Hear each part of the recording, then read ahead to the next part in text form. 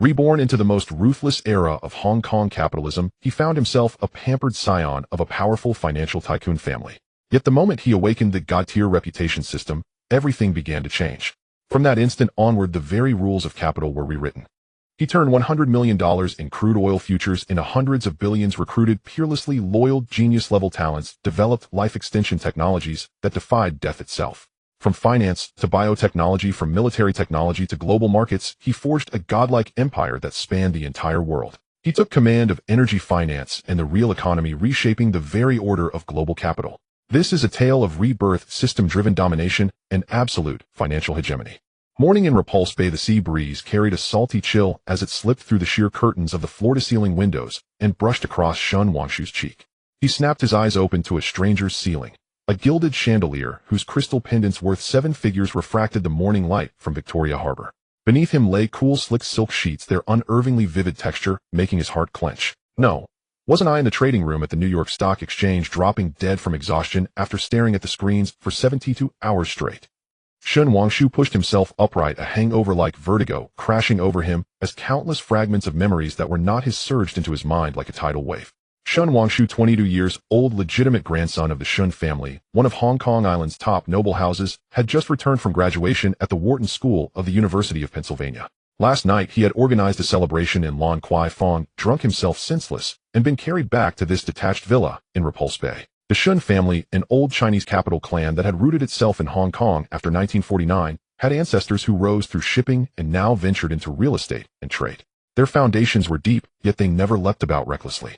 His parents were open-minded. His elder sister, Shun Wanqing, was a formidable woman who had founded her own fashion brand. His younger sister, Shun Wanyue, a sophomore in the Chinese department at the University of Hong Kong, was spirited and mischievous. Both grandfather and grandmother were alive, serving as the family's anchors. Even more crucially, his maternal grandfather was a retired elder from the mainland, whose words carried weight across the Lingnan region. Most importantly of all, this clan was flourishing in numbers, yet untainted by the sordid infighting of typical rich families. Even the distant relatives behaved themselves. Hong Kong films fused with the world. The greed of man, and its stock market crash at the threshold of an era, and its real estate wars on the edge, and its underworld strife. He murmured, fingertips sliding over the newspaper on the bedside table. The front page screamed, Chinese estates share price plunges, small investors jump to their deaths in protest. And the date emblazoned upon it was early autumn 1994. Just then a cold mechanical voice suddenly resonated through his mind. Ding. Soul fusion of the host detected and confirmed. Binding conditions met. God-tier reputation system formally activated. Novice gift pack has been issued. Please check host. Shun Wangshu's breathing hitched. In his previous life as a financial titan, he had weathered every conceivable storm, yet even he felt his heart pounding wildly at this sudden upheaval. Forcing down his excitement, he focused his will. Open the Novice Gift Pack. Contents of Novice Gift Pack 1. Talent Eye of Finance can foresee the precise 24-hour future volatility of a single asset usable once per day. 2. Initial capital $100 million already transferred into the host's offshore account, with no traceable origin. 3. Skill Global Language Mastery auto-activated. 4. Item Random Talent Summoning Card 1. $100 million. A sharp light flared in Shun Wangshu's eyes. His father had granted the original Shun Wangshu 50 million Hong Kong dollars as startup capital, intending for him to hone himself from the ground floor of the family conglomerate. Yet in Hong Kong's financial markets, that sum was nothing more than a drop in the ocean. But with this additional $100 million paired with the Eye of Finance, it would be enough for him to pry open the entire crude oil futures market. In his past life, he remembered the international landscape of 1994 with crystal clarity. Next month, a certain Middle Eastern country would abruptly announce an oil production cut. Coupled with geopolitical conflict, international crude prices would soar 300% within 72 hours. It would be the first barrel of gold heaven handed him, the very foundation upon which he would stand in this world. Wangshu, are you awake? Your grandfather wants you downstairs for breakfast. He says there's something important to discuss. The soft female voice outside the door belonged to his motherly Wani. Shun Wangshu steadied himself, pulled on a bathrobe, and walked to the huge full-length mirror. In the mirror stood a young man with a straight, upright frame and handsome features. The weariness of his 20-year-old self from his previous life had been stripped away, leaving the pure, refined look of youth. Yet deep in his soul lurked a decisive ruthlessness that lent him a steadiness far beyond his years. Mom, I'll be right there. He answered, his voice husky with sleep, yet already utterly composed. When he went downstairs, the Shun family's breakfast table was a scene of gentle warmth. By the long rosewood table, grandfather Shun Hanshin cradled a purple clay teapot, slowly savoring his tea. His graying hair was combed meticulously, and his eyes remained razor-sharp. Father Shen Hongyuan, dressed in a tailored suit, was reading the financial pages. His mother was peeling shrimp dumplings for his younger sister Shen Wanyue, while his elder sister Shen Wangqing flipped through a fashion magazine, occasionally grumbling that this year's Paris Fashion Week has no originality. Ashu was up. You drank so much last night, I thought you'd sleep until noon.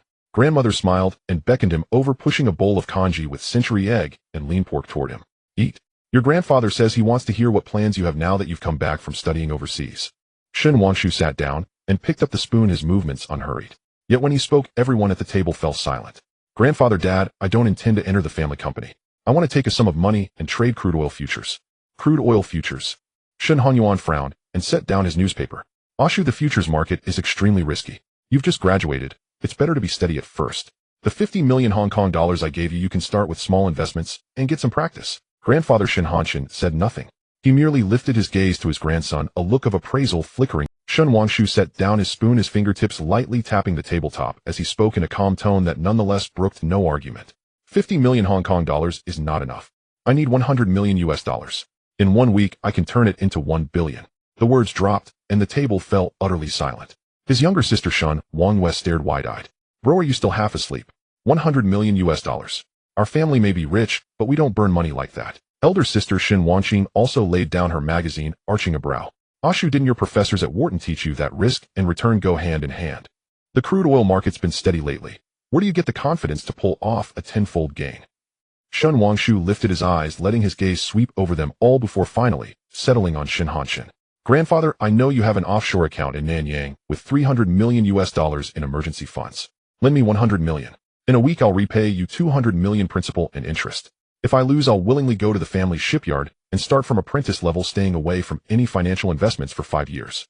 Grandfather's fingers caressed the handle of the purple clay teapot as he sank into silence for a full half. As he studied the young man before him, he could not shake the feeling that his grandson had changed overnight. No longer the privileged youth returning from overseas with a trace of adolescent bravado, but rather a sheathed blade seemingly mild, yet bristling with hidden edge. You want 100 million US dollars? I can give it to you. Shen Hanshin finally spoke, his voice deep and steady. But I need to know where your confidence comes from. Shen Wangshu's lips curved faintly. He did not explain in detail, merely said lightly, in 3 days something major will happen in the Middle East. Grandfather, just trust me this once. He did not mention the system nor the memories of his previous life. Some things needed no elaboration, our results would speak loudly enough. Shen Hanshin held his gaze for several seconds, then suddenly laughed. Good. As my grandson, you should possess such daring.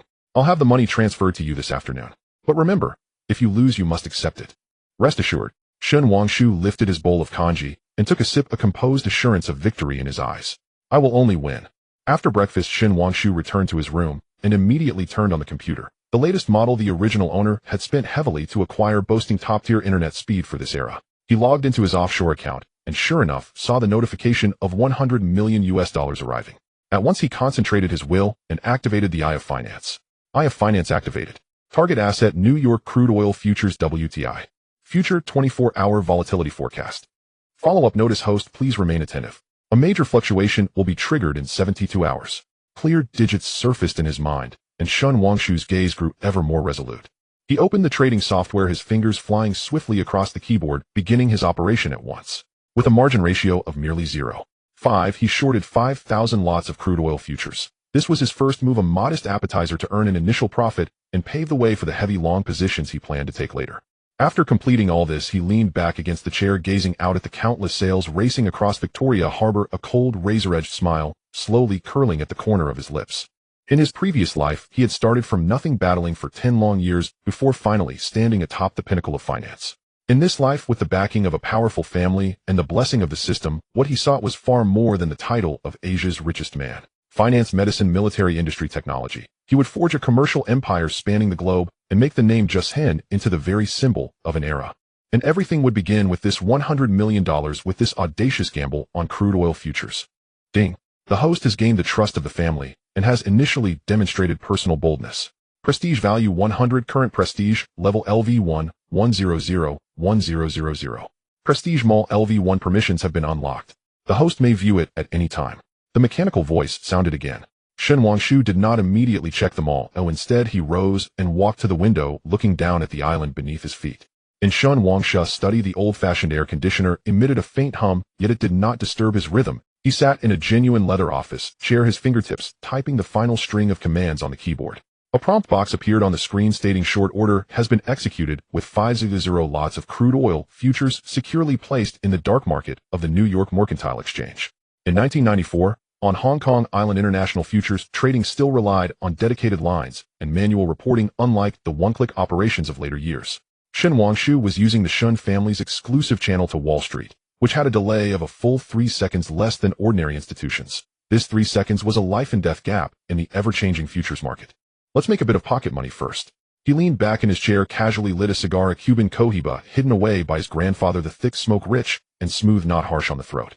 He glanced at the time in the lower right corner of the screen. There was less than an hour left until the financial I predicted decline window. The phone on the desk suddenly rang. It was the voice of the butler, Fu Bo. Young master, Mr. Sure has arrived and said he has an appointment with you. Let him in.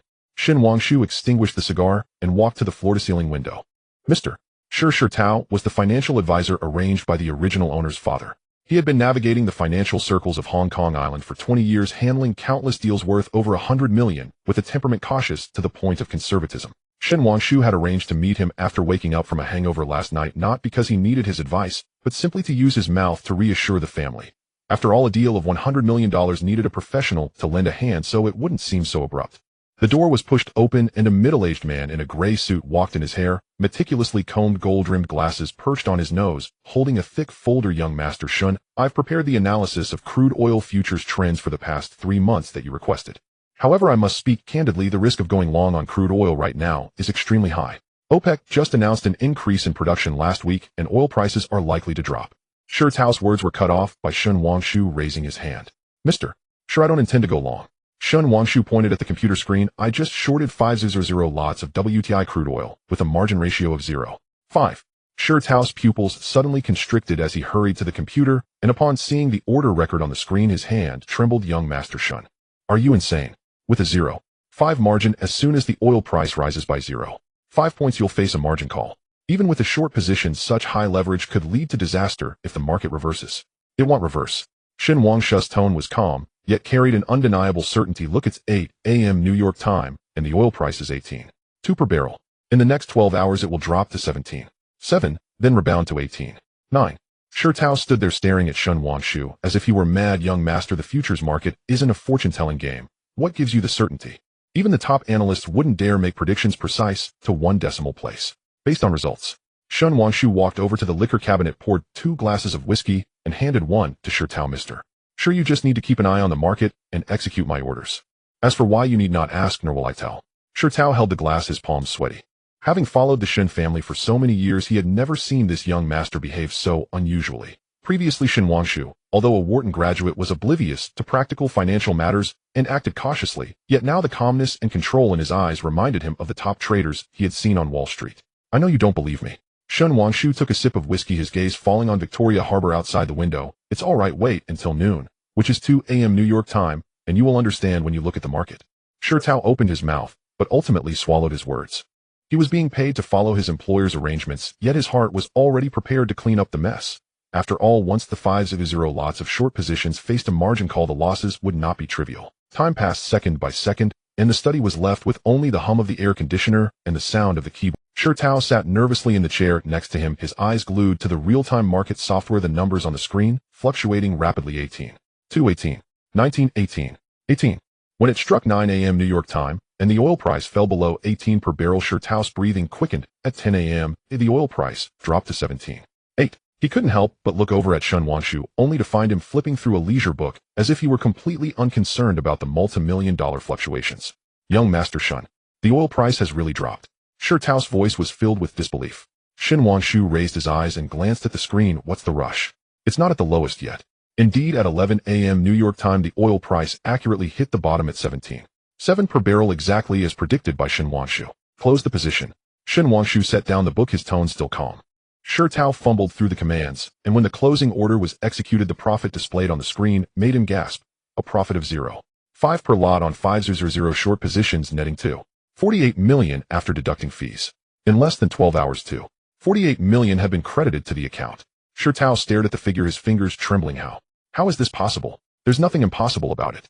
Shen Wangshu leaned back in his chair, activating the financial IE. This time, he locked in on the trends for the next 12 hours. Now go long, with 8 to 0 lots, with the margin ratios still at 0.5. Shirtao no longer dared to question it.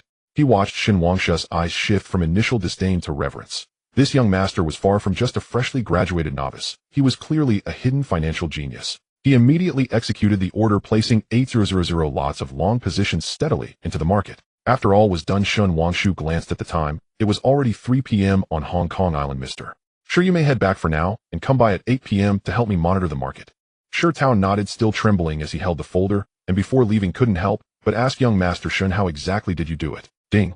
The host has completed a precise short position on crude oil futures, earning 2.48 million, reputation value 200, current reputation level LV 13001000. Slightly curving up. Ding. The host has completed a precise short position on crude oil futures, earning 2.48 million, reputation value 200, current reputation level LV 13001000. Tip: the host can visit the Reputation Mall to exchange for beginner skill books to enhance personal abilities. Shen Wangshu opened the Reputation Mall. Within the LV1 permissions, several skill books were displayed: beginner combat skills, top driving techniques, business negotiation strategies. After a moment's thought, he exchanged for beginner combat skills. In this world where Hong Kong films blend together, conflicts in the underworld were omnipresent, and having the skill to protect oneself could never go amiss. The skill book transformed into a stream of light, surging into his mind, and countless combat techniques and practical experiences were instantaneously absorbed. Shen Wangshu moved his wrist, feeling clearly that his reaction speed and strength had increased significantly. He walked to the mirror, threw a punch, the movement crisp and decisive, exuding a sharp aura. Next, it's time to wait for news from the Middle East. Shen Wangshu picked up his phone and dialed his grandfather's number. On the other end, an aged yet robust voice came through. "Hey Shu, what made you think of calling your grandfather?" "Grandfather, I want to ask you about something." Shen Wangshu's tone became affectionate. "Is there any movement in the Middle East recently?" There was a pause on the other end for a few seconds, then a light laugh followed. "You rascal, caring about international affairs right after returning home. It's true things are a bit chaotic over there, but I can't tell you too much. Just remember, next month crude oil prices are definitely going to rise." Shen Wangshu understood. His grandfather's status naturally allowed him to know some insider information in advance. "Thank you, grandfather. No need to be polite with me." The old man's voice softened. "Work well in Hong Kong, and don't cause trouble for your parents. If you need money, just say so. Oh, I still have some retirement funds here." "No need, grandfather. I have money now." Shen Wangshu chuckled as he hung up the phone. He walked to the window, gazing at Hong Kong Island under the setting sun, the towering skyscrapers, the bustling crowds, and the hidden currents behind the facade of prosperity. This is the best of times, yet also the worst of times. But for Shen Wangshu, this was his era. The 8-0 lots of long positions were just the beginning. Once news from the Middle East broke, he would leverage it to the maximum, ensuring that Wall Street would remember the name Shen Wangshu. And that $100 million principal would, in a week's time, become the cornerstone for him to shake the entire Asian financial market. The night in Hong Kong arrived swiftly. It just past 6 o'clock. The neon lights of Victoria Harbor lit up one after another, casting a dazzling glow on the surface of the sea. In Shen Wangshu's study, the light was dimmed slightly as he leaned back in his chair, watching the crude oil prices slowly rise on the screen. 18, 118, 318, 5. Only $0.4 remained from his predicted $18.9 per barrel. Shirtao arrived on time, carrying a thermal box containing char siu rice made by his wife. "Young Master Shen, you haven't had dinner yet, have you?" "Just to fill your stomach." Shen Wangshu raised his eyes, took the thermal box, and expressed his gratitude. He indeed had no time to eat from the afternoon until now. Aside from a phone call with his grandfather, he had been staring at the market, occasionally browsing items in the system store, calculating his subsequent layout. The oil prices are rising steadily. Shirtao sat in the adjacent chair, tapping his fingers on the keyboard to bring up the price trend chart from the last hour. At this rate, by 8 o'clock New York time, it should reach the $18.9 you mentioned. MHM. Shen Wangshu took a bite of the char siu, the meat tender and sweet without being cloying, a true taste of Hong Kong. When it reaches 18.9, I'll close half my position and keep 4,000 lots to hold on to. Shirtao was taken aback. "Keep half? Young master, you could net nearly $10 million if you close now. Isn't it safer to take the profit?" "Safety doesn't yield great profits." Shen Wangshu wiped his mouth, his gaze returning to the screen. "Before the Middle Eastern news comes out, oil prices will only rise slightly, but once the news breaks, it will surge. These 4,000 lots are reserved for the big market movement ahead." Shirtao said no more, but became increasingly certain that this young master's vision was far beyond his reach. At that moment, the door to the study was knocked on, and his sister Shen Wanqing entered, holding a financial newspaper, her expression not looking good. "Shu, are you trading crude oil futures?" Shen Wangshu raised an eyebrow. "Sis, how do you know?" The entire financial circle of Hong Kong is going crazy. Shen Wangqing slapped the newspaper on the table, the small headline in the corner especially glaring. Shen family's heir lavishly bets $1 billion shorting crude oil. High leverage operations spark debate. Someone has traced your trading records. It came from Jardine Matheson. Shen Wangshu's expression turned slightly cold. Jardine Matheson, an old British financial conglomerate in Hong Kong, controlled various industries, such as shipping, real estate, and retail, and had always looked down on Chinese capital. The original owner's grandfather Shen Hanqing had a past grievance with the chairman of Jardine's board, and the two families had been competing openly and secretly for over a decade. What do they want? Shen Wangshu lightly tapped the table with his fingers, his voice calm, but carrying an imperceptible chill. What else could they want? Shen Wangqing sat on the sofa, took a sip of Shen Wangshu's whiskey. Jardine's second son Henry joked about you at a party yesterday, calling you just a rich kid who knows how to squander family wealth. Now that you've made a name for yourself in futures, they definitely want to cause you some trouble, either to force you into liquidation or to embarrass you in Hong Kong. Sher Tao's expression changed. Young Master Shen Jardine has significant influence on the New York Commodity Exchange. If they team up with a few institutions, our long positions could be targeted. Shen Wangshu was silent for a moment, then suddenly smiled. Want to target me? They'd better see if they have that capability. He picked up the phone, dialed a number, and after it connected spoke in fluent English. Is this Mike from Morgan Stanley? This is Shen Wangshu. A cheerful voice came from the other end. Shen, long time no see. You just returned to Hong Kong and have already stirred up such a big commotion. You've made quite a profit shorting crude oil, right? Just a bit of pocket money. Shen Wangshu's tone was relaxed. I need your help with something. Keep an eye on Jardine's account at the New York Exchange. If they dare to move against my long positions, let me know immediately. Also connect me with your risk control team. I want to increase my leverage to 10 times. Mike paused for a moment. Shen, are you out of your mind?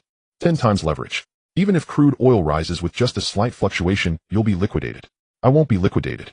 Shen Wangshu's tone carried absolute confidence. Just do as I say, and they'll double your commission. Mike was silent for a few seconds before finally agreeing. All right, they'll trust you once. But if you get liquidated, don't. After hanging up, Shen Wangshu looked at Sher Tao. Mr. Sure, notify everyone to use all my mortgageable assets as collateral, convert them to cash, and deposit everything into the futures account. I want to max out the leverage, not just 10 times. I want 20 times. 20 times. Both Sher Tao and Shen Wangqing gasped in surprise. Shen Wangqing grabbed Shen Wangshu's arm. A shoe, are you crazy? With 20 times leverage, if the oil price falls by 1, you'll lose everything. Jardine's tactics are ruthless. Don't gamble with your future. Sis, I'm not gambling. Shen Wangshu patted his sister's hand, his eyes resolute. I've calculated it. If Jardine wants to play, he'll play along to the end. They want me to be liquidated, and it'll make them understand what it means to lift a stone only to drop it on their own feet. Shen Wangqing looked at the light in her brother's eyes, momentarily speechless. She suddenly realized that the Shen Wangshu before her was no longer the little brother who needed her protection. He exuded a commanding aura that made one instinctively trust him. Think it through yourself. Finally, Shen Wangqing released her grip. If anything happens, the family won't ignore you. Shen Wangshu smiled. Sher Tao began the process of mortgaging assets with trembling hands while Shen Wangshu activated the financial eye again. This time, he locked onto the crude oil trends for the next 72 hours. Aside from a slight rebound tonight, the oil price would fluctuate around $19 for the next 3 days, and by the fourth day, once the news from the Middle East broke, it would soar directly to $54 per barrel, an increase of 300%. With 20 times leverage combined with the 4,000 lots he held plus additional funds to be added, this profit would be enough for him to establish a foothold in Hong Kong and also make Jardine pay a price. Ding. The host shows a strong stance against the provocations of the British consortium. Reputation points 200, current reputation, level LV 1500-1000. Tip: the host can attempt to unlock more ways to gain reputation, such as thwarting the schemes of opponents or gaining industry recognition. The system's notification sound rang out, and Shen Wangshu's smile deepened. At that moment, a message popped up on Sher Tao's computer screen. Jardine has placed an order for 100 lots of crude oil shorts on the New York Exchange, target price $18.5 per barrel. Here it comes. Shen Wangshu stood up and walked to the computer. Mr. Sure, do as I say, place an order for 200 lots long, capping the price at $18.8. Sher Tao immediately executed the order. The screen's order submission refreshed instantly, and the previously slow-rising oil prices suddenly surged, reaching $18.6 of $18.7, $18.8. At 8 o'clock New York time, the oil price precisely hit $18.9 per barrel. Close half of the long positions. Shen Wangshu issued the command.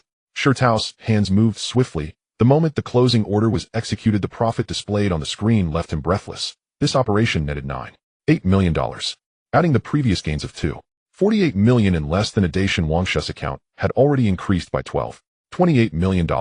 Meanwhile, in Jardine's trading room, Henry watched the soaring oil prices on the screen, furious as he smashed his coffee cup. Damn it. Who the hell is Shun Wangshu? How dare he take my short position? The analyst beside him turned pale. Young Master Henry, the opposing capital far exceeds our expectations, and it seems they know our actions completely.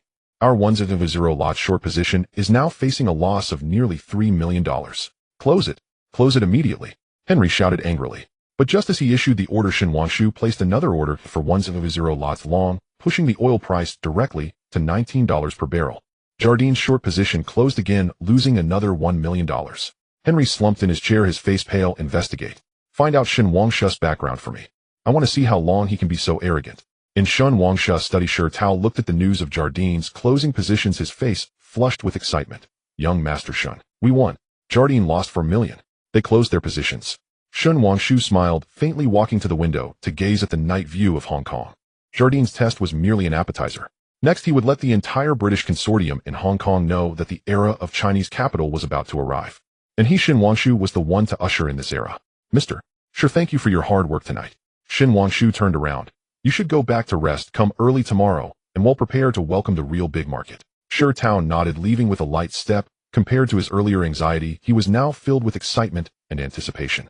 Only Shun Wangshu remained in the study. He picked up a Cohiba cigar, lit it, and amidst the swirling smoke his gaze grew even deeper. On the system panel, reputation points continued to grow slowly, and his account balance had already surpassed $110 million. The morning mist enveloped the island as Shun Wangshu was awakened by the ringtone of his phone. He reached over to the bedside table, and just as he answered, Mike's urgent voice burst forth. Shun, quick, open the market. There's been an incident in the Middle East. Iraq has suddenly sent troops to occupy the oil fields at the Kuwait border, and OPEC has urgently announced a production cut. Oil prices have already soared to $25 per barrel. Shun Wangshu instantly became alert, hung up the phone, and rushed barefoot into the study. Shi Tao was already there, his face flushed, fingers trembling as he struggled to hold the mouse. Young Master Shun, it's skyrocketing. Oil prices are insane. It's already $28 per barrel and still climbing. The numbers on the screen jumped almost frantically, the red upward curve resembling a knife, glowing red, shooting straight up. 28, 5, 29, 30. Each movement signified that the funds in the account were soaring in tens of millions. Calm down. Shun Wangshu pressed down on Shi Tao's shoulder, fixing his gaze on the market. Increase the remaining 4 contracts to the maximum leverage of 20 times, then monitor the price. Wait for my instructions to close the position. Shi Tao took a deep breath, forcing himself to calm down, his fingers flying over the keyboard. The moment the 20-fold leverage command was submitted successfully, the system notification rang in Shun Wangshu's mind. Ding. The host has increased leverage, heavily investing in long positions in crude oil. Reputation points 300. Current reputation, level LV1, 800-1000. Notice the crude oil price will reach a peak of $54 per barrel within 2 hours. The host may choose the best time to close the position. A cold smirk appeared at the corner of Shun Wangshu's mouth. This was the moment he had been waiting for. At the trading room of the IHA company, chaos reigned. Henry smashed a third coffee cup, staring at the screen displaying the frantically rising oil prices, his eyes bloodshot. Add to the position. Keep shorting. I refuse to believe it can keep rising. The analyst turned pale with fear. Young Master Henry, we can't add anymore. The oil price has already reached 35, and our short positions are already losing over $100 million. If we add more, his cash flow will be cut off. Shut up. Henry kicked over his chair. That yellow-skinned monkey Shun Wangshu is daring enough to heavily invest long. Why shouldn't I short? Increase my position. 10 times leverage. Upon issuing the command, his short positions were consumed by the surging bullish market, as if they were stones thrown into the sea, causing not a single ripple. Oil prices continued to rise, reaching 38, 42, 45. In Shun Wangshu's study, Shi Tao was sweating profusely, his palms wet on the mouse. Young Master Shun, it's already 45. Should we close the position? We've already made a fortune. What's the rush? Shun Wangshu took a sip of the cooled coffee on his desk, his gaze still calm. It's not at the peak yet. He calculated that 54 was the critical point. Beyond this price, oil prices would briefly retreat before stabilizing around 40. He intended to close at the highest point, leaving IHA with nothing but their undergarments. Time ticked away, and the moment oil prices broke through 50, the entire financial sphere of the island erupted. In the Shun family's living room, Shun Hanqing and Shun Hanyuan were glued to the television, where the financial channel was urgently reporting on the Middle Eastern situation and crude oil market, the host's voice laced with barely concealed excitement. This surge in crude oil prices has reached a historic high. Shun Wangshu of the Shun family in Hong Kong has made a heavy long position in crude oil futures, with account funds surpassing $1 billion. Shun Hanyuan suddenly stood up, his teacup crashing to the floor with a clatter, tea spilling everywhere. $1 billion. Shun Hanqing paused with the purple clay teapot in hand, then smiled, the wrinkles at the corners of his eyes easing. Good boy, you truly are my grandson Shin Hanqing. In the study, the oil price finally reached the peak of 54 per barrel. Close the position. All of it, Shin Wangshu commanded in a deep voice. Shi Tao's fingers instinctively pressed the close position button. The moment the command was submitted, the profit displayed on the screen made his vision black out, nearly causing him to faint. After deducting all fees and leverage interest, the net profit was $9.2 million. Adding the previous principal and profits, Shin Wangshu's account totaled $1.3 billion. In less than a week, $100 million had multiplied tenfold and more. Ding. The host has accurately grasped the surging crude oil market, earning $920 million, reputation points, 500, current reputation, level LV2, 300, 5000. Congratulations to the host for unlocking LV2 reputation mall privileges, new additions, designated field talent summoning card, beginner accurate business intelligence, beginner health potion. Ding. The host has received the title of Asia's rising financial tycoon, reputation points 200, current reputation, level LV2 500, 5000. Amidst a series of system notifications, Shin Wangshu had no mind to pay attention. He picked up the phone and called Mike. Help me check if your short position has been closed. Mike's voice carried a gloating tone. Not yet. That fool Henry is still holding on now that oil prices have dropped to 50. His short position is already over 200 million in losses. The IHA board is already in a meeting to dismiss him. Good. Shin Wangshu hung up the phone, looking at Shi Tao. Notify the media to release the news about my profits from long oil. There's no need to hide it. Shi Tao was momentarily stunned, but quickly understood. Shin Wangshu was not after low profile, but rather reputation. He wanted the name Shin Wangshu to be known throughout the entire island, Asia, and even the world. Once the news broke, the entire island erupted.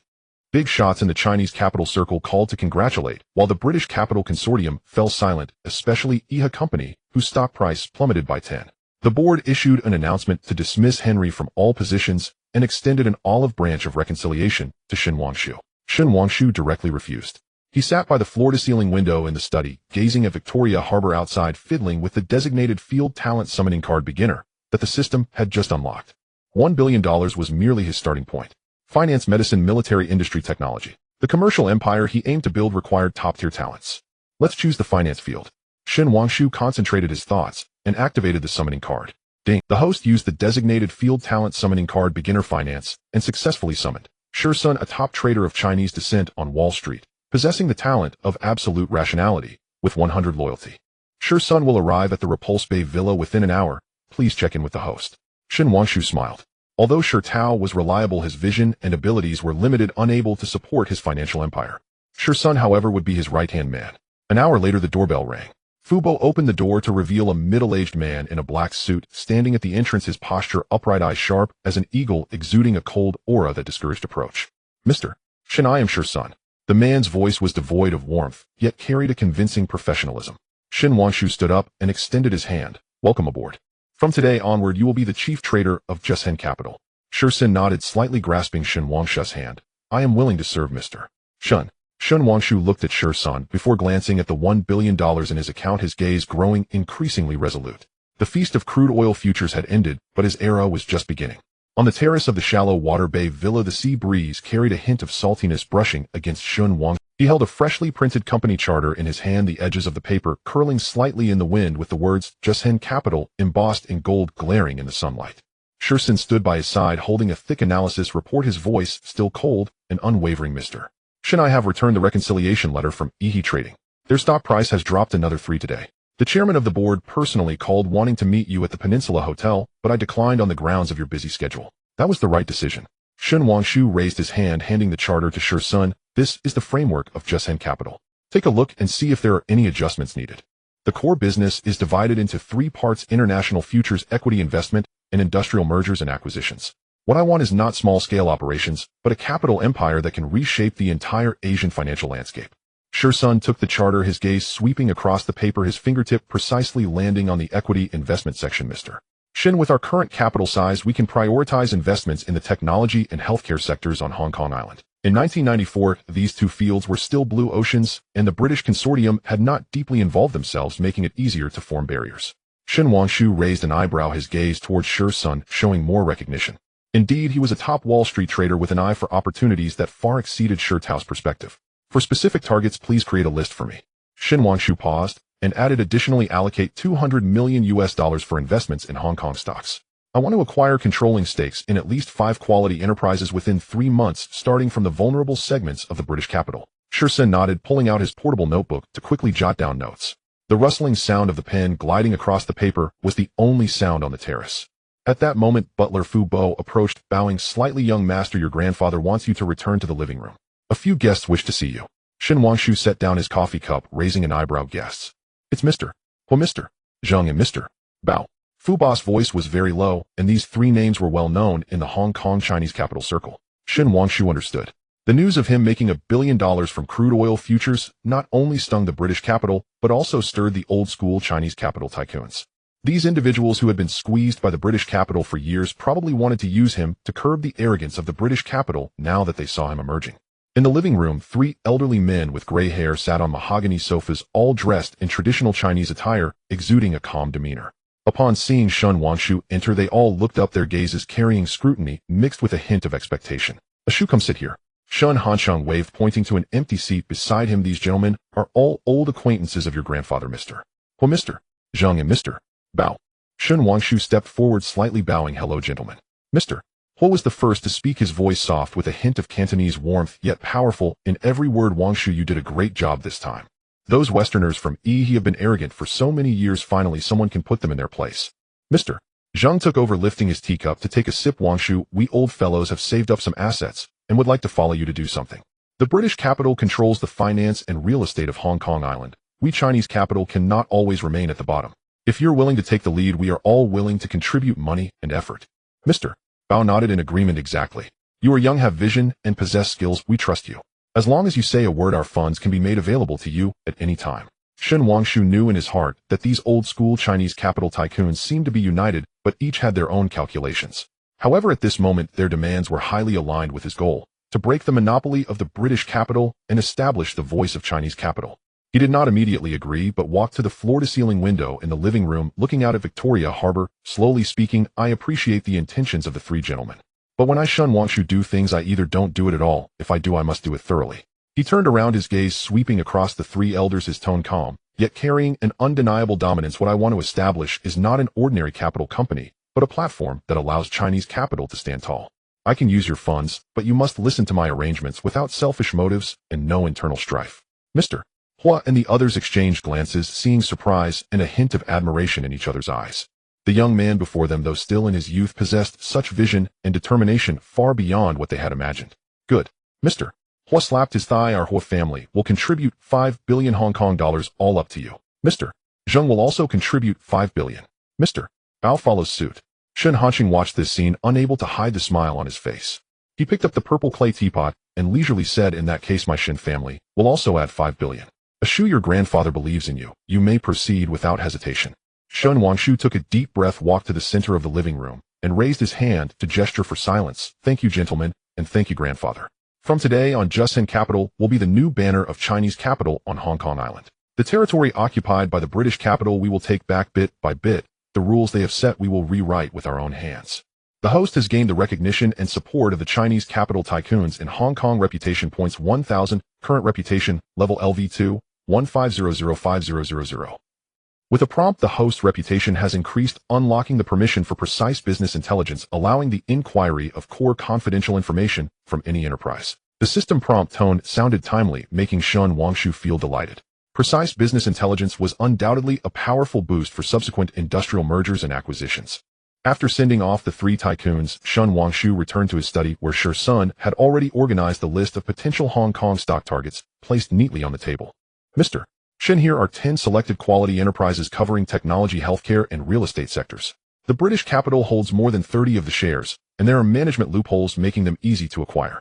Shursun pointed at Gongxing Technology on the list. This company possesses leading chip packaging technology in Hong Kong, with British capital controlling 40. However, its performance has declined in recent years, and there is serious shareholder disagreement, making it the best entry point. Shen Wangshu looked at the list, his finger landing on the name Gongxing Technology. Let's start with it. Shursun, draft the acquisition plan. I want to secure the controlling stake in Gongxing Technology within 3 days. Understood. Shursun bowed in response, turned to leave, but paused again. Mr. Shen Henry from Yi Trading had a conflict with someone in Lan Kwai Fong this afternoon and was taken away by the police. Yi stock price has taken another hit. Should we take this opportunity to short Yi stocks? Shen Wangshu smiled, lightly, a hint of amusement in his gaze, not urgent. First, secure Gongxing technology, shake the tiger. When he is in a panic, we will slowly reap the rewards. He walked to the window, looking at Hong Kong Island under the sunset, where countless interests were intertwined within the towering buildings, hiding his ambitions. With a capital of $1 billion plus the infusion of 10 billion Hong Kong dollars from the Chinese capital tycoons, the warship of Jushen Capital has already set sail.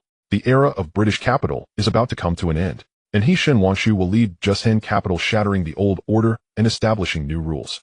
At this moment, his sister Shen Wangyue bounced into the study, holding an invitation to a charity dinner. Brother, next week there is a charity dinner and the senior students from Hong Kong University will all attend. Will you accompany me? I heard there are many talented young ladies there.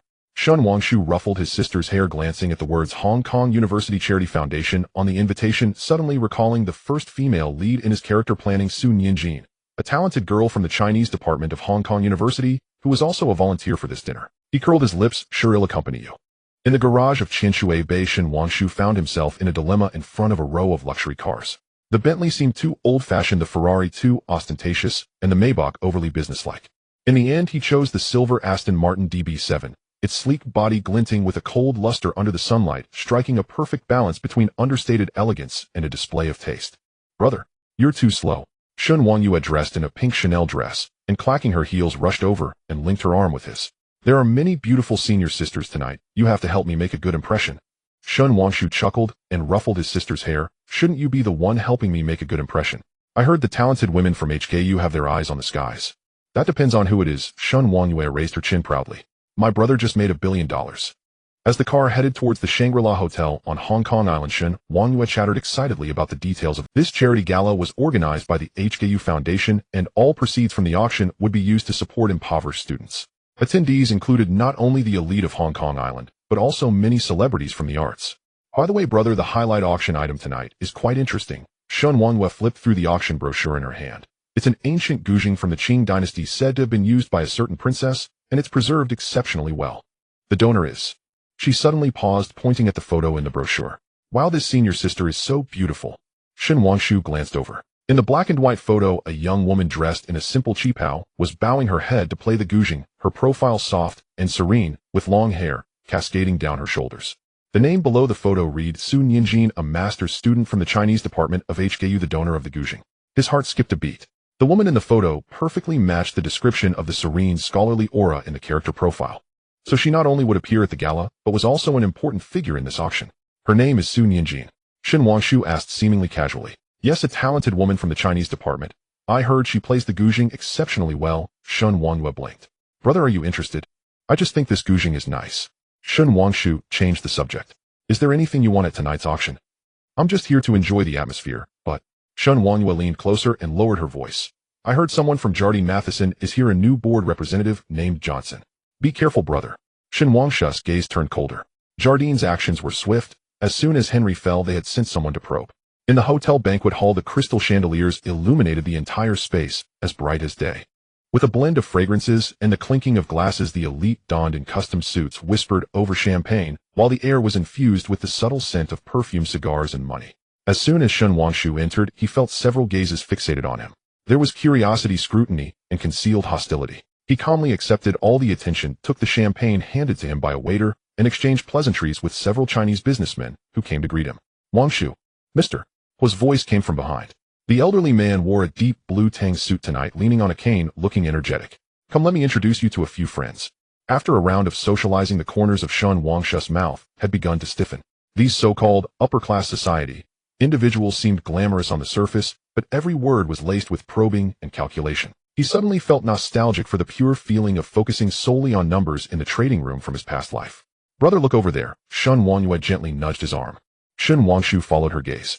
On a small stage at the side of the banquet hall, several staff were arranging the guzheng, and standing by the guzheng was the woman from the photo. Su Nianjin was wearing a modified qipao in a moon-white color tonight, with the skirt embroidered with light green bamboo leaves. Her long hair was pinned up with a simple jade hairpin, revealing her slender neck. She wore no jewelry, her face bare, yet more captivating than all the heavily made-up socialites present. She was adjusting the strings of the guzheng, her fingers lightly plucking, and a few clear notes flowed out instantly, overpowering the noise of the banquet. Shen Wangshu's breath hitched slightly. Isn't she ethereal? Shen Wangyue whispered. But she's quite cold. Several rich young men have pursued her before, but she rejected them all. I heard her family is scholarly, both parents being university professors, quite aloof.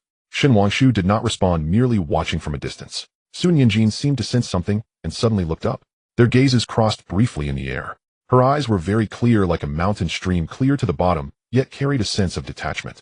Upon seeing Shen Wangshu, she paused slightly, then politely nodded before lowering her head to continue tuning the guzheng. Does she recognize you? Shen Wangwe asked in surprise.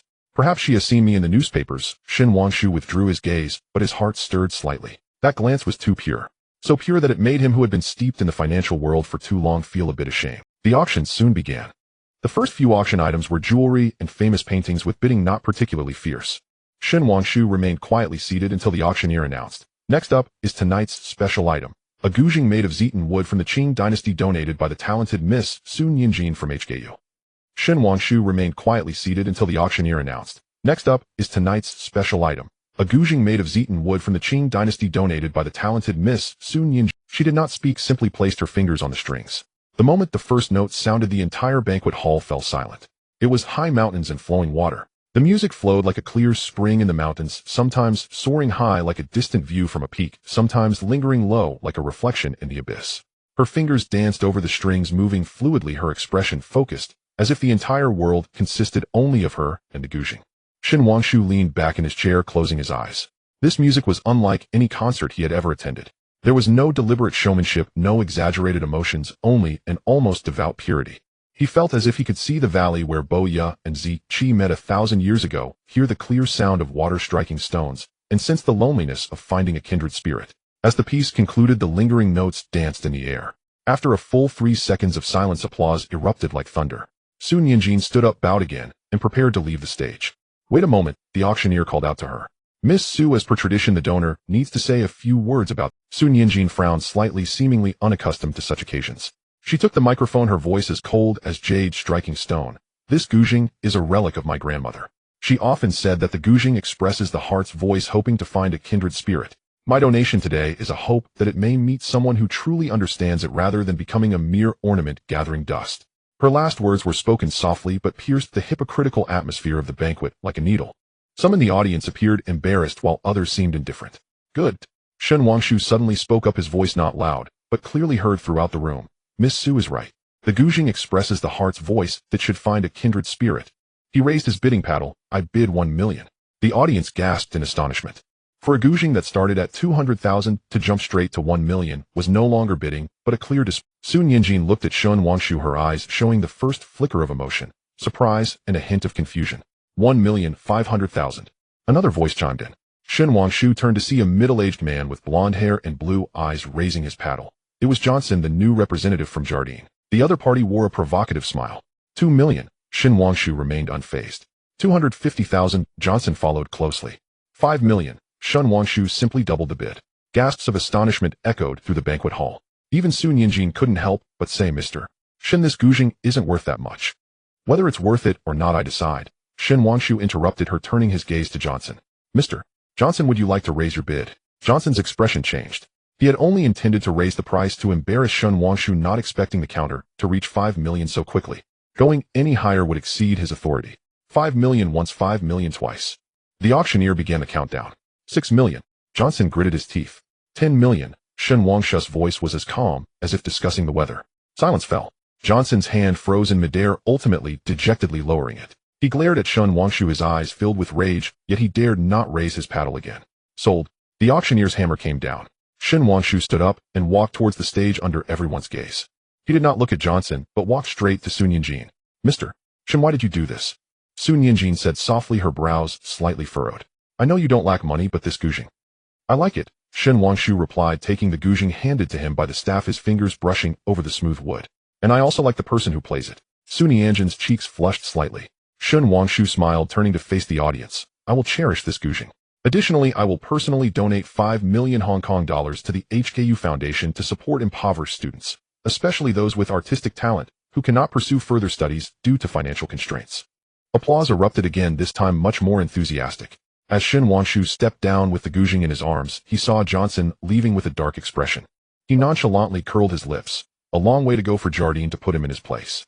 During the latter half of the banquet, people kept coming over to toast and chat. After dealing with a few rounds, Shen Wangshu found an excuse to slip into the hotel's garden. The night breeze was cool, dispersing the effects of the alcohol. He lit a cigarette, leaning against the railing, gazing at the lights of Victoria Harbor in the distance. Mr. Shen smokes too. A cold voice came from behind. Shen Wangshu turned to see Su Nianjin standing in the moonlight, her moon-white qipao edged with silver, as if she had walked out of a classical painting. Occasionally, he extinguished the cigarette. Why did you come out, Miss Su? It was too stuffy inside. Su Nianjin walked beside him, maintaining a polite distance. Thank you for tonight. What are you thanking me for? Thanking me for driving up the price. Thank you for giving that Gujing a good home. Su Nianjin turned to look at him, her gaze sincere. And thank you for the 5 million you donated. Many children in the foundation really need help. Shen Wangshu looked into her sincere eyes, and suddenly felt that the 10 million spent was worth it. You play the Gujing very well, he said. How long have you been learning? Since I was 17 years now. Su Nianjin's lips curled slightly, a smile that appeared only when speaking of something she truly loved. It was taught by my grandmother. She said that playing the Gujing nurtures the spirit and reveals the heart. Reveals the heart. Shen Wangshu raised an eyebrow.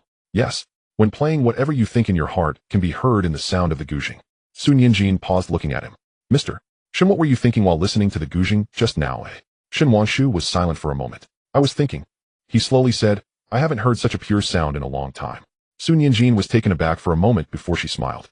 This was the first genuine smile she had shown tonight, her brows and eyes curving in a way that dispelled much of her previous detachment. Mr. Shen is very interesting to talk to, she said. Call me Wangshu, Shen Wangshu suddenly said. Mr. Shen is too distant. Su Nianjin did not respond immediately. Under the moonlight, her profile was soft, and her eyelashes cast shallow shadows on her cheeks. Wangshu, she softly repeated, as if savoring the sound of the name. It's a lovely name. From a distance, Shen Wangyu's voice called out, Brother, where are you?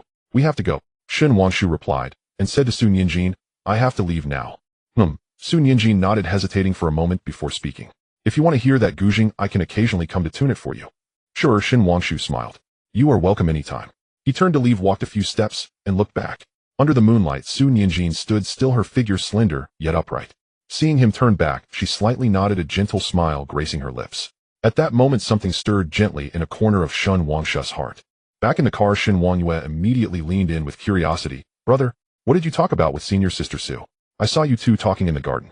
We talked about the Gujing. Shen Wangshu fastened his seatbelt and started the car. Just the Gujing.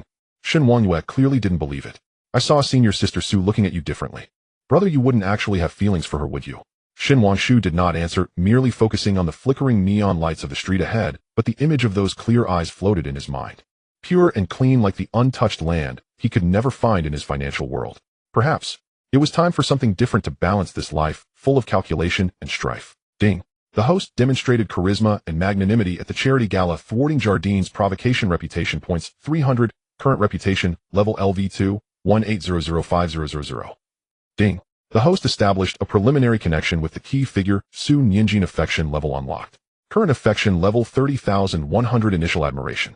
The system's notification sound brought Shen Wangshu back to reality. He smiled and pressed down on the accelerator. The Aston Martin drove into the night with the vibrant lights of Hong Kong Island outside, while a pale white shadow lingered in his heart.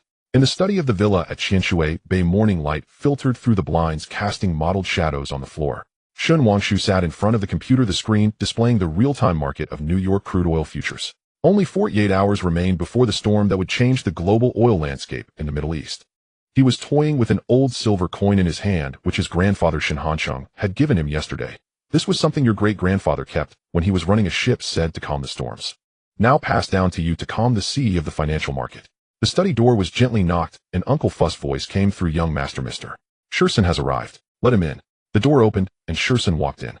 Unlike yesterday's appearance in the trading room, today, he wore a simple white shirt and black trousers, his hair meticulously combed, carrying an old leather briefcase. Mr. Shen. Shurson slightly nodded, his voice still devoid of emotion. The crude oil futures trading data for the next 3 months that you requested has been organized. He placed the briefcase on the table and took out a thick stack of printed documents. Each page was densely packed with trading times, volumes, position changes, and even critical note analyses highlighted in red. Shen Wangshu casually flipped open a page, his gaze stopping at a line of small text. On September 15th, JP Morgan suddenly increased its long positions in crude oil by 50 lots, suspected of having insider information. What is the basis for this judgment? Shen Wangshu looked up and asked. Shurson walked to the computer and pulled up a set of data charts. Since September 10th, JP Morgan's traders have been frequently operating copper, aluminum, and other industrial metal futures on the London Metal Exchange, all short-term long positions.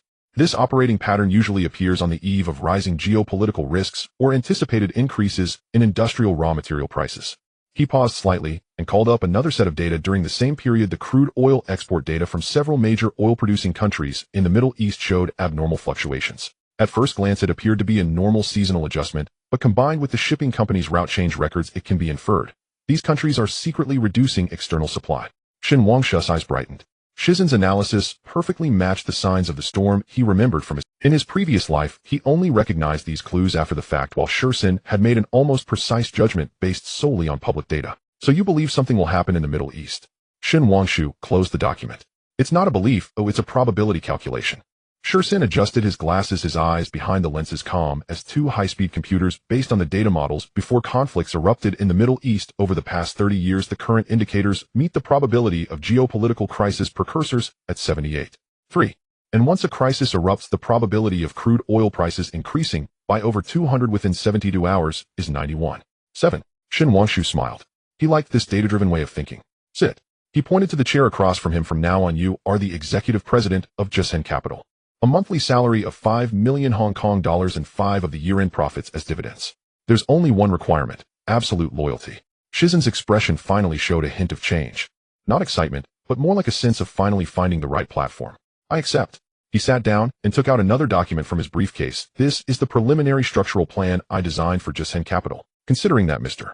Shin will soon make a huge profit in the crude oil futures market, I suggest dividing the funds into 3 parts: 40 remaining in the futures market for rolling operations, 30 for strategic investments in Hong Kong and U.S. stocks, and 30 as cash reserves ready to buy quality assets at any time. Shin Wangshu took the plan and quickly skimmed through it. Shizen's planning aligned perfectly with his own thoughts, only more precise in detail, almost covering all potential risks and opportunities. Let's go with this. Shin Wangshu made the decision, but before that we have one last thing to do. He stood up, walked to the study safe, entered the password, and took out a share transfer agreement. Have you heard of Gongxing Technology? Shursin nodded. A local chip packaging company in Hong Kong, technically advanced, but poorly managed. British capital holds 40, and there are serious internal conflicts within the management, with the share price having fallen 60 over the past year.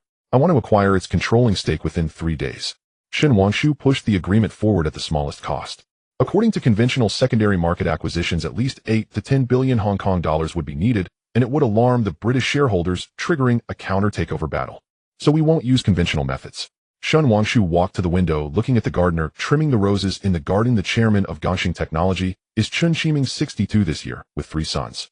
The eldest son is in Canada, the second son is in Y country, and the third son, he turned back, a glint of cold light flashing in his eyes, is in Macau, owing 30 million Hong Kong dollars in high-interest loans to the Casino Lisboa, and tomorrow is the final deadline for repayment. Shursin immediately understood. You want to acquire the 15 stake that Chen Shiming personally holds.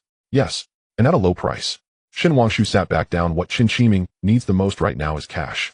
30 million in gambling debts plus the working capital needed for the company. He needs at least 50 million Hong Kong dollars. And I can offer him 60 million on the condition that he hands over all his shares and supports me as chairman. Shursin quickly calculated in his mind. Gongxing Technology's current market value is about 3 billion Hong Kong dollars, and the 15 stake is worth 450 million. Acquiring at 60 million is equivalent to a 10% price. So he won't agree easily. Shin Wangshu smiled. So I need you to do one thing.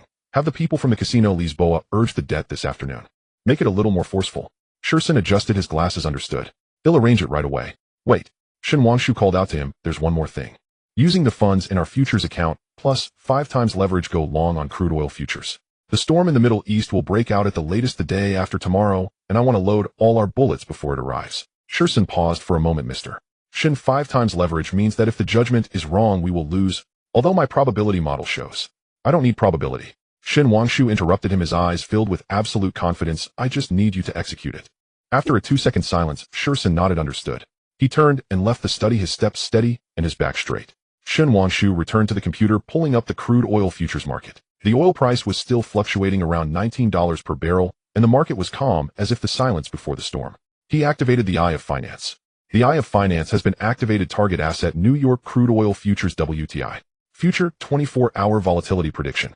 The Iraqi army will cross the Kuwaiti border in 36 hours. The host must prepare for a comprehensive Shen Wangshu took a deep breath, his fingers tapping on the keyboard as he invested all the funds in his account. $3 billion, using 5 times leverage to go long on crude oil futures. The moment the order was submitted, the system alert sounded.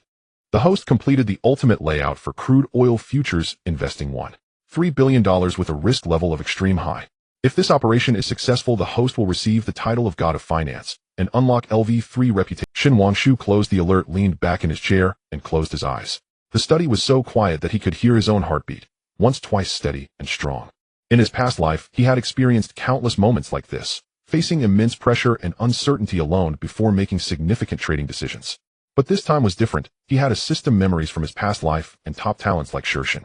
More importantly, he had compelling reasons to succeed, not for the sake of becoming rich overnight, but to establish a business empire strong enough to protect his family and rewrite the rules in this world where Hong Kong films intertwine.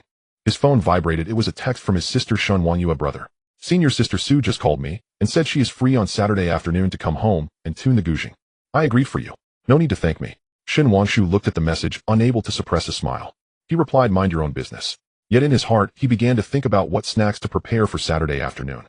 A girl like Sun Yinjin probably wouldn't like overly sweet things. A Longjing or Biluakun might be more suitable. A knock sounded again. This time, it was Shen Wangqing. A Shu, grandpa wants you to go to his study. His sister leaned against the doorframe holding the latest issue of a financial magazine, the cover featuring Shen Wangshu, holding a sign at a charity gala. You're now a celebrity across the entire island. But I must remind you, with great fame comes great risk. The Ehe Group won't let this go easily. I know.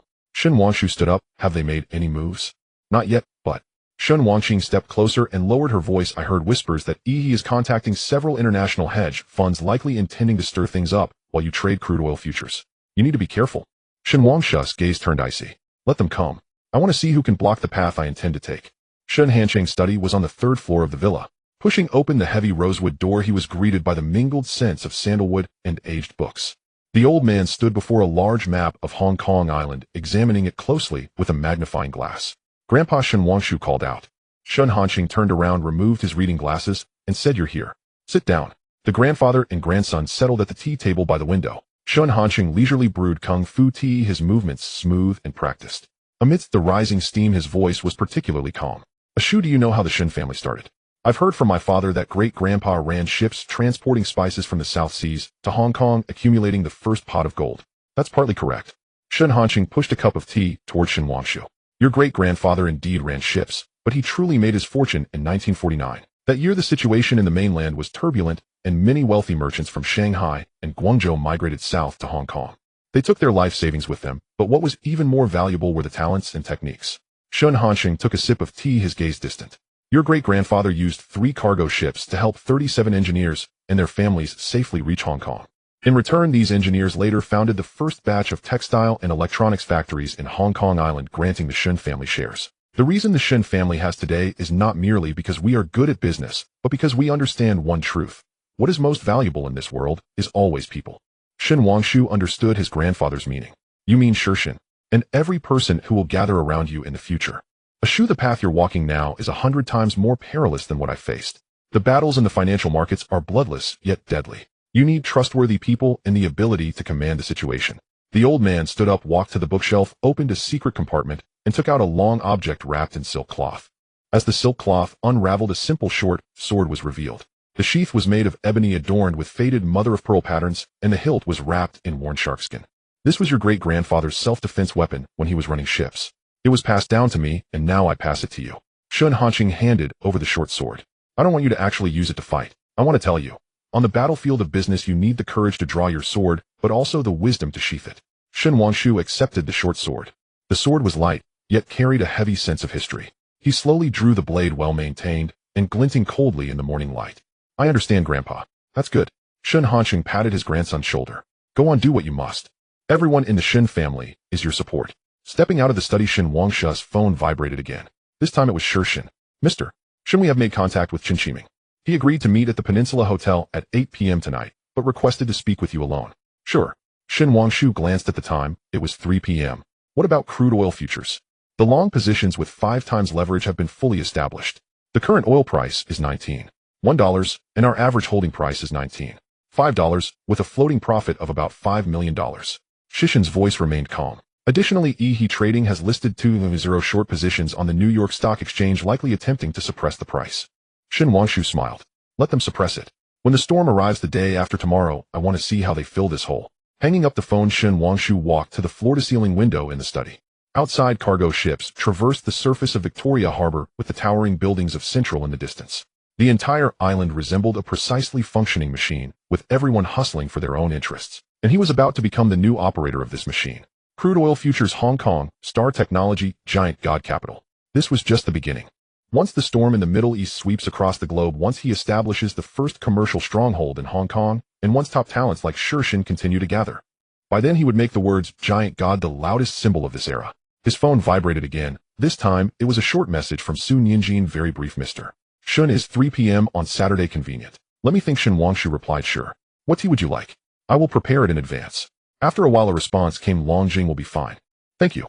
Just 5 simple words lifted Shen Wangshu's spirits inexplicably. He put away his phone and turned his gaze back to the window. The battles of the financial world were about to enter their most brutal phase, but before that perhaps he could enjoy a peaceful Saturday afternoon. With a Gujing tea and an anticipated encounter. The system alert sounded in his mind.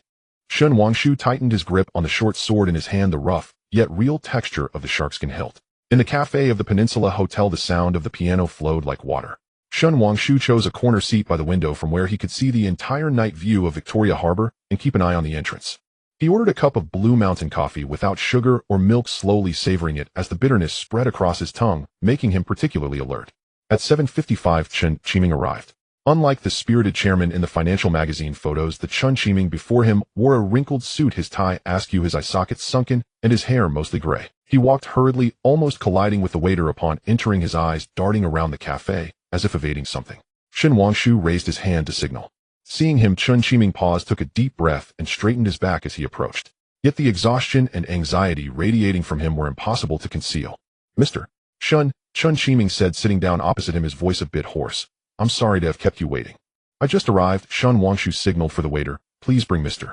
Chen a cup of hot milk with honey. Chen Qiming was momentarily taken aback. I don't drink milk.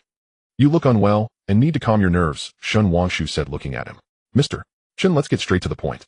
The 30 million that Master Ling owes in Macau must be repaid by noon tomorrow, otherwise we both know what will happen with the people from the Casino Lisboa. Chen Qiming's face turned pale instantly, and his hands on the table began to tremble. How do you know? In the business world of Hong Kong Island, how could one remain uninformed? Shen Wangshu lifted his coffee cup, his tone calm. Besides, it's already common knowledge that Master Ling has lost all the 10 million he brought after 3 days of high-stakes gambling in Macau, and signed for an additional 20 million in debts. Mr. Chen, you must have received quite a few debt collection calls lately. Chen Qiming lowered his head, covering his face with his hands. This gesture made him look 10 years older. I have just one useless son. His voice emerged from between his fingers, choked with emotion. The eldest and second are abroad, the third has been spoiled since childhood. Mr. Chen, you don't know, those people blocked me downstairs at the company this afternoon, saying that if the money isn't repaid they will. Shen Wangshu interjected. They will break his legs, and then come to you for medical expenses. I understand the rules of the gambling world. Chen Qiming suddenly lifted his head, his eyes bloodshot. Mr. Shen, can you help me? Shen Wangshu set down his coffee cup. I can lend you 60 million Hong Kong dollars. 30 million to repay the debt, and the other 30 million for your operations, enough to help you through this quarter's difficulties. Chen Qiming's eyes brightened momentarily, but soon dimmed again. What are the conditions? Mr. Shen wouldn't help me for nothing. Of course there are conditions. Shen Wangshu took out a share transfer agreement from his briefcase and slid it across the table. I want the 15 equity in Hongxing Technology that you hold. Not a purchase, but a pledge. Using this 15 equity as collateral, I will lend you 60 million at an annual interest rate of 5 for a 3-year term. Chen Qiming picked up the agreement, his hands trembling even more. He quickly flipped through the terms, and when he saw the clause stating, if the principal and interest are not repaid on time, the pledged equity will automatically become the property of Mr. Shen Wangshu, his pupils constricted suddenly. Mr. Shen, you are trying to take my life. His voice trembled. Hongxing Technology is the culmination of my life's work, and this 15 equity is the foundation for my position on the board. If it's gone, Mr. Shen, even without the equity, you would still be the chairman. Shen Wangshu leaned forward, lowering his voice. But without your son, what do you have left? Chen Qiming shuddered, all over. And you know very well the current state of Hongxing Technology. Shen Wangshu continued, his tone as calm as if analyzing a financial report. The British capital holds 40, but the internal factions are rampant, showing no concern for the company's survival. Internal strife among management, loss of technical team, and the stock price has plummeted to rock bottom. The liquid funds you have on hand can't even cover next month's payroll, can they? Chen Kaiming's voice was almost inaudible. How do you know? I also know that last month you had 3 bank loans maturing and barely managed to renew them by mortgaging your own properties. Chen Wangshu leaned back in his chair. Mr. Chen, you are surrounded by enemies. Debts, payroll, loans. Any one of these issues handled poorly could lead to disaster. Chen Qiming stared at the agreement, his eyes gradually reddening. The piano piece changed to Chopin's Nocturne. The mournful yet lingering melody flowed through the cafe, oddly matching the atmosphere at that moment. Mr. Chen, you truly are. Chen Qiming forced a bitter smile. You've dug up everything on me. In business, knowing both yourself and your opponent is fundamental. Shen Wangshu glanced at his watch. Mr. Chen, I will give you 10 minutes to consider. If you don't sign in 10 minutes, I will act as if I have never met you tonight. As for what will happen afternoon tomorrow, I believe you understand better than I do. The waiter brought over the hot milk. The milky liquid swayed slightly in the porcelain cup, exuding the sweet aroma of honey. Chen Qiming stared at the cup of milk, remaining silent for a long time. Time ticked away. Outside the window, Victoria Harbor was ablaze with lights, and a cruise ship passed by dragging a long trail of light. Those light trails shattered and reformed on the dark sea surface, resembling the ups and downs of human fate. In the 8th minute, Chen Qiming trembled as he picked up the pen. The pen tip hovered above the signature line, hesitating to descend. Fine beads of sweat emerged on his forehead, and his hands trembled so much he could barely hold the pen. Shen Wangshu did not urge him, merely watching quietly. He understood that for someone like Chen Qiming, signing this agreement equated to handing over half a lifetime of effort. But this is reality. At the critical juncture of life and death, dignity and respect are the first things to be sacrificed. Finally, the pen tip fell. Chen Qiming was signed in a wobbly manner, like a primary school student writing his name for the first time. After signing, Chen Qiming slumped in his chair as if all his strength had been drained. He stared at the agreement, his eyes vacant, his lips moving without sound. Shen Wangshu put away the agreement and took out a check from his pocket, sliding it over. A cashier's check from HSBC, 60 million, ready to be cashed at any time. Chen Qiming took the check, his fingers tracing the edge of the paper, suddenly looking up. Mr. Chen, may I ask you a question? Please go ahead. What do you want with Hongxing Technology? Chen Kaiming's eyes held a hint of reluctance. Does this company really still have hope? Shen Wangshu paused for a moment. Mr. Chen, do you know why the British capital wants to hold shares in Hongxing yet refuses to invest in its development? Chen Qiming shook his head. Because what they want is not a technology company that can grow. Shen Wangshu's voice was cold. What they want is a repository of technology, slowly siphoning off Hongxing's core technologies to transfer to their overseas companies, and when Hongxing completely loses its value, they will let it fend for itself. This is their usual tactic towards Chinese enterprises. Shen Kaiming's eyes widened. Are you saying? I'm saying you've been played. Shen Wangshu stood up. But it's okay, from today onward the rules of the game have changed. He adjusted the hem of his suit. Mr. Chen, take this 60 million for emergencies. Additionally, I suggest you hold a board meeting first thing tomorrow morning to propose a capital increase and stock expansion plan. I will inject 500 million Hong Kong dollars under the name of Jusen Capital in exchange for 30 of the newly issued shares. Chen Qiming suddenly stood up. With your pledged 15, you would control 45. The British capital won't. Whether they agree or not doesn't matter. Shen Wangshu smiled. What matters is that I have money, technology, and a plan to resurrect Hongxing. As for the British capital, they will soon have their own troubles. After saying this, he inclined his head slightly and turned to leave. As he exited the cafe, the piano piece was just reaching its conclusion. The last note fell lingering in the air. Shen Wangshu stood by the floor-to-ceiling window of the hotel lobby, looking at the equity pledge agreement in his hand, the corners of his mouth curling into a cold arc. 60 million exchanged for 15 of Hongxing Technology equity, plus the support of a desperate chairman. This deal is worth it. His phone vibrated with a message from Shursen. Mr. Shen Trading has added another 10,000 contracts for short oil positions, and the current oil price is suppressed at $95. Also, Chen Kaiming's son Chen Jihao was taken away half an hour ago in Macau, allegedly by casino people. Shen Wangshu replied, understood. Keep an eye on the market. I want to see a detailed analysis report before trading opens tomorrow. He put away his phone and walked into the elevator. In the elevator's mirror, his face appeared stern and calm, yet deep within his eyes burned a fire. Tomorrow, when Chen Qiming repays his gambling debts, when the board of Hongxing Technology convenes, when news from the Middle East arrives, the entire landscape of Hong Kong Island will be ignited by this fire.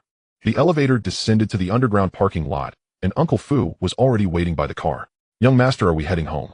Yes, Shen Wangshu replied as he got into the back seat, closing his eyes. By the way, Uncle Fu, have someone tidy up the piano room for tomorrow. Miss Su is coming to tune it this Saturday. Sure, young master. Uncle Fu glanced at him in the rearview mirror, a kind smile appearing on his face. The master just asked if young master has any feelings for Miss Su. Fu. Shen Wangshu opened his eyes. Oh, I said too much. Uncle Fu hurriedly started the car. Young master, please hold on tight. The car drove out of the parking lot, merging into the nighttime traffic of Hong Kong Island. Shen Wanshu leaned back against the seat, watching the neon lights rush by outside the window. Those points of light connected into a whole, like a flowing galaxy. In this galaxy, everyone was searching. Some were devoured by desire, like Chun Kaiming's son. Some were crushed by reality, like Chen Qiming himself, while others aimed to become the players making the decisive moves in this grand game. The phone vibrated again. This time, it was Su Nianjin. Mr. Shen, I apologize for disturbing you so late. I wanted to ask you if there is anything else you need me to prepare for Saturday besides launching tea. For example, I have a set of special tuning tools. If you don't have them, I can bring them. Shen Wanshu looked at this message. The tension he had felt all night suddenly relaxed. He replied, "No need. I will have the butler prepare. Just come as you are." Sent. After a few seconds, he added, "By the way, call me Wanshu." The reply came quickly, "Okay, Wanshu. Good night." 5 simple words glowed warmly in the night. Shen Wanshu put away his phone, the corners of his mouth involuntarily rising. The car drove into Repulse Bay, the lights of the villa warm and bright in the darkness. He knew someone was waiting for him at home. He also knew that this world was waiting for him to showcase his brilliance. Ding. The host has successfully acquired 15 of Hongxing Technology equity, gaining a key business foothold. Prestige, 400 current prestige, level LV2, 29005000. Tip: the host is only 2,100 points away from LV3 prestige level. Upon unlocking, can exchange for designated field talent summoning card beginner. The system's notification echoed in his mind. Shen Wanshu pushed open the car door. The night breeze brushed his face, carrying the scent of the sea. He looked up at the study on the 3rd floor where the lights were still on. His grandfather must still be waiting for him to report back. The moment the study door swung open, the scent of sandalwood intensified. Shen Haching stood in front of a large map of Hong Kong Island, holding a red marker, encircling something on the map. Hearing the sound of the door, he did not turn around, merely saying, "You're here. Close the door first." Shen Wanshu turned around and closed the door, walking behind his grandfather. On the map, red circles and crosses marked more than a dozen locations. Upon closer inspection, they were all significant docks, warehouses, and industrial zones in Hong Kong Island. This is the asset distribution of Jardine Matheson in Hong Kong Island. Shen Haching put down the marker and turned to sit at the tea table. "Sit down and tell me how the discussion went tonight." Shen Wanshu sat down across from him, handing over the equity pledge agreement. Chen Qiming has signed 60 million for a 15 equity pledge with an annual interest of 5 for a term of 3 years. Shen Haching took the agreement, but did not rush to look at it. Instead, he poured a cup of tea for his grandson. "I've known Chen Qiming for 30 years. When he founded Hongxing Technology, he came to me for startup funds. I lent him 5 million, and he paid it back with interest in 3 years. Shen Wanshu was somewhat surprised. "Grandpa, you didn't expect I had this connection with him?" Shen Haching smiled, the wrinkles at the corners of his eyes unfolding. Hong Kong Island is neither too big nor too small. Among us old timers in business, who doesn't have some connections? But in recent years, British capital has become too powerful. Many Chinese enterprises have either been swallowed up or gradually hollowed out, like Hongxing. I couldn't do much to help. He flipped open the agreement, his gaze lingering on Chun Kaiming's signature for a long time. "Ashu, do you know why Grandpa didn't stop you from doing this?" Shen Haching raised his head, his expression complex. Using his son's gambling debts to coerce him into compliance, that tactic is not exactly honorable. Shen Wanshu lifted his teacup. The tea was warm, the heat transferring through the porcelain to his palm. "I know," he said softly, "but this is the fastest way. Hongxing Technology's technical team has already lost 30%. If we drag this out, the core technology will be completely transferred to British capital, and the company will truly be doomed. So you think you're saving him?" "No." Shen Wanshu set down his teacup, looking directly at his grandfather. "I am doing this for the first physical industry base of Jushen Capital. Saving Hongxing is just a side benefit." Shen Haching was taken aback for a moment before suddenly bursting into laughter. "Good. What a side benefit." He laughed until tears nearly flowed from his eyes. "Ashu, you are more like a pure businessman than your father, or not pretentious, not hypocritical, saying what you want and using any means with openness." As the laughter subsided, the old man wiped the corners of his eyes. "Your great-grandfather was also like this back in the day. When he was running ships, he encountered pirates trying to rob his cargo. Others either paid to save their lives, or he did not. He pretended to surrender first. When the pirates boarded to unload the cargo, he set half the ship's goods on fire, forcing the pirates to negotiate with him. Ultimately, they took only 30%, and he preserved 70%. Shen Wanshu listened intently. These family stories had never been told to him before. "Your great-grandfather often said, doing business is like sailing." Shen Haching stood up and walked to the bookshelf, pulling out a roll of yellowed parchment from a hidden compartment. "When the sea is calm, anyone dares to set sail. But the true test of skill comes when faced with a storm, when the ship is about to sink." The parchment slowly unfolded on the tea table. This was a hand-drawn nautical chart. The paper had become brittle with signs of burns and water stains at the edges. The chart marked the route from the South Seas to Hong Kong Island with ink densely packed annotations detailing wind direction, ocean currents, and hidden reefs, along with several dangerous sea areas circled in red labeled pirates frequent, here advisable to detour. This was drawn by your great-grandfather himself. Shen Hanqing's finger traced a crack on the map. In the 36th year of the Republic, he transported a batch of rubber from Singapore back to Hong Kong and encountered a typhoon, nearly sinking the ship. This chart was drawn after that incident. He recorded all the dangers he encountered. Shen Wangshu leaned down to observe closely. The handwriting on the chart was bold and powerful. Even after more than half a century, one could still feel the focus and determination of the drafter at that time. Grandpa, what do you mean by showing me this? It means that the path you are currently taking is akin to your great-grandfather's sailing journey. Shen Hanqing's voice became serious. There are storms ahead, pursuers behind, and there may even be pirates waiting to ambush you. Using Chun Kaiming's son's gambling debts to force him to sign is not wrong. At sea for the sake of survival and ensuring the safe delivery of goods, any means can be employed. The old man paused, his gaze sharpening. But Ashu, you must remember one thing: your methods can be ruthless, but your heart cannot be black. Shen Wangshu's heart trembled. Chen Qiming signed and you obtained the equity. You have won this round. Shen Hanqing sat back down in his chair. But what about after the victory? Are you going to squeeze him dry and throw him away, or are you going to give him a way out, allowing him to truly and sincerely help you? The study fell silent. Only the old-fashioned wall clock ticked away, tick-tock, tick-tock. Outside the window the night was deep. Occasionally the sound of a Ferris horn echoed in the distance, long and desolate. I will let him continue as chairman. Shen Wangshu spoke slowly. Hongxing Technology needs its founder to stabilize the morale. Moreover, I promise to inject 500 million to help him through this crisis. 500 million. Shen Hanqing raised an eyebrow. Where do you have that much money? Isn't the crude oil futures still unsettled? Tomorrow the news from the Middle East will come out. Shen Wangshu glanced at the clock. It was already 11 at night. At the latest, the day after tomorrow, oil prices will soar by 300. I invested $1 billion with a 5-fold leverage. Shen Hanqing gasped. He stared at his grandson for a long time, his expression shifting from shock to worry and finally to relief. 5-fold leverage. You gamble more boldly than your great-grandfather. The old man shook his head with a bitter smile. Back then, when he encountered a typhoon, he also took a gamble, turning the ship's bow toward the eye of the storm. He said the eye of the storm is actually the calmest. In the end, he won the gamble. The ship was saved and the cargo was preserved. I'm not gambling, Shen Wangshu replied. I'm calculating. Is there a difference? Shen Hanqing retorted. Before the results come out, all your calculations are a gamble. Some people gamble on luck, others gamble on insight and experience. He stood up and walked to the window, facing away from Shen Wangshu. Ashu, Grandpa won't stop you. The men of the Shen family all have this spirit in their bones. But you must promise me one thing. What is it? No matter whether you win or lose this time, no matter how far you go in the future. Shen Hanqing turned around, his gaze piercing. Never forget why you set out. Shen Wangshu fell silent. Why did he set out? Initially, it was merely to establish himself in this world, to protect his family, so that he would not have to fight for 10 years to reach the pinnacle as he did in his past life. But now, it seemed to be more than that.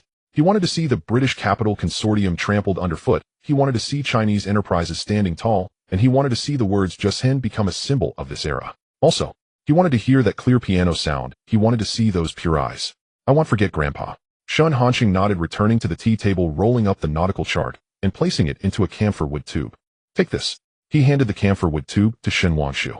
It was left by your great-grandfather. He said that when someone from the Shen family dares to venture into bigger seas, it should be passed down. Shen Wangshu accepted the tube. The faint scent of camphor was comforting. Thank you, Grandpa. All right, go. Shen Hanqing waved his hand. Tomorrow there's a tough battle to fight. Get some rest early. Shen Wangshu walked to the door, but turned back. Grandpa, don't you ask me why I want to do something so big. The old man was tidying up the tea set, and replied without looking up. What use is there in asking? If you want to do it, just do it. The Shen family has no other principle than to protect their own. You've made a huge mess and Grandpa will cover for you. Of course, it's best not to mess things up too much. Shen Wangshu smiled. He pushed the door open and left the camphor wood tube heavy in his hand. Returning to his room, it was already 11:30 at night. Shen Wangshu didn't rest immediately, but opened his computer. On the screen, the night trading for New York crude oil futures was still ongoing, with oil prices fluctuating around 19.8. There was an analysis report from Shursin in his inbox. The report detailed all of Jardine Matheson's short positions today, as well as the positions held by several hedge funds that might partner with them. Jardine's current total short position in crude oil, 50,000 contracts, with an average holding price of 19.3. If oil prices rise to 25, expected floating losses would be about $300 million. Shen Wangshu looked at this number, a cold smile curling at the corners of his mouth. $300 million was not insignificant for Jardine. But more fatal was that once oil prices truly rose above $50 as he predicted Jardine's losses would exceed $1 billion. At that point, not to mention targeting him, Jardine would have to consider whether they could survive. His phone vibrated. It was a reply from Su Nianjin, even shorter this time. Good night, Wangshu. Shen Wangshu looked at those two words and suddenly remembered something, opening the system panel. Current reputation level LV2, 29005000. Su Nianjin favorability 35,100 initial admiration. Favorability increased by 5 points. Was it because of the phrase "call me Wangshu" or because of tonight's text exchange? He shook his head, closing the panel. Matters of the heart should be left to nature. The most important thing now is tomorrow's crude oil market. The board of directors of Hongxing Technology and the first physical industry base of Jiusen Capital. After washing up and lying down, it was already past midnight. Shen Wangshu closed his eyes, but countless images flashed through his mind like a movie. His great-grandfather steering through the storm. His grandfather circling the map. Chen Kaiming's trembling hand while signing. Su Nianjin's profile under the moonlight. And Shizen's eternally calm eyes. These images intertwined, finally freezing on a yellowed nautical. The routes on the chart twisted and turned from the South Seas to Hong Kong Island, with storm markers, reef warnings, and pirate alerts in between. But the endpoint of the route remained clear, just like the road he is on now. No matter how many storms and reefs lie in between, he must reach that endpoint, a time that belongs to Jiusen. Outside, the sound of waves could be faintly heard. Shen Wangshu turned over, gripping the camphor wood tube tightly. Tomorrow the storm is about to arrive, and he is already prepared. Ding. The host has obtained the core inheritance of the family, grasping the essence of business and life, significantly enhancing mental cultivation. Reputation value 300, current reputation level LV2, 32005000. Tip: the host is only 1,800 points away from LV3 reputation level. Please continue to work hard. The system's prompt tone echoed in his mind, gentle like a lullaby. Shen Wangshu fell into a deep sleep. In his dream, he stood at the bow of a large ship holding that nautical chart. The sea was calm, and the sun was rising in the distance, casting golden light across the entire surface of the water. And at the stern, someone was playing the piano. The sound was clear like spring water tinkling. He turned around and saw a moon-white Qipao and a pair of smiling eyes. At 5 in the morning, before dawn had fully arrived, Shen Wangshu was awakened by the sound of his phone ringing. He reached for his phone, the screen displaying the name Shursen. As he answered, the voice on the other end came through faster than usual. Mr. Shen, there has been an abnormal fluctuation in the New York crude oil futures market. 10 minutes ago, the oil price suddenly dropped from 20 to 19.7, with the trading volume tripling. Institutions are concentrating on selling off. Shen Wangshu instantly became alert, walking barefoot to his study to turn on the computer. The Klein chart on the screen showed an abrupt bearish candlestick like a knife piercing through the upward trend. Have you found out who is selling? We are investigating. The sound of typing came from Shizen's side. Preliminary assessment suggests that 3 hedge funds are acting in concert with a total selling volume of about 200 contracts. They chose their timing cleverly, just as the Asian market opened and before the European market fully started, when market liquidity is at its weakest. Shen Wangshu stared at the screen, his fingers lightly tapping the table. The oil price hovered around 19.70, and every time it attempted to rebound, it was pressed down by new sell orders. This method felt familiar. In his past life, he had witnessed this too many times. First using large orders to breach critical price levels, creating panic, attracting following orders, and then slowly harvesting any movement from IHA. Yes, short positions have not increased, but they suddenly made large long positions in copper and aluminum on the London Metal Exchange. Shursen paused. Mr. Shen, this is unusual. Under normal circumstances, if they are optimistic about industrial metals rising, they should also be optimistic about crude oil. But now they are simultaneously suppressing crude oil while boosting metals. They are positioning themselves. Shen Wangshu understood a plunge in crude oil will trigger deflationary expectations, leading to a decrease in industrial metal demand and prices. But if metals rise at this time, it means there is favorable news we are unaware of. They are using crude oil shorts as a cover with the real aim to build positions in the metals market. Shursen was silent for a few seconds. Are you suggesting that news from the Middle East may have leaked? Not possibly, but Shen Wangshu glanced at the time. It was 5:15 a.m. There are others besides us who can access such high-level intelligence. IHA is backed by long-established capital from London with a century of operations in the Middle East. Their news channels are more informed than ours. So what should we do now? Hold our position. Shen Wangshu sat back down in his chair. Our long positions have already been established. Any movement now would expose our positions. Let them play out. When the storm truly arrives, we shall see who gets swept away first. After hanging up, the study fell silent again.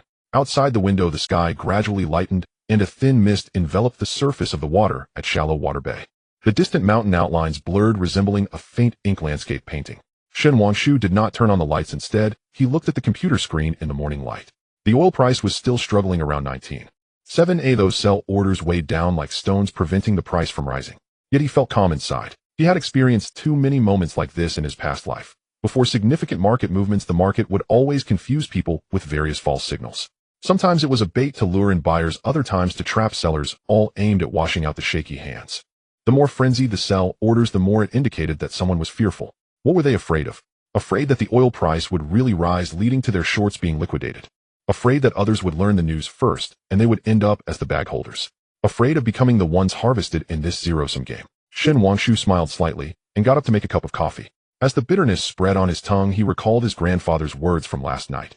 Methods can be ruthless, but the heart must not be dark. Now those stirring up trouble in the market, their methods are ruthless, but what about their hearts? He didn't know, nor did he care. He only knew that when the storm truly came, only those who are truly prepared can survive.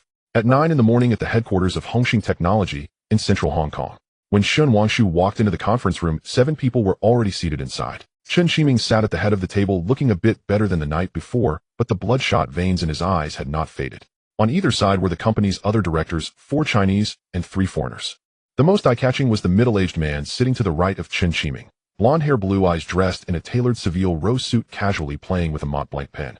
He was the representative of IHA Trading Company stationed at Hongxing Technology, John Carter. Mr. Shen, welcome. Chen Qiming stood up, his voice relatively steady. Let me introduce you. This is Mr. John Carter, representing IHA Trading Company. This is the company's technical director, Engineer Wang, and the financial director, Mr. Li. After the round of introductions, Shen Wangshu sat down in the empty seat to Chen Qiming's left. This position was quite significant. Not a guest nor a subordinate, but an equal partner. Mr. Shen is quite accomplished at a young age. Carter began his English carrying a standard Oxford accent. I heard you've been making quite a splash in the crude oil futures market recently, earning quite a bit. Just some small play. Shen Wangshu replied in English, not comparable to Yi's century-old foundation. Carter smiled, his expression radiating unabashed superiority. Mr. Shen is being modest. However, I'm here today to discuss matters concerning Hongxing Technology. I heard Chairman Shen is preparing to increase capital and expand shares. Chen Qiming cleared his throat. Yes. The company is currently facing tight liquidity and needs to bring in strategic investors. I propose issuing 30 new shares to be subscribed by Mr. Shen's Titan Capital with an investment of 500 million Hong Kong dollars. Suddenly the conference room fell silent. The 4 Chinese directors exchanged glances, but said nothing. The 3 foreign directors all turned to look at Carter. 500 million Hong Kong dollars. Carter set down his pen. Chairman Shen, Hongxing Technology's current market value is less than 30 billion. Increasing by 30 means diluting the rights of all existing shareholders.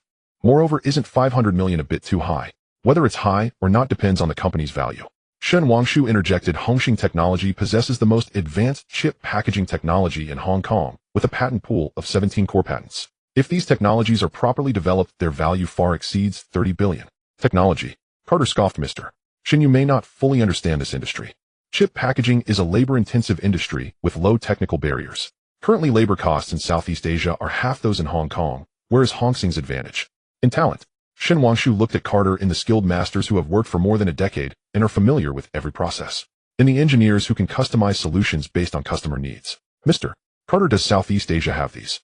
Carter's expression darkened. Furthermore, Shen Wangshu continued, the 500 million I invest is not just to maintain the status quo. 300 million will be invested in research and development to develop the next generation of 3D packaging technology.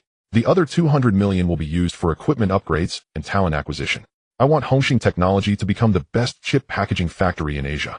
That's a great idea. Carter clapped, the applause sounding particularly jarring in the conference room. But Mr. Shen, you may have forgotten, IHA holds 40 of Hongxing's shares. Increasing capital and expanding shares requires the consent of over 2/3 of the shareholders. If we disagree, this proposal won't pass. Chen Qiming's expression changed. Yet Shen Wangshu smiled. He slowly took a document from his briefcase and pushed it in front of Carter. Mr. Carter, before you exercise your veto, perhaps you should take a look at this. Carter frowned as he took the document. After reading just a few lines, his expression changed. This is the complete record of Hongxing Technology transferring technology to Singapore's Star Electronics over the past 3 years.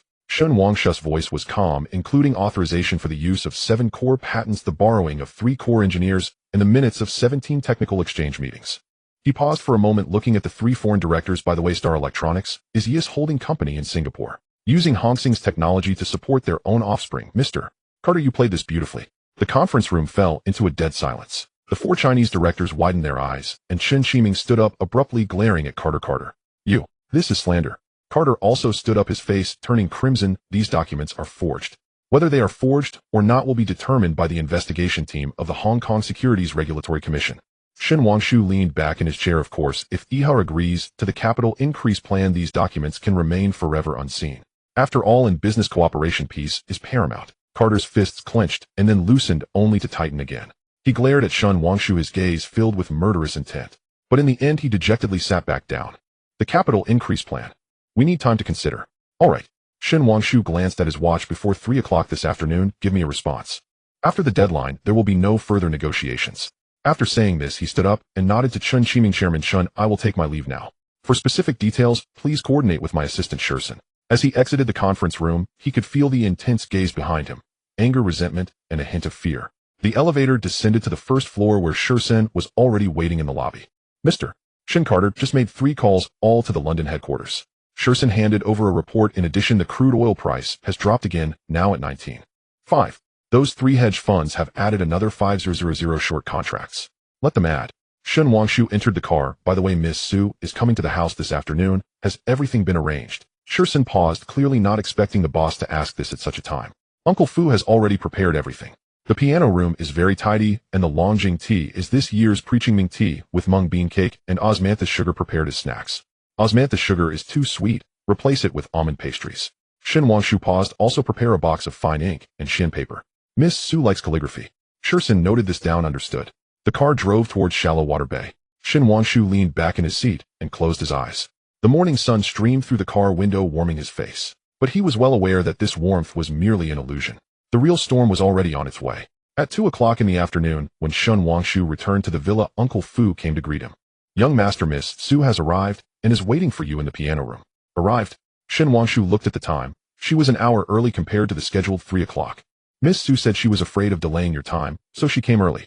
Uncle Fu lowered his voice. She has been in the piano room for half an hour, carefully tuning the zither very seriously. Shen Wangshu nodded and went upstairs to change his clothes. Not wearing a suit, he switched to a light gray cashmere sweater and casual pants.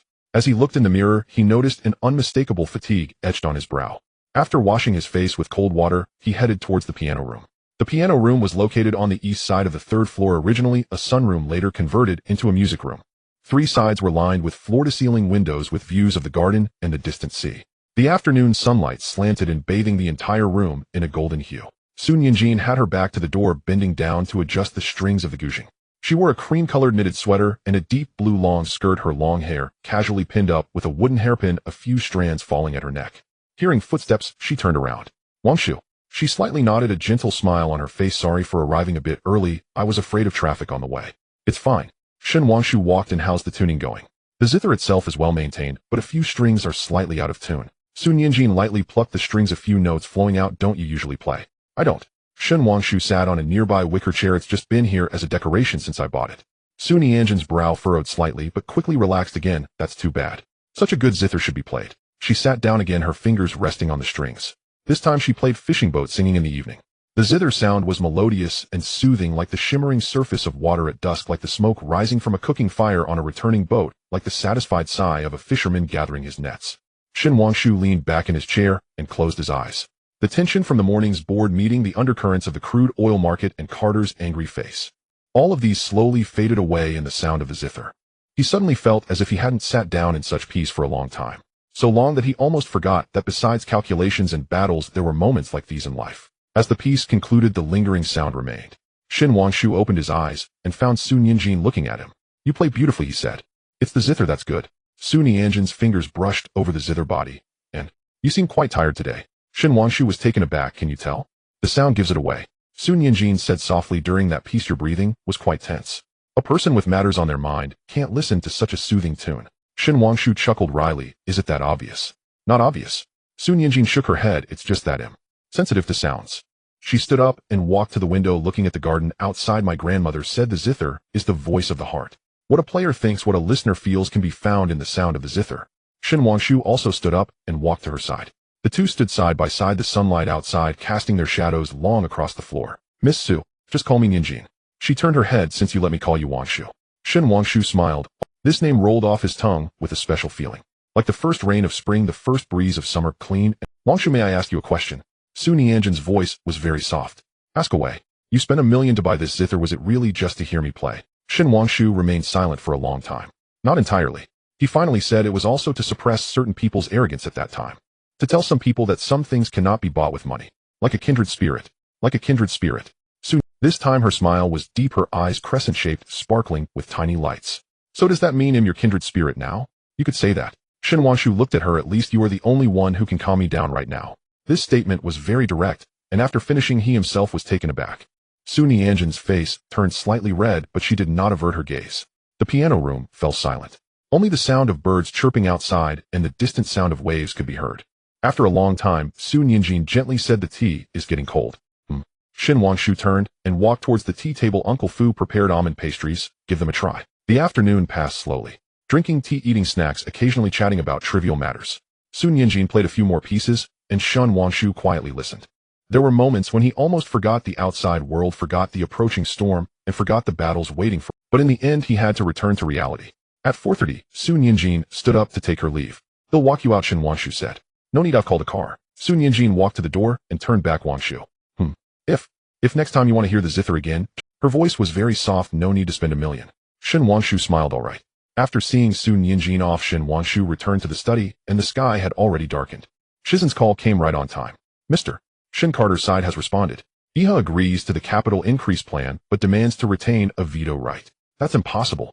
Shin Wangshu opened the computer. The crude oil price had dropped to 19.3. "Tell them either agree or war. I have evidence of those technology transfers ready to be submitted to the Regulatory Commission at any time." "Understood."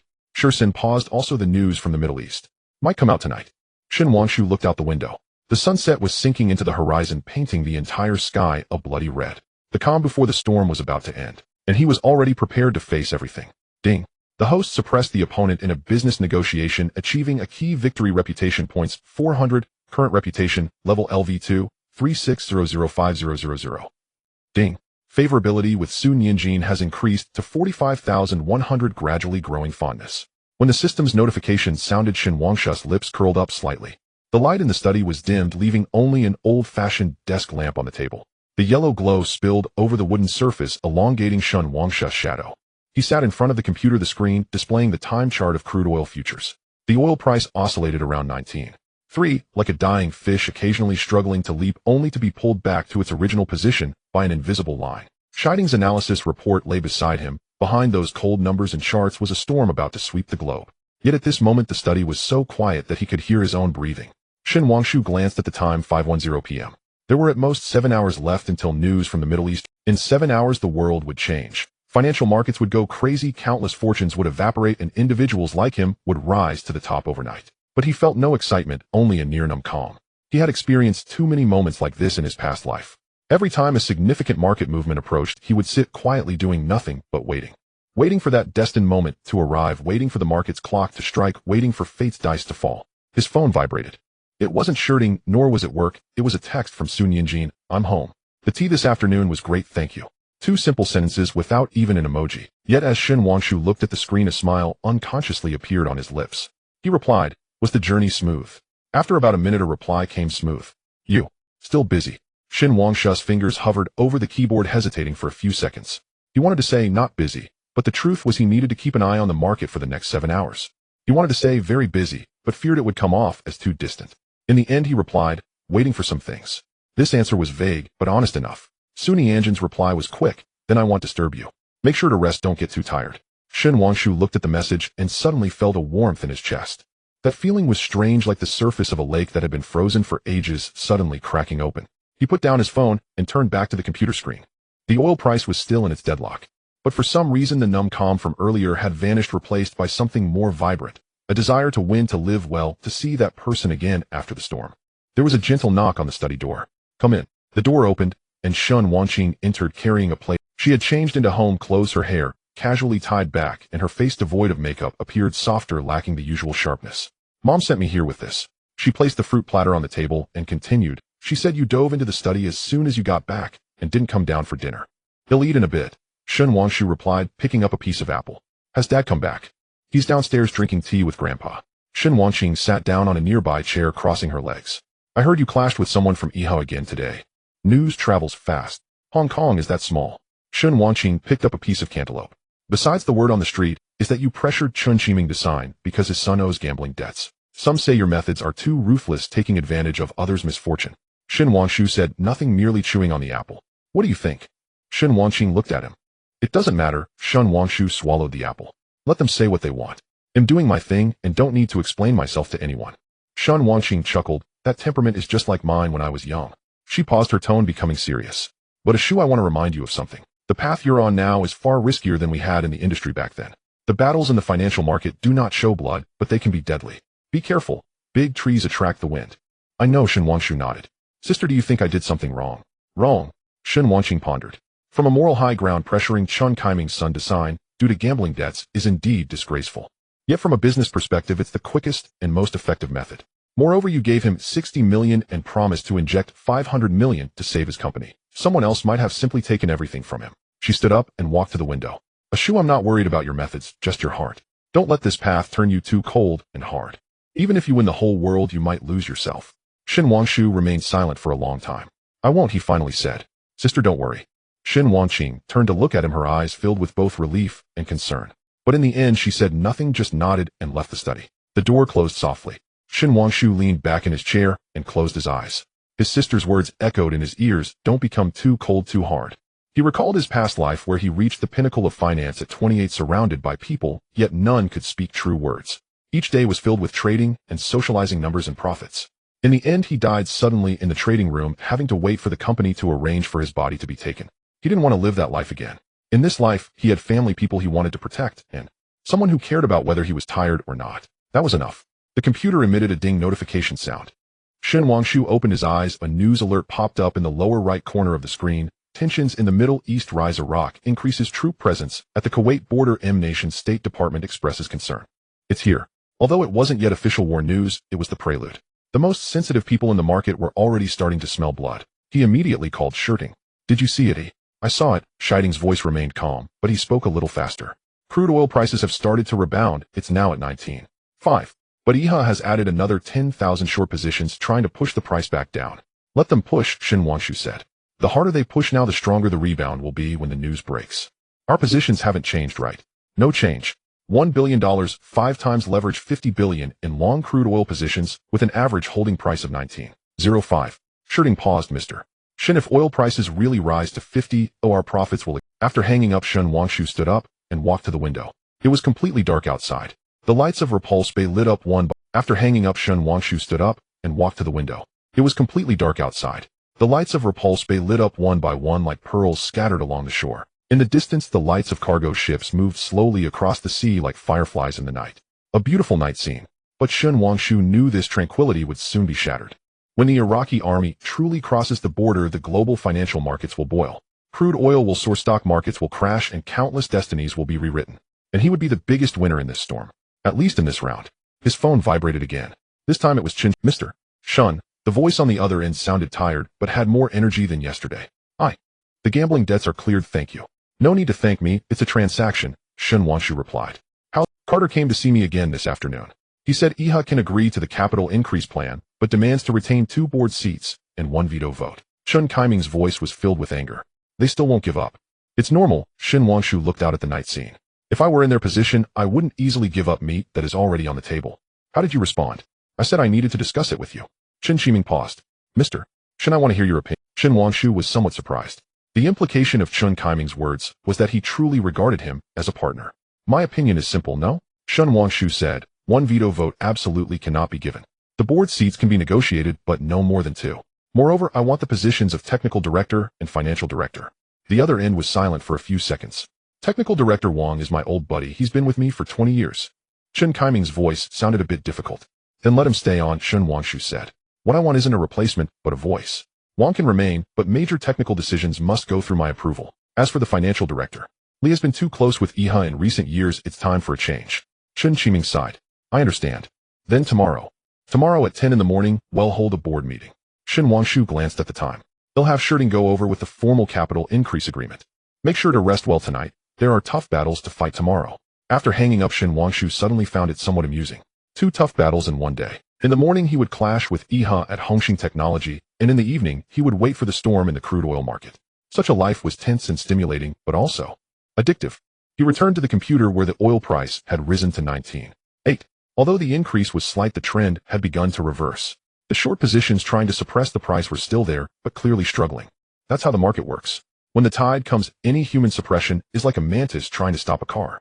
The study door was knocked again. This time, it was his sister Shin Wanhua. Brother. She poked her head in, her eyes sparkling. Grandpa wants you to come down for dinner. The whole family is waiting for you. Shin Wangshu glanced at the market and then at his sister's expectant eyes. Okay, I'll be right there.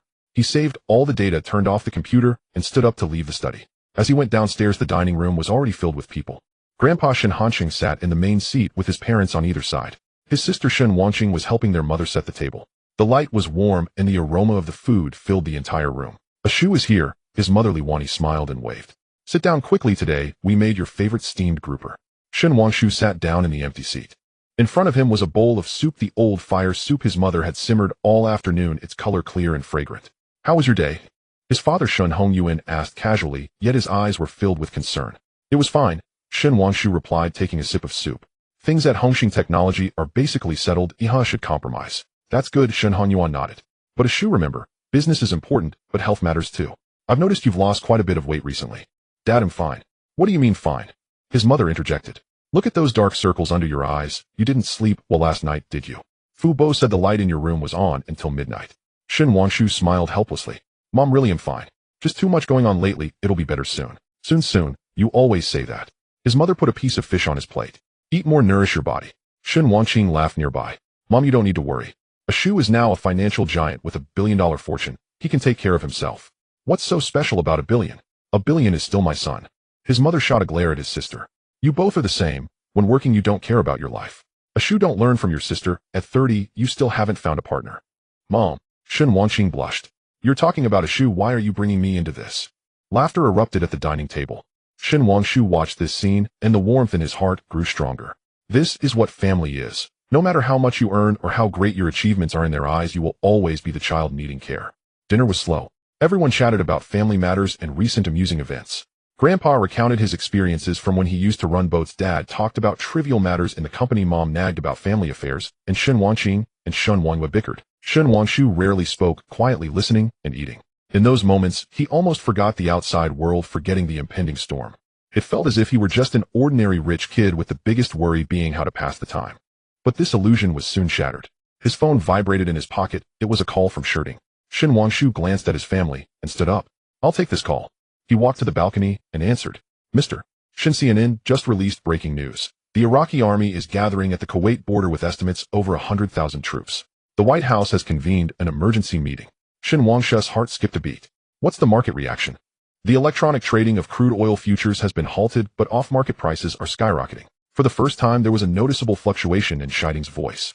The quotes coming from London are 20. That's a 15 increase from our closing price. 22. Shin Wangshu took a deep breath. This was only the beginning. How high will it go when the official war news comes out? According to model predictions, the first wave will push above 30, then retreat to a fluctuating range of 2,528. Sherding said, but the key lies in the follow-up. If M Nation declares intervention, if Saudi Arabia announces production cuts, if there are too many variables. What about our positions? No change. But Mr. Shin, the off-market prices have already given us a floating profit of over $500 million. Should we liquidate part of it first to lock in profits? Shin Wangshu looked out at the dark sea. The surface was calm, but he knew a storm was brewing in the distance. Soon it would sweep in and turn everything upside down. No liquidation, he said. Hold on. Wait for the real storm. After hanging up, Shin Wangshu stood on the balcony for a long time. The night breeze was cool against his face, but inside him a fire was burning brighter. Footsteps approached from behind. It was Grandpa Shin Hanqing. Any news? The old man walked up beside him, his voice calm. Yes. Shin Wangshu nodded. The Iraqi army is gathering. They will act tonight at the earliest or tomorrow at the latest. Shin Hanqing fell silent for a moment. Ashu, I ask you one more time. Are you really ready? Shin Wangshu turned to look at his grandfather. The old man's gaze was especially profound in the night, like an ancient well, unfathomable. I'm ready, he said. Grandpa, I've been waiting for this day for a long time. Shin Hanqing nodded, patting his grandson. Then go do it. The men of the Shin family must go to see if they cannot hide in the harbor. With that, the old man turned and returned indoors. Only Shin Wangshu remained on the balcony. He looked up at the night sky. There was no moon tonight, just a few scattered stars faintly visible behind the thick clouds. The night before a storm is always particularly quiet. Quiet enough to hear his own heartbeat, the distant rumble of thunder, and the sound of fate's gears turning. Shin Wangshu closed his eyes, took a deep breath, and slowly exhaled. When he opened his eyes again, his gaze had become incredibly firm. The storm is coming, and he is already prepared. Ding. The host maintains calm before the storm, gains family support, improves state of mind, reputation points 200, current reputation, level LV2, 38005000. Tip: 1,200 points are needed to reach LV3 reputation level. Please continue to work hard. As the system notification sounded, a subtle smile appeared on Shin Wangshu's lips. At 2:45 in the morning, the air in the study was so still it felt like it might freeze. Shin Wangshu sat in front of the computer, the screen displaying a black trading terminal with green numbers dancing frantically. The oil price had already risen from $22 to $25, an increase of over 30, but the real storm had yet to begin. In front of him, the ashtray was piled with 7 or 8 butts, each extinguished after just a third was smoked. It wasn't that the cigarettes were bad, he simply had no mind to smoke. His tongue felt bitter, his throat dry, yet he didn't touch the cup of coffee that had gone cold. His phone lay beside the keyboard, the screen lit up, indicating a continuous call with Shur-sun. They had been connected for nearly 3 hours, rarely speaking, merely keeping the line open to listen to each other's breathing. This was a habit formed in his past life. When major market events approach, the most terrifying aspect is not the market volatility, but the loneliness. The kind of loneliness where it feels like you are the only one fighting in the entire world. Thus he would keep a reliable person on the line, even without speaking. Knowing someone was watching with him could steady Mr. Shun. Shur-sun's voice suddenly broke the half-hour silence. BBC has just issued a breaking news alert. The Iraqi army has crossed the Kuwaiti border. Confirmed. Shin Wangshu's heart tightened sharply. He looked at the computer screen. Almost instantaneously as Shur-sun's words fell, the oil price sprang up like a spring struck by a heavy hammer. 25. $5. 26. $8. 28. $3. 30. $1. In just 3 minutes it broke through the $30 mark. The buy orders on the screen cascaded down like an avalanche, while the sell orders were instantly devoured, not even causing a ripple. Our position. Shin Wangshu's voice was a bit tense. All held, no actions taken. Shur-sun's keyboard clacked on the other end. Current unrealized profit. $2 billion. $2 billion. Shin Wangshu closed his eyes and took a deep breath. The mixed scent of tobacco and coffee surged into his nostrils, making his eyes sting. $2 billion converted to over 17 billion Hong Kong dollars. It had only been about 10 days since his arrival in this world. This speed felt insane even to him. What about Ihi? He opened his eyes, his voice already calm again. Ihi holds 15000 short contracts with an average position price of $19.5. Shur-sun paused. If the oil price remains at $30, their unrealized loss is $160 million. Shin Wangshu's lips curled into a cold smile. 160 million.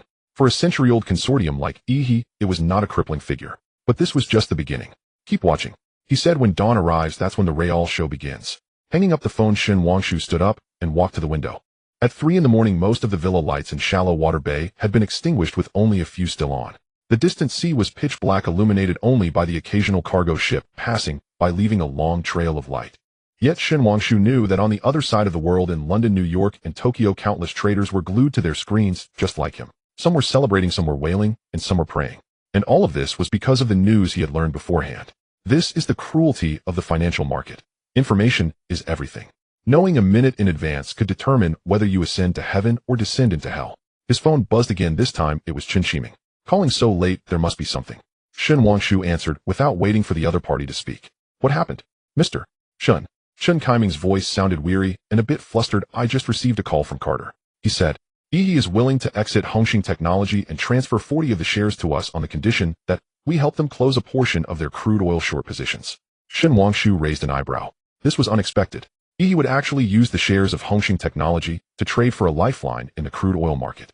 How much do they want? $100 million. Chin Shiming said they said that as long as it's $100 million in cash, the 40 of shares will be fully transferred, and they guarantee no further interference in the company's management. Shin Wangshu chuckled. Tell them 50 million. Not a penny more. There was a long silence on the other end of the phone. Mr. Shun, is 50 million too? Chen Kaiming's voice was hesitant. Those shares are worth 1.2 billion Hong Kong dollars at the current market value. At the current market value.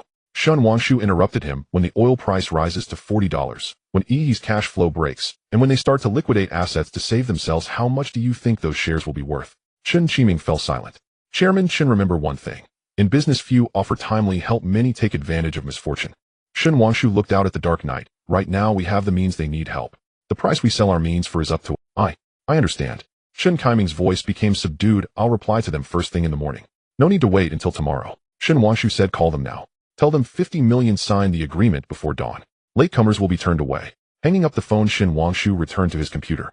The oil price had risen to $32 and continued to climb. The buy orders surged on the screen, almost making sell orders invisible. Everyone knew what was happening, and everyone wanted to hop on this train. But he knew this frenzy wouldn't last long.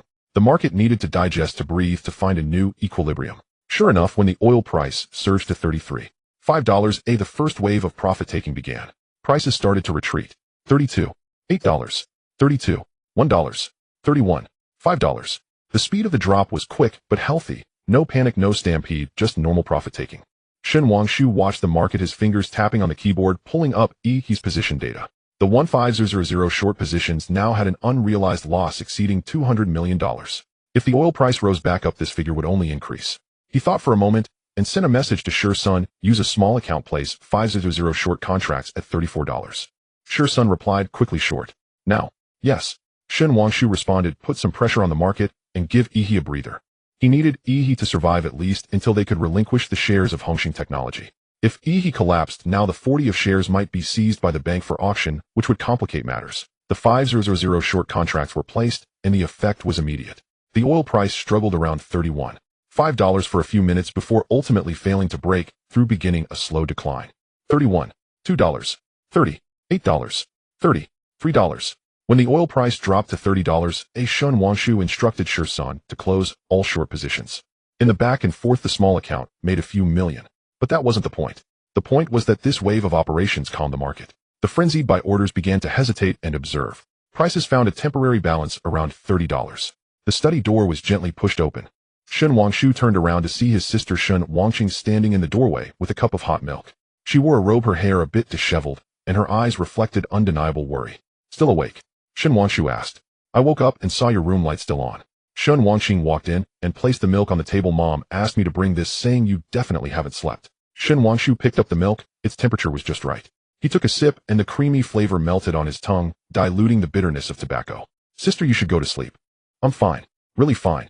Shin Wangqing sat down opposite him, staring at him. Ashu, tell me the truth, is something big happening? Shin Wangshu was silent for a few seconds. Sort of. He finally said, but it's not a bad thing. So it's a good. Shin Wangqing raised an eyebrow. For something that keeps you awake all night, it must be quite significant. Shin Wangshu smiled, not answering. Shin Wangqing didn't press further. She simply stood up, walked to her brother's side, and gently patted his shoulder. No matter how big the issue is, remember to eat and sleep. She said money can always be earned, but life is only one. After speaking, she turned and left, gently closing the door. Shin Wangshu looked at the cup of milk and suddenly felt his eyes sting. In his past life, no one ever brought him hot milk while he was glued to the market all night. No one ever worried about whether he slept or not. Colleagues would only ask how much he had earned, and bosses would only ask if he could earn a bit more. But this life was different. In this life, he had someone who cared. His phone buzzed again. It was Chen Qiming. Mr. Shin Carter has agreed. Chen Qiming's voice carried disbelief. $50 million for 40 of the shares. They require the transaction to be completed before dawn with cash settlement. Fine. Shin Wangshu said, you go to the company now and have the legal team prepare the agreement. I'll have Shur-sun now. Chen Qiming looked at the time. It's 3:30 in the morning. Right now? Shin Wangshu replied firmly, the longer the night, the more dreams.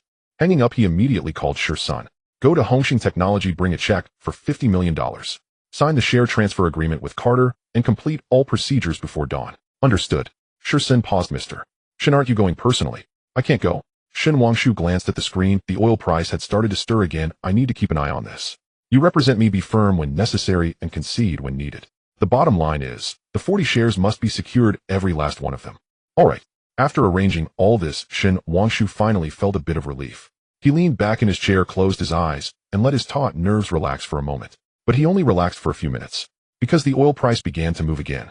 This time not up, but down. $29, $8, $29, $5, $29, $1. The drop was rapid and urgent. Shin Wangshu immediately sat up straight, his fingers flying over the keyboard to pull up the latest news. A new message popped up in CNN. Scrolling news bar, the White House spokesperson stated that the U.S. is assessing the situation and does not rule out any options, including military intervention. Shin Wangshu's heart sank. The underlying implication of that statement was, the U.S. may not intervene immediately. The market fears uncertainty the most. If the U.S. does not intervene immediately, this conflict could end quickly, shaking the foundation of rising oil prices. Sure enough, sell orders began to flood in. $28, $7, $28, $2, $27, $8, In just 10 minutes, it had dropped nearly $2. Shen Wangshu focused on the market, his mind racing. In his past life's memory, the U.S. only formally announced its intervention after occupying all of Kuwait. There was roughly a 48-hour window in between. During this time, the market would swing violently between optimism and pessimism. But the question now was, could he afford to wait out those 48 hours?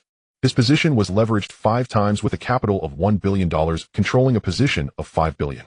If the oil price dropped back to $25, his unrealized profits would be cut by more than half. If it dropped back to $20, no, it wouldn't drop back to $20. Shen Wangshu took a deep breath, forcing himself to calm down. The market was only digesting the news, only repricing. Once dawn arrived, once the Asian markets opened, and once more capital flowed in, prices would rise again. But before that, he needed to do something. He sent a message to Shursun. Are you at the company? I'm here. Carter is here, and the agreement is being drafted. Shursun replied quickly. Tell Carter that the terms of the transaction need to be modified. Shen Wangshu typed $50 million for his 40 shares plus an additional clause. If the oil price falls below $25 within the next 24 hours, the transaction is canceled. After sending that message, Shursun took a long time to reply. Carter agrees, but wants to add a reciprocal clause. If the oil price rises above $35, we will pay an additional $10 million. Shen Wangshu looked at this reply and smiled. Carter was trying to take a gamble that oil prices would continue to fall, and that he could use this clause to keep his shares. Unfortunately, he was betting wrong. Agreed. Shen Wangshu replied, sign it. Putting down the phone, Shen Wangshu turned his gaze back to the screen. The oil price was still falling, now at $27.5. But he felt calm inside, because he knew that when dawn came, when the sun rose, and when the world recovered from its shock, the oil price would rise again. It certainly would. The sky outside began to lighten. At 4 in the morning, the night was about to end, and a new day, a new war was about to begin. Shen Wangshu picked up the cup of milk that had gone cold and drank it in one go. Then he sat up straight, his fingers on the keyboard, his gaze becoming sharp again.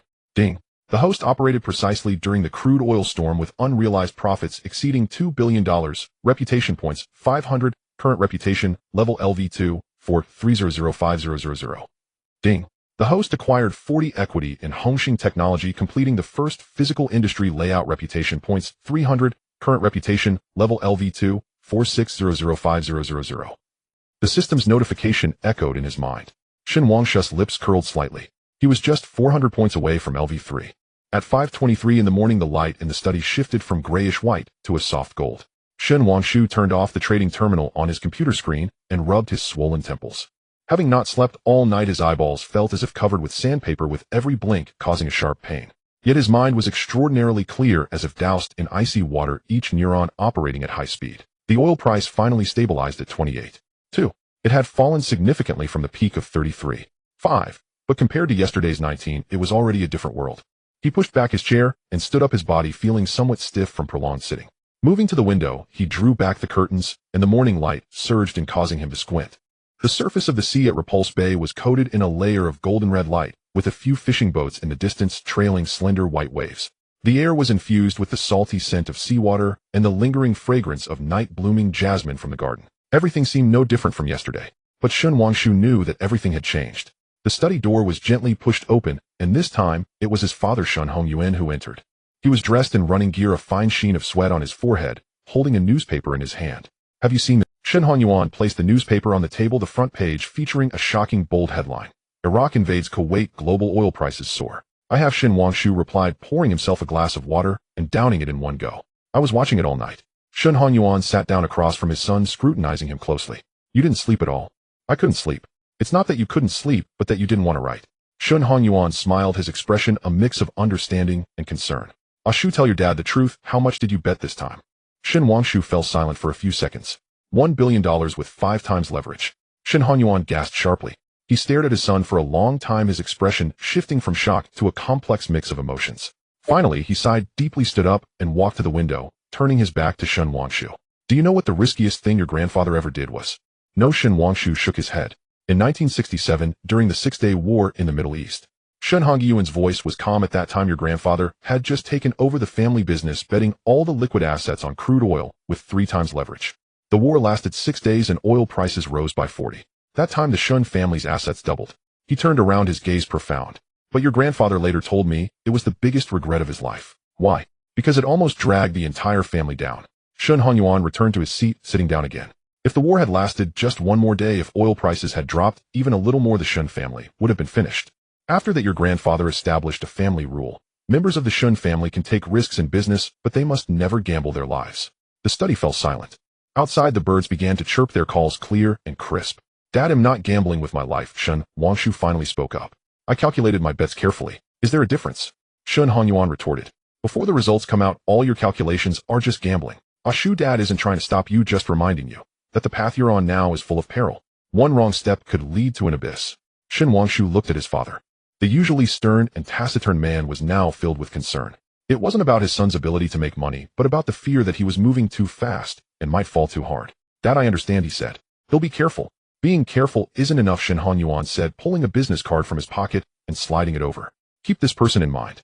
Just in case something happens, contact him. Shin Wangshu picked up the card, a plain white piece of paper with just a name and a phone number. Li Guohua. This is your grandfather's old subordinate, now at the Securities and Futures Commission. Shin Hanyuan lowered his voice. He's not a big official, but can be useful at critical moments. Ashu, in this place, having money isn't enough. You need connections too. Shin Wangshu tucked the card into his pocket. Thanks, Dad. We're family, no need to be polite. Shin Hanyuan stood up, patting his son's shoulder. Let's go have breakfast. Your mom specifically had the kitchen make soup for you, saying it's to nourish you. As the two of them went downstairs, the dining room was already filled with people. Grandpa Shun Haching sat at the head of the table, holding a magnifying glass to read the newspaper. Mom Li Wani was setting the table, while sister Shin Wangqing and younger sister Shin Wangyue were whispering to each other. Upon seeing Shin Wangshu, everyone looked up.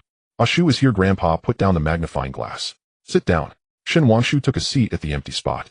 In front of him was a bowl of soup, a nourishing concoction with the color of clear broth and a fragrant aroma. Drink up while it's hot, Mom urged. Look at your complexion. You didn't sleep well again last night, did you? Not too bad, Shin Wangshu replied as he lifted the bowl and took a sip. The soup was fresh with a unique sweetness and bitterness from the herbs, warming his stomach. Ashu, Grandpa started slowly. Did you read the newspaper today? I did. What did you think? Shin Wangshu put down the bowl and thought for a moment. It's just the beginning. Iraq occupied Kuwait, but M country hasn't made a statement yet.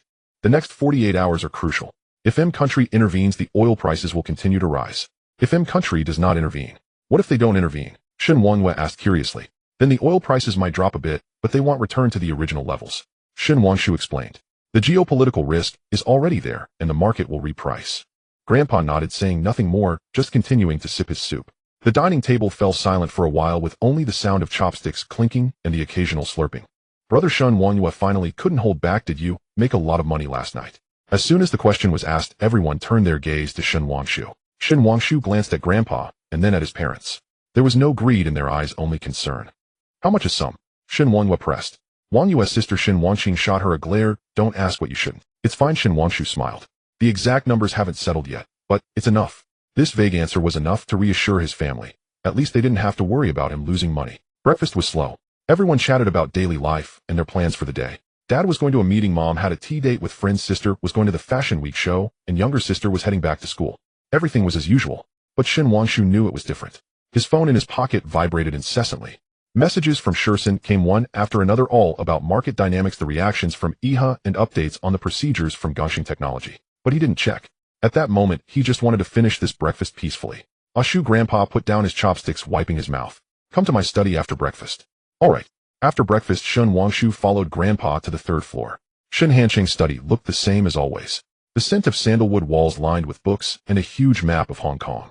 But today there was an additional item on the desk, an old abacus. Sit down. Grandpa took his seat at the tea table and started boiling water for tea. Shin Wangshu sat across from him, his gaze fixed on the abacus. The abacus was made of redwood, its beads polished to a shine with signs of wear on the edges. Do you recognize this? Grandpa asked. An abacus.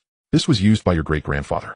In the 38th year of the Republic, he brought the last batch of goods back to Hong Kong from the South Seas, and it was with this abacus that he calculated the accounts. Back then there were no calculators, no computers, just this and his brain. The water boiled steam gushing from the kettle's spout. Grandpa methodically rinsed the teapot, warmed the cups, placed the tea, and brewed. His movements were smooth and practiced like a ceremony. Ashu, do you know what the most important thing in business is? He asked. Shin Wangshu thought for a moment. Vision, courage, connections. All of those are right, yet none of them are. Grandpa pushed a cup of tea towards him. The most important thing is being able to calculate the accounts clearly. He pointed to the abacus. Your great-grandfather often said there are two things a businessman fears most. One is not being able to calculate one's own accounts clearly, and the other is not being able to calculate others' accounts clearly. If you can't calculate your own accounts, you'll become greedy. If you can't calculate others' accounts, you'll be foolish. Those who are both greedy and foolish won't last long in business. Shun Wangshu lifted the teacup. The tea was golden and clear with an enticing aroma. Grandpa, are you saying I'm greedy? I'm not saying you're greedy. Shun Hansheng looked at his grandson. I'm worried you can't calculate clearly. He paused, then continued. The things you're doing now: crude oil futures, acquiring Gongxing, competing with IHA. Each step is very risky. Risk isn't the issue. The problem is you need to calculate clearly where the risk lies, whether it's worth taking the risk, and what to do if you lose. I've calculated.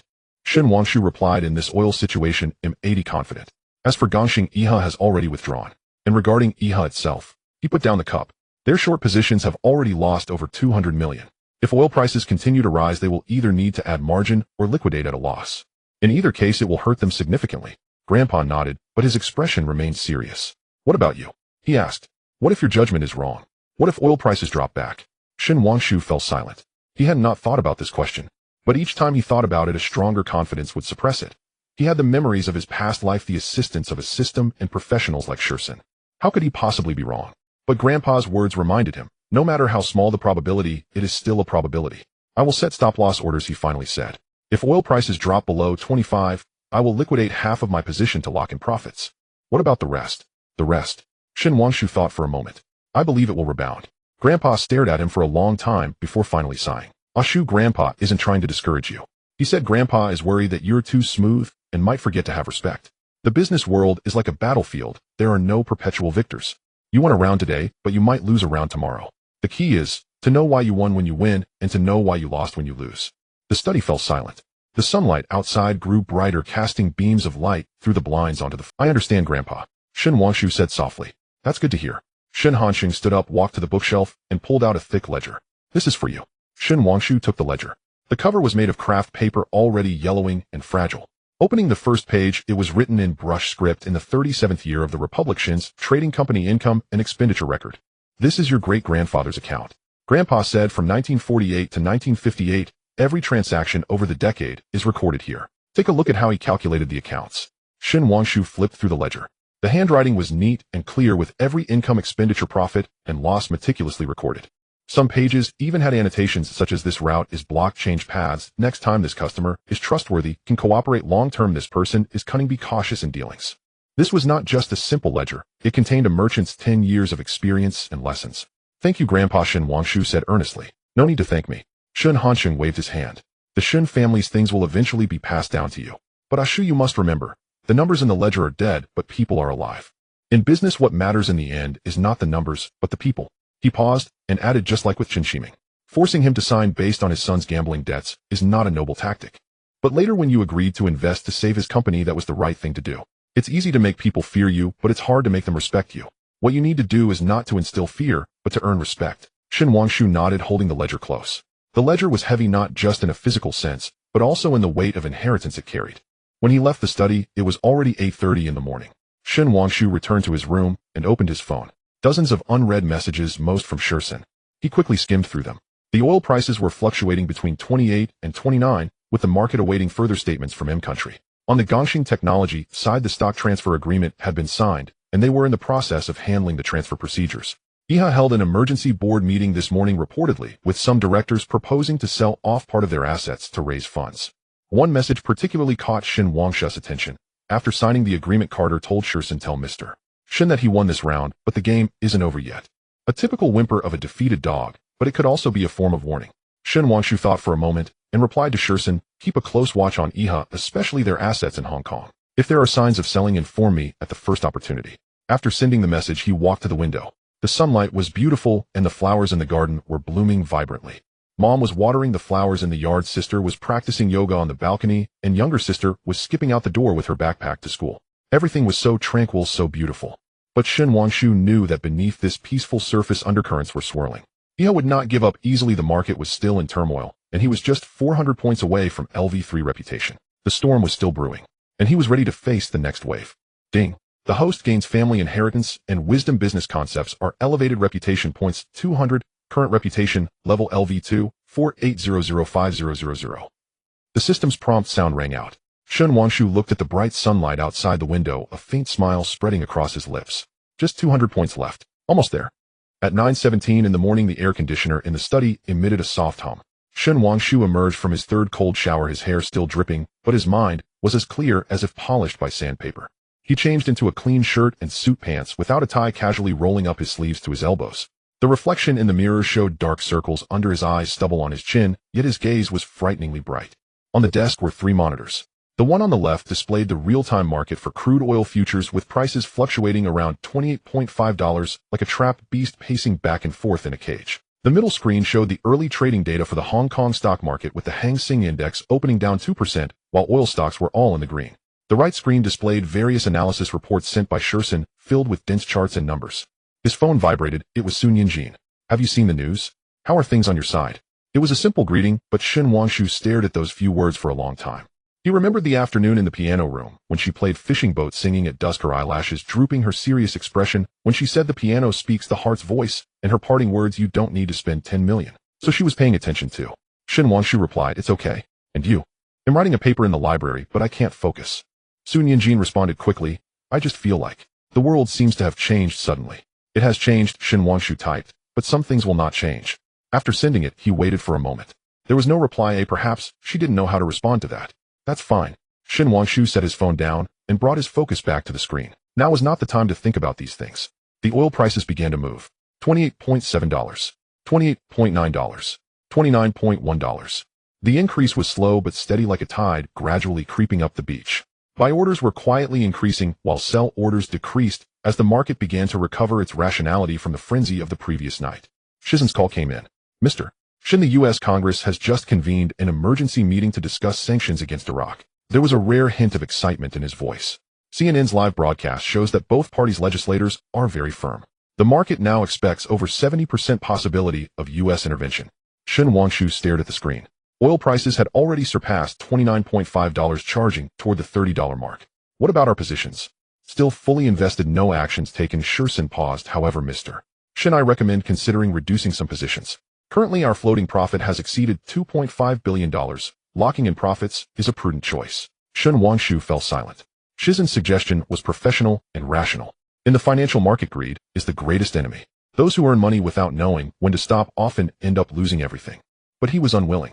Memories from his past life told him that the peak of this storm would be far beyond $30.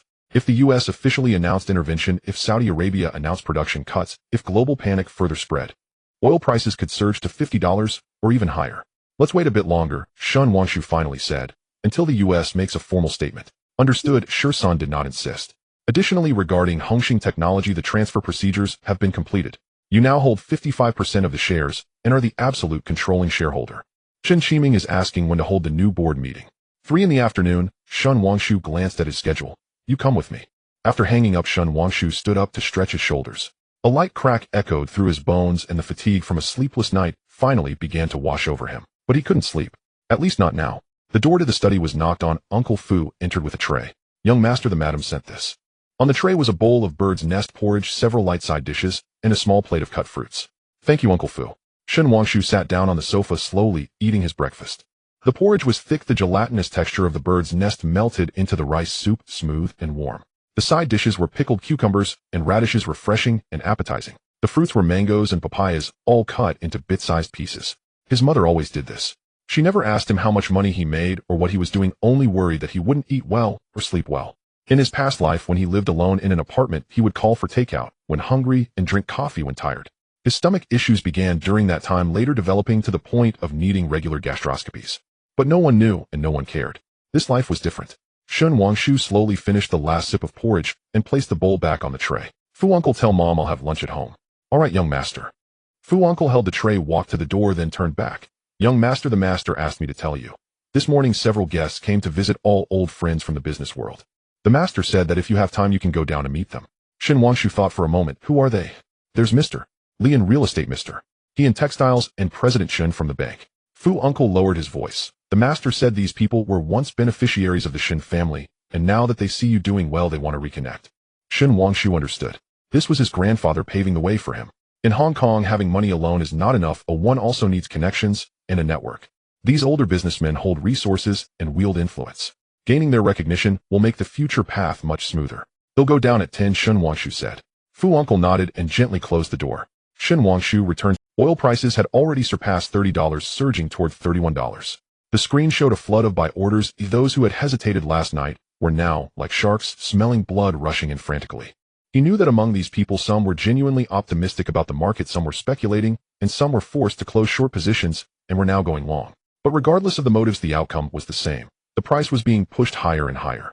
His phone vibrated again. This time, it was an unknown number. Shin Wangshu answered. Mr. Shun, this is Li Guohua. On the other end was a calm male voice with a slight southern accent in his Mandarin. Your father asked me to contact you. Shin Wangshu immediately sat up straight. Hello, Uncle Li. No need for pleasantries. Li Guohua's voice was gentle. Your father probably informed me of the situation. It's good for young people to have ambition, but you must be cautious. The Hong Kong Securities and Futures Commission has recently received numerous reports concerning abnormal fluctuations in crude oil futures, some of which mentioned your name. Shin Wangshu's heart sank. Uncle Li, all my operations are compliant. I know, Li Guohua said. I have already checked, there are no violations in your account. But you must understand that compliance does not mean safety. The taller the tree, the more wind it attracts. Your current prominence may inevitably incite envy. Thank you for the reminder, Uncle Li. I'm not just reminding you, I'm telling you. Know when to take profits. Li Guohua paused. I've been in this industry for over 20 years and have seen too many examples of people who became rich overnight only to lose everything the next night. Money can always be made, but life is only one. These words were exactly what his grandfather had said. Shin Wangshu remained silent for a few seconds. Uncle Li, I understand. Once this wave passes, I will adjust my strategy. That's good to hear. Li Guohua's tone softened. Also be careful with the They have deep connections in London and Hong Kong, and after suffering a loss this time, they won't easily let it go. I know. That's good to know. Li Guohua said, if you encounter any trouble in the future, feel free to call me. Your grandfather did me a favor back in the day, and I have always remembered that. After hanging up, Shin Wangshu leaned back in his chair, exhaling deeply. As expected, what was meant to come would come. The market's volatility was too extreme. It was only a matter of time before the Securities and Futures Commission intervened. Fortunately, with Li Guohua's connection, at least procedural fairness could be ensured. As for Shin Wangshu glanced at the time. It was 9:45. 15 minutes until 10, enough time to do one thing. He opened his email and sent Shursen a message. Check the core asset list of IHA in Hong Kong. Focus on the docks, warehouses, and commercial real estate. I need to know which of their assets might be sold and which will be firmly held. Sent. Then he stood up, adjusted his clothes, and went downstairs to meet the guests. For people were already seated in the living room. His grandfather Shin Hanqing sat on the main couch, while the other three were seated opposite. Seeing Shin Wangshu come down, everyone raised their heads. Shu is here, his grandfather waved. Come, let me introduce you. This is Uncle Li, who is in real estate. This is Uncle He, the textile magnate. This is President Chen from HSBC. Shin Wangshu greeted each of them and sat down in the empty seat next to his grandfather.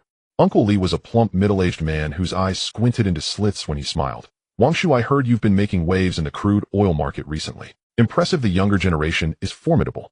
Uncle Li is overpraising me. It's just luck. Luck? Uncle He shook his head. I've been in business for 30 years, and the thing I believe in the least is luck. To earn money, it relies on insight and courage. Wangshu, your operations this time, I've seen them in the newspapers. Precise, decisive, with the same boldness we had when we ventured into the South Seas. President Chen adjusted his golden-rimmed glasses and spoke slowly. Young Master Shin, we have received quite a few inquiries about you at HSBC recently. Some want to cooperate, some want to inquire about your next moves, and others. He paused. Want to remind you to pay attention. Shin Wangshu smiled. Thank you for the reminder, President Chen. I wonder who is trying to remind me. That's not President Chen smiled too. But young Master Shun, there has been significant movement in the funds in your account at our bank recently. The Risk Control Department has noticed and needs to conduct some routine checks as per procedure. Rest assured, it's just a procedure. Of course, Shen Wangshu nodded. If there's anything you need me to cooperate with, just let me know. The conversation lasted half an hour. Most of it was small talk, mutual probing, and flattery. But Shen Wangshu knew this was the rule of business in Hong Kong. First establish connections, then discuss cooperation. At 10:30 the guests stood up to take their leave. After seeing them off, his grandfather patted Shen Wangshu's shoulder. How was it?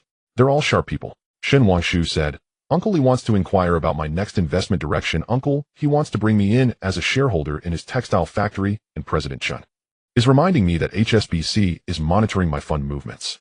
His grandfather smiled. You see it clearly. However, Ashu, you must remember, these people coming today shows they recognize your abilities. That is more important in Hong Kong than how much money you make. I understand. Good to know. His grandfather turned and walked upstairs. By the way, your mother made soup for lunch. Remember to come down and drink it. Shen Wangshu returned to the study, and it was already 11 o'clock. Oil prices surged to $31.8, but the upward momentum was clearly slowing.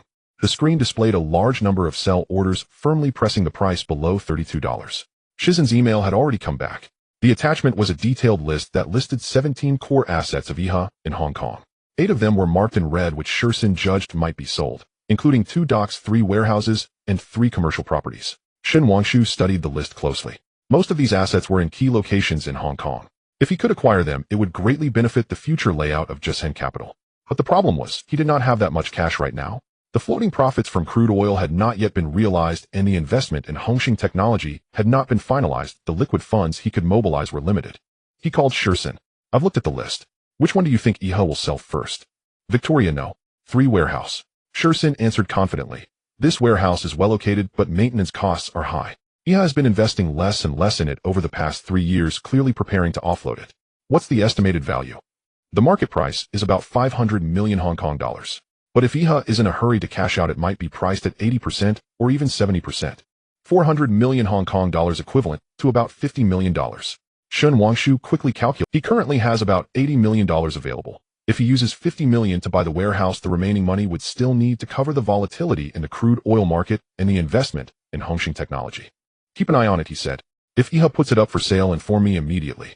Understood. After hanging up the phone, Shen Wangshu leaned back in his chair and closed his eyes. His mind felt like a high-speed computer calculating various possibilities and risks. On the crude oil side, the floating profits exceeded 2.5 billion, but were not yet secured. On the Hongxing technology side, although he had gained control, integration would take time and funds. On the Iha side, there could be a counterattack at any time or an asset sale for self-rescue. And then there was the Securities and Futures Commission (HSBC) and those competitors watching closely. Every step must be precise. One misstep could lead to total ruin. The phone vibrated again. This time, it was Sun Yinjin. It's noon. Have you eaten yet? Shen Wangshu looked at the message and suddenly felt a softness in his chest. At a time when everyone asked him how much money he made, when everyone was focused on his next move, only she asked, "Not yet," he replied. "What about you?" "Just finished resting in the library." Sun Yinjin replied quickly. "You sound tired. Did you not sleep last night?" Shen Wangshu was taken aback for a moment, then remembered their phone call earlier. Her ears were really sharp. "You didn't sleep. Then should you rest this afternoon?" Sun Yinjin said, "My grandmother often says that health is the foundation of revolution. Money can be earned endlessly, but health can deteriorate." Shen Wangshu smiled. He had already heard this 3 times today. His grandfather said it, his father said it, Li Guohua said it, and now she said it too. Perhaps he really should listen. "Okay, I'll take a nap this afternoon." After sending this message, Shen Wangshu stood up and walked to the window. The midday sun was fierce, wilting the flowers and plants in the garden. His mother had set the dining table under the trellis, bringing dishes to the table. A very ordinary family scene.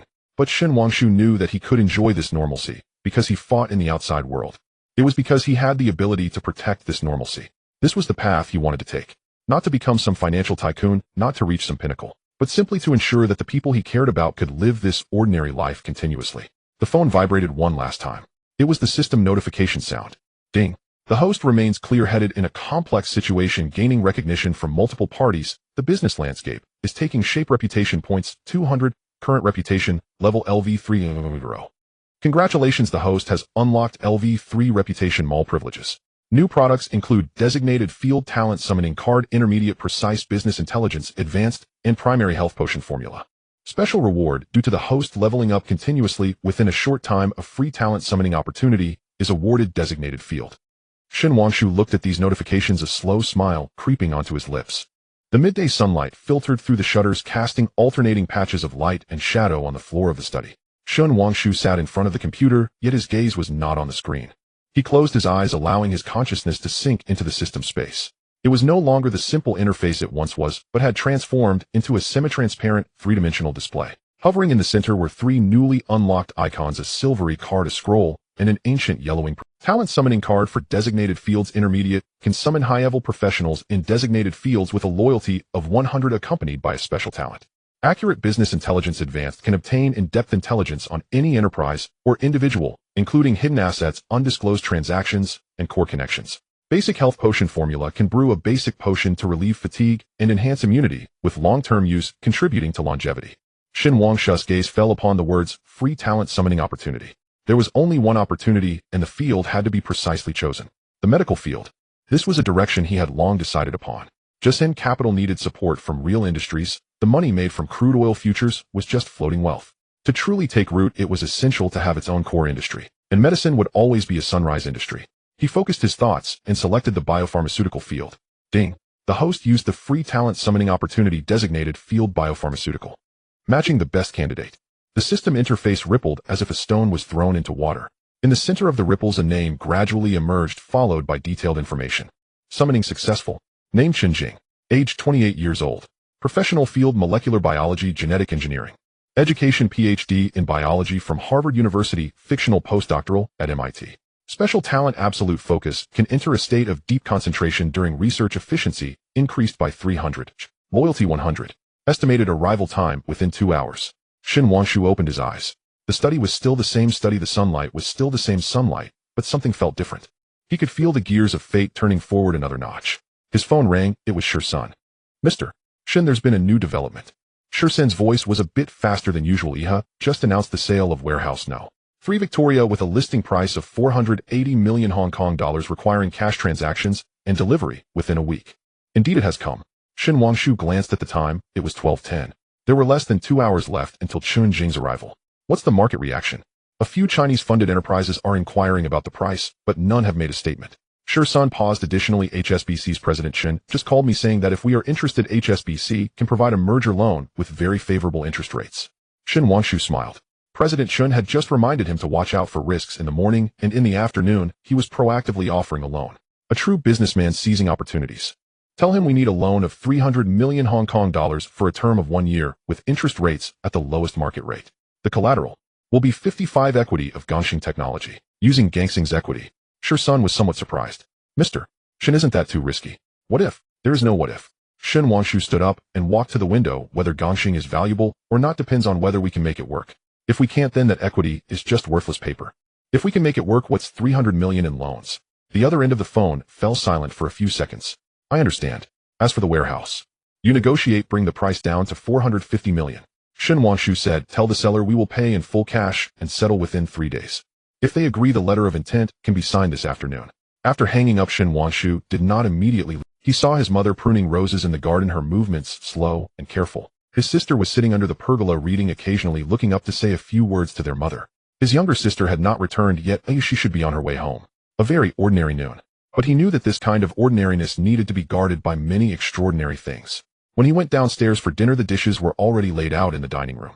Steamed East Star grouper, boiled shrimp, garlic broccoli, and a pot of steaming chicken soup. A simple 4-dish and 1 soup meal, but each was something he loved. A shoe, come sit. His mother served him a bowl of soup. This chicken was brought by Aunt Lee from the countryside. It's said to be free-range chicken, perfect for soup. Shin Wangshu took the bowl of soup. The soup was golden with a thin layer of oil floating on top, fragrant and inviting. Mom, you sit too. Oh, all right.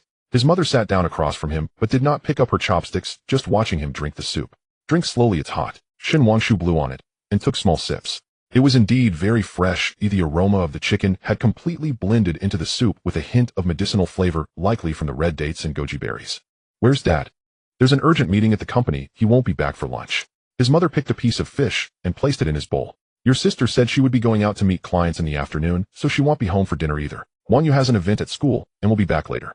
It will just be the two of us today. Shin Wangshu nodded, slowly eating the fish.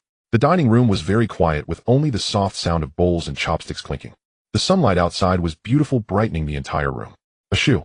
His mother suddenly spoke. Mom doesn't understand your business matters, but I know that money is never in. Look at your dad. He's been busy all his life, and now his stomach isn't good and his back is also bad. Mom doesn't want you to end up like him. Shin Wangshu looked up. His mother's eyes were very gentle, but there was a seriousness in them that he rarely saw. Mom, I understand. You don't understand. His mother shook her head. You're young, now, feeling that your body can take it, staying up late and not eating on time, thinking it's no big deal. But when you reach my age, you'll realize that everything is illusion. A good health is the only reality. She paused for a moment, her voice lowering. Your grandfather worked too hard back, then found out he had heart problems at 60. Now he's retired and has to take several kinds of medicine every day. Mom feels heartbroken to see that. Shin Wangshu put down his chopsticks. He remembered the basic health potion formula in the system. If it could really be formulated, could it help his family suffer less? Mom, don't worry. He said softly, I will pay attention. That's good. His mother smiled, the wrinkles at the corners of her eyes relaxing. Eat quickly. The dishes are getting. This meal was eaten very slowly. His mother chatted about everyday matters, whose child got married, whose elder got sick, which market had fresh goods. Shin Wangshu rarely interjected, just quietly listened. In his previous life, he seldom had such moments. His mother had passed away when he was very young, and his father was always busy with business. He grew up with a nanny and in boarding schools. Later, he entered the financial sector and was even more immersed in numbers, losing the warmth of human interaction. In this life, he cherished such moments. After finishing the meal, Shin Wangshu helped his mother clean up the dishes. His mother insisted he didn't have to, but he insisted, "You go to your thing, I can handle these. It's fine, it won't take much time." The mother and son washed the dishes together in the kitchen. The water flowed steadily, and the sound of dishes clinking. His mother hummed a tune from Cantonese opera, her voice soft but pleasant. Shen Wangshu suddenly felt that these moments were more valuable than any amount of money. After tidying up the kitchen, it was already 1:30 in the afternoon. When Shen Wangshu returned to the study, Shursen's message had already come through. The letter of intent has been signed for 450 million settlement within 3 days. HSBC's loan contract was also sent over with an interest rate 0.5 percentage points lower than the market rate. The efficiency was high. Shen Wangshu replied, "Well done. Prepare the materials for the board meeting at 3 p.m.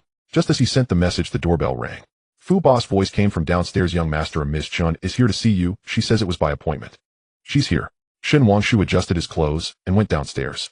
In the living room stood a young woman. She was very slender, dressed simply in a white shirt and black trousers, her hair tied in a low ponytail, and a pair of black-framed glasses perched on her nose. She carried a large backpack on her back and held a silver metal case in her hand. Upon seeing Shen Wangshu, she nodded slightly. "Mr. Shen, I'm Chen Jing." Her voice was calm, devoid of emotional fluctuations. "Dr. Chen, welcome." Shen Wangshu extended. Chen Jing shook his hand quickly, as if completing a task. "Where's my laboratory? I need to start working immediately." Very direct, with no pleasantries. Shen Wangshu appreciated this straightforwardness. "Please come upstairs." He led Chen Jing to the 3rd floor. This used to be a guest room which he had asked Fu Bo to clean up yesterday, temporarily transformed into a simple laboratory. It had the basic experimental equipment and some basic reagents he exchanged from the system shop. Chen Jing entered the room, her gaze quickly scanning the equipment. Her eyes were bright, like a scanner, carefully inspecting each item. "The equipment is sufficient, but the reagents are too basic." She set down her backpack and case. "I need these items from the procurement list as soon as possible." She took out a piece of paper from her backpack, densely filled with names of chemical reagents and instruments. Shen Wangshu took the list and glanced at it. Some items he recognized, most he did not. "What's the budget?" "The first phase is 5 million Hong Kong dollars. The second phase will depend on progress." Chen Jing had already begun to open her metal case, which contained rows of test tubes and petri dishes. "Mr. Shen, what direction do you need me to research?" Shen Wangshu thought for a moment. He hadn't looked at the basic health potion formula, but since it was basic, it shouldn't be difficult. The key was to produce results that could support the Jushen pharmaceutical brand. "2 directions," he said. "First, develop a health potion aimed at chronic fatigue and low immunity. Second, begin preliminary research on targeted cancer drugs." Chen Jing looked up, a glimmer of light flashing in her eyes behind her glasses. "Health potions are relatively simple. We can produce a sample within 3 months. Targeted cancer drugs will take at least 3 years, and the success rate is not high." "I know," Shen Wangshu said. "Start with the health potion first. If you need any resources, just let me know." "Understood." Chen Jing had already started arranging the equipment on the lab bench. "Additionally, I need at least 2 assistants with backgrounds in biology or chemistry." "I will arrange that." Shen Wangshu left the laboratory, gently closing the door. Soon the sounds of instruments starting up and glassware clinking filled the room. Chen Jing was fully immersed in her work state. This was the talent summoned by the system. 100 loyalty, 100 professionalism, with no unnecessary chatter. When he returned to the study, it was already 2:20 in the afternoon. There were 40 minutes left until the board meeting. Shen Wangshu opened the computer and called up the detailed information on Gongxing technology. Technical patents, client lists, financial statements, employee structure. He carefully reviewed each item. The company's problems were obvious: good technology but poor sales, disorganized management, and a lack. But the advantages were also clear. The core team was still intact, the patents were valuable, and there was market demand. As long as these issues could be resolved, Gongxing could be revived. At 2:50, Shursen arrived. "All materials are ready." He placed a thick folder on the table. "This is the agenda for the board meeting. This is the specific plan for capital increase and share expansion, and this is the development plan for the next 3 years." Shen Wangshu quickly flipped through it. Shursen was meticulous. Each document was clear and focused on the key. "Well done." He closed the folder. "Let's go, it's time for the meeting." When going downstairs, Fu Bo caught up with him. "Young master, your car is ready. Also, madam asked me to remind you that she made soup for dinner, so come home early to drink it." "Got it." The car drove towards Central. The afternoon sun was fierce, shining brightly on the streets. Pedestrians hurried along, and traffic moved slowly. Everything was just like usual. But Shen Wangshu knew that this afternoon's board meeting would change the fates of many people. The employees of Gongxing Technology, those suppliers and clients who were still observing, and the people from Iha who were watching closely. He wanted them to see what the Gongxing under Jushen capital would look like. The car stopped in front of the Gongxing Technology building. The next day in the afternoon at the Peninsula Hotel's lobby tea lounge, Shen Wangshu arrived 20 minutes early and chose a window seat. Outside, Victoria Harbor shimmered under the sunlight, rippling like scattered gold. Various guests sat in the tea lounge, engaging in hushed conversations, the sound of silverware clinking melodiously. He ordered a pot of Longjing tea and requested the waiter to prepare a few snacks, almond pastries, osmanthus cakes, and a plate of salted cashews. These were all treats that Su Nianjin mentioned she liked during their last meeting. At exactly 2 o'clock, Su Nianjin arrived on time. She wore a light blue dress that reached her calves topped with a cream-colored cardigan. Her hair was loosely tied up, revealing her delicate neck. She wore no jewelry, just a thin red string around her wrist with a small jade bead hanging from it. Sorry, did you wait long? She sat down across from him, her voice soft. Just arrived. Shen Wangshu poured her a cup of tea. Was the journey smooth, eh? Pretty good, the subway wasn't congested. Su Nianjin picked up her teacup and gently sniffed it. Mingxian Longjing. Yes, this year's new tea. The two of them sat in silence, sipping the tea. The brew was a clear green, its aroma wafting gently. Sunlight filtered through the glass window, casting mottled shadows on the table. You were busy yesterday. Su Nianjin set down her teacup. The news was all about the oil situation. It was all right, Shen Wangshu smiled. I'm used to it. Used to it. Su Nianjin looked at him. Used to staying up all night, used to being as tense as a string. Shen Wangshu paused, not responding. Su Nianjin also realized she was being a bit blunt, lowering her head slightly. I'm sorry, You're right, Shen Wangshu interrupted her. I really am too tense. He leaned back in his chair, gazing out the window. A white cruise ship slowly passed by its deck, filled with tourists taking photos. It was a leisurely scene far removed from him. My grandfather used to be like that too, Su Nianjin said softly. He was an old traditional Chinese doctor, and always said that a healer should not treat themselves. Day in and day out he treated others, yet he didn't realize his own health was failing. Eventually, he had a stroke. Shen Wangshu turned his head. During that time our family was in great difficulty. Su Nianjin's fingers traced the rim of her teacup. My mom quit her job to take care of him, and my father's salary wasn't enough, while I still had to study. My grandmother sold her guzheng, the one you bought. Shen Wangshu's heart jolted. He suddenly understood why Su Nianjin cared so much about that instrument, why she said, the guzheng is the voice of the heart. It was not just a relic of her grandmother, it was a testament to the family's mutual support during hardship. I'm sorry, he said. I didn't know. No need to apologize, Su Nianjin shook her head. You bought it, at least it found a good home. Besides that, 5 million helped many students. She lifted her head, her eyes bright. I heard that over 30 students from the foundation received scholarships. One of them is studying music and came from a difficult background. He was about to withdraw from school. Now, he can continue learning the piano. Shen Wangshu looked into her eyes and suddenly felt a gentle nudge in his chest. It was light, but very real. Do you often go help at the foundation? He asked. Yes, I go on weekends to teach the kids how to play the piano. Su Nianjin smiled. But most of them have no foundation, so I have to start from the simplest finger techniques. Sometimes by the end of a lesson my hands ache. Is it tiring? Not at all, her smile deepened. Seeing them learn a piece and watching their eyes light up makes it all. The waiter brought the snacks. The almond pastries were baked to a golden brown, the osmanthus cakes were translucent, and the cashews were plump. Shen Wangshu pushed the plate towards her. Try these, the snacks here are quite good. Su Nianjin picked up a piece of almond pastry and took small bites. Her movements were elegant, not a crumb falling. You don't have to be busy this afternoon, she asked. I do have work, but I can manage to stay a bit longer, Shen Wangshu replied. Besides, having tea with you is not a waste of time. Su Nianjin's face slightly flushed as she lowered her head to sip her tea. A piano melody began to play in the tea lounge, Chopin's Nocturne. The melancholy tune contrasted beautifully with the afternoon sunlight. By the way, Su Nianjin suddenly remembered something.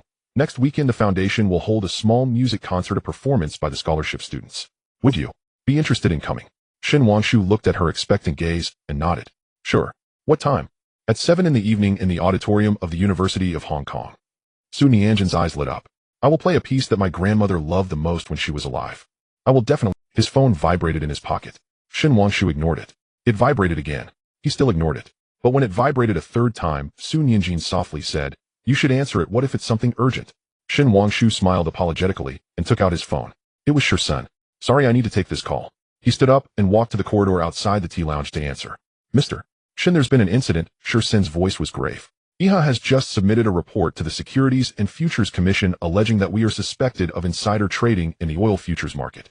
The commission has already opened a case and will send someone to investigate next Monday. Shen Wangshu's heart sank. What evidence do they have? They provided records of the trading times stating that we significantly increased our positions 2 hours before the invasion of Iraq, and the timing is too coincidental. Shursun paused. Additionally, they also reported issues with the stock transactions of Hongxing Technology, claiming we coerced transactions using Chen Kaiming's son's gambling debts. Shen Wangshu closed his eyes and took a deep breath. They moved quickly. The agreement was just signed yesterday, and now they were already striking back. It seemed IHA was determined to drag him down. Does Li Guohua know about this? Yes, he does. He asked us to prepare all transaction records, especially documents that can prove the legitimacy of the funds. Shursun said. And about Chen Kaiming's son's gambling debts. It needs to be handled properly. Got it. Shin Wangshu glanced at the time. They'll return to the company in half an hour. Also tell Qin Jing to speed up. The samples for the health supplements need to be ready as soon as possible. After hanging up, he stood still gazing at the sea view outside. The sunlight was still bright, and the sea was calm.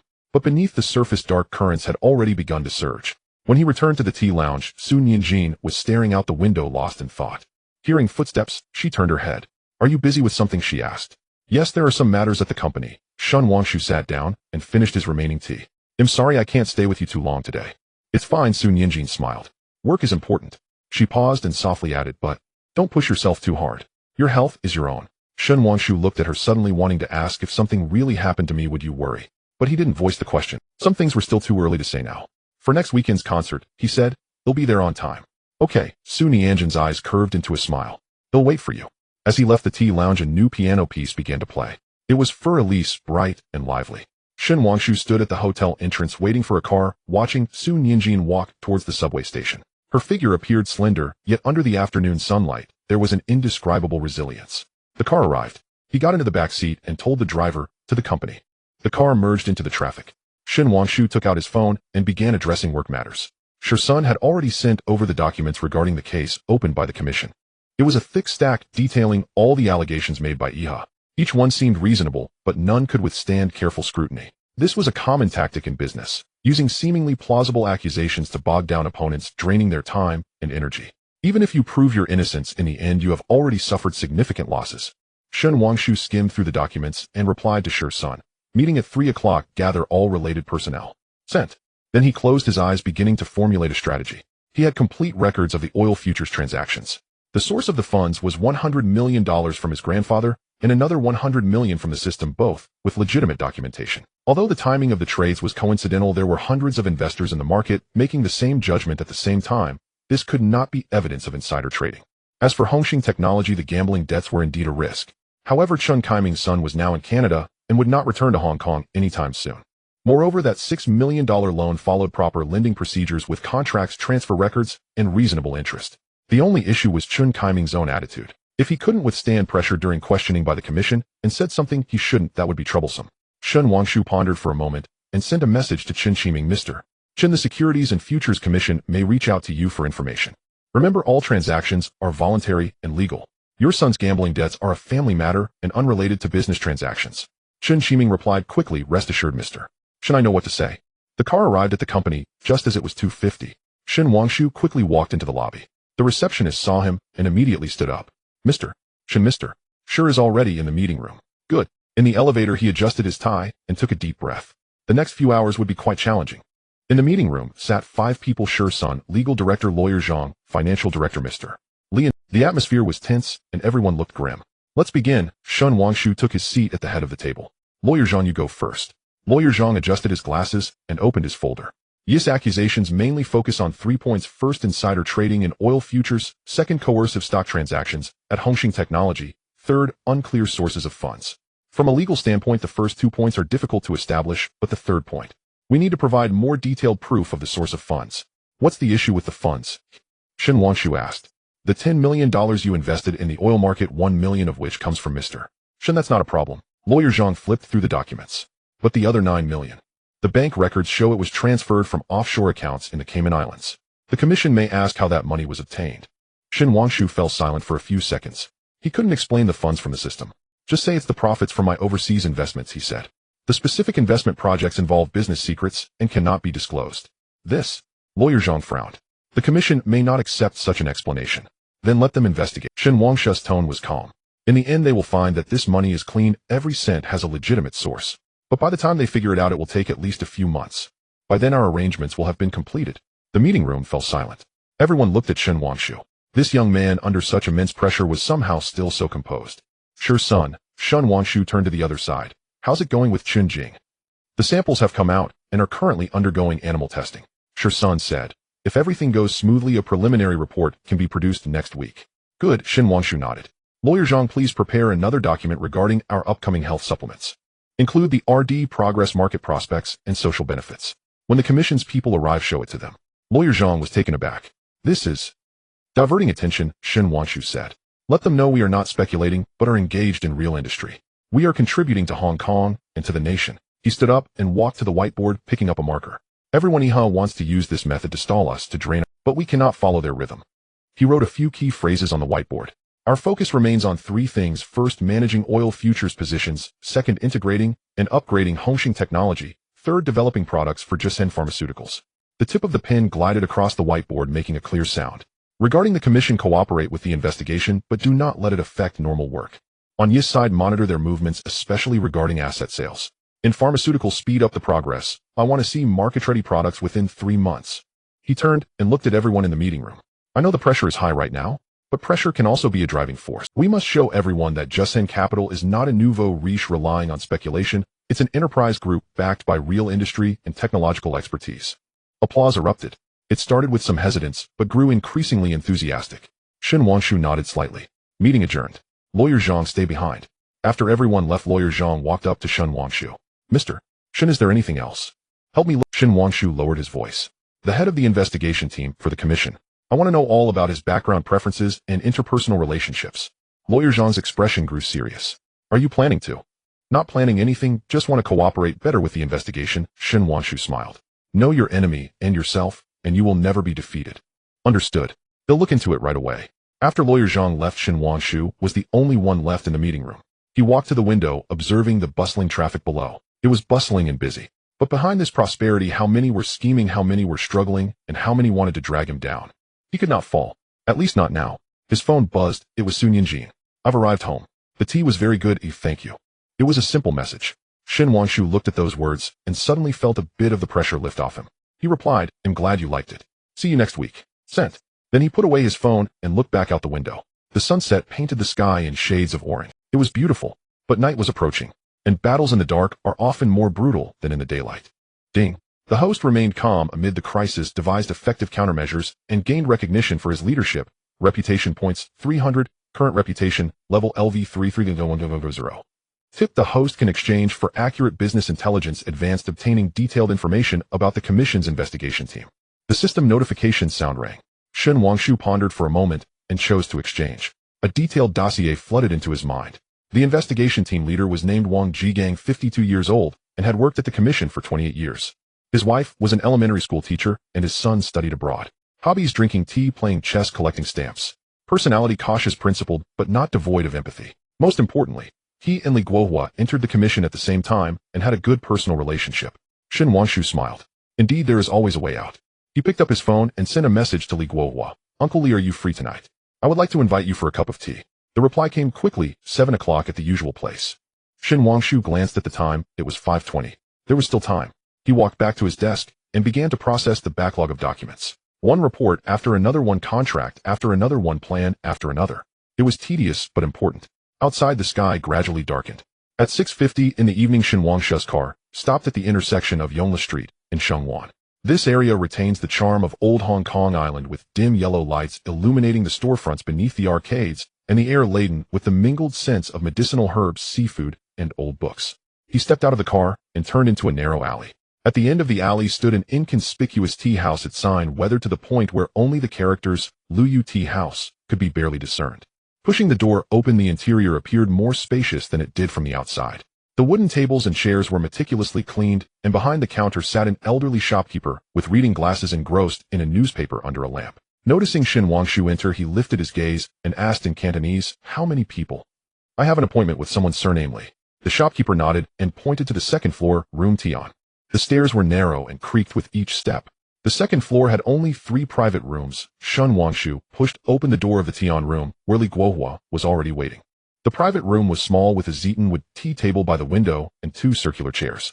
A landscape painting hung on the wall, its brushstrokes faint, resembling the casual work of some literati. Li Guohua was sitting by the window brewing tea, his movements slow and steady, steam rising gently from the teapot. "Uncle Li," Shen Wangshu said as he sat down across from him. "You're here." Li Guohua did not look up, continuing his task. "Try this tea to Hong Pao from Wui Mountain, a gift from a friend." The tea was a bright orangerd and exuded a rich aroma. Shen Wangshu took the teacup, sipping it slowly.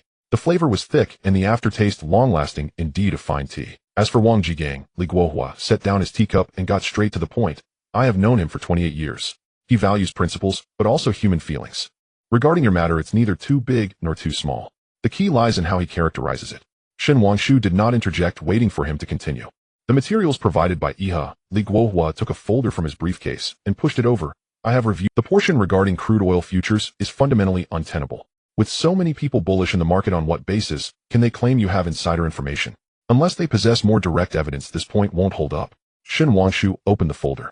Inside were copies of the complaint materials received by the Securities Regulatory Commission, each page annotated with red pen notes by Li Guohua. Some areas were circled while others had question marks. The issue lies with the part about Hongxing technology. Li Guohua's finger pointed to a specific page. Regarding Chen Kaiming's son owing gambling debts, Iha somehow obtained the loan certificate from a casino in Macau. While this does not directly prove that you coerced the transaction, it does create associations. Shen Wangshu looked at the copy of the loan certificate. It indeed followed the format of the casino in Lisboa, featuring Chen Kaiming's son's signature and fingerprint. The loan amount was 30 million Hong Kong dollars, dated the day before his meeting with Chen Qiming. Evidently, Iha had put in considerable effort. What does Chen Qiming say? Li Guohua asked. He agreed to cooperate, saying he knows what to say. Just agreeing is not enough. Li Guohua shook his head. The people from the Securities Regulatory Commission will talk to him, and they will ask repeatedly, applying pressure. If he slips up, even a casual remark could be magnified into evidence. Shen Wangshu fell silent for a few seconds. Uncle Li, what is your suggestion? Two paths. Li Guohua raised two fingers. First, let Chen Qiming temporarily leave Hong Kong Island and return only after the investigation is over. Second, find a more persuasive reason to explain the nature of that 60 million loan. For instance, Li Guohua lifted his teacup, gazing out at the night. Just say that the money was a loan you gave him to invest in a new project. Chen Qiming was optimistic about a particular technology project, but lacked sufficient funds, so you lent him money in your personal capacity, using equity as collateral. This is normal commercial lending unrelated to gambling debts. What about the loan certificate from the casino? Shen Wangshu pondered. How do we explain that? Explain what? Li Guohua laughed. His son owes gambling debts, and that has nothing to do with him borrowing money from you. The Securities Regulatory Commission only concerns itself with commercial behavior, not family matters. As long as Chen Qiming firmly asserts that the 60 million was a project loan, no one can do anything to him. This is indeed a solution.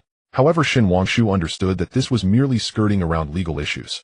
The real problem was that Iha would not let it rest. Even if this investigation passes, they will come back again and again. Uncle Li, he began slowly. Why do you think Iha is targeting me so specifically? Li Guohua glanced at him, a hint of appreciation in his eyes. The fact that you can ask this question indicates that you are thinking deeply. He set down his teacup. In simple terms, you have moved their cheese. In the crude oil market, you earned the money they lost. In Hong Kong Island industries, you acquired companies they controlled. More crucially, you are a Chinese and you are young. He paused for a moment, lowering his voice. Iha has been operating in Hong Kong Island for over 100 years, treating it as their territory. Now suddenly you appear not only disregarding their rules, but also biting back at them. Do you think they will let you go?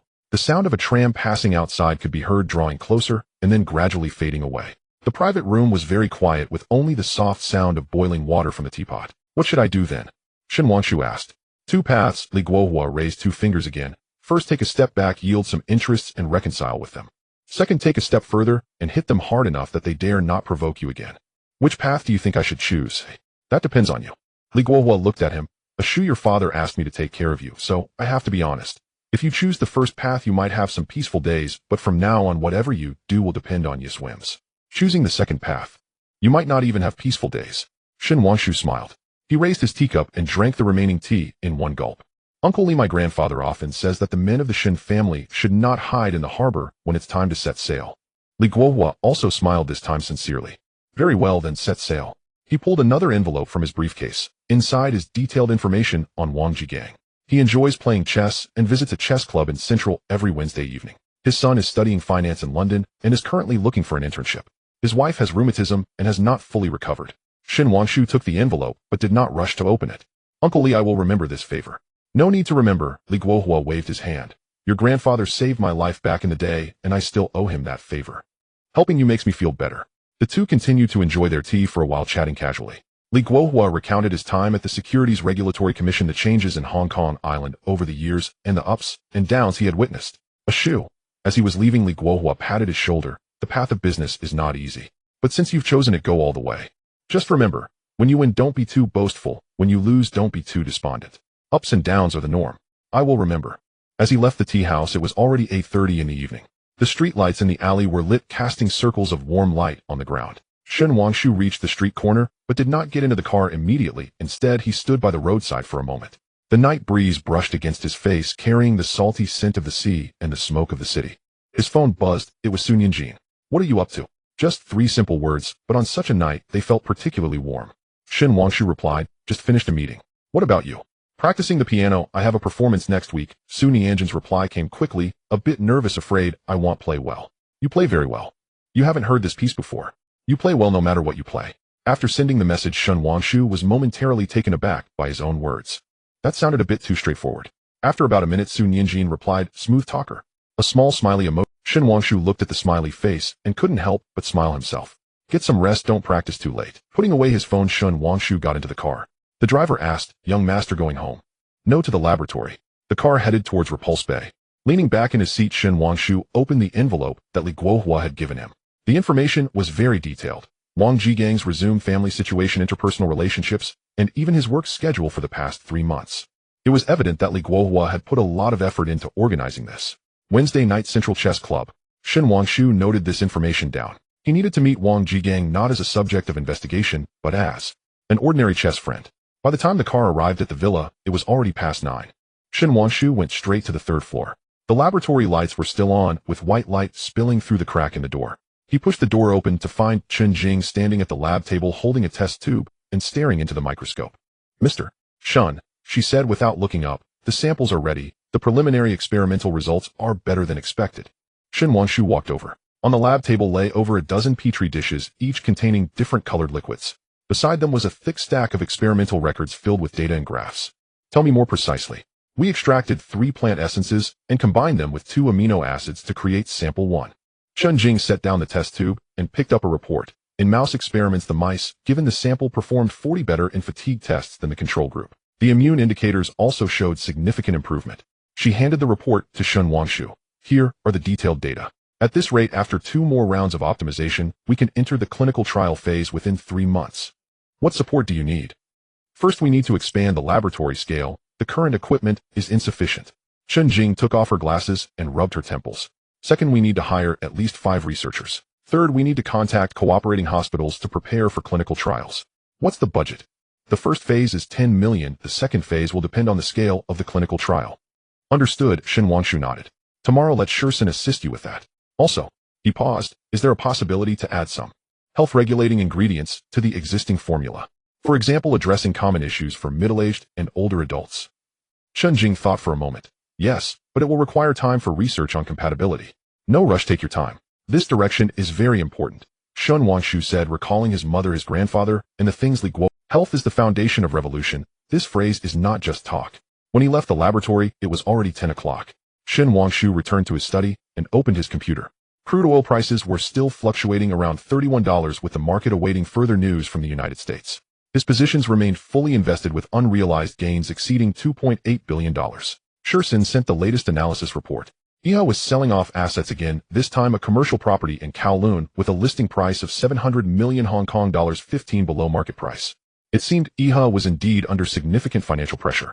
Shen Wangshu sent Shursen a message. Keep a close watch. If other buyers inquire about the price, raise it accordingly. After sending, he opened the drawer and took out the maritime map from his great-grandfather. The paper glowed with an aged yellow under the light, the ink somewhat blurred, yet the route remained clear. From the South Seas to Hong Kong Island, there were storms, reefs, and pirates.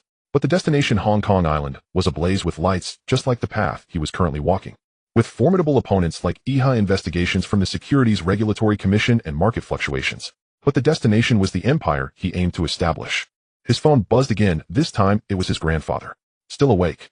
Shen Wangshu glanced at the time, 10:20. About to sleep. What about you, Grandpa? Just finished reading the newspaper. His grandfather's voice came through the phone steady. Did you meet Li Guohua today? I did. What did he say? He said IHA would not let it rest. There was a moment of silence on the other end of the line. Ashu, his grandfather slowly began. Do you know who I admire the most in my life? Who? Those who could retreat but choose to advance, his grandfather said. Taking a step back opens up broad vistas, and that's true. But sometimes advancing is the true broad vista. Shen Wangshu held the phone silent. Your great-grandfather once sailed a ship and encountered a typhoon. Everyone said to turn back. He didn't. He turned the ship towards the eye of the storm. Later, when others asked him why, he said, the eye of the storm is the calmest. Once you rush through the following is favorable wind. Grandpa. Ashu, I do not want you to learn his recklessness. His grandfather's voice was gentle. I want to tell you that sometimes the path that seems the most dangerous is actually the safest. Because there are fewer people willing to tread that path, there are not so many stumbling blocks along the way. Shin Wangshu understood. I got it, Grandpa. That's good to hear. His grandfather paused for a moment. By the way, your mother asked me to tell you that she made soup tomorrow. Remember to come back for it. Okay. After hanging up, Shin Wangshu sat in his study for a while longer. Outside the night was deep, but the lights of Repulse Bay were bright. In the distance a yacht passed by, its lights creating long trails on the dark sea. It was beautiful, yet fragile, much like everything he currently possessed. But as long as he was strong enough, he could protect it all. He shut down his computer and got ready for bed. At last his phone vibrated once more, a system notification. Ding. The host gains key connections in a crisis. Business wisdom improves reputation value, 200, current reputation, level LV3, 5001000. Note the host can redeem basic health potion formula, starting the preparation for family health supplements. Shin Wangshu chose to redeem. A flood of information surged into his mind. Herbal formulas, preparation processes, precautions, and even detailed pharmacological analyses. This knowledge felt as if it had always existed in his mind, clear and complete. He walked to the desk, picked up a pen, and began to write down the formula. Ginseng, astragalus, goji berries, reishi. All common herbs, but their combinations and dosages were significant. The potion prepared according to this formula could alleviate fatigue, enhance immunity, and also improve common issues for middle-aged and elderly individuals. After finishing, he looked at the paper and smiled. He would let Chen Jing start researching this tomorrow. Then he would begin preparing for the next battle. Wednesday night, Central Chess Club. He was set to meet that Wang Jigang to see who would ultimately smile in this game. The night outside was growing deeper, but Shin Wangshu knew that dawn would come. He turned off the lights and left the study. The corridor was quiet with only the sound of his footsteps. At 6 o'clock on a Wednesday evening on Central's Devoe Road, Shin Wangshu's car stopped at the corner of an old street across from an old Tang-style building where warm yellow light spilled from the second-floor windows, faint shadows visible inside. The storefront downstairs was narrow with only a wooden sign hanging that displayed the words Wang Yu Chess Society in clerical script. He had deliberately changed into an ordinary cotton linen shirt and casual pants without a watch or assistant, resembling an average young man. When he pushed the door open, a copper bell above the door chimed cheerfully. The first floor was a small bookstore crammed with several shelves filled to the brim, the air thick with the scent of old paper and ink. The owner behind the counter lifted his head. He was an elderly gentleman wearing round glasses, around 70 years old. Looking for Wang Sheng, the old gentleman spoke in Cantonese. Shin Wangshu paused for a moment, then nodded yes. Upstairs, second room on the left. The old gentleman lowered his head to continue reading his thread-bound book, seemingly uninterested in the identity of the guest. The staircase was wooden, creaking slightly as he ascended. The second floor was divided into several small rooms, all doors closed except for the second room on the left, which was ajar with the crisp sound of chess pieces hitting the board coming from inside. Shin Wangshu stopped at the door and gently knocked. Come in, a steady male voice responded from within. As he entered, he noticed the room was not large, about 10 square meters. By the window stood a Wang Wali wood chess table with a round chair on each side. A man in his 50s sat at the table dressed in a gray jacket, his hair neatly combed, intently gazing at the chessboard. It was Wang Jigang. Mr. Wang. Shin Wangshu nodded slightly. Wang Jigang looked up, his gaze lingering on Shin Wangshu's face for 2 seconds, then nodded. Have a seat. There were no pleasantries exchanged, no formalities akin to two strangers who had agreed to play chess. Shin Wangshu sat opposite him, glancing at the chessboard. It was a position in the endgame. The black pieces were already at a disadvantage, with the white pieces pressing forward relentlessly. Do you know how to play chess? Wang Jigang asked. I have a slight understanding. Then let's see how the black pieces can survive in this situation. Shin Wangshu focused on the board. This was a classic endgame from ancient texts called Golden Rooster independently stands. At first glance, it seemed that the black pieces had no way out, but the manual concealed a brilliant tactic, sacrificing pieces to counterattack. He reached out, picked up a black piece, and placed it on a seemingly inconsequential position on the board. Wang Jigang's eyes brightened. Move here. He picked up a white piece to block the black piece's escape route. Shin Wangshu placed another piece. This move was even more peculiar, appearing to be not defensive at all, but rather like a path to self-destruction. Wang Jigang frowned. He stared at the board for a full minute, suddenly inhaling sharply. Clever, he murmured. Sacrificing these two pieces opens up the situation instead. Young man, where did you learn this tactic? I figured it out myself, Shin Wangshu replied. This statement was half truth, half lie. In his past life, while striving in the financial sector, he relieved stress by playing chess and had studied various ancient texts. He had set up this Golden Rooster independently stands position at least 100 times. Wang Jigang smiled, finally revealing a grin. Another game. Sure. The two reset the chess pieces. Shin Wangshu played black, while Wang Jigang played white. They started off quickly like two warriors eager to test each other's strength. But as they reached the mid-game, the pace slowed, with each move requiring considerable thought. Outside, the sky gradually darkened. The chess society's owner came up to serve a pot of tea and quietly exited. The aroma of tea filled the room, mingling with the crisp sounds of chess pieces landing on the board. Young man, Wang Jigang suddenly spoke, still fixated on the board. Do you know what is the greatest taboo in playing chess? Greed, Shin Wangshu replied. Right, greed, Wang Jigang nodded. Wanting to win, wanting to occupy more territory, wanting to crush your opponent in one fell swoop. But it is often at such times that one becomes most vulnerable to flaws. He placed a piece blocking a large dragon of the black pieces. Just like your move on the surface, it is an attack, but in reality it blocks all your escape routes. Shin Wangshu stared at the board. Indeed, he had been too eager to achieve results, wanting to capture a whole section of white pieces at once, which instead made his own formation thinner. Playing chess is like living life, Wang Jigang said slowly. You should advance when it's time to advance, retreat when it's time to retreat. Charging recklessly often leads to self-inflicted injuries in the end. Shin Wangshu did not respond, continuing to play chess. This time he slowed down, no longer rushing for results, but rather advancing steadily. The situation on the board gradually became tense, with neither side gaining absolute advantage. I heard you are in business. Wang Jigang suddenly changed the topic. Yes. What kind of business? Finance, industry, medicine. You have quite a large operation. Wang Jigang lifted his teacup, took a sip. It's good for young people to have ambition, but remember, large trees attract the wind. Shin Wangshu looked up at Wang Jigang. The other man's expression was calm, his gaze steady, as if he were stating an ordinary fact. You are right, Mr. Wang. He placed a piece down. So I am careful with every step I take. Careful. Wang Jigang chuckled. Being careful won't prevent someone from reporting you. The room fell silent for a few seconds. Only the faint sound of car horns could be heard from afar. So, Mr. Why do you think being reported automatically implies guilt? Shin Wangshu gradually inquired. That depends on whether the report is true or not. Wang Jigang set down his teacup. If it is true, then there is guilt. If it is not, then it is slander. He paused, adding, but sometimes whether it is true or not is not about the facts, but how you explain it. Shin Wangshu understood. This was a reminder that the key to the investigation lies in whether he can provide a reasonable explanation. Thank you for your guidance, Mr. Wang. What have I guided you? Wang Jigang smiled again. I'm just a retired old man passing time playing chess. You play well, and I'll say a bit more. If you don't play well, I'll finish my tea and leave. With this, it was already clear enough. Shin Wangshu took a deep breath and began to focus on the game. For the next half hour, neither of them spoke again, the only sound in the room being the noise of chess pieces landing on the board. In the end, Shin Wangshu won by a narrow advantage of 1 point. Good game. Wang Jigang looked at the board, nodding. Young man, you played quite well. Come again next time when you have time. Definitely. When he left the chess society, it was already 8 o'clock in the evening. Shin Wangshu stood by the street. The night breeze brushed against his face, carrying the chill of early autumn. He turned back to glance at the window of the chess society on the second floor, where the warm yellow light was still shining. His phone vibrated. It was Shursin. Mr.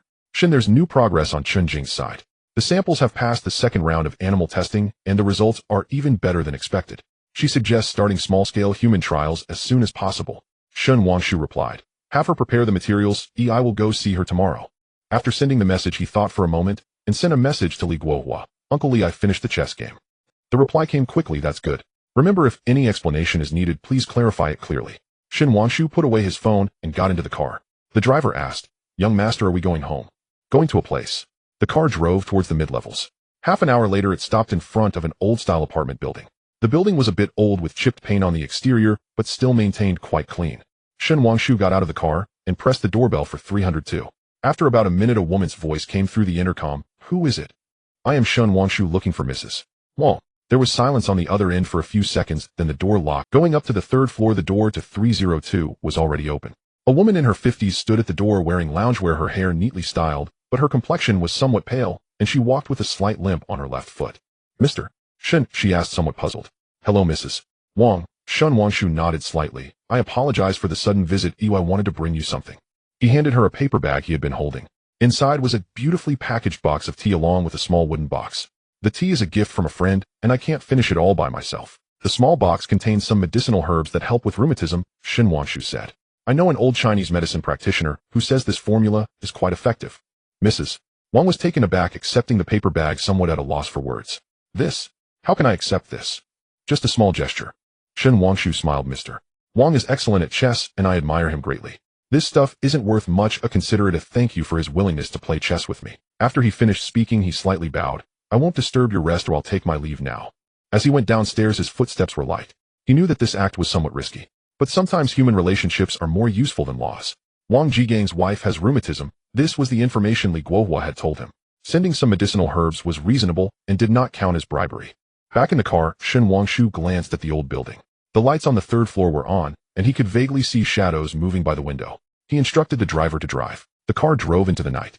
Shin Wangshu leaned back in the seat and closed his eyes. Today he had played a steady game. Wang Jigang's attitude was already quite clear. As long as he could provide a reasonable explanation, the investigation would not trouble him. Next, he needed to prepare those explanations. His phone vibrated again. This time, it was Sun Yinjin. Are you busy? Shin Wangshu glanced at the time. It was 9:10 in the evening. Just finished up. What about you? Listening to music, relaxing a bit, Sun Yinjin quickly replied. Tomorrow. Are you free? I have something in the morning, but I should be free in the afternoon. Then 3 o'clock in the afternoon, old place. Okay. After sending the message, Shin Wangshu couldn't help but smile. When he was with Sun Yinjin, he could temporarily forget the calculations and games of the business world. That feeling was pure and clean, like a ray of sunshine after the storm. When the car returned to Shallow Water Bay, it was almost 10 o'clock. The villa lights were still on. Shin Wangshu pushed the door open and found his mother still sitting in the living room knitting a sweater. Mom, you're still awake. I was waiting for you. His mother set down her work. The soup is warming in the pot. I'll serve you some. I can get it myself. Sit down. His mother stood up. You've been busy all day. Take a break. Shin Wangshu sat at the dining table. Soon his mother brought over a bowl of soup, still the old fire soup, creamy and fragrant. Did you meet a friend today? His mother sat down opposite him, casually asking. Play chess. Chess is good. It exercises the brain without being too taxing. His mother watched him drink soup. It's better than staring at a computer all day. Shin Wangshu smiled and said nothing. By the way, his mother suddenly remembered something. Your grandfather went out this afternoon saying he was going to meet a few old friends. He came back quite happy and even hummed a Cantonese opera. Who did he meet? He didn't say, just mentioned it was friends from his past business days. His mother paused. Ashu, I know you are busy, but try to spend more time with Grandpa when you can. He's getting older. He doesn't say it, but deep down he still hopes you all can spend more time with him. Shin Wangshu nodded. I understand. After finishing the soup, as he went upstairs, he passed by his grandfather's study. The door was slightly ajar, and light was spilling out. He gently pushed the door open and saw his grandfather standing in front of a large map of Hong Kong Island, holding a red pen circling something on the map. Grandpa. Shin Hanxing turned around, taking off his reading glasses. You're back. How was the chess game? It was all right. I won by 1 point. Winning is good, his grandfather smiled. Playing chess is like living life, win fairly and lose gracefully. He waved for Shin Wangshu to come closer. Come take a look. Shin Wangshu walked up to the map. There were more red circles on the map, most concentrated in Kowloon and the new territories. This is the assets that Iha is recently selling off. His grandfather pointed at the red circles. Ports, warehouses, factories, commercial real estate. Their foundations in Hong Kong Island are gradually becoming unstable. Shin Wangshu examined the map closely. There were over a dozen red circles scattered throughout Hong Kong Island. Iha was indeed in serious trouble this time. Grandpa, do you think we should take over? Should and should not, his grandfather replied slowly. Should because these are indeed quality assets. Should not because taking over now would mean helping Iha out of trouble. He paused, looking at his grandson. Ashu, what do you think? Shin Wangshu stared at the map, quickly calculating various possibilities in his mind. I think we can take over a portion, he finally said, but not all of it. Take over what is useful to us, like the ports and warehouses. As for the rest, let others have it or bargain for a lower price. His grandfather nodded, his eyes showing approval. In business you can't be ruthless, but you also can't let opportunities slip away. Iha is in a hurry to cash out now, the prices will definitely be negotiable. But you must remember, the assets you take over should complement our existing business. I understand, Shin Wangshu replied. Hongxing Technology needs logistical support. The ports and warehouses would be just right. The pharmaceutical side also needs storage and transportation. Then go ahead and do it, his grandfather patted his shoulder. But remember, don't take too big a step. Money can always be earned, but risks are very real. Got it. As he left the study, it was already close to 11 o'clock. Shin Wangshu returned to his room and opened his computer. Shursen had already sent over the detailed list of assets Iha was selling along with preliminary valuation analyses. He reviewed each document one by one. Victoria Warehouse No. 3 had already signed an intent letter for 450 million. Kowloon Commercial Real Estate was 700 million, but the location was excellent. If he could press it down to 650 million, it would be acceptable. Kwaichung Pier was 1.2 billion. This was too expensive and would not be moved for now. He continued reviewing until 1 o'clock in the morning, finishing all the documents. Shin Wangshu rubbed his swollen temples and walked to the window. Outside, the sea was pitch black with only the distant lighthouse light flashing rhythmically. Like his current path, step by step, it was difficult, but the direction was clear. His phone vibrated with a system notification. Ding. The host has successfully established contact with a key figure. Crisis management ability, enhanced reputation points 300, current reputation level LV3 800100. Tip: the host reputation points continue to grow. Consider exchanging for more advanced resources. Shin Wangshu looked at these notifications and suddenly remembered something. He opened the system mall, found the exchange option for precise business intelligence advanced. He had used this feature once before, and it had worked well. Now that he had enough reputation points, he could exchange it again. He chose to exchange. Please specify the intent. Shen Wangshu thought for a moment and entered recent decision-making trends of YIS London headquarters. Information surged into his mind. YIS London headquarters was holding an emergency board meeting to discuss the disposal plan for their Hong Kong Island assets. There were mainly two factions. One faction advocated a full retreat, selling off all non-core assets to recoup funds. The other faction insisted on holding firm, believing the Hong Kong Island market still had value and should not be easily abandoned. Currently, the retreat faction had the upper hand. However, there was a key figure, Vice Chairman Williams, who was still hesitating. He held 15 of the voting rights, and his stance would determine the final outcome. Shen Wangshu's eyes brightened. This was an opportunity. If he could influence Williams' decision, he could sway YIS layout in Hong Kong Island. If they retreated too harshly, Yiha would suffer greatly and no longer pose a threat. But if they retreated too lightly, they would quickly recover. He needed to find a balance that would weaken Yiha without driving them to desperation. The lighthouse outside flickered again. Shen Wangshu looked at that light, suddenly having an idea. He picked up his phone and sent Sherson a message. Tomorrow morning, contact our partners in London. I want to know all the information about Williams, his preferences, weaknesses, and what has been troubling him recently. After sending, he shut down the computer and lay down on the bed. He was very tired, but his mind was clear. There were many things to do tomorrow. Meeting Chen Jing to discuss medical progress. Meeting Sun Yinjin for tea and chat. He also needed to prepare for the investigation by the Securities Regulatory Commission. Plus plot the next steps against Ia. But all of this was part of the road he had to take. He closed his eyes, and the image of that chess game floated in his mind. Golden Rooster independently stands, sacrificing pieces for a counterattack. Sometimes taking a step back is to advance 2 steps. Just like what he was doing now. It seemed like he was defending, but in reality, every step was preparing for an attack. The sea breeze gently blew outside. At 6:30 on Saturday evening, a long line had already formed outside the Hong Kong University Hall. Shen Wangshu did not have the driver take him to the main entrance, but got out at the corner. He was wearing a deep gray suit today, without a tie, and the top button of his shirt was undone. He held a concert ticket in his hand, a light yellow piece of paper that Sun Yinjin had personally handed to him 3 days ago, inscribed with delicate handwriting that read row 7, seat 16. The hall was softly lit with a black grand piano placed at the center of the stage next to the guzheng he had purchased. The audience seats were about 70% full, mostly occupied by students and parents, with a few elderly individuals who resembled professors. He found his seat in row 7. Just as he sat down, a familiar voice came from beside him. Mr. Shun. Turning his head, he saw Chen Qiming. The former chairman of Hongstar Technology and now the CEO was dressed in a neatly pressed suit, his hair meticulously styled, though the wrinkles at the corners of his eyes had deepened since the last time they met. Mr. Chen is here too. Shen Wangshu nodded slightly. Ninjin is a friend of my niece, Chen Qiming explained softly. My wife and her mother are old classmates. For this concert, Ninjin specially gave me 2 tickets. Before he could finish, someone sat down next to him. A middle-aged woman in a qipao who bore a resemblance to Sun Yinjin, exuding a gentle demeanor. Upon seeing Shen Wangshu, she paused for a moment before revealing a polite smile. You must be Mr. Shun. Ninjin often mentions you. The woman extended her hand. I am Nianjin's mother. Hello, Annie. Shen Wangshu stood up to shake her hand. After a brief exchange of pleasantries, the lights dimmed. The host, a young teacher from the foundation, took the stage and briefly introduced the significance of the concert. All performers were students who received assistance, and all the pieces were chosen by them.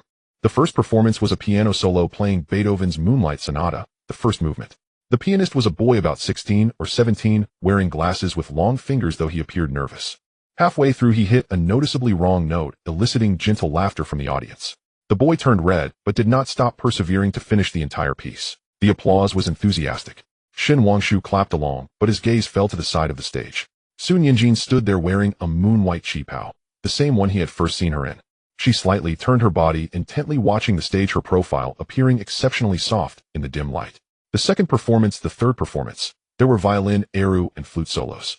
The skill levels varied, but it was clear that everyone had given their all. The applause continued, with parents occasionally standing up excitedly to take photos. In the seventh performance, it was Sun Nianjin's turn.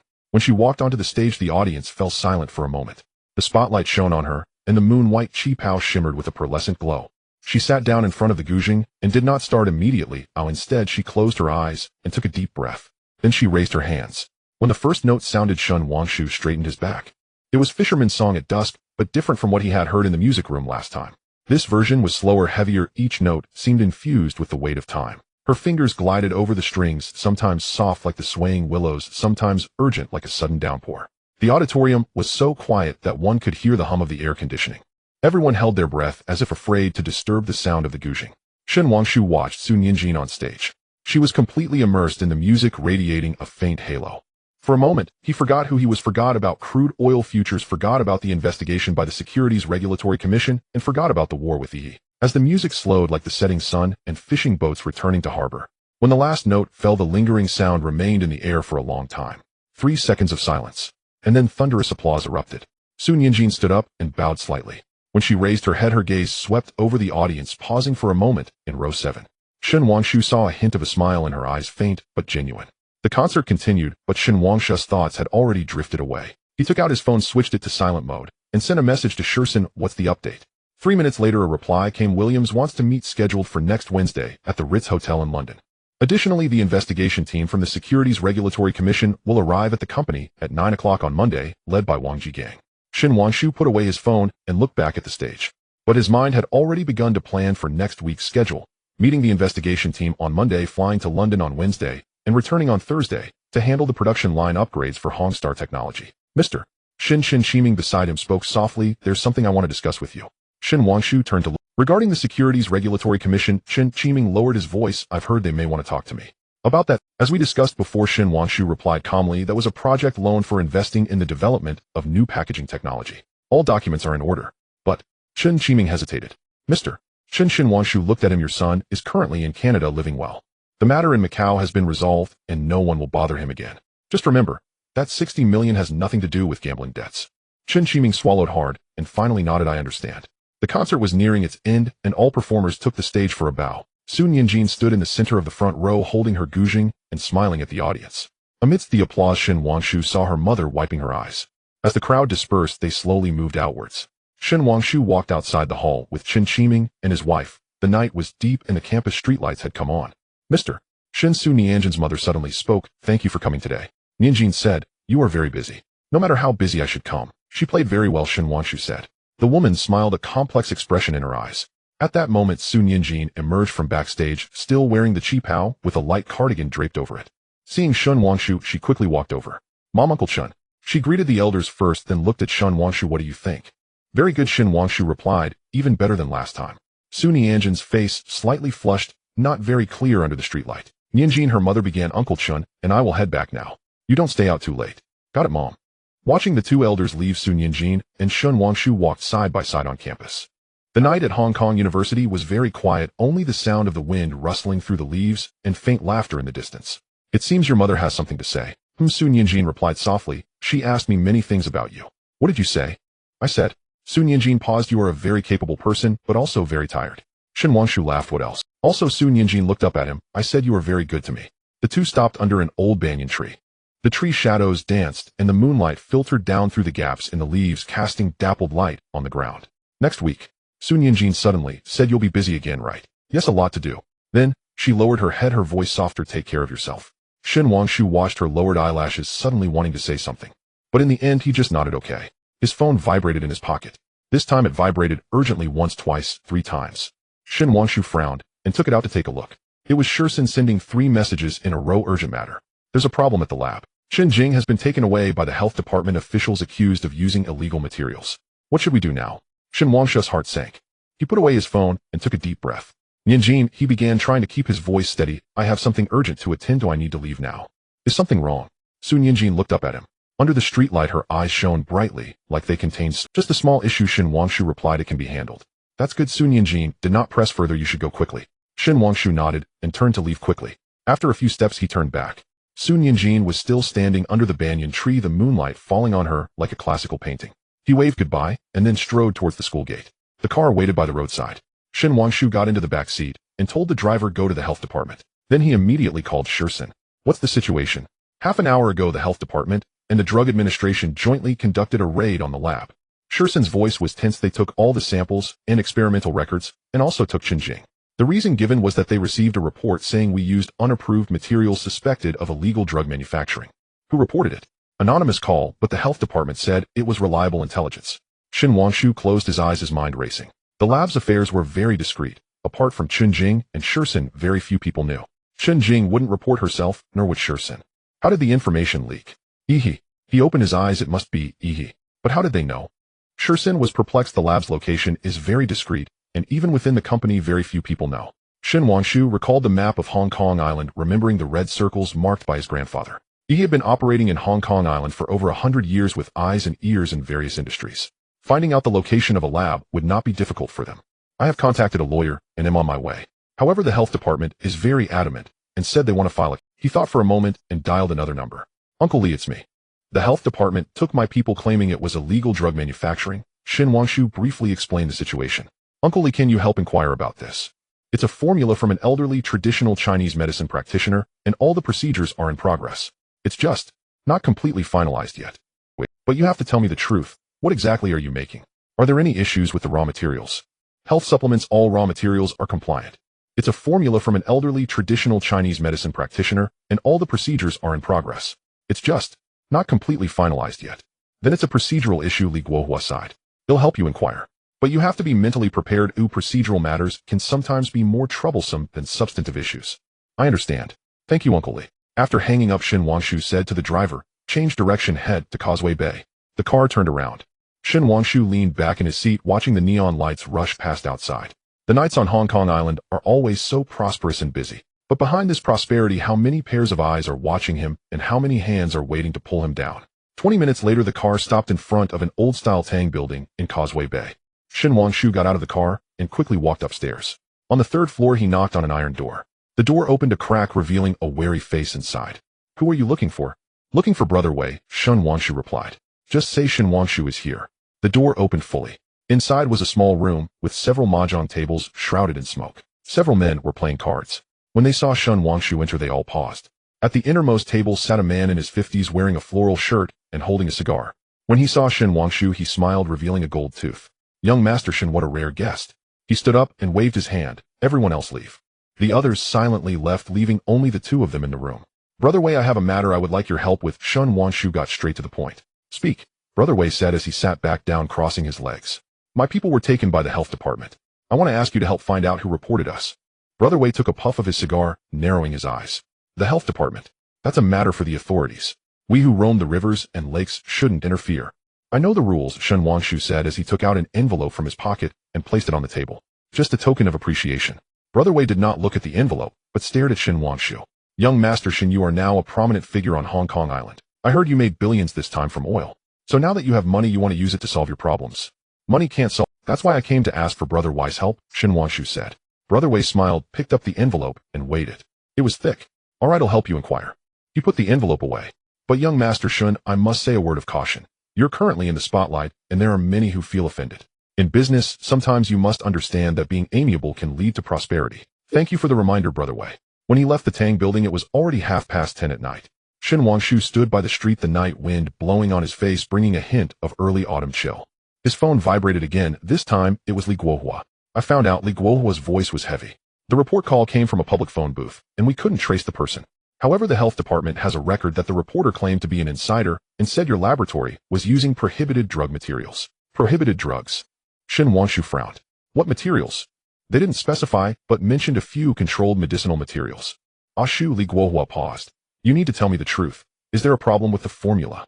Absolutely. I have checked the formula repeatedly. All the raw materials are legal, and the amounts are within safe limits, Shin Wanshu said. That's good. Li Guohua sighed with relief. If that's the case, then it's just a procedural issue. I've contacted Deputy Director Zhang from the health department, and he promised to release the people tomorrow morning. However, the samples and records will be withheld until the investigation results come out. Thank you, Uncle Lee. Don't thank me yet. Li Guohua's tone became serious. Ashu, this incident is a warning. Someone is targeting you, and their methods are quite dirty. You need to be careful. I know. After hanging up, Shin Wanshu got into the car. Fatigue washed over him like a tide, but he could not rest yet. He sent a message to Shursen. Chun Jing will be released tomorrow morning. Prepare a lawyer and handle the follow-up matters. Also, the laboratory needs to enhance security. Everyone entering and exiting must register. Sent. Then he leaned back in his seat and closed his eyes. Images of the concert flashed in his mind. Sun Yinjin playing the piano on stage, the moonlit sound of the piano, and the enthusiastic applause from the audience. Then another image surfaced. Chun Jing being taken away, the laboratory being sealed, and those painstakingly produced samples being packed into evidence bags. One bright, one dark, two worlds. But this is the path he must walk. He must protect the beautiful things while also facing these dirty tactics. The car drove back to Shallow Water Bay, and it was almost midnight. The villa was still lit. Shen Wanshu pushed the door open and saw his grandfather sitting in the living room holding a magnifying glass and examining a document. Grandfather, you haven't slept yet. Waiting for you. Shen Hansheng put down the magnifying glass and took off his reading glasses. I've heard about the laboratory situation. It was done by he said. I know, grandfather nodded. A century-old established consortium with many clear, dark, black, and white. What you encountered today is just an appetizer. He paused, looking at his grandson. Ashu, do you now understand how difficult this path is, eh? I understand.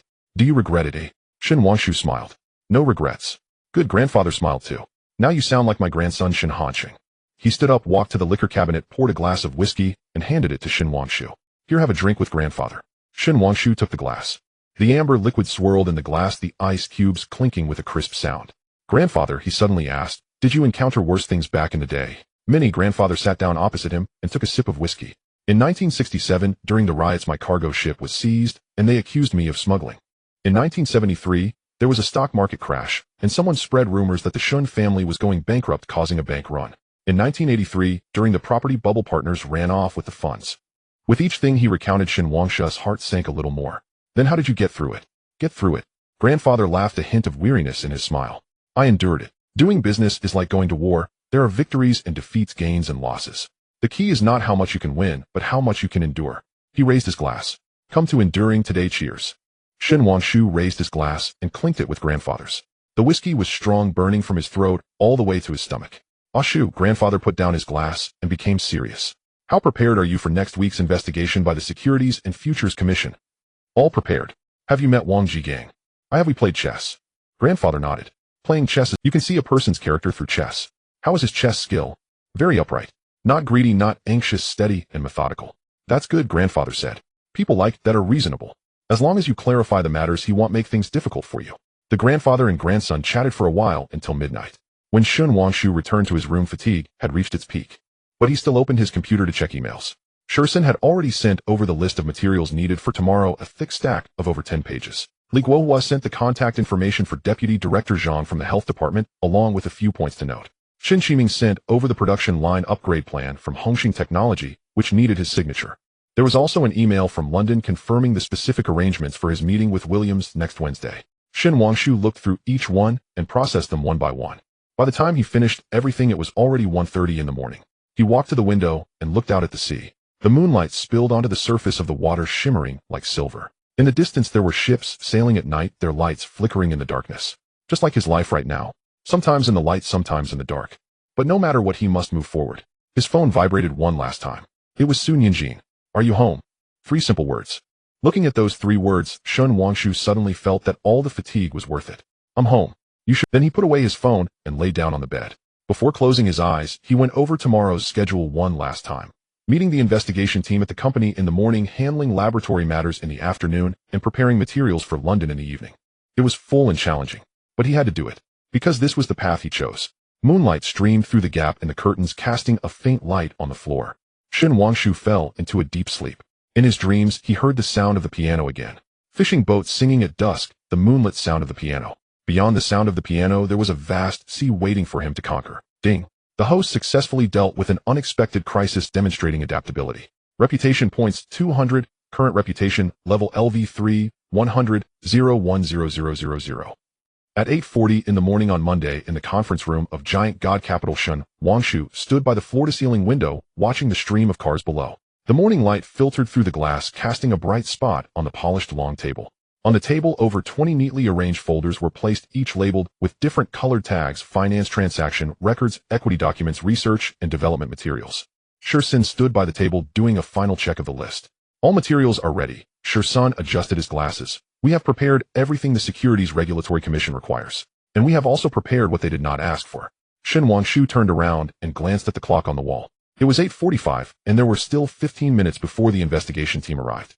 How is Chen Jing doing?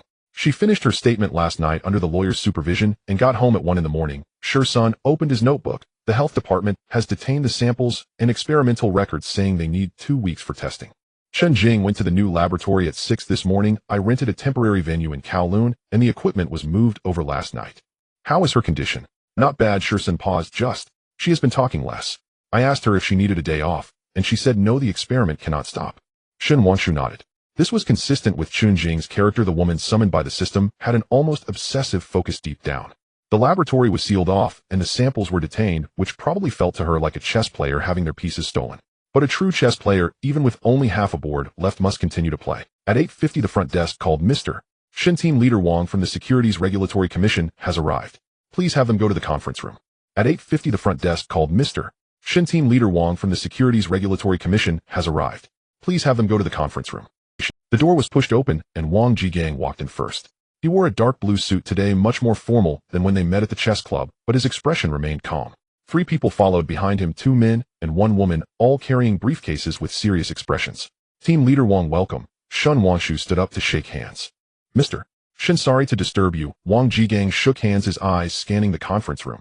This is our legal advisor, Lawyer Lu. This is Director Zhang from the Financial Investigation Department, and this is Recorder Shaoli.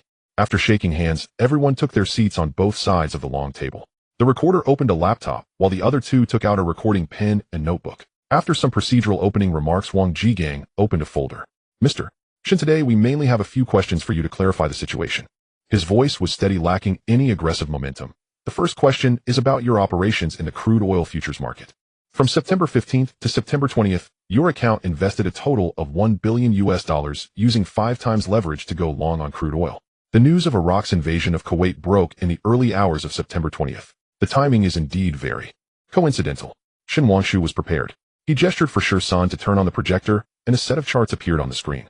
This shows the volatility data of the crude oil market over the past 3 months. Shin Wangshu picked up the laser pointer. Team Leader Wang, please take a look. Since July, the situation in the Middle East has been tense. Iraq conducted 3 military exercises near the Kuwaiti border, and during each exercise there was a slight increase in crude oil prices. The red dot moved across the chart. This is the record of the OPEC meeting in August, where Saudi Arabia clearly stated that if the situation worsened they might consider reducing production. This is a travel warning issued by the U.S. Embassy in Kuwait at the beginning of September. This is a news report from September 10th, where Iraq's Ministry of Foreign Affairs summoned the Kuwaiti ambassador. He flipped through each page, every page marked with a timestamp, media report screenshots and analysis reports from professional institutions. My long position in crude oil was not based on any insider information. Shin Wangshu set down the laser pointer. It was based on this public information along with my own analysis and judgment. If this is considered insider trading, then there must be hundreds of other investors in the market who should also be investigated. The conference room fell silent for a few seconds. Wang Jigang flipped through the materials in his hand, and Lawyer Lu next to him whispered something. The second question. Wang Jigang looked up, regarding the equity transaction of Hongxing Technology. The Jardine Group accused you of coercing Chun Kaiming's son into transferring equity at a low price due to his gambling debts. What is your explanation for this? Shur-san pushed a thick document in front of Wang Jigang. This is the original equity pledge agreement. Shun Wangshu said. Mr. Shin Chiming used his 15 equity in Hongxing Technology as collateral to borrow 60 million Hong Kong dollars from me with an annual interest rate of 5 and a term of 3 years. All terms comply with Hong Kong law and were signed in the presence of a lawyer. He paused. As for Mr. Chin's son's gambling debts, I only learned about it afterward. This is a personal matter for Mr. Chin's family and has nothing to do with our business transaction. If Team Leader Wang needs, I can ask Mr. Chin to clarify in person. Wang Jigang did not respond immediately. He carefully reviewed the agreement, taking his time with each page. The clock on the wall pointed to 9:30, and the sunlight moved a little more, shining on the green plant in the center of the conference table. Mr. Shun, Wang Jigang closed the document. I have a personal question which you can choose not to answer. Please go ahead. Regarding what you are doing, Wang Jigang looked at him. What exactly are you after? The question caught him off guard. Shur-san instinctively glanced at Shun Wangshu, and the other members of the investigation team also raised their heads. Shin Wangshu was silent for a few seconds. Team Leader Wang, do you play chess? He countered. I do. Then you should know that in a game of chess, sometimes a seemingly insignificant move is actually preparing for a checkmate 20 moves ahead. Shun Wangshu said slowly. I trade in crude oil futures to accumulate capital. Acquiring Hongxing Technology is to establish a basis for industrial strength. Investing in pharmaceutical research and development is to lay out for the future. He stood up, walked to the window, and looked down at Hong Kong Island. Jardine Matheson has been operating in Hong Kong for over a century, controlling the dock's real estate, retail, and finance.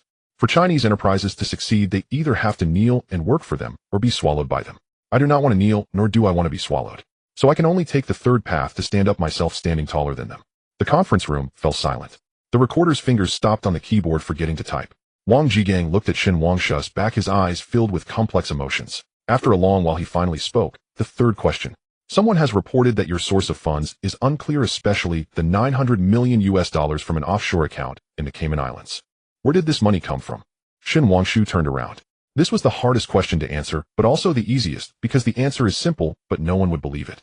I have some investments overseas, he said. The specific projects involve business secrets and are not convenient to disclose. But I can guarantee that every penny is legal and compliant. If the Securities Regulatory Commission needs to investigate, I can cooperate and provide all necessary documents. How long will it take? 3 days. Wang Jigang nodded and noted a few things in his notebook. Then he looked at the other two colleagues. Do you have any more questions? Director Zhang cleared his throat. Mr. Shin, regarding the health department's surprise inspection of your laboratory yesterday. That was a misunderstanding. Shun Wangshu interrupted. Our health supplement research complies with all regulations and all procedures are being processed. The health department has confirmed that it is just a procedural issue and the sample testing results will clarify it. But the whistleblower claims that you are using prohibited materials. Who is the whistleblower? Shun Wangshu asked Director Zhang if you received an anonymous report stating that a certain official from the Securities Regulatory Commission accepted bribes, would you initiate an investigation based solely on one phone call? Director Zhang was at a loss for words. Wang Jigang raised his hands, signaling him to stop speaking. The questioning ends here for today. He closed the notebook. Mr. Shin, we will verify the information you provided. Additionally, please submit the relevant materials regarding the source of the $900 million to the Securities Regulatory Commission within 3 days. I will certainly do so. The investigation team stood up to leave. Wang Jigang was the last to leave, and at the door he turned back. Mr. Shun, Team Leader Wang, please go ahead. Your chess game is quite good, Wang Jigang said, but remember, beyond the chessboard there is a bigger game. I understand. Thank you. After sending off the investigation team, Shun Wangshu returned to the conference room only to find his shirt back was already soaked. Shursun handed him a glass of water which he took and drank in one go. How did it go? Shursun asked. Smooth, better than expected. Shin Wangshu set down the glass. Wang Jigang is a reasonable person. What about the funding issue? Have London prepare the materials. Shun Wangshu said. Use the guise of overseas investment returns to make the accounts look good. Remember, there should be no loopholes. Understood. After Shursun left, Shin Wangshu sat alone in the conference room for a while. The sunlight grew more intense, making him feel a bit dizzy. He recalled Wang Jigang's last words, beyond the chessboard, there is a bigger game. Indeed, the investigation by the Securities Regulatory Commission is merely the visible chess game. Behind the scenes, Jardine Matheson is still watching him. The health department is still testing the samples. Hongxing Technologies production line upgrade needs supervision, and preparations for the trip to London are necessary. His phone vibrated. It was Sun Yinjin. I heard you have an important meeting today. Was it smooth? Shin Wangshu looked at the message, and an involuntary smile crept onto his lips. He replied, it went relatively smoothly. How about you? In the library preparing for my thesis defense next week. Sun Yinjin responded quickly. By the way, did you handle last night's matter? It's been handled. The person is out. That's good. Sun Yinjin sent a smiling emoji. Don't forget to eat. A brief conversation, yet it eased the tension that Shin Wangshu had been feeling. He put away his phone and stood up to head towards his office. There were still many things to do and no time to rest. At 2 p.m, Shin Wangshu went to the new laboratory in Kowloon.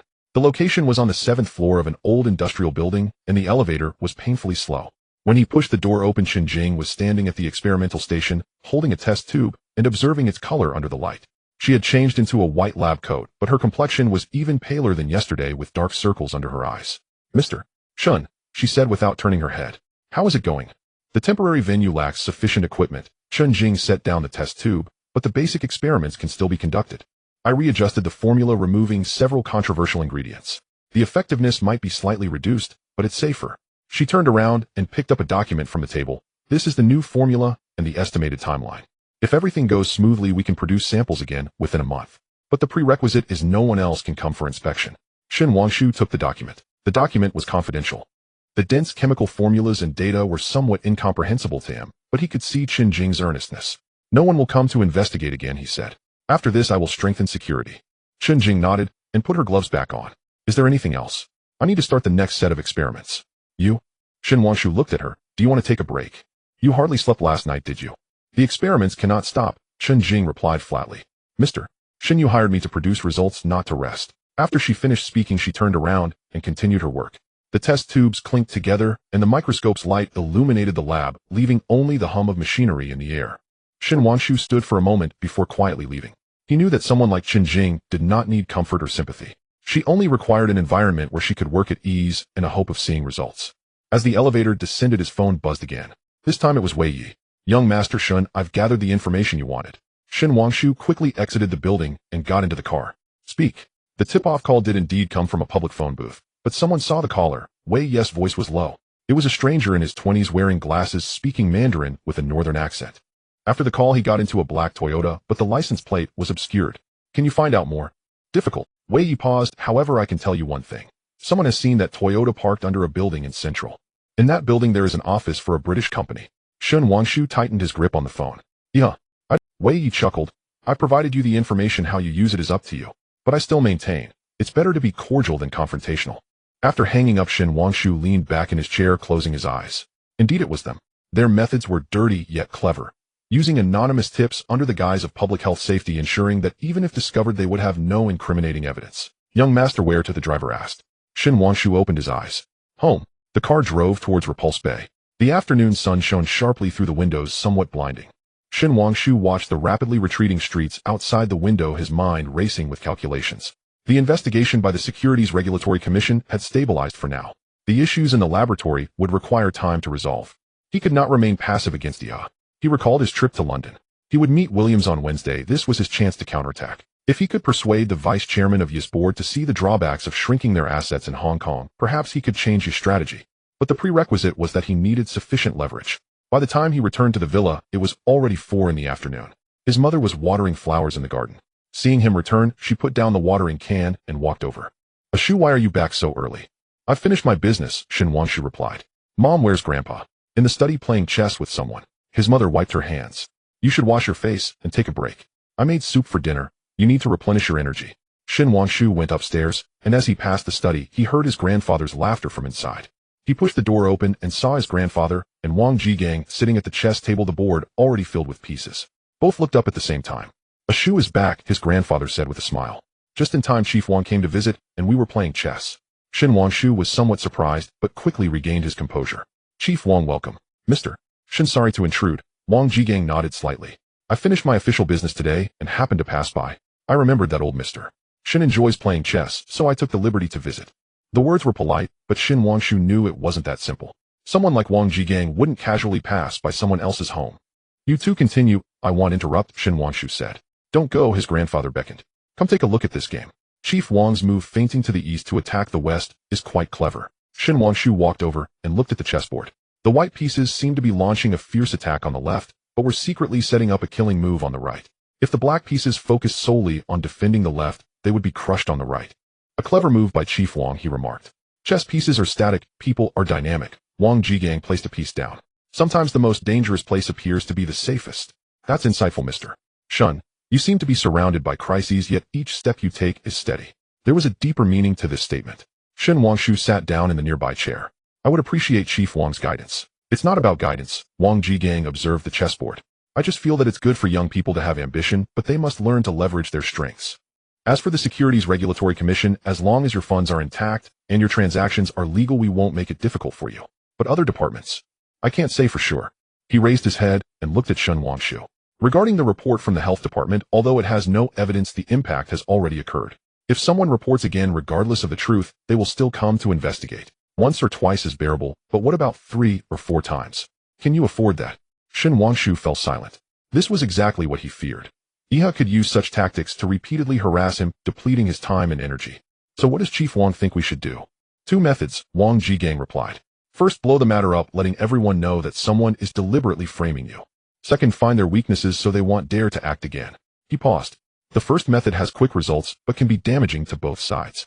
The second method requires time and patience, but can be a permanent solution. Shin Wangshu understood. Wang Jigang was both reminding and guiding him. Thank you, Chief Wang. No need to thank me, Wang Jigang smiled. I'm just a retired old man who enjoys playing chess and watching young people play. A captivating game makes it all worthwhile. They played chess until 5:30. In the end, his grandfather lost by half a point, but laughed joyfully. Chief Wang, your chess skills are remarkable. I admire you greatly. Old Mr. Shin, you were too kind, Wang Jigang said, standing up. It's getting late, I must take my leave. Shin Wangshu saw him out. At the door, Wang Jigang suddenly stopped. Mr. Shin, there's something I shouldn't say. He lowered his voice.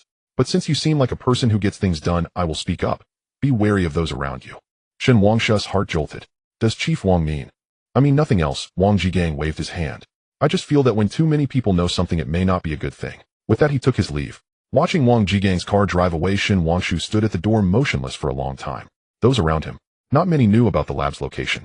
Chen Jing, Sun himself, and a few responsible for security. Could it be that one of them leaked the information? He recalled the young man with glasses and a northern accent that Wei Yi mentioned. A stranger, not a local from Hong Kong Island. If he was sent by Iha, then they must have infiltrated the internal structure of Jiusen Capital. As night fell, the lights in the villa began to illuminate one by one. Shen Wangshu turned to enter the house, already formulating a plan in his mind. Tomorrow he would thoroughly investigate the people in the company, especially those newcomers with unclear backgrounds. During dinner, his grandfather asked about today's events. Shen Wangshu briefly explained, but did not mention Wang Jigang's final warning. Chief Wang is a person worth befriending. His grandfather took a sip of soup. His visit today was not coincidental. He came to send you a message. I know. That's good to hear. His grandfather set down the bowl.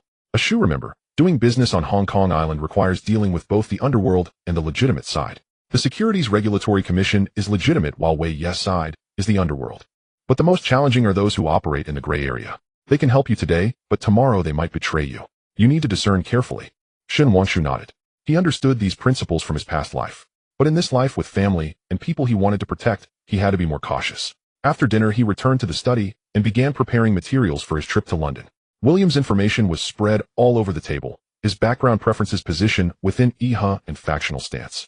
After reading for a while, Shen Wangshu suddenly had a thought. He opened the system panel and exchanged for a set of precise business intelligence advanced targeting all communications records of Williams for the past 3 months. Information flooded his mind. Most were normal business interactions, but a few stood out. Williams frequently contacted his private doctor regarding a rare neurological disease. Additionally, his son had gotten into trouble at Cambridge University involving academic misconduct, and Williams was looking for ways to suppress it. Shen Wangshu's eyes lit up. This was leverage. He continued to read. Williams advocated for maintaining the Hong Kong market at the board meeting, but his attitude had recently wavered. The reason was that he had encountered issues with an investment in South Africa and urgently needed funds to recover. If the assets in Hong Kong could be sold at a good price, he might change his stance. The opportunity had arrived. Shen Wangshu closed the system and began drafting a negotiation plan. He needed to offer Williams an irresistible condition, high-priced acquisition of Yi's assets in Hong Kong to help him resolve his financial issues. But at the same time, he needed to ensure that Williams would commit to no longer targeting Jiusen Capital. This was a transaction, exchanging money for peace, trading benefits for time. Once he developed and strengthened Jiusen Capital, he would no longer need such transactions. Outside, the night deepened, and the lights in the study remained on until dawn. When Shen Wangshu finished the last page of the plan, his phone rang. It was Sun. Mr. Shen, I've just received news. Carter from Iha has been recalled to London. The person replacing him will arrive in Hong Kong tomorrow. Who? Charles Horton, the nephew of Yi's chairman, 30 years old, Oxford graduate, previously at the New York office. Rumor has it, his methods are quite hardball. Shen Wangshu smiled. It seemed Iha was ready to get serious. Understood. Keep monitoring. After hanging up, he walked to the window. The night view of Hong Kong Island was dazzling, like a suspended river of stars. Beautiful yet cruel. In this river of stars, everyone was searching for their place. Some wanted to climb higher while others sought to pull others. What he needed to do was not to climb, but to build, to construct a constellation of his own. On Wednesday in London, he wanted Iha to know that this war had just begun, and victory would ultimately belong to those who could see further. Ding. The host successfully dealt with the investigation by the Securities Regulatory Commission, gaining the recognition of key figures, enhancing business acumen, reputation, 300, current reputation, level LV 3130. The system notification sounded in his mind. Shen Wangshu turned off the lights in the study and left the room. At 11 o'clock on Tuesday night, Hong Kong International Airport, Shen Wangshu stood in front of the floor-to-ceiling window of the VIP lounge, watching the lights on the runway outside. The silhouette of the Boeing 747 loomed large in the night, with the navigation lights on its wings flickering like distant stars. He held a boarding pass in his hand, business class seat 12A.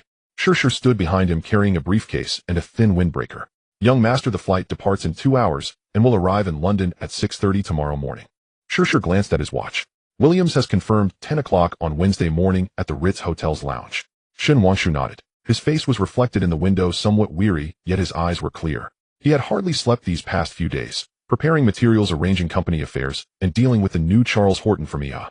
This 30-year-old Oxford graduate had declared upon arriving in Hong Kong yesterday that he would regulate the market order of Hong Kong, aiming directly at Titan Capital. On the Hong Kong side, Shen Wangshu turned around. Keep a close watch on Charles. He's young and impetuous, prone to making mistakes. Sher replied. We are already keeping an eye on him. He met with 3 local media outlets today, hinting that Chinese-funded enterprises are not compliant. He also visited Hongxing Technology, claiming to investigate the investment environment. Shen Wanshu smiled. The investigation was a pretense, the demonstration was real. Iha wanted him to understand that even if he went to London, there would be no peace on the Hong Kong side. Let him look. The production line at Hongxing is progressing normally and the accounts are clean, he won't find any faults. As for him, being new here, he should be careful not to stumble. The door to the lounge was pushed open and a staff member in airport uniform walked in holding a satellite phone. Mr. Shen, your call. Shen Wanshu took the phone. It was Sun Yinjin. At the airport. Her voice came through the receiver soft and accompanied by static. Yes, boarding soon. London is cold, wear more layers. Sun Yinjin paused. I heard from my mom that it's been raining there recently. I brought a coat, Shen Wanshu replied. How's your thesis preparation going? Still revising, Sun Yinjin responded with a hint of frustration. The advisor has high standards and says there must be no ambiguity in the defense. What about you? Is everything going smoothly? Fairly smooth, Shen Wanshu glanced outside, just a bit tight on time. Meeting people tomorrow and returning the day after. There was silence on the other end for a moment. Then, be careful, Sun Yinjin said. I heard that things aren't peaceful in London either. Shen Wanshu felt warmth in his heart. He knew Sun Yinjin didn't usually follow financial news. For her to know that London was not peaceful meant she had specifically checked. I will, he said. You two don't stay up too late. Got it, Sun Yinjin replied softly. Then I won't disturb you. Safe travels. After hanging up, Shen Wanshu returned the satellite phone to the staff member. Sure looked at him, hesitating to speak. What do you want to say? Shen Wanshu asked. Mr. Shun, sure weighed his words. Are you planning to reconcile with Williams during this meeting? He picked up his briefcase and walked toward the boarding gate. The late-night airport was very quiet with only a few scattered passengers dragging their suitcases by. He picked up his briefcase and walked toward the boarding gate. The late-night airport was very quiet with only a few scattered passengers dragging their suitcases by. The jet bridge was long with harsh white lights and footsteps echoed in the metallic passageway. There were 7 or 8 people in business class, most of them resting with their eyes closed. Shen Wanshu sat down by the window and fastened his seatbelt. The flight attendant brought a blanket and an eye mask, but he waved his hand, taking out Williams' information from his briefcase. He had read the materials many times and could almost recite them. But every time he looked, he found new details. Williams' position on the board of IHA was quite subtle, not core, but not marginal either. He held 15 of the voting rights, enough to influence major decisions. More importantly, he was in need of money right now. The plane started to taxi, and the roar of the engines grew louder. Shen Wanshu put away the materials and looked out the window. The lights of Hong Kong slowly receded into the night, becoming smaller and eventually fading into a blur of light. Then the plane ascended, bursting through the clouds. The cabin fell silent with only the low growl of the engines. Shen Wanshu closed his eyes but did not sleep. In his mind, he rehearsed the negotiation for tomorrow over and over. How to start, how to interject, how to throw in chips, and how to conclude. Lost in thought, he suddenly recalled Wang Jigang's words, "Be wary of those around you," who leaked the location of the laboratory. There were only a few who knew. Chunjing couldn't, and sure couldn't either. Could it have been a security personnel? Or was there someone in the company he hadn't noticed? This thought made him uneasy. But for now, the trip to London was more important. The matter of the mole could wait until he returned. During the 13-hour flight, Shen Wanshu slept for less than 3 hours. The rest of the time, he either read materials or stared blankly out the window. The night sky was dark with occasional glimpses of other aircraft's lights streaking across like shooting stars. At 6:30 in the morning London time, the plane landed at Heathrow Airport. It was indeed raining, not heavily but steadily. As Shen Wanshu stepped out of the terminal, the cold wind mixed with the rain hit his face, and he tightened his windbreaker. The car arranged by Sher was already waiting at the door, a black Bentley with a driver in his 50s who spoke little, simply opening the door with respect. "To the Ritz Hotel, please." The car drove into the early morning of London. The streets were wet, the street lights still on, and the sky was lead gray. Occasionally double-decker buses passed by splashing water. Shen Wanshu watched the street views outside. Red telephone booths, black taxis, and Victorian-style buildings. The atmosphere was completely different from Hong Kong. It was heavier, older, and colder. By the time he arrived at the hotel, it was still not yet 8 o'clock. Shen Wanshu checked in. His room was on the 5th floor facing Green Park. He took a shower, changed his clothes, then opened his computer to check his emails. Sher sent the latest updates from Hong Kong. Charles met with the media again early this morning, this time directly mentioning Titan Capital, saying that some newly established enterprises lack industry self-discipline. As for Hongxing Technology, the production line upgrade was progressing smoothly. Chun Shiming called to say they could start trial production next month. Shen Jing worked in the new laboratory until 3 in the morning, but was persuaded by security to go back. Shen Wanshu replied to a few emails and sent a message to his grandfather to report that he was safe. Then he walked to the window, gazing at Green Park outside. The rain had stopped, but the sky remained overcast. People were jogging in the park, their red sportswear standing out against the gray-green background. At 9:30, he went downstairs. The lounge was on the second floor of the hotel with thick carpets, oil paintings on the walls, and real charcoal burning in the fireplace. A waiter led him to a window-side seat, where the flow of traffic on Piccadilly could be seen outside. At 10 o'clock sharp, Williams arrived on time. Just as in the photo, he was in his 60s with neatly combed gray hair, dressed in a dark gray three-piece suit, holding a black umbrella. He walked with a straight back, but upon closer inspection, one could see a slight stiffness in his left leg, the early symptoms of a neurological disease. Mr. Shun, Williams extended his hand. His English carrying a standard aristocratic accent. It's a pleasure to meet you. Mr. Williams, thank you for taking the time. Shin Wangshu stood to shake hands. The two took their seats. The waiter brought the tea set. Williams ordered Earl Grey, and Shun Wangshu ordered the same. The aroma of tea wafted through the air, mingling with the scent of burning charcoal in the fireplace. I heard, Williams took a sip of tea, that you were doing quite well in Hong Kong. Just small operations, Shun Wangshu said, not comparable to your century-old enterprise. A century-old enterprise. Williams chuckled, his smile carrying an indescribable quality. Sometimes a long history can become a burden. The ship is too large, turning it around is difficult. There was meaning behind his words. Shin Wangshu remained composed, but it is also stable. No matter how fierce the wind and waves, a large ship can withstand more than a small one. That depends on the helmsman. Williams set down his teacup. I heard about Carter. He was too impatient, too foolish. You can't use old methods to deal with young people. Then what methods should be used? Negotiation. Williams looked at him. Mr. Shin, you came today, isn't it? Then he'll be direct. He took out a folder from his briefcase. I want to acquire a part of his assets in Hong Kong. The Victoria No. 3 warehouse, the commercial property in Kowloon, and 30 of the shares in Kwai Chung Port. Williams took the folder, but did not open it immediately. What about the price? 110 of the market price, Shun Wangshu said, cash transaction to be paid in full within a week. This offer was quite sincere. Williams lightly tapped the folder with his fingers. What are the conditions? 2 conditions, Shun Wangshu leaned forward. First, IHA commits to no longer target Titan Capital and its associated enterprises. Second, you personally support this transaction. Williams remained silent for a few seconds. The charcoal in the fireplace crackled and faint car horns could be heard outside. Mr. Shun, he slowly began, do you know my position in the board? I do, Shun Wangshu replied. You have 15 voting rights, but you are on the edge of the core decision-making circle. You have investment issues in South Africa and need to recover funds. If this transaction goes through, you will not only solve your financial issues, but also gain points in the board. Did you investigate me? Williams' gaze shifted. It's understanding, Shun Wangshu corrected. It is basic etiquette to understand your opponent before negotiations. He paused, lowering his voice slightly. I also know that your son at Cambridge is in some trouble. Allegations of academic misconduct can be serious or minor. If not handled well, it could affect graduation and even his future. Williams' expression darkened. His hands resting on his knees tightened slightly. Mr. Shin, are you threatening me? It's a reminder, Shun Wangshu said. I know a professor at Cambridge who happens to be a member of that academic committee. Perhaps he can help. At this point, the meaning was already quite clear. Shun Wangshu offered 2 chips, high-priced asset acquisition to solve Williams' financial problem and help with his son's issue to alleviate his concerns. In exchange, Williams needed to support this transaction on the board and restrain his actions in Hong Kong. It was each party would get what they needed. Williams stared at Shin Wangshu for a long time before smiling. This time it was a genuine smile. Mr. Shin, you are more capable than I imagined. He opened the folder and quickly skimmed through it. This price will raise disputes on the board, but with my support it should, then I will count on you. However, Williams closed the folder. I must remind you, although Carter has been transferred, the new Charles won't be that easy to deal with. He is the nephew of the chairman of the board, young and impetuous, eager to prove himself. He may not listen to me. Mr. Shin said, I'll handle things with Mr. Charles myself. The two discussed details for another half-hour, transaction amounts, payment methods, timelines, and the tacit agreements that were inconvenient to write down. At 11:30, Williams stood to take his leave. I will take the documents back with me, he said, and give you a response within 3 days. Looking forward to your good news. After sending off Williams, Shun Wangshu did not leave the lounge immediately. He stood by the window watching the traffic on Piccadilly below. The rain began to fall again, with pedestrians opening black umbrellas resembling a moving cluster of mushrooms. The negotiation had gone more smoothly than expected. Williams was a pragmatic person who understood how to weigh pros and cons. But this was only the first step. The real trouble lay with Charles. His phone vibrated. It was sure. Mr.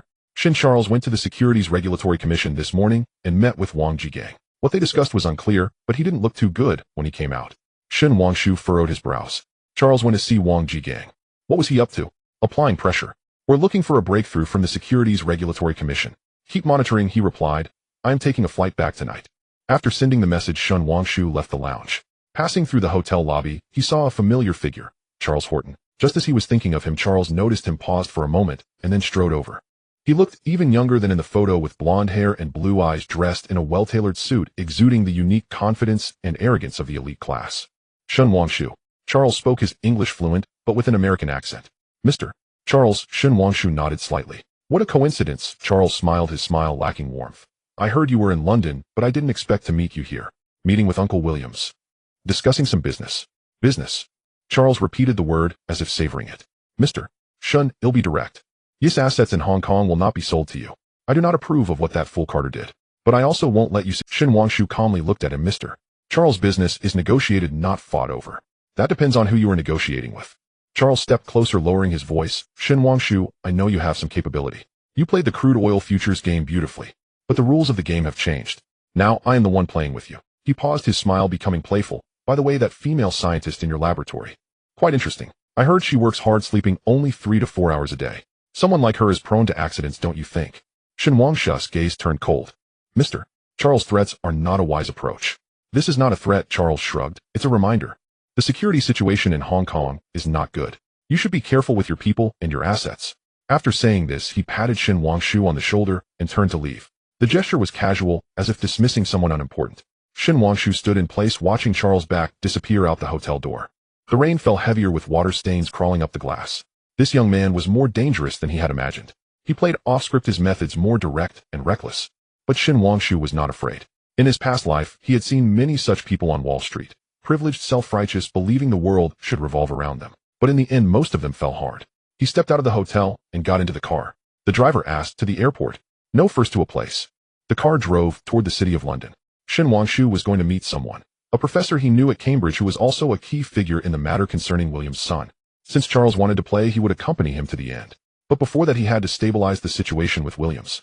With Williams' support, even if Charles was arrogant, he couldn't cause much trouble. The windshield wipers swayed back and forth, creating a rhythmic sound. Shen Wangshu looked at the London street scene outside, while his mind calculated the arrangements upon returning to Hong Kong. The laboratory needed to enhance security, and someone had to be arranged to protect Xinjiang. The progress at Hongxing Technology needed to be accelerated to achieve results quickly, and that mole had to be found.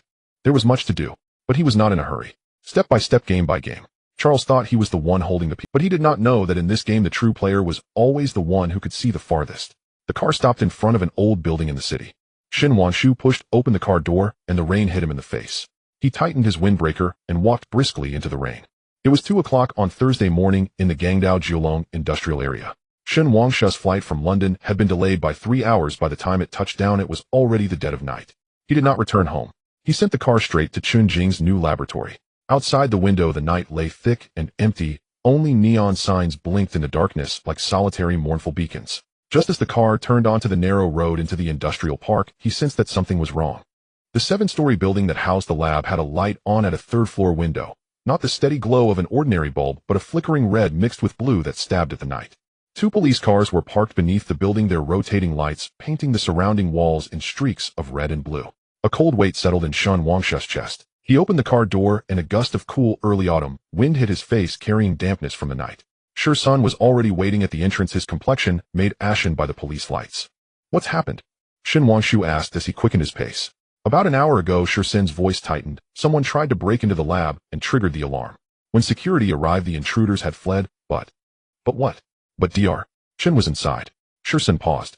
She hadn't left. She said she needed to finish a set of data. When the guards rushed upstairs, they found her collapsed beside a workbench, a scrape on her temple, as if she had been shoved. The assailants didn't steal anything, they simply smashed the benches. Shen Wangshu closed his eyes for a moment. When he reopened them, his gaze was cold as ice. Where is she? Sent to the hospital. External wounds, mild concussion. The doctors want to observe her overnight. Sher Sun added, the police are processing the scene. I know the lead officer, and I've already spoken to him. The 2 men entered the building. The elevator was out of service. They had to take the stairs. Shards of glass lay scattered across the concrete steps, catching faint light from the emergency lamps. A few uniformed officers stood in the 3rd-floor corridor. The laboratory door stood open. Inside was a workbenches had been overturned, glassware lay smashed across the floor, and liquids of differing hues pooled and ran together into strange, sinister patterns. Papers were strewn everywhere, some stamped with muddy shoe prints. The incubator in the corner stood open, its petri dishes all destroyed. A middle-aged detective approached, notebook in hand. Mr. Shen, right? I'm Officer Chen from the West Kowloon Major Crimes Unit. He glanced at Shen Wangshu. Preliminary assessment is deliberate vandalism, not theft. Nothing was taken. They just wreck things. Have you upset anyone recently? Shen Wangshu did not answer immediately. He moved to the window. The latch had been pried, and a blurred shoe print marked the sill. In the darkness, a shadow flitted across the rooftop opposite. Chelsea Huoduan, he said. Officer Chen blinked. The one from Iha. He was in London yesterday. Shen Wangshu turned. Officer Chen, I need the surveillance footage around the lab. Also records of every vehicle that entered or left the industrial area tonight. We're already pulling them. Officer Chen snapped his notebook shut. But Mr.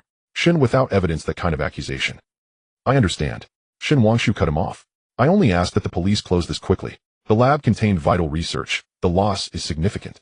The officers stayed another half hour collecting evidence and taking photographs. As they prepared to leave, Officer Chen pulled Shen Wangshu aside. Mr. Shen, there's something I should warn you about. He lowered his voice. This industrial district is a mixed bag. Some matters don't always get solved by the law alone. Shen Wangshu understood the hint. It was a suggestion that he could handle the matter privately. Thank you, Officer Chen.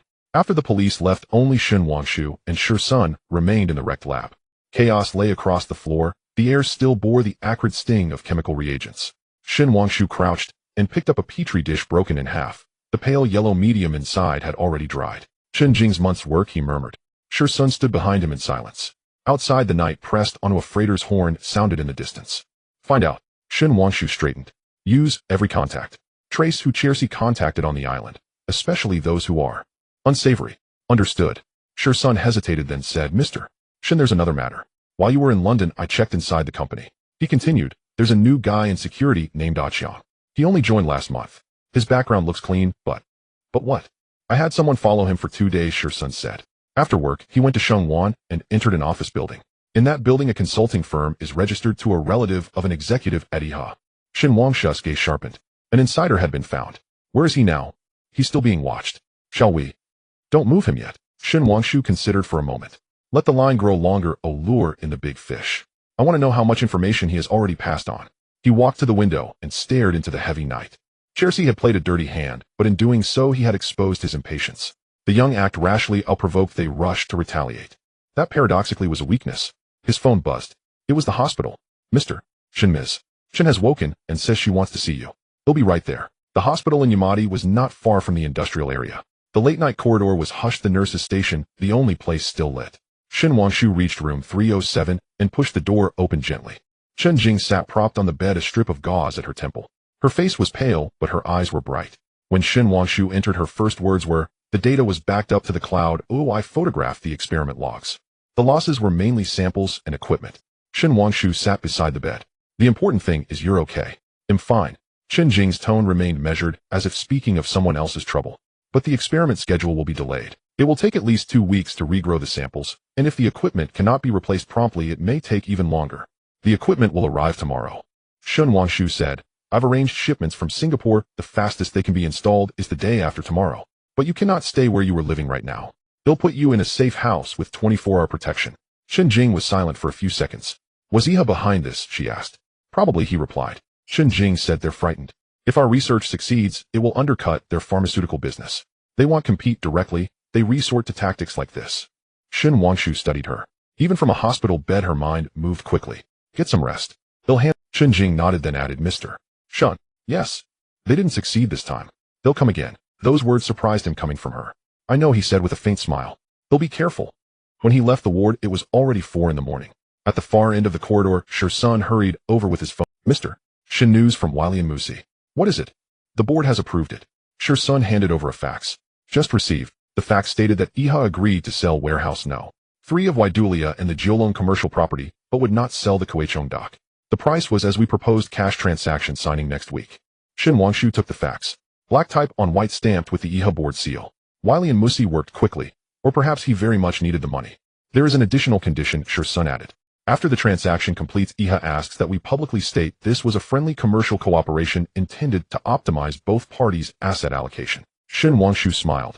A concession of face. That would do it, gave them both a dignified exit. We can agree, he said, but we'll add one condition of our own. Chelsea Huoduan must attend the signing ceremony.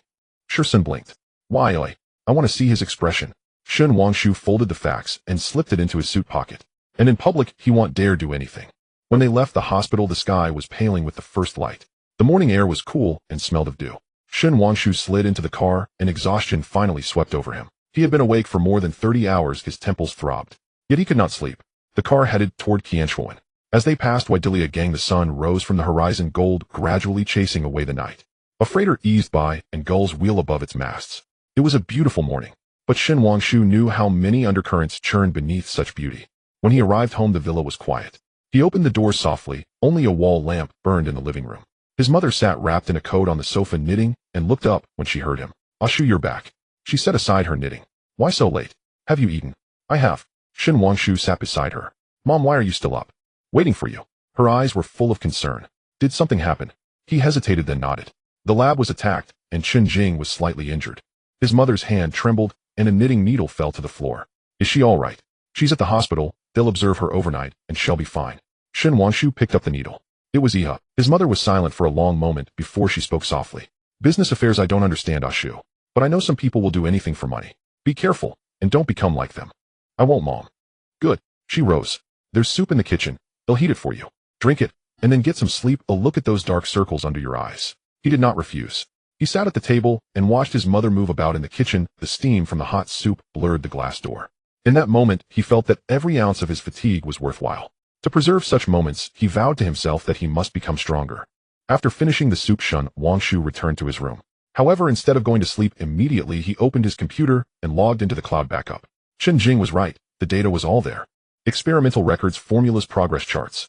Although the samples were destroyed, the core materials remained. He reviewed them one by one, downloading each file. Then he sent an email to Chen Jing. "The data has been backed up, and the equipment will arrive tomorrow. You should rest for 3 days. I will handle the other matters." After sending the email, he walked to the window. The sky was already bright, and the roses in the garden were covered in dew, blooming beautifully in the morning light. In the distance, the surface of the shallow bay sparkled, and the early rising fishing boats had already begun their work. A new day had begun, but the battle was not over yet. Charles would not give up easily. The mole had not been found, the laboratory needed to be rebuilt, and the deals in London had to be followed up on. There was much to be done. Shen Wangshu changed his clothes and went downstairs again. His mother was preparing breakfast in the kitchen, and upon seeing him said in surprise, "Why aren't you getting some sleep?" "I can't sleep," Shen Wangshu replied as he poured himself a cup of coffee. "There are things to do at the company." His mother opened her mouth to say something, but ultimately just sighed. "Make sure to eat breakfast." At exactly 8 o'clock, Shen Wangshu arrived at the company. Shursun was already waiting for him in the office, a stack of documents laid out on the desk. 3 things to discuss. Shursun opened the first document. First Officer Chun has accessed the surveillance footage. Last night, a black Toyota appeared in the industrial area. The license plate was fake, but the model matched the one described by Wei. The driver was wearing a hat and a mask, making it impossible to see his face. Second, he flipped to the second document. Ah Chong called in sick today and didn't come to work.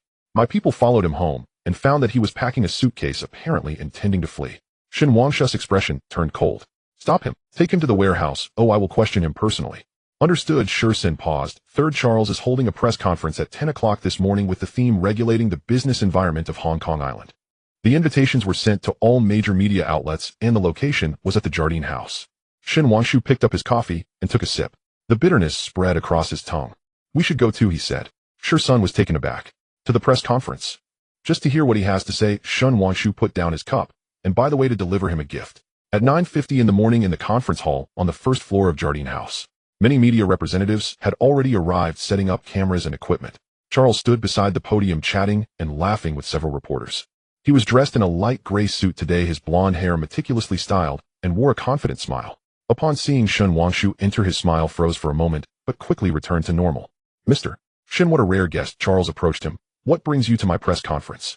"Just here to learn." Shen Wangshu smiled. "Mr. Charles, being young and accomplished, surely has much to teach us."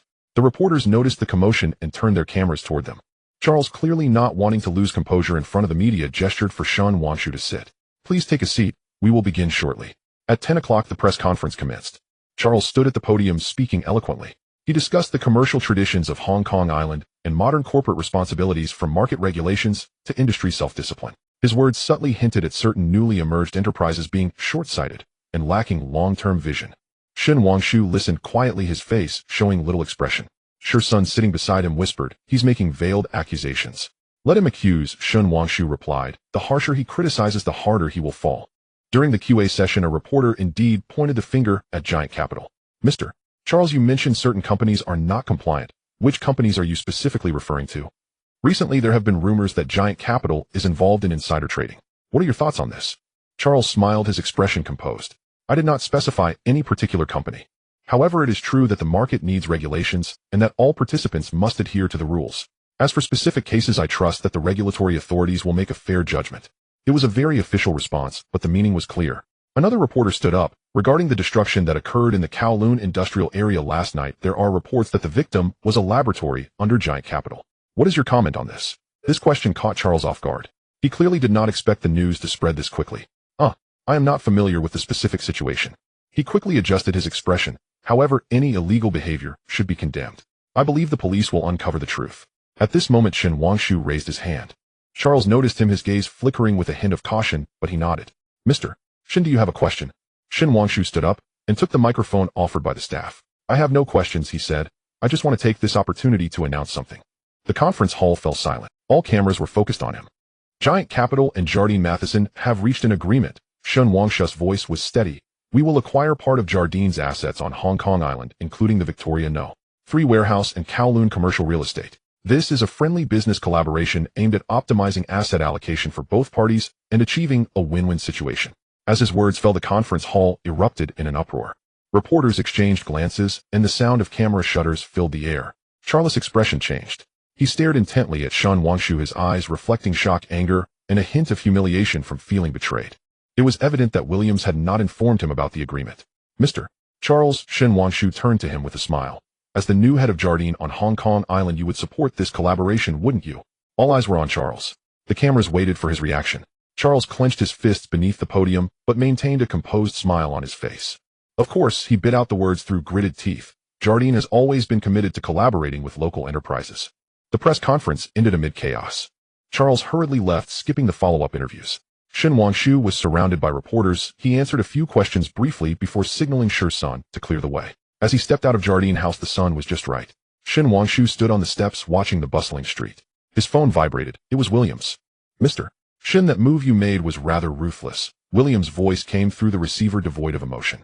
Charles needs to learn what business truly is. Moreover, I gave him face. At the press conference, I didn't mention the situation at Kwai Chung Terminal. Williams was silent for a few seconds. He is young and needs to be taught a lesson. But don't go too far. I know where to draw the line. Shen Wangshu paused. Regarding the matter with the young lord, I have already contacted that professor. He said he would help. Thank you. Williams' tone softened. I will have the transaction documents sent over tomorrow. As for the signing ceremony, you set the time. After hanging up the phone, Shen Wangshu got into the car. Sher Sun started the vehicle and asked where to. To the warehouse, Shen Wangshu replied. Let's meet our friend. The car headed toward Saikong. An hour later, it stopped in front of a secluded warehouse. The iron gate slowly opened, revealing a dimly lit interior. Ah Chong was tied to a chair, his mouth gagged. Upon seeing Shen Wangshu enter, his eyes widened in shock. Shen Wangshu sat down opposite him, signaling his subordinate to remove the gag. Mr. Shen. Ah Chong's voice trembled. How much information did you leak? Shen Wangshu asked. I don't know what you're talking about. Shen Wangshu remained silent, just watching him. His gaze was calm, but Ah Chong began to tremble. They forced me. He finally broke down. I owe gambling debts, and they said I must pay back or they would cut off my hands. I had no choice. Was it you who revealed the location of the laboratory? Yes. What else? Also Dr. Chen's schedule and several places she often visits. Ah Chong broke down in tears. Mr. Shen, I was wrong. I really was wrong. Shen Wangshu stood up and walked to the window. Outside was a desolate wilderness overgrown with weeds. How much did Jardine pay you? 500,000. I will give you 1 million. Shen Wangshu turned around, continued to send the messages. But the content must be as I say. Ah Chong was taken aback. Mr. Shen, are you saying? Aren't you in debt? They'll pay it off for you. Shen Wangshu walked back in front of him. But you need to help me with something. Next time they contact you, you say, Dr. Shen was seriously injured. The laboratory is completely destroyed and Giant Capital will abandon the pharmaceutical business. Ah Chong understood. This was a setup. You can choose not to do it. Shen Wangshu's tone was very calm. But if you don't, you will still owe the gambling debt and face charges for leaking trade secrets. You decide. Ah Chong lowered his head, his shoulders shaking violently. After a long time, he finally lifted his head. I will do it. Shen Wangshu nodded, signaling his subordinate to untie him. The money will be deposited into your account tomorrow. Remember, don't try any tricks. I know every move you make. As they left the warehouse, the sky was already approaching dusk. The sunset painted the sky a reddish orange with clouds lined with golden edges. Shen Wangshu stood in front of the car and lit a cigarette. The smoke quickly dissipated in the evening breeze. Sher Sun walked over and asked, Mr. Shen, is this safe? Fishing requires bait. Shen Wangshu extinguished the cigarette. Charles must be very angry right now, wanting revenge. We give him a chance and give ourselves a chance to completely resolve this trouble. The car drove back to the city. The lights began to glow and the night on Hong Kong Island commenced once again. Shen Wangshu leaned back in his seat and closed his eyes. He was very tired, but his mind was clear. Charles would not give up. Although the mole was controlled, there were still hidden dangers. The laboratory needed to be rebuilt, the transaction needed to be signed, and there was still the matter of the Securities Regulatory Commission to handle. Outside the car window, the neon lights rushed by like a flowing river of stars. When Shen Wangshu pushed open the door to the hospital room, Chen Jing was already sitting at a small table by the window, her laptop resting on her lap. The morning light filtered through the blinds, casting alternating stripes of light and shadow across her pale profile. Her fingers flew across the keyboard, and the gauze on her forehead had been replaced with small adhesive bandages. Has the doctor allowed you to use the computer? Shen Wangshu placed the thermos he brought on the bedside table. I signed a waiver agreement. Chen Jing did not look up. I need to make up for the lost time. The new equipment arrived last night and will be installed this afternoon. If all goes smoothly, we can resume experiments by Monday. Shen Wangshu sat down opposite her and opened the thermos. Inside was the chicken soup his mother had made, the steam rising with the fragrance of medicinal herbs. Eat first. Chen Jing finally raised her head, glancing at the chicken soup, and then at Shen Wangshu. Mr. Shen, you don't have to. I promised your grandfather to take good care of you.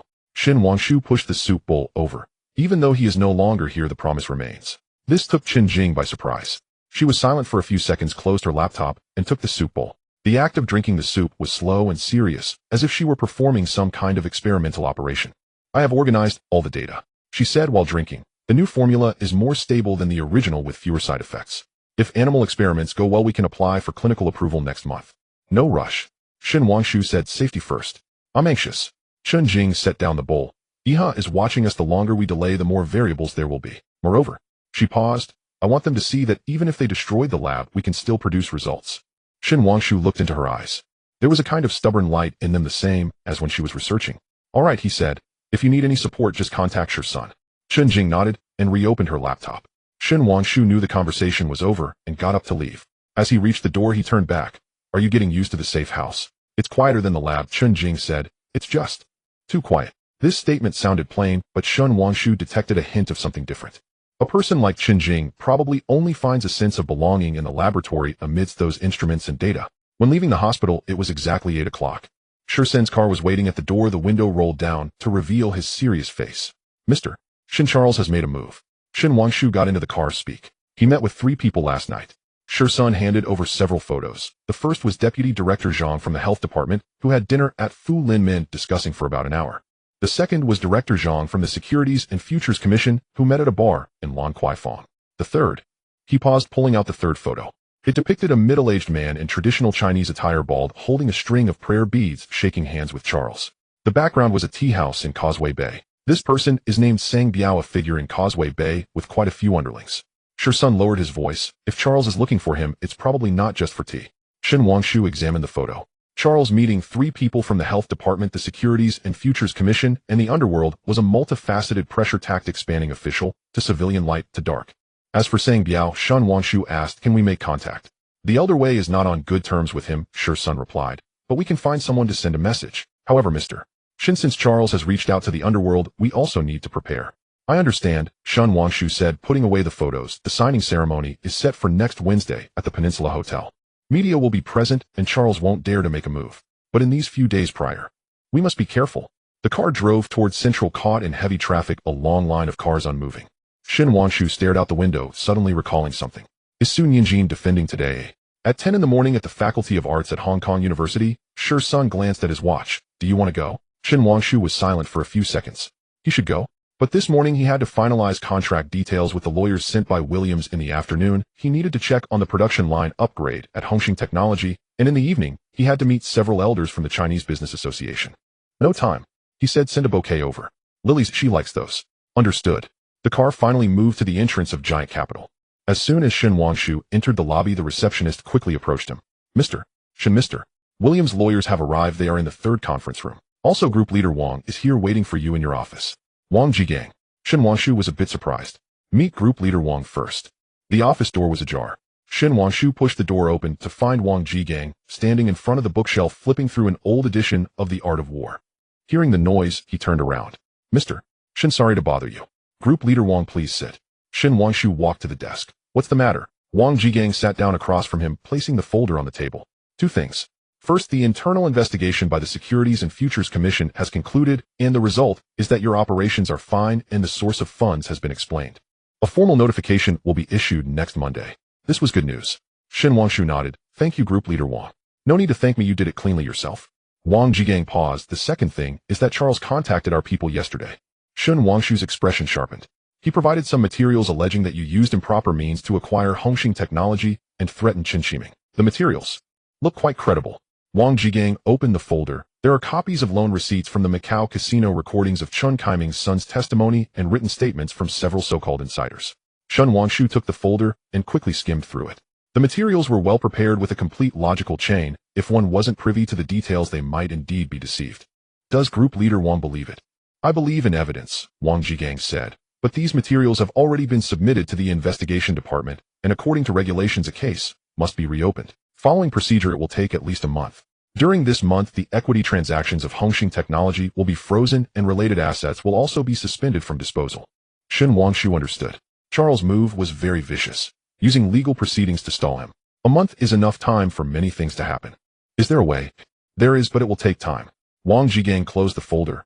I can delay the case, but at most for a week. Within a week, you need to find evidence to refute these materials, especially the testimony of Chen Kaiming's son. If he can change his statement, things will be easier. Shen Wangshu pondered for a moment. Chen Shiming's son was in Canada, and since Charles was able to obtain his testimony, recording it meant he had already made contact with him. To get him to change his statement, either offer greater benefits, or find a way to hold something against him. I understand, Shen Wangshu said. A week's time is enough. Wang Jigang stood up and paused at the door. Mr. Shin, Charles is a person who doesn't play by the rules. You need to be careful. He may not only want to win, but also wants you to lose face. After sending off Wang Jigang, Shen Wangshu immediately called Shi's son. Two things. First, find someone to go to Canada and locate Chen Kaiming's son. Check who he has been in contact with recently, and if there are any new weaknesses. Second, let Chong send a message to Iha saying that I will be going to Singapore next week to inspect medical equipment and will return in 3 days. Singapore? Shi's son asked, puzzled. It's a setup, Shen Wangshu replied. Charles knows I'm leaving Hong Kong Island and will certainly seize this opportunity to do something. I want to see how far he can go. After hanging up, Shen Wangshu entered the third conference room. Inside were 3 lawyers in suits led by a man in his 50s from country Y wearing gold-rimmed glasses and a serious expression. Mr. Shen, I am Mr. Williams' representative, lawyer John Carter. He stood up and shook hands. Regarding the asset acquisition contract, there are a few clauses that need confirmation. For the next 2 hours, the conference room was filled with legal jargon and numbers. Transaction amounts, payment methods, delivery conditions, breach of contract responsibilities. Each clause had to be thoroughly scrutinized. Shen Wangshu was very patient. He knew that this contract was not just a transaction, but also a security guarantee. Once the contract was signed, Iha would at least not be able to target him openly. At noon, all terms were finalized. The lawyers from both sides began preparing the formal text, and the signing ceremony was scheduled for next Wednesday at 10 in the morning. Mr. Shen, John Carter said before leaving. Mr. Williams asked me to convey to you that Charles, he will not hold back. So please be careful before the signing ceremony. Please thank Mr. Williams for me, Shen Wangshu said, and also let him know that I will keep my promises. After sending off the lawyers, it was already 1 o'clock in the afternoon. Shen Wangshu casually ate something and then hurried to Hongxing Technology. On the way, he received a photo from the flower shop. A bouquet of white lilies had been delivered to the Faculty of Arts at Hong Kong University. Sun Yanjin had not responded, probably still engaged in her defense. The production line upgrade at Hongxing Technology was progressing smoothly. The new packaging equipment had been installed and engineers were debugging it. Qin Shiming accompanied Shen Wangshu on a tour of the workshop, introducing as they walked. Trial production will begin next Monday, and if all goes well, we can achieve mass production by the end of the month. Chen Kaiming's voice was filled with excitement. Samsung and Sony have both sent people to look at the samples, and preliminary orders of $30 million have already been placed. This was good news. Shen Wangshu nodded. Quality control must be ensured. The first batch must make a strong impression. You can rest assured. Chen Shiming hesitated, lowering his voice. Mr. Shen, I heard. The Securities and Futures Commission has sent people to trouble you again. The news spread really fast. Shen Wangshu glanced at him. Who told you? A few old friends, Chen Shiming replied awkwardly. They work at the Securities and Futures Commission and heard that Charles provided some materials. Regarding my son, Shen Wangshu halted, looking at him. Mr. Shen, how is your son in Canada? Chen Kaiming's expression shifted slightly. He's fine. It's just, he spends money a bit extravagantly. I send him money every month, but it's never enough. I heard he has met some people lately. Shen Wangshu's tone was calm. Do you know anything about that? Chen Shiming was silent. After a long while, he sighed. I know. People from Iha have approached him, gave him some money, and had him record a segment. I scolded him, but he wouldn't listen, saying since he has paid off his debts, what's wrong with making a little extra money? How much was that money? $500,000. Chen Qiming forced a smile. Mr. Chen, I'm sorry, but I really can't control him. He's in Canada, far away from me. Shen Wangshu patted his shoulder. Don't worry. I will send someone to Canada to talk to him. Young people easily take the wrong path. A little guidance will help him come back. Thank you, Mr. Chen Qiming's eyes turned red. I will make him change his statement, I promise. Exiting Hongxing Technology, it was already 4 in the afternoon. Shen Wangshu sat in the car watching the rapidly retreating streets outside. Chen Qiming's son was a variable that needed to be resolved quickly. Someone capable needed to be sent to Canada. His phone buzzed. It was Sun Yinjin. The defense is over. The flowers arrived. They're beautiful, thank you. Shen Wangshu replied. Was it smooth? Fairly smooth. The advisor asked a few questions and I managed to answer them. Sun Yinjin replied quickly. What about you? Are you done? Just finished. Are you free tonight? After about a minute a reply came. I have to go to the foundation to teach piano tonight. It ends at 8. Do you want to come? Shen Wangshu checked his schedule. He had dinner with the elders of the Chinese Business Association at 7 and it would probably end around 9. There was still time. Sure. I'll come pick you up. At 6 in the evening Shen Wangshu returned to Repulse Bay. His mother was busy in the kitchen and seeing him come back peeked out. Are you eating at home tonight? Not tonight, I have a social event, Shen Wangshu replied. Mom, don't bother, take a break. I'm fine. His mother wiped her hands. Your grandfather went out this afternoon to meet an old friend and won't be back for dinner. Wang Yu School has an event and Wang Qing is in Paris for Fashion Week. It's just the 2 of us left. You're not even eating at home. Shen Wangshu felt a bit guilty. He had been too busy lately spending little time with his family. Tomorrow, he said, I'll come back early tomorrow to have... Okay, I'll make soup. At 7 o'clock sharp Shen Wangshu arrived at the private room of the Peninsula Hotel. For people were already seated inside, all elders from the Chinese Business Association, all over 60. When they saw Shen Wangshu enter they all stood up. Mr. Shen has arrived. Respected elders, I apologize for being late. Shen Wangshu slightly bowed. Not late, the leading Mr. Ho waved his hand. Sit down, the dishes just arrived. The meal was very... The old elders shared many stories. How in the 1970s, the Chinese capital was suppressed by British capital, how they struggled to break through in the 1980s, and how they seized opportunities in the 1990s. Behind each story were blood, tears, and sweat. Ashu, Mr. Ho took a sip of wine. What you are doing now we wanted to do back then. But at that time we had neither the conditions nor the courage. You are stronger than us with vision and determination. The path laid by the elders allows me to walk steadily. Shen Wangshu said. The path is laid but the thorns remain. Another elder spoke up. Iha will not ease. That young man Charles, I've seen him. He is arrogant and ruthless. You need to be careful. Shen Wangshu nodded. That's why I invited you elders here today, or I hope you can help. You say, they replied. I would like to invite you all to attend the signing ceremony next Wednesday. Shen Wangshu said. With your elders present, some people will think twice about making a move. The old men looked at each other and all smiled. We will help with this favor, Mr. Ho said. Not only will we attend, but we will also make sure the media knows we are there. We want everyone to see that Chinese enterprises are united. The meal ended at 9 o'clock. Shen Wangshu escorted a few elders out and then instructed the driver to head to Hong Kong University. The campus was very quiet at night. Shen Wangshu walked on campus, the streetlights casting long shadows. The small building of the foundation was behind the Faculty of Arts. Lights on, faint sounds of a gouging could be heard. He stood outside the window, not entering immediately. Through the glass, he could see Sun Yinjin sitting among a group of children, holding a plectrum for the gouging, explaining finger techniques. The children listened earnestly, a little girl, even mimicking her movements. The sound of the gouging started again, playing simple practice pieces. The children followed along, though clumsily, they were very attentive. Sun Yinjin guided each one, her voice gentle and patient. Shen Wangshu watched for a while before pushing the door open. The children looked up at him curiously. Sun Yinjin was also a bit surprised but quickly smiled. That's all for today, she said to the children. Go home and practice well, I'll check next week. The children packed their things and left, glancing at Shen Wangshu as they exited. Once everyone had left, only the 2 of them remained in the music room. Have you been waiting long? Sun Yinjin asked as she tidied up the music sheets. I just arrived. Shen Wangshu walked to the gouging. How did it go? Not bad. Sun Yinjin replied. These children are very smart, they just lack opportunities. With scholarships they can continue learning the gouging. She looked up at Shen Wangshu. Are you tired today? A little. Shen Wangshu sat on the gouging stool, but hearing the music makes it all worth it. Sun Yinjin's face flushed slightly.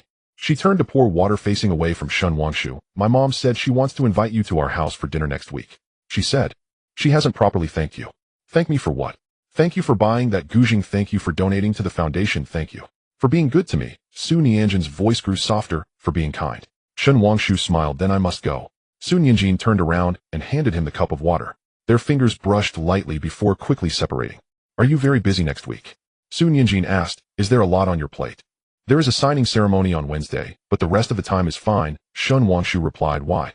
It's nothing. Sun Yinjin lowered her head. I just wanted to remind you to pay attention to safety. I heard things have been a bit unsettled lately. Shun Wangshu looked at her lowered eyelashes, feeling something soften inside. I will be careful, he said. You two don't stay too late teaching piano at night, get home early. The two chatted a bit longer, mostly about everyday trivialities. Sun Yinjin mentioned that her mother was recently learning to cook new dishes, her father's calligraphy won an award, and the family cat had kittens. Shun Wangshu listened quietly, occasionally chiming in. It was a very mundane conversation, but it was relaxing. At 10 o'clock, Shun Wangshu drove Sun Yinjin home.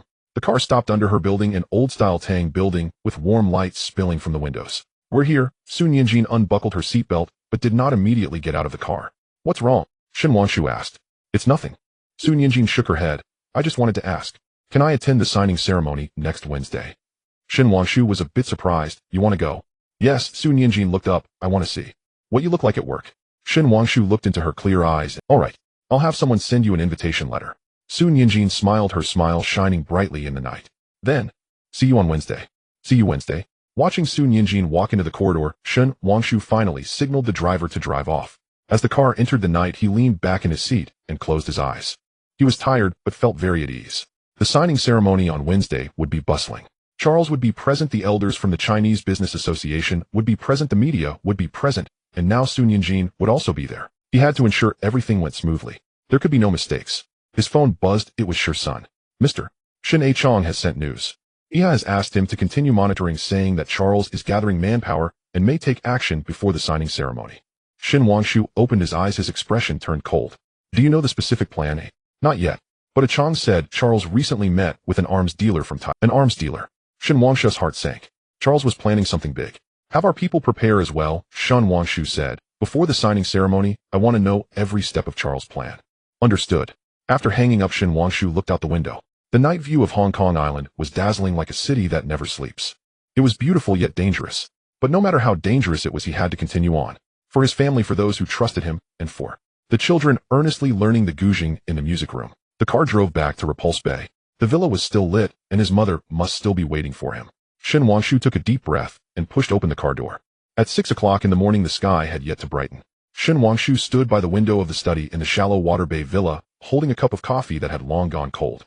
A thin layer of mist enveloped the sea, and the distant mountains appeared blurred, reminiscent of fading landscapes in an ink-wash painting. He hadn't slept all night, continuously running simulations of the various situations that might arise today. The signing ceremony was scheduled for 10 o'clock in the morning at the Peninsula Hotel's banquet hall. Williams sent a confirmation letter early in the morning stating that he would attend personally. The 4 elders of the Chinese Business Association also replied to confirm their attendance. The media list included 27 outlets, including 3 international news agencies. Everything seemed. However, a message from Shursen at 4 o'clock in the morning left him unsettled. Charles had met with Sang Biao late last night and had a private meeting with that Thai arms dealer.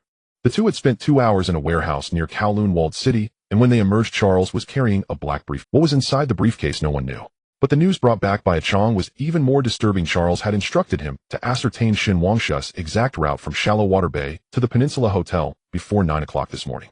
He intends to make a move. Shizen's voice over the phone was low, not at the signing ceremony, but on the way. Shin Wangshu set down his coffee cup and walked to his desk. On the desk lay a map of Hong Kong Island with 3 potential routes marked in red. Each route passed through at least 2 sparsely populated areas, making them suitable for an ambush. Let A Chong continue to relay messages, Shun Wangshu said at the time. Tell him I will take the route along Queen's Road, east, departing at 9:20. Mr. Shun, that is. I know, Shin Wangshu interrupted him, so we will take a different route. The sky outside gradually brightened. The mist over the sea began to dissipate, revealing the outline of distant cargo ships. Shin Wangshu glanced at his watch. It was 6:15.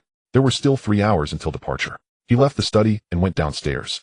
The kitchen lights were on. His mother was already preparing breakfast. Why are you up so early? She exclaimed, surprised. Isn't there an important event today? Can't you sleep a little longer? I can't, Shin Wangshu replied as he sat down at the dining table. Mom, why are you awake so early too? I'm making soup for you. His mother lifted the lid off the clay pot, and a rich aroma wafted out. You must be busy today, right? Drink some soup to settle your stomach. The soup was chicken soup with fish maw with a few goji berries floating on the creamy surface. Shin Wangshu drank slowly, and as the hot soup filled his stomach, his tense nerves relaxed slightly. Where's Grandpa? He's in the garden practicing Tai Chi. His mother sat across from him, looking at him intently. A shoe I know today is very important for you. But no matter how important it is, it can't compare to your safety. You must be careful. Shin Wangshu looked up. His mother's eyes were filled with uncontainable worry. "I will," he assured her. "Mom, don't worry." After finishing the soup, Shin Wangshu returned upstairs to change clothes. Today he chose a deep blue tailored suit, the fabric crisp and the cut well fitted. The shirt was light gray and he opted for a dark red striped tie. As he tied his tie in front of the mirror, he recalled the scene of his first important merger signing in his past life. He was only 26, nervous to the point of sweating, and had to tie his tie 3 times before getting it right. Now at 22, he had already experienced so much. At 7:30, Shursen arrived. He was also dressed formally, but the holster under his armpit made the lines of his suit appear somewhat unnatural. "Everything is arranged," Shursen whispered. "Our team is divided into 3 groups, 1 in front to clear the path, 1 behind to provide protection, and 1 taking the route along Queens Road East as bait. I've also informed the police. Officer Chin will have people on standby nearby. What about Miss Sue? The invitation was delivered last night. She will arrive at the hotel directly with her mother at 9:30. Shursen paused. "Mr. Shin, should we let Miss Sue come on another day, given today's situation?" "No need," Shin Wangshu replied. "The more people present, the less daring Charles will be. Moreover, he wanted her to see how he won this round, how he stood in the spotlight, and how he disappointed those who wanted to pull." At 8 o'clock sharp, Shin Wangshu got into the car. The convoy consisted of 4 vehicles, and he was in the middle, black Mercedes. There were 2 Land Rovers in front and behind carrying 6 bodyguards. There was also an inconspicuous Toyota which had left 20 minutes earlier, taking the route along Queens Road East. The car exited Shallow Water Bay and merged into the morning traffic. Morning in Hong Kong Island was always busy. Our office workers hurried along, students carried backpacks, and there were queues outside the Cha Chan Tung for breakfast. Everything seemed normal. Shin Wangshu looked out the window, holding the agenda for today's signing ceremony. It was scheduled to start at 10 o'clock, beginning with brief speeches from him and Williams, followed by the signing, and then a QA session. It was expected to end by 11, followed by a small lunch banquet. A very standard procedure. But experience had taught him that the more standard the procedure, the more prone it was to accidents. As the vehicle drove onto Gloucester Road, the walkie-talkie crackled with a report from the lead vehicle. "Everything is normal."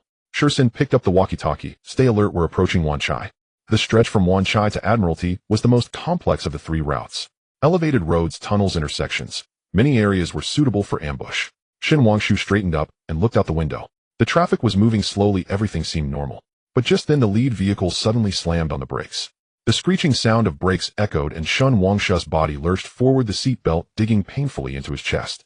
He looked up to see a garbage truck blocking the front of the lead vehicle, its cargo, overturned trash strewn everywhere, blocking the entire lane.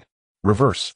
Shursen shouted into the walkie-talkie. The rear vehicle began to reverse, but soon became blocked as well. A delivery truck had angled in, blocking their escape route. Trapped between 2 vehicles, their convoy was stuck in the middle. "Get out!" Shursen drew his gun. "Protect Mr. Shun." The bodyguards quickly exited the vehicles, using them as cover. Shin Wangshu was shielded by Shursen as he got out of the car, crouching behind the vehicle door. The street had descended into chaos. Other trapped cars began honking, and people were sticking their heads out of windows to shout. But Shin Wangshu noticed a detail. The driver of the garbage truck was missing. The overturned cargo still spilled out, emitting a foul odor. The delivery truck blocking their rear had a driver who sat still inside, wearing a baseball cap and a mask. "Not here," Shin Wangshu suddenly said. "This is a decoy." No sooner had he spoken than gunfire erupted. It wasn't from the front or back, but from the side, from a building across the street that was under renovation. Bullets struck the body of the Mercedes, producing a dull thud. Spiderweb-like cracks appeared on the bulletproof glass, but it did not penetrate. Above us. 3 o'clock. Shursen shouted. The bodyguards began to return fire. The street was in complete disarray. Screams erupted, and people rushed to get out of their cars. Shin Wangshu was escorted by Shursen and 2 other bodyguards towards a nearby shop. Bullets whizzed past his ears, hitting the concrete ground and sending up debris. As they rushed into the shop, Shin Wangshu glanced back. There were at least 3 shooters on that building, armed with automatic rifles and firing with great intensity. But their targets were clear, not to kill him, but to delay him. The signing ceremony, Shin Wangshu gasped. Their goal is to stop me from signing. Shursen was changing magazines as he said, the backup vehicle is at the next intersection, but we can't get out right now. The shop was a Cha Chan Tung, already empty. The owner and staff had likely hidden away, the tables still set with unfinished breakfasts. Shin Wangshu glanced at the time. It was 8:45. There was just over an hour until the signing ceremony, but getting from here to the Peninsula Hotel would take at least 20 minutes, even with clear roads, let alone the rain of bullets outside. Have you contacted Officer Chun? The signal has been jammed. Shursen glanced at his phone. It seems they used a signal, a carefully designed trap. Shin Wangshu closed his eyes and took a deep breath. Charles had pulled out all the stops this time, even using a jammer. But he had forgotten one thing. There were some things in Hong Kong Island that couldn't be jammed. Use this. Shin Wangshu pulled out a small satellite phone from his suit pocket. Call Officer Chin directly. Shursen was taken aback. When did you? Prepared last night. Shin Wangshu pressed the call button. Better. The call connected and Officer Chen's voice came through the receiver accompanied by the sound of police sirens. Mr. Shun, where are you? We've received reports of a gunfight on Gloucester Road. We're trapped in a Cha-Chan Tung in Wanchai. Shun Wangshu spoke quickly. There are at least 3 of them armed with automatic weapons. We need backup. 5 minutes out. After hanging up, Shun Wangshu walked to the window and carefully looked outside. The gunfire had stopped, but the 3 shooters had not left. What were they waiting for? They are waiting for us to come out, Shursen said.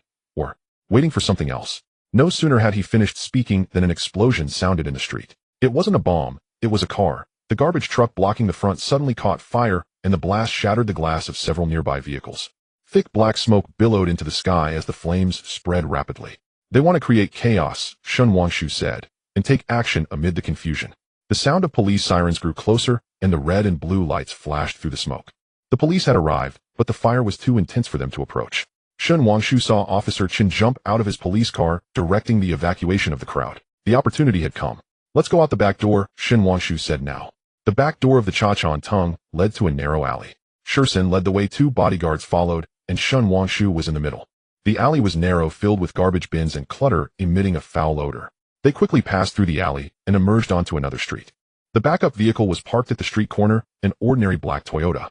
The driver saw them and immediately started the engine. Just as Shun Wangshu opened the door, he heard footsteps behind him. He turned to see a man in a baseball cap chasing after them holding a handgun. Get in. Shursen pushed him into the car and turned to fire back.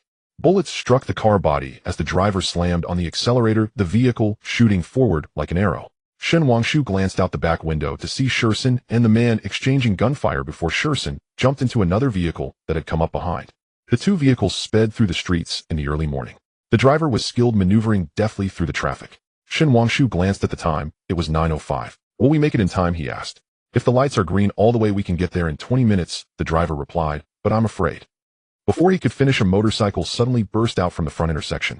The rider wore a helmet obscuring his face, but held a metal rod in his hand. The motorcycle accelerated towards them, and the rod struck the Toyota's windshield with a loud bang. Suddenly, with a loud bang, the world spun around. When the vehicle finally came to a stop, Shun Wangshu found himself lying sideways in the back seat, his forehead bleeding, blood trickling down his cheek. The driver slumped over the steering wheel, motionless. The windshield was completely shattered and smoke was billowing from the front of the car. He unfastened his seatbelt, kicked open the door, and crawled out. There were already people gathered on the street, some calling for an ambulance. Shun Wangshu shook himself upright and saw the motorcycle parked across the street, the rider staring at him. Then the rider raised his hand and made a slashing motion across his throat. A provocation. Shun Wangshu wiped the blood from his face and smiled. Did Charles think this would stop him? So naive. The sound of police sirens echoed again as Shizen's car arrived. He jumped out, and upon seeing Shun Wangshu's condition, his face changed dramatically. Mr. Shun, you're injured. Just superficial wounds, Shun Wangshu replied. Can the car still drive? Shursen glanced at the wrecked Toyota and shook his head. No, it can't be driven anymore. But Officer Chen will be here soon. He can take us to the hotel. There's no time. Shun Wangshu glanced at his watch. It was 9:20. 40 minutes left, but even with a police escort, it would take at least 30 minutes to get to the Peninsula Hotel. They would need to allow time to change clothes and treat his wounds. He surveyed his surroundings. This was Causeway Bay, and the street was congested with traffic. Even with a police escort, it would be difficult to arrive on time. Unless... Shun Wangshu's gaze fell on a motorcycle shop by the street. Several heavy motorcycles were displayed in the window, their black frames gleaming coldly in the morning light. Shursen, he said, can you ride a motorcycle? Shursen was taken aback. I can, but... No buts. Shun Wangshu walked towards the motorcycle shop. Rent one now. 5 minutes later, Shun Wangshu donned a helmet and sat on the back of the motorcycle, gripping Shizen's waist tightly. Shursen twisted the throttle, and the motorcycle surged forward like a wild stallion, weaving skillfully through the traffic. The wind howled past his ears, and the street scenery flew by. Shun Wangshu closed his eyes, feeling the sensation of weightlessness that came with speed. The wound on his forehead was still bleeding, blood dripping from his chin onto his suit, staining it red. But he didn't care. At 9:40, the motorcycle stopped at the back door of the Peninsula Hotel. Shun Wangshu removed his helmet, his hair disheveled, blood still on his face, and his suit wrinkled, looking quite disheveled. However, as he entered the hotel, everyone stopped in their tracks. A number of media reporters had already gathered in the lobby. Upon seeing him, the sound of camera shutters echoed loudly. Shursen protected him as they maneuvered through the crowd towards the lounge next to the banquet hall. William's assistant was waiting at the door of the lounge and paled at the sight of Shun Wangshu. Mr. Shinyu. Give me 15 minutes, Shun Wangshu said. Also, please prepare a new suit, you know. In the lounge, Shun Wangshu first treated his wound. The cut on his forehead wasn't deep. After cleaning and disinfecting it, he applied a bandage. Then he changed out of his bloodstained suit and wiped his face and hands with a wet towel. The reflection in the mirror showed a disheveled appearance, but his eyes were bright. At 9:50 the new suit arrived, a deep gray three-piece that fit perfectly. Shen Wangshu changed into the new clothes, retied his tie, and tidied his hair. Finally, he stood in front of the mirror looking at himself. The disheveled look faded, replaced by a calm strength. The bandage on his forehead was hidden beneath his bangs, barely noticeable unless one looked closely. The suit was crisp, accentuating his broad shoulders and narrow waist. Aside from his somewhat pale complexion, he appeared just like he always did. At 9:55 Shen Wangshu pushed open the lounge door and walked towards the banquet hall. The banquet hall was already filled with people. In the front row were the veterans of the Chinese Business Association, who nodded slightly as they saw him enter. The media section was packed with cameras pointed at him. Su Nianjin and her mother were seated in the third row. Upon seeing him, Su Nianjin's eyes showed concern, but quickly turned into a reassuring smile. William stood beside the podium checking his watch. Upon seeing Shen Wangshu, he visibly relaxed. At 10 o'clock sharp, the signing ceremony began on time. Shen Wangshu and Williams both delivered speeches. Williams' address was quite formal, emphasizing the strategic significance and win-win prospects of the collaboration. When it was Shen Wangshu's turn, he did not read from the prepared speech. This morning I encountered some unexpected events on my way here. He began, his voice resonating through the microphone. Someone didn't want me to be here, didn't want this signing to take place. A low murmur arose from the audience. But what I want to say is, Shen Wangshu continued, the business environment in Hong Kong should not be dominated by violence and threats. The Chinese enterprises have come this far through integrity, hard work, and wisdom. This contract today is not just a transaction. It is a signal. No improper means can obstruct the trend of fair competition and win-win cooperation. Applause erupted. It started sparse, but grew increasingly enthusiastic. The veterans of the Chinese Business Association led the applause, and the media reporters put down their cameras to join in. Su Nianjin watched him from below, her eyes sparkling. The signing segment went smoothly. Shen Wangshu and Williams signed the contract, exchanged documents, and shook hands. The camera flashes erupted in unison, capturing this moment. During the QA session, a reporter indeed asked about the morning's incident. Mr. Shen, what exactly do you mean by unexpected events? Is it related to your recent competition with EHI? Shen Wangshu looked at the reporter who asked the question, then glanced at Charles, who was standing behind the media section. Charles' face darkened, but he still tried to maintain his composure. The specific details are under investigation by the police, Shen Wangshu replied. I believe the law will deliver a fair judgment. As for competition, business competition should be healthy, a contest within the framework of rules. If someone chooses to employ means outside the rules, then they have already lost. This was said quite bluntly. Below, Charles clenched his fists, but said nothing. The signing ceremony concluded punctually at 11. Shen Wangshu shook hands with Williams once more. Mr. Shen, Williams lowered his voice. I am very sorry about this morning's incident. As for Charles, it's not your fault, Shen Wangshu said. However, Mr. Williams, there's something I want to convey to Mr. Charles. There are rules to this game. Those who break the rules will ultimately be eliminated by them. Williams nodded, his expression complex. After the lunch banquet began, Shen Wangshu first chatted with a few veterans of the Chinese enterprises, then moved towards Su Nianjin's table. Mr. Shen, Su Nianjin's mother stood up. Congratulations. Thank you, Auntie. Shen Wangshu bowed slightly. I apologize for the unexpected incident this morning. I couldn't come to pick you up. As long as you're okay. Su Nianjin's mother looked at the bandage faintly showing on his forehead. Is the injury serious? Just superficial wounds, Shen Wangshu said. Nianjin, I'm sorry to make you worry. Su Nianjin shook her head. As long as you're fine. Her voice was soft, but Shen Wangshu could sense the concern. He smiled, wanting to say something, but Shursen hurried over. Mr. Shen, Officer Chen has arrived and is waiting for you outside. Shen Wangshu smiled apologetically at Su Nianjin and her mother. Excuse me for a moment. In the corridor outside the banquet hall, Officer Chen was waiting for him, his expression serious. Mr. Shen, we caught 2 of the 3 gunmen from this morning, one got away. We also apprehended the motorcycle riders, but they all claim to have been instructed and do not know who the employer is. What about Charles? No evidence. Officer Chen shook his head. He has a perfect alibi. An hour before the signing ceremony, he was in the hotel room meeting with lawyers with surveillance footage to prove it. Shen Wangshu was not surprised. Although Charles was young and impulsive, he wasn't foolish. He wouldn't show his face in such matters. What about the garbage truck and the van? Have they been investigated? Yes, Officer Chen said. The garbage truck was stolen and the van was a cloned vehicle. The trail has gone cold. Typical underworld tactics. Clean and efficient, leaving no trace. Thank you, Officer Chen, Shen Wangshu said. Keep investigating, there will always be a loophole. Officer Chen nodded and left. Shen Wangshu stood in place, gazing at the sky outside the corridor. The sun was bright, but the wind was strong and the clouds were moving swiftly. Mr. Shen, Shursen approached. Charles just left, and he looked quite displeased when he did. Let him go, Shen Wangshu said. Having lost this round, he needs time to lick his wounds. But it won't be long. So what should we do next? Proceed as planned.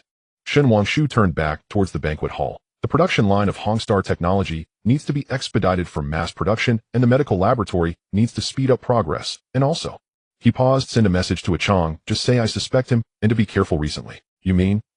Fishing requires a long line, Shen Wangshu said. What does Charles need the most right now? Someone who can get close to me. Since Chong was willing to sell out once for money, he could do it a second time. What we need to do is give him an opportunity. Shursun understood. This was about turning Chong against Charles, feeding him false information. Inside the banquet hall, the lunch banquet continued. Shen Wangshu walked back in his face, now wearing a proper smile. He approached the main table and raised his glass. Thank you all for being here today. He said, this drink is to Hong Kong Island and to everyone who has fought for this land. Everyone raised their glasses. The crystal glasses clinked together, producing a crisp sound. Shen Wangshu downed his drink in one go. The spicy liquid slid down his throat, bringing a feeling of warmth. He set the glass down and scanned the room. The veterans of the Chinese Business Association were conversing quietly, wearing contented smiles. Williams was speaking with several British representatives, maintaining a composed expression. The media reporters were packing up their equipment, preparing to leave. Sun Yinjin sat beside her mother, smiling as she listened to an elderly gentleman speak. Everything seemed fine, but he knew the storm had not yet passed. Charles would not give up. The mole had not been completely eliminated. The laboratory needed reconstruction, and someone from Canada needed to handle the matter of Chen Qiming's son. There were many things to be done, but today, at least today, he had won this round. Shen Wangshu stepped out of the banquet hall and onto the hotel terrace.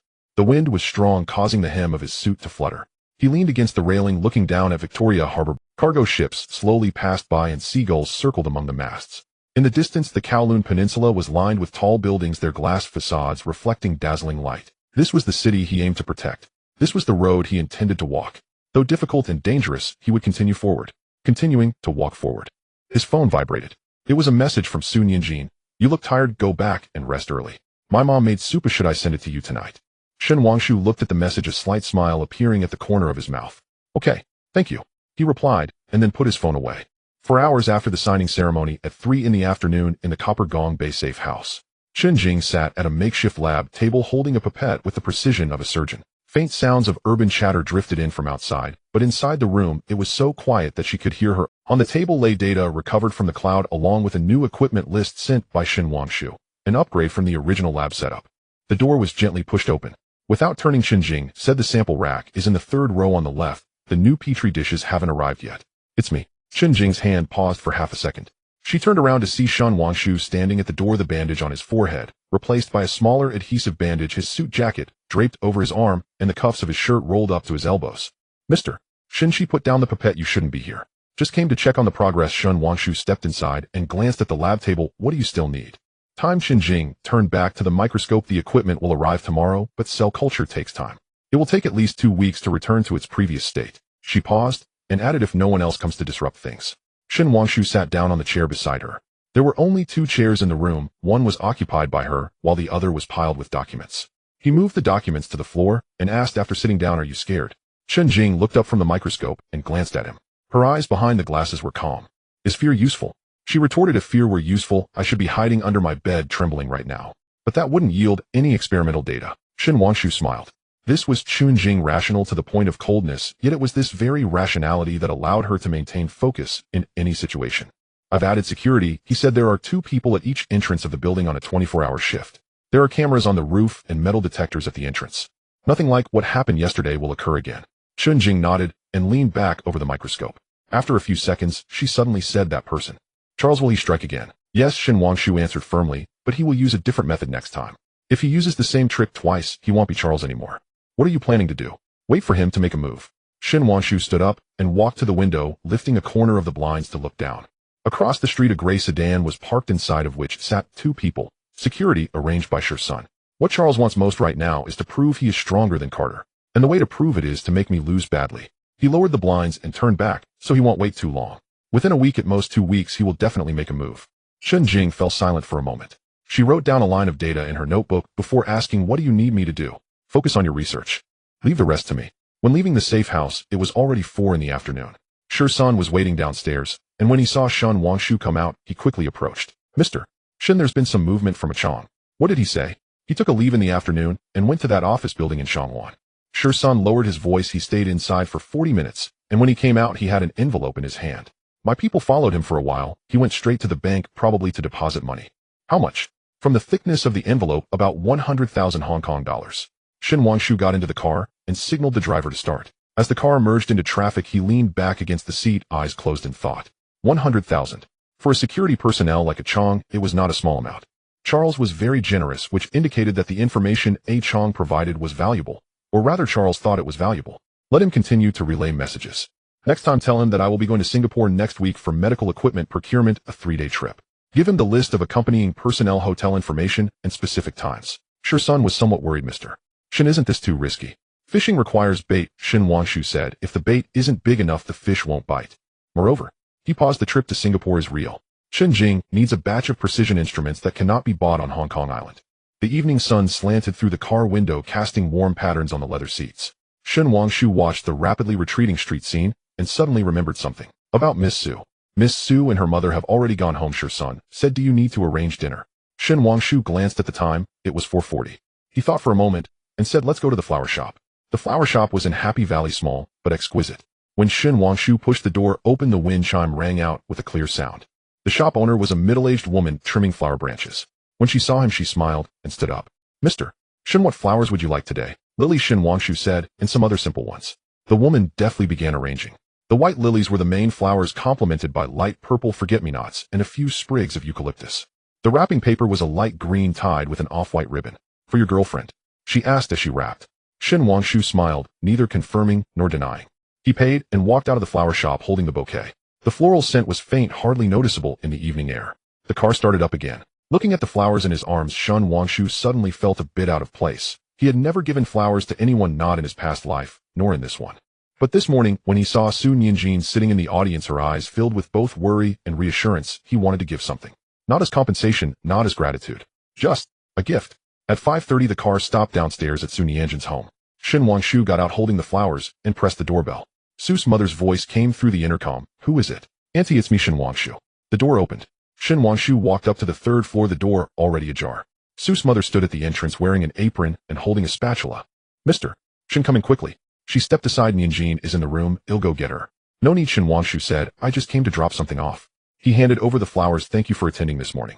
Su's mother took the flowers, her gaze softening. You child, why be so polite? Sit down, I've made soup, it's just in time for dinner. Shen Wangshu wanted to decline, but Su's mother had already turned to the kitchen. He had no choice but to sit on the sofa in the living room. The living room was small, but very tidy. A few pieces of calligraphy and painting hung on the walls, all works of Su's father. The bookshelf was packed full, mostly with literature and history books. Su Nianjin walked out of her room. She had changed into a light blue loungewear, her hair loosely tied back, and when she saw Shen Wangshu, she was somewhat surprised. What brings you here? Brought flowers. Shen Wangshu stood up, and also, thank you for the soup this morning. Su Nianjin's face turned slightly red. She walked to the coffee table, picked up the kettle to pour him water. Does it still hurt? Not anymore. Shen Wangshu took the cup. Has the result of your thesis defense come out? It has. Su Nianjin sat down on the chair opposite him. I passed. My advisor said it was well written and suggested I continue my graduate studies. Do you want to continue? Yes, Su Nianjin nodded, but I'm still considering. Graduate studies require time and money. The foundation still needs people. She didn't finish, but Shen Wangshu understood. Su Nianjin came from a modest background. Both her parents were regular wage earners, and it was already difficult for them to support her through university. If she continued to pursue a graduate degree, the financial pressure would be even greater. Money is not an issue, Shen Wangshu said. The foundation can set up a scholarship specifically to support students pursuing further education. You would be the first beneficiary. It's reasonable. Su Nianjin looked up at him, her eyes bright, like they held stars. That wouldn't be good, she said softly. People will talk. Let them talk. Shen Wangshu smiled. I do my own thing without needing to explain. The sounds of cooking came from the kitchen along with the aroma of food. Su's mother called out, Nianjin, come and serve the dishes. Dinner was simple, 3 dishes, and a soup, steamed sea-based garlic vegetable hearts, braised tofu, and a pot of rich soup. When Su's father returned from work and saw Shen Wangshu, he was very welcoming. Mr. Shen, we heard about what happened this morning. Su's father served him soup. Those people are too lawless. Did you report it? I did. Shen Wangshu took the bowl of soup. The police are investigating. They must be severely punished once they are caught. Su's father was very angry. Hong Kong Island is a society governed by law. How can such things be allowed to happen? Shen Wangshu smiled and did not respond. Some things are not suitable for discussion at the dining table. The meal went quickly. Su's mother was a good cook. The dishes were light, yet flavorful. Shen Wangshu had a bowl of rice and another bowl of soup. During the meal, Su's parents mostly asked questions while he answered. Questions about business, family, and future plans. They were very common questions, but Shen Wangshu answered them seriously. When he talked about how his grandfather loved to play chess, how his mother always worried that he didn't eat, well, how his sister was in Paris for Fashion Week, and how his younger sister had gotten into trouble at school, his tone would unconsciously soften. Sun Yinjin rarely spoke, just quietly listening. Occasionally she would glance at him, then quickly look down. After the meal, Su's mother cleared the dishes and Su's father took a phone call and went to the study. Only Shen Wangshu and Sun Yinjin were left in the living room. I should be going. Shen Wangshu stood up. Thank you for your hospitality. We'll see you out. Sun Yinjin also stood up. The two of them went downstairs together. The evening breeze was cool, and Sun Yinjin wrapped herself in a thin jacket. When they reached the car, she suddenly said, "What you said on stage today was very good." "Which words?" "About Hong Kong Island, about Chinese enterprises." Sun Yinjin looked up at him. "I used to think that business was just about making money, just about calculations. But you said it's about integrity, diligence, and wisdom. Doing business should be the same, right?" "Yes," he said, "being a person and doing business are the same." Sun Yinjin nodded. "Be careful on the road." He leaned back against the chair and closed his eyes. The wound on his forehead ached faintly, yet somewhere in his heart it felt warm. It was Song. "Mr. Shen, there have been movements on Charles' side. He has scheduled a meeting with the heads of several banks on Hong Kong Island tomorrow morning. It's said to be about discussing a large loan, with the collateral being the shares of Jardine at the Kwai Chung terminal. 1 billion. This is not a small amount. Charles has just arrived at Hong Kong Island and is about to use such a large sum of money, which certainly indicates some major move. Keep watching him," Shen Wangshu said. "Also let a Chong pass on a new message. Just say that I will go to Singapore next week to meet a representative from a German pharmaceutical company to discuss technology transfer." "Technology transfer?" "Yes," Shen Wangshu said. "Just say that Xinjiang's research and development have hit a bottleneck, and I need to introduce foreign technology. Time, place, and specific details all give to him." After hanging up, Shen Wangshu looked out the window. The Hong Kong Island in the night was brilliantly lit, resembling a suspended galaxy. Charles wants to play big, and he will accompany him to the end. But before that, he still had something to do. "Turn around," he said to the driver. "Go to my grandfather's place." The car drove towards the mid-levels. Shen Wangshu's grandfather Shen Hanqing lived in an old villa there, which had been the ancestral home of the Shen family for generations. The car stopped outside the main gate, and Shen Wangshu got out and rang the doorbell. The door was opened by Uncle Fu, the old butler of the Shen family. "Young master has arrived." Uncle Fu smiled and stepped aside. "The old gentleman is in the study." In the study, Shen Hanqing was reading. Seeing Shen Wangshu come in, he took off his reading glasses. "Why come over so late? Is there something?" "I came to see you," Shen Wangshu said as he sat down opposite. "Additionally, I would like to hear your opinion on something." Shen Hanqing closed the book. "Speak." "Charles wants to use the shares of the Kwai Chung terminal as collateral to borrow 1 billion from the bank," Shen Wangshu said. "I want to know what he intends to do with this money." Shen Hanqing was silent for a moment. He got up and walked to the bookshelf, taking down a thick album and flipping to a page. It was an old photograph taken at the Kwai Chung terminal in the 1960s. In the photograph, the terminal was not yet fully built and workers were laboring under the scorching sun. The Kwai Chung terminal was built by Jardine in the 1960s.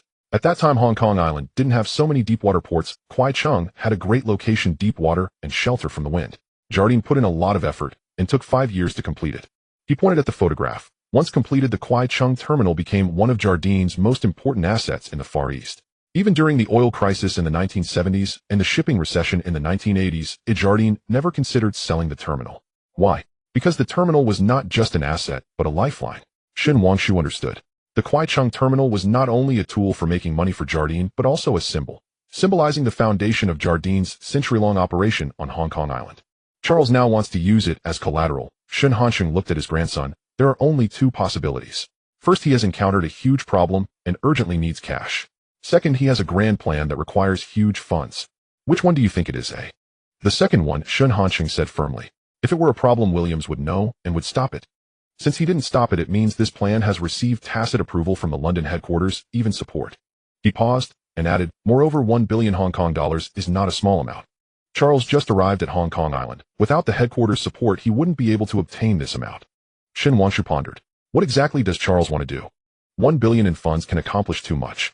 Acquisition, investment, or targeting him. A shoe. Shen Hanqing sat down again, looking at his grandson. Do you know when it is most dangerous to do business? When is it, eh? It's not when there's no money, but when there's too much money, Shen Hanqing said. With too much money, people easily become inflated and prone to mistakes. Charles now holds 1 billion in funds, so he will certainly take action. What you need to do is not to keep an eye on him. Wait for him to make a mistake. Shen Hanqing smiled. Young people holding a large sum of money and eager to prove themselves cannot avoid making mistakes. What you need to do is to deliver a fatal blow when he makes a mistake. Shen Wangshu understood. To act by inaction, to wait for the opportunity. This is what his grandfather taught him. There's one more thing. Shun Hanxing took out a business card from the drawer and pushed it over. This person keep it. Shen Wangshu picked up the business card. It only had a name and phone number. Zheng Yu. Old Zheng is an old-school banker on Hong Kong Island and was the deputy chairman of HSBC before retiring. Charles wants to take out a loan, and he will definitely go through HSBC. Although Old Zheng is retired, he still has influence in the industry. You should find him and have a chat. What should we chat about? Anything is fine. Shun Hanxing waved his hand. Just get to know him. In business, knowing more people is never a bad. Shen Wangshu put away the business card. He glanced at the time. It was already 9 in the evening. Grandfather, I should be going. Go ahead. Shen Hanxing put his reading glasses back on. Remember, don't take 2 big steps, walk steadily. When leaving the study, Uncle Fu was waiting at the door holding a thermos. At 9 in the morning, the headquarters of HSBC in Hong Kong. Shen Wangshu pushed open the heavy glass door, and a blend of air conditioning mixed with the scent of paper and old wood rushed towards him. The lobby was nearly 10 meters high with a marble floor that gleamed like a mirror and Victorian oil paintings hung on the walls. This place felt like a different world compared to the noisy central outside. Quiet, solemn, and time seemed to slow down a bit. Zheng Ye's office was on the top floor. As Shen Wangshu stepped out of the elevator, a female secretary dressed in a dark suit was already waiting at the door. Mr. Shen, Old Zheng is waiting for you inside. She slightly inclined her body and pushed open the heavy oak door. The office was spacious with floor-to-ceiling windows on both sides, offering a panoramic view of Victoria Harbor. Zheng Yu stood by the window, his back to the door, holding a teacup. Upon hearing the footsteps, he turned around. He was an elderly man in his 70s with completely white hair meticulously styled, wearing a 3-piece suit. Behind his golden-rimmed glasses, his eyes were bright, devoid of the cloudiness often seen at his age. Old Zheng. Shen Wangshu slightly bowed. Shen Wangshu. Zheng Yu assessed him and nodded. Have a seat. The two of them sat down on the sofa in the reception area. The tea set was already arranged on the coffee table with steam rising from the purple clay teapot. Zheng Yu personally poured the tea, his movements slow and steady. Your grandfather called me yesterday, saying you wanted to talk. What do you want to discuss? Zheng Yu slid the teacup over to him. Let's talk about Charles Horton. Shen Wangshu took the teacup and his 1 billion loan. Zheng Yu smiled, his expression somewhat meaningful. Young man, banks have their own rules. A client's loan application is considered commercial confidentiality. I understand, Shen Wangshu said. I'm not here to inquire about confidential matters. I just want to ask Old Zheng one question. Given the financial situation and cash flow of Jardine Matheson, do they really need to use core assets like the Kwai Chung terminal as collateral? Zheng Yu did not answer immediately. He lifted his teacup and took a slow sip, his gaze directed outside. Several white yachts were gliding across the blue water, leaving delicate white trails behind. Have you seen Jardine's annual report? He suddenly asked. Yes, I have. Last year's net profit grew by 8, cash flow is healthy, and the debt ratio is within a reasonable range. Then why do they need to borrow 1 billion? Zheng Yu turned to look at him. And it's not an ordinary loan, it's a short-term bridge loan with a term of only 3 months. Shen Wangshu's mind raced. 3 months, 1 billion bridge loan. This indicated that Charles was in urgent need of a large sum of money and was confident he could repay it within 3 months. He has a significant short-term expense, Shen Wangshu said slowly. And this expense can yield a higher return, high enough to warrant the use of core assets as collateral. Zheng Yu nodded and set down his teacup. Yesterday afternoon, Charles came to see me. He brought a plan quite thick, probably about 50 pages. Inside it detailed what he intended to do with that 1 billion. Can you share it? I can't, Zheng Yu stated, but I can tell you one thing. Those funds are not intended to deal with you.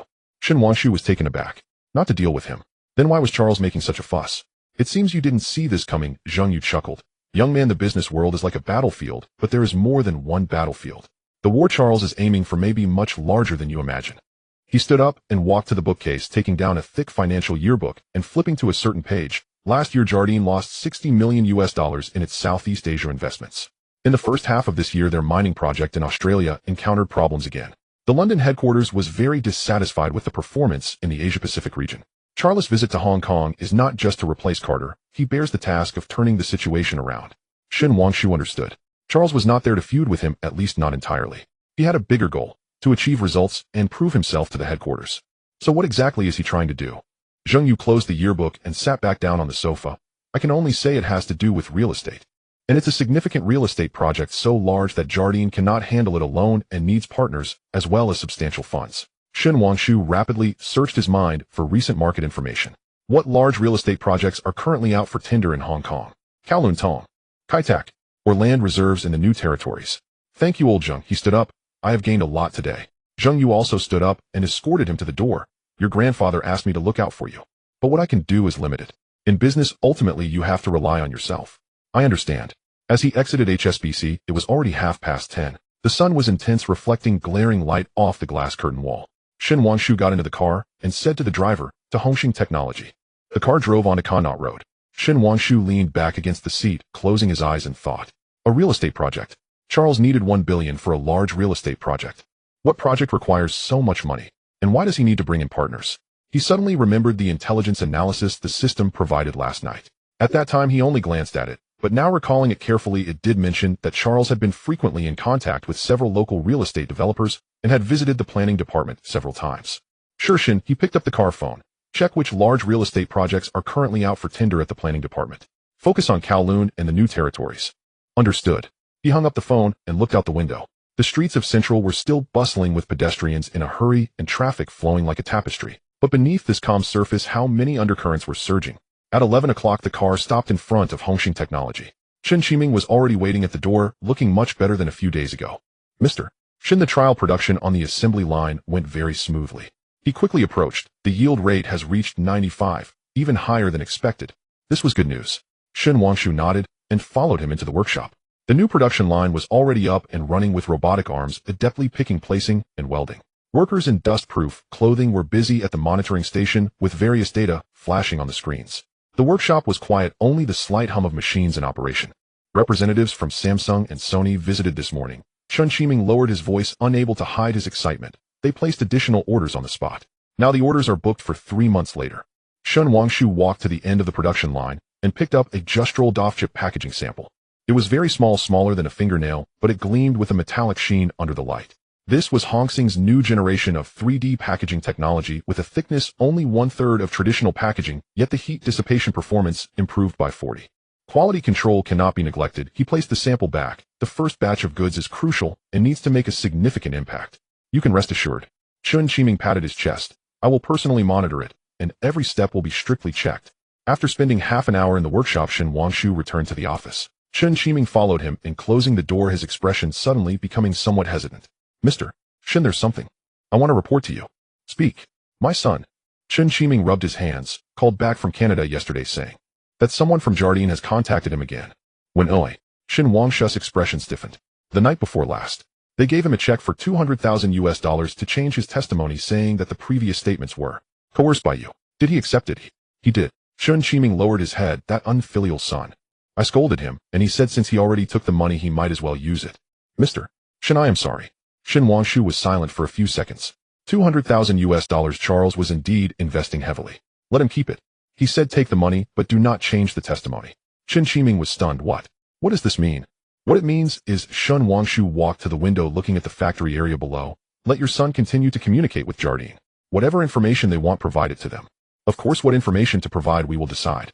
Chen Qiming understood. This was to reverse the use of his son to relay false information to Jardine. But is the kid reliable? He was somewhat worried. He is greedy, and I fear that. Being greedy, the greedy know who to cooperate with to get more. You tell him that if he helps me out, Jardine will give him a certain amount, and I... Chen Qiming's eyes reddened. Mr.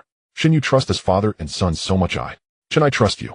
As for your son, it's normal for young people to take a detour. A little push will bring them back. When leaving Hongxing Technology, it was already noon. Shen Wangshu ate a sandwich in the car for lunch. At 2 in the afternoon, he had to meet a few young people from the Chinese General Chamber of Commerce. All second generation, around 30 years old with family businesses, and they were also starting their own ventures. This was a social engagement, but also necessary. In Hong Kong, business connections are essential. The relationships of the older generation need to be maintained and connections with the younger generation must be established. The meeting place was chosen at a private club in Lan Kwai Fong. By the time Shen Wangshu arrived, the other 5 had already been there. Seeing him enter, they all stood up. Brother Shen. The leader was Hua Qimin, the youngest son of the Hua family, 28 years old, and engaged in electronic trade. We've been waiting for you for half a day. Sorry I was stuck in traffic. Shen Wangshu sat down in an empty seat. The table was already laid out with drinks and snacks. The group began with casual chatter, discussing gossip from their circles, who got married, who had business problems, and who bought a new car. Shen Wangshu rarely interjected, simply listening quietly. After a few rounds of drinks, the conversation gradually shifted to serious matters. Brother Shen, a young man named Li who worked in construction materials, spoke up. I heard you signed a deal with IA. Acquired 2 of their properties. Yes, the Victoria warehouse and the real estate in Kowloon, Shen Wangshu replied. Impressive. Another young man in logistics gave a thumbs up. Those old ghosts from IHA only consume others. When have they ever been consumed themselves? Brother Shen, you're giving our Chinese capital a face. Shen Wangshu smiled, but did not respond. Hua Qiwen took a sip of his drink and suddenly said, Brother Shun, there's something I wonder if you've heard about. Charles from IHA has been looking for partners everywhere saying he wants to undertake a big project. What kind of project? Not clear. Hua Qiwen shook his head, but my dad said Charles approached him wanting to pull the Hua family in as investors. It's a real estate project in Kowloon, quite large with a total investment of possibly 30 billion. 30 billion. Shen Wangshu's heart stirred. Charles could lend 10 billion himself and gather partners for the other 20 billion, just right for 30 billion. What kind of project needs so much money? Did your dad agree? No, Hua Qiwen said. My dad said the IHA project is too risky, he doesn't want to get involved. However, I heard him say that Charles has approached several families including the He family, the Guo family, and the Zheng family. It seems the Zheng family is somewhat interested. The Zheng family. Shen Wangshu thought of Zheng Yu. The Zheng family is well connected, but they originally built their wealth in real estate on Hong Kong Island. If the Zheng family is interested, then this project might indeed be significant. Do you know the specific location? Kowloon, a piece of land near the train station. Hua Qiwen thought for a moment. It used to be a warehouse abandoned for many years. The government reclaimed it last year and opened bids this spring, but no one has taken it yet. It's too large and the risk is high. Shen Wangshu noted it down. Kowloon warehouse large real estate project. The gathering ended at 4 in the afternoon. As Shen Wangshu exited the clubhouse, the sun was already setting. He got into the car and told the driver, go to Kowloon. The vehicle passed through the underwater tunnel heading toward Kowloon. On a weekend afternoon, the streets were bustling and the traffic moved slowly. Shen Wangshu gazed out the window, rapidly processing the information in his mind. Charles 10 billion in loans, Kowloon real estate project 30 billion in total investment, seeking Chinese capital partners.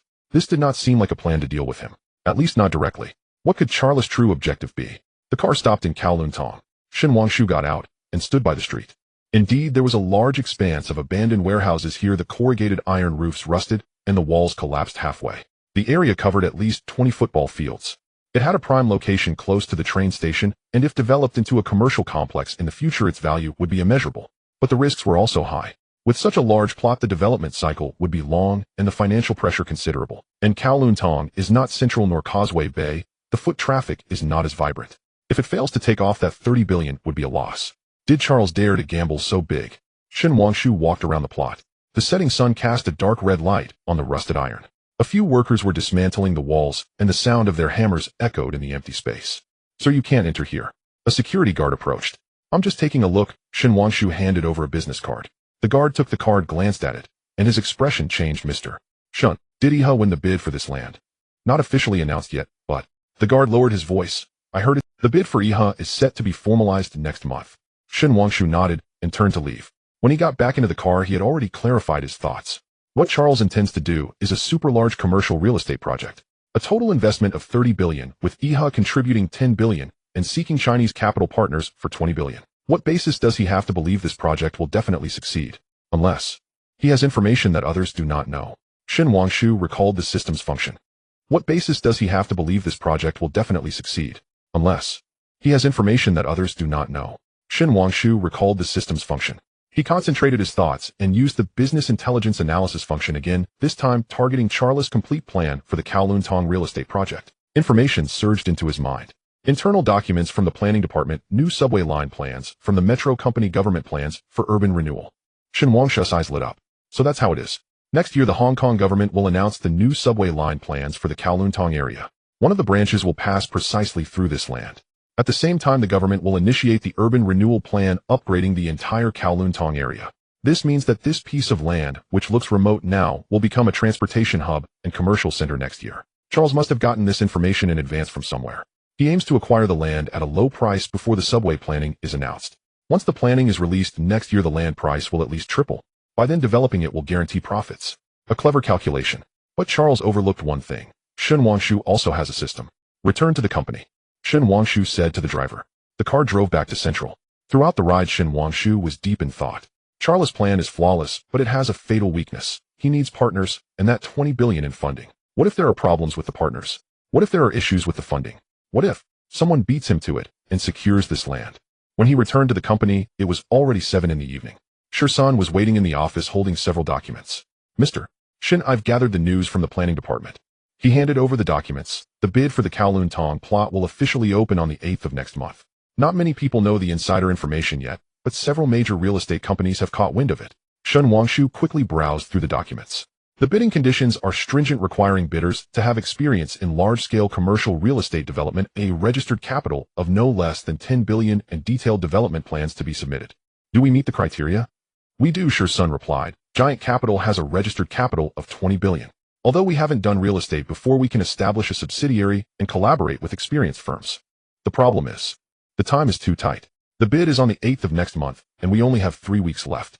We need to find partners, create a plan, and prepare funding. Funding is not the issue, Shen Wanshu said. The problem is finding partners. Who to find? Sun thought for a moment. The Zheng family. The Zheng family originated in real estate, has experience and connections. Moreover, old Zheng met you today. This is an opportunity. Shen Wanshu nodded. The Zheng family is indeed the most suitable choice.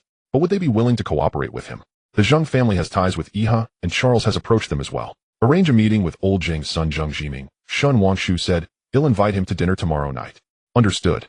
After Sun left, Shen Wanshu walked to the floor-to-ceiling window. As night fell, the lights of Hong Kong Island began to twinkle one by one. From the 56th floor, the entire city resembled a dazzling river of stars. Charles wants to play big. He will accompany him to the end. But this time he wants to play differently. Not defense but offense. Not waiting for Charles to strike, but taking the initiative. His phone vibrated. It was Sun Yinjin. Are you free tonight? The soup is ready. Should I bring it over? Shen Wanshu looked at the message and smiled slightly. He replied, I'll come get it. 8 o'clock, the usual place. Okay. After sending the message, Shen Wanshu glanced at the time. It was 7:30. He picked up his coat and walked out of the office. As the elevator descended, he thought of Chen Jing. He wondered how things were going in the lab. He would have to check tomorrow. There was still much to do. But tonight he wanted to relax a little, even if just for a short while. The car drove toward the University of Hong Kong. The campus was quiet at night, with lamplight casting mottled shadows under the sycamore trees. Shen Wanshu waited for 10 minutes at the entrance of the Faculty of Arts and saw Sun Yinjin walk out. She was carrying a thermal container, and when she saw him, she quickly walked over. Have you been waiting long? Just arrived. Shen Wanshu took the container. Thank you. You're welcome. Sun Yinjin looked at him. You look tired. A bit, Shen Wanshu said, but it'll be fine after drinking the soup. The two strolled slowly through the campus. The night breeze was cool, rustling the sycamore leaves. Occasionally students rode by on bicycles, leaving behind a crisp sound of bells. Are you busy tomorrow? Sun Yinjin suddenly asked. Still have a lot to do. Yes, Shen Wanshu said. There's much to tackle. Then, make sure to rest. Sun Yinjin's voice was soft. My mom says health is the foundation of revolution. Shen Wanshu chuckled. Your mom is right. When they reached the school gate, Sun Yinjin stopped. I won't walk you out. You. Be careful on the road. All right. Shen Wanshu looked at her. You two go back early. He watched Sun Yinjin turn back into the campus, her figure gradually fading in the lamplight. Then he got into the car, placing the thermal container on his lap, still warm. The car started. Shen Wanshu leaned back against the seat and closed his eyes. He was tired but felt at ease. Tomorrow many tough battles awaited. Charles Kowloon Tongjung family, a 30 billion project. But tonight he would first enjoy the soup. The car drove into the night. Shen Wanshu opened the thermal container and a fragrant aroma wafted out. It was chicken soup with fish maw, a taste from his mother.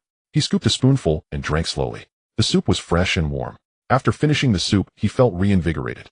At 7 o'clock on Sunday evening at the Peninsula Hotel's Jia Lin Lu, Shen Wanshu arrived 15 minutes early. The waiter led him to the reserved private room, where the table was already set, offering a panoramic view of the Victoria Harbor night scene outside. He ordered a pot of pure tea and sat by the window alone waiting.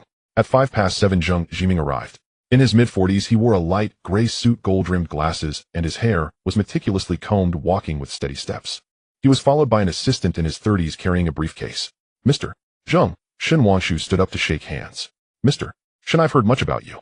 Zheng Jiming shook his hand with an appropriate smile, saying, my father mentioned you, saying you are a rare talent among the youth. They both took their seats.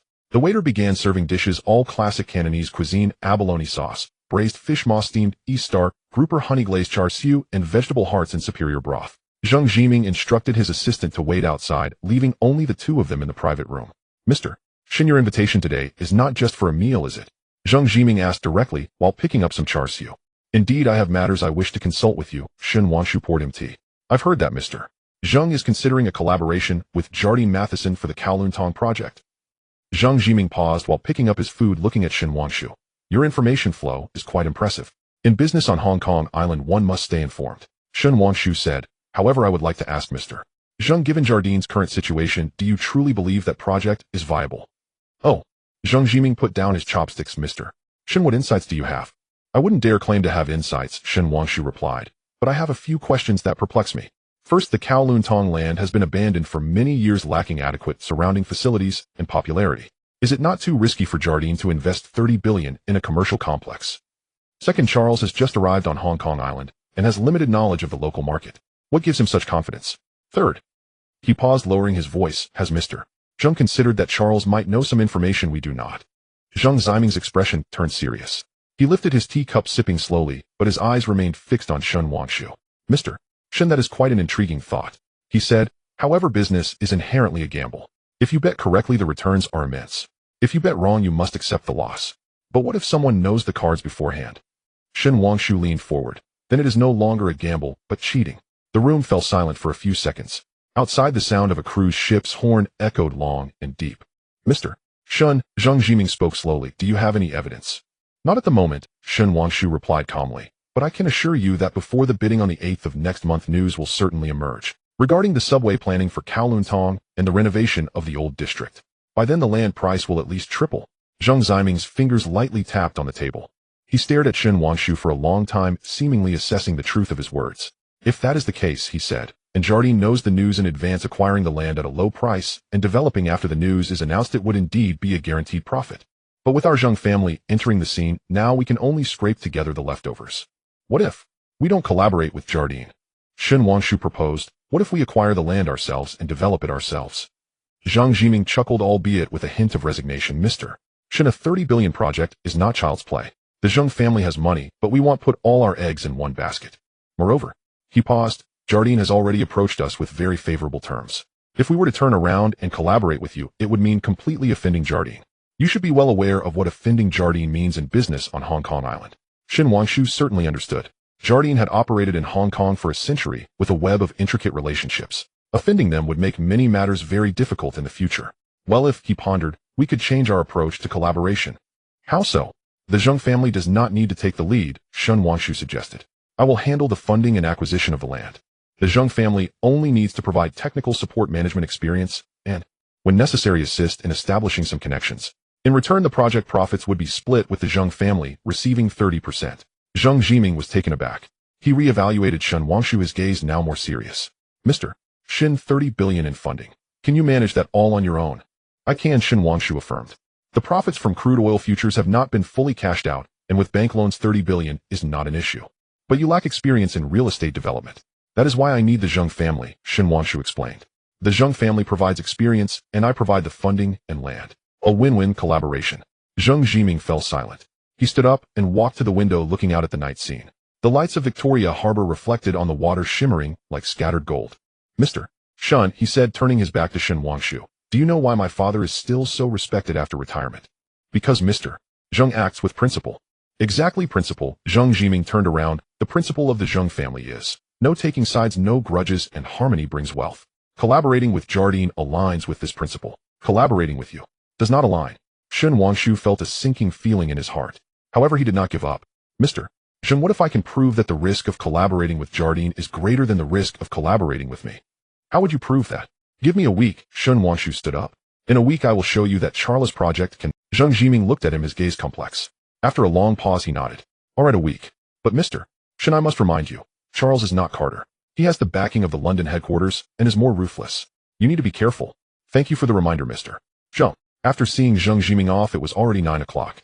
Shen Wangshu did not leave immediately, but stood by the window gazing at the night scene outside. 30 billion Kowloon Tong, the Zheng family. Many difficult problems. But he must solve them. His phone vibrated. It was Shursen. Mr. Shen, there's new evidence from Qinjing, she said. She needs to see you immediately. Now. Yes, she said it was urgent. Shen Wangshu glanced at the time. I'll be there. Half an hour later, the car stopped at the safe house in Causeway Bay. Shen Wangshu quickly ascended the stairs and pushed open the laboratory door. Chen Jing was standing at the experimental table, holding a test tube and staring into the microscope. Upon hearing the noise, she did not look up. Mr. Shen, you're here. What did you discover? Chen Jing straightened up and removed her gloves. Her complexion was somewhat pale, but her eyes were bright. The formula you gave me, she said. I made improvements and added 2 new plant extracts. The result? She walked to another instrument and pulled up the data. In the mouse experiments, the new formula not only alleviated fatigue and enhanced immunity by 50 compared to the original formula, but it also produced unexpected effects. What effects? Significantly enhanced cell activity. Chen Jing pulled up a chart. Look here, the liver cells, cardiac muscle cells, and brain cells of the experimental group of mice were all over 30 more active than those in the control group. Moreover, she paused, a rare excitement in her voice. After 1 month of continuous dosing the physiological age indicators of the experimental group, mice were about 15 younger than their actual age. Shen Wangshu was stunned. He quickly walked to the screen, closely examining the data. The chart was clear, the data was impressive, and the conclusion was unmistakable. This new formula might have anti-aging effects. Are you sure? He asked. Absolutely, Chun Jing replied. I conducted 3 sets of control experiments, and the results were consistent. However, this is just animal testing. The effects on humans still need to be verified. Moreover what? Moreover, this effect is incredibly astounding. Chun Jing looked at him. If this gets out, it will cause a sensation. It will also attract a lot of trouble. Shen Wangshu understood her meaning. An agent that could delay aging was something countless people dreamt of. Once the news leaks, there will be countless people watching and numerous forces wanting to seize it. Keep the data confidential, he immediately instructed. Encrypt all experimental records and strengthen the lab's security. Aside from you and me, no one should know the specific data. Understood, Chun Jing nodded.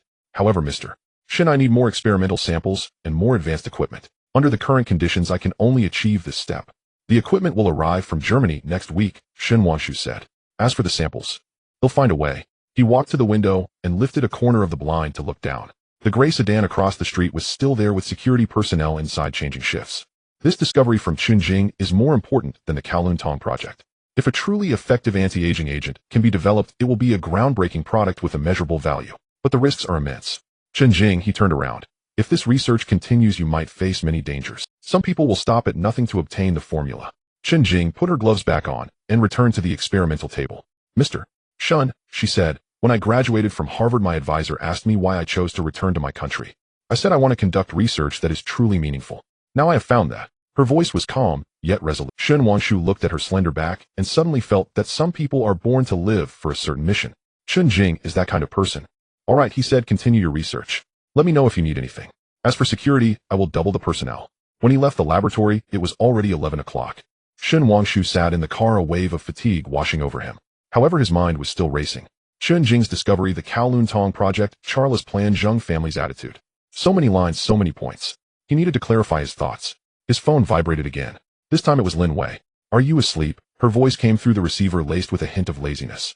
Not yet, Shen Wangshu replied. What's up? I want to see you, Lin Wei said. I'm at a bar in Lawn Kwai. Can you come? Shen Wangshu checked the time. It was 11:10. He should return to rest. There were many things to do tomorrow. However, there was an indescribable weariness in Lin Wei's tone. Send me the address. 20 minutes later, Shen Wangshu pushed open the door to the bar. Inside, the lighting was dim, the music slow, and the air was filled with the aromas of alcohol and perfume. Lin Wei was sitting in a corner booth, a half-finished martini in front of her. She wore a black spaghetti-strap dress with a white blazer draped over it, her long hair loosely tied back, revealing her elegant neck. Seeing Shen Wangshu, she smiled, her smile somewhat dreamy. You're here. She patted the seat next to her. Sit. Shen Wangshu sat down beside her. The waiter came over, and he ordered a glass of whiskey. What's going on? He asked. Nothing much. Lin Wei lifted her glass, swirling it. Just suddenly feel very tired. She turned her head to look at him. Do you know? My ex-husband called me yesterday. He said he regrets it and wants to remarry. Shen Wangshu remained silent, waiting for her to continue. I asked him why. Lin Wei laughed, a hint of sarcasm in her smile. He said it was because his current girlfriend ran off with his money. He said I was still good, at least I wouldn't cheat him out of his money. She downed the rest of her drink. You see, this is how men are. When they need you, you're a treasure. Once they don't need you, you're just grass. Shen Wangshu held her hand. Her hand was cold, with a faint scent of tobacco on her fingertips. You are not grass. He said, you are Lin Wei. Lin Wei looked at him, her eyes shimmering with moisture. But she quickly turned her head away and withdrew her hand. Let's not talk about this anymore. She waved to the waiter for another drink. Let's talk about you. How did your meeting with Zheng Jiming go today? Not well, Shen Wangshu said. The Zheng family doesn't want to offend Jardine. Normal. Lin Wei lit a cigarette and took a deep drag.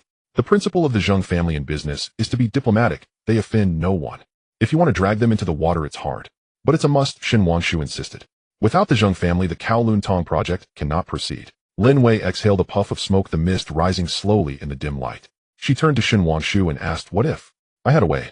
What way? The Zheng family doesn't want to offend Jardine because Jardine brings them benefits, Lin Wei explained. But what if you could offer the Zheng family greater benefits? Shen Wangshu understood. Benefits are always what merchants value most. How specifically? The Zheng family has been facing a problem recently. Lin Wei lowered her voice. They're having issues with the funding chain for a real estate project in Singapore. They need 300 million Hong Kong dollars to get through. Jardine has agreed to lend them the money, but the interest is very high. If you could provide a low-interest loan. She didn't finish, but Shen Wangshu understood. Providing timely support is more memorable than adding flowers to a brocade. Is the information reliable? Reliable, Lin Wei said. I have a friend who works in the Zheng family's finance department. He mentioned it while we were drinking together yesterday. However, she paused. This loan carries significant risks. The Singapore project itself has issues. It's uncertain whether the Zheng family can repay the money. Shen Wanshu pondered. 300 million is no small amount. But if 300 million could secure the Zheng family's support and win the Kowloon Tong project, it was worth the gamble. Thank you for telling me, he said. Lin Wei smiled, her smile tinged with bitterness. No need for thanks. Consider it a repayment of your favor. She stood up and picked up her coat. I should go now. Shen Wanshu also stood up. I'll see you off. No need, Lin Wei waved her hand. I can manage on my own. You should go home and rest early. She walked to the door, then turned back. In the light, her profile was beautiful, but there was an indescribable loneliness.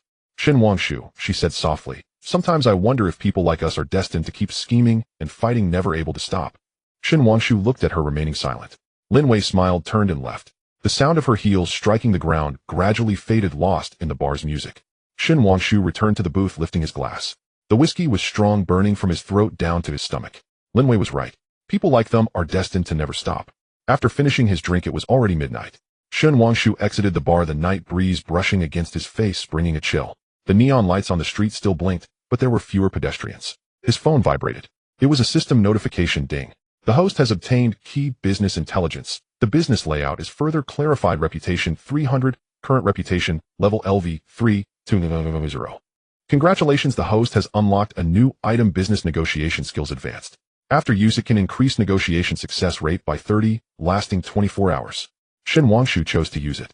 A wealth of knowledge about negotiation techniques flooded his mind: how to open, how to probe, how to apply pressure, how to compromise. This knowledge felt as if it had always existed in his mind, clear and complete, just in time as he would need it tomorrow. He settled into the car and told the driver home.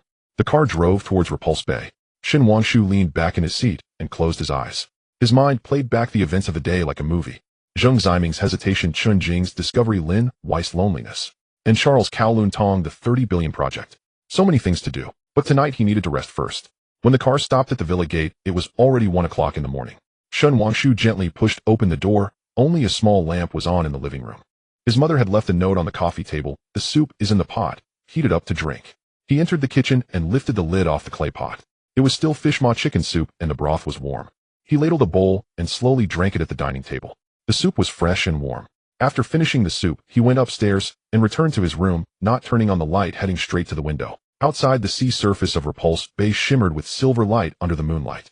In the distance, fishing lights glimmered like stars scattered across the sea. It was very quiet, very beautiful. But Shen Wanshu knew how many undercurrents were surging beneath this tranquility. Charles would not sit idly by. The Zheng family was still observing. Chun Jing's research needed support, and Lin Wei. He recalled Lin Wei's back as she left. The once beautiful young woman had now become a capable individual. Yet the weariness in her eyes could not be concealed. Shen Wanshu lay down on the bed and closed his eyes. He fell into a deep sleep. In the early morning, as the sky began to lighten with a fish-belly white glow, Shen Wanshu was already seated in his study, spread out before him the planning map of the Zhejiangtang plot. The drawing was marked with dense annotations in red and blue ink. Red for the commercial complex plan drafted by Charles' team, and blue for his own conceptual layout. The sea outside was still shrouded in morning mist, and only one desk lamp was lit in the study, casting a dim yellow light. He took a sip of the cold coffee left over from last night, the bitterness on his tongue waking him up a bit. Young master, madam wants you to come downstairs for soup. The voice of Uncle Fu came from outside the door. Shen Wanshu responded with an acknowledgement, but did not rise immediately. His finger lightly tapped on several key points on the planning map: subway exit, reserve area, location of the commercial main building, layout of the residential buildings. Charles' plan was very professional, clearly crafted by a top-notch design team. However, if he wanted to change the plan, he would need to reapply for approval, which would take at least 2 months. 2 months was enough time to accomplish many things. The aroma of medicinal herbs wafted up from the kitchen below. Shen Wanshu put away the maps and had just reached the top of the stairs when he heard his grandfather's voice coming from the living room. Why are you in the study so early? What are you fussing over? Shen Hanxing, dressed in practice clothes and holding a Tai Chi sword, clearly had just returned from morning exercises in the garden. He glanced at the drawing in his grandson's hand, raising an eyebrow slightly. That plot in Zhejiangtang. Grandfather knows. Old Zheng called me last night. Shen Hanxing sat on the sofa and gestured for Shen Wanshu to sit as well. He said you contacted Jiming wanting to team up with the Zheng family to snatch the land that he has set its sights on. Shen Wanshu nodded, not hiding anything. Charles found out about the subway planning news in advance and wants to acquire the land at a low price. We cannot let him succeed. Is the source reliable? Reliable. Shun Hanxing fell silent for a few seconds, his fingers lightly tapping on the armrest.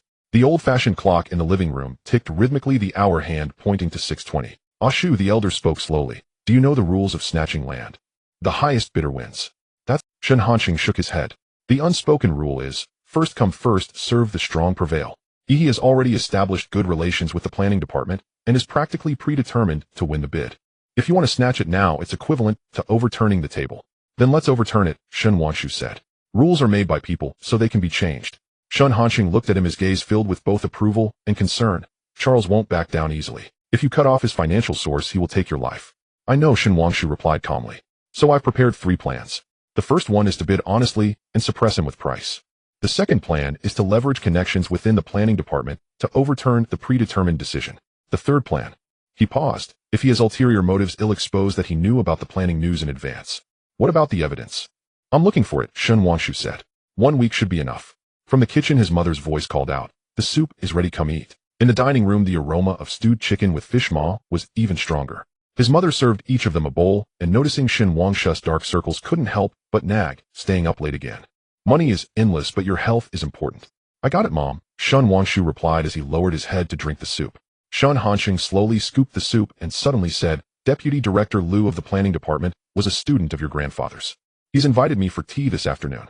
Shin Wangshu lifted his head. His grandfather was paving the way for him. Thank you, grandfather. No need to thank me. Shun Hanxing waved his hand. You need to prove yourself, oh only then can we old folks help. Remember 3 o'clock in the afternoon at the Peninsula Hotel Tea House. Dress formally. At 9 o'clock in the morning, Shun Wangshu appeared punctually at the company. Shirsan was already waiting in the office holding several documents, looking somewhat displeased. Mr. Shin Charles is making moves on his side. He handed over the documents. Yesterday afternoon, he invited 3 members of the planning department's bidding committee to dinner. Later that evening, he went to Deputy Director Liu's house, bringing 2 large gift boxes. Shun Wangshu quickly skimmed through the documents. The photos were blurry, but Charles' figure could still be recognized. He was standing underneath an apartment building, indeed, holding gift boxes.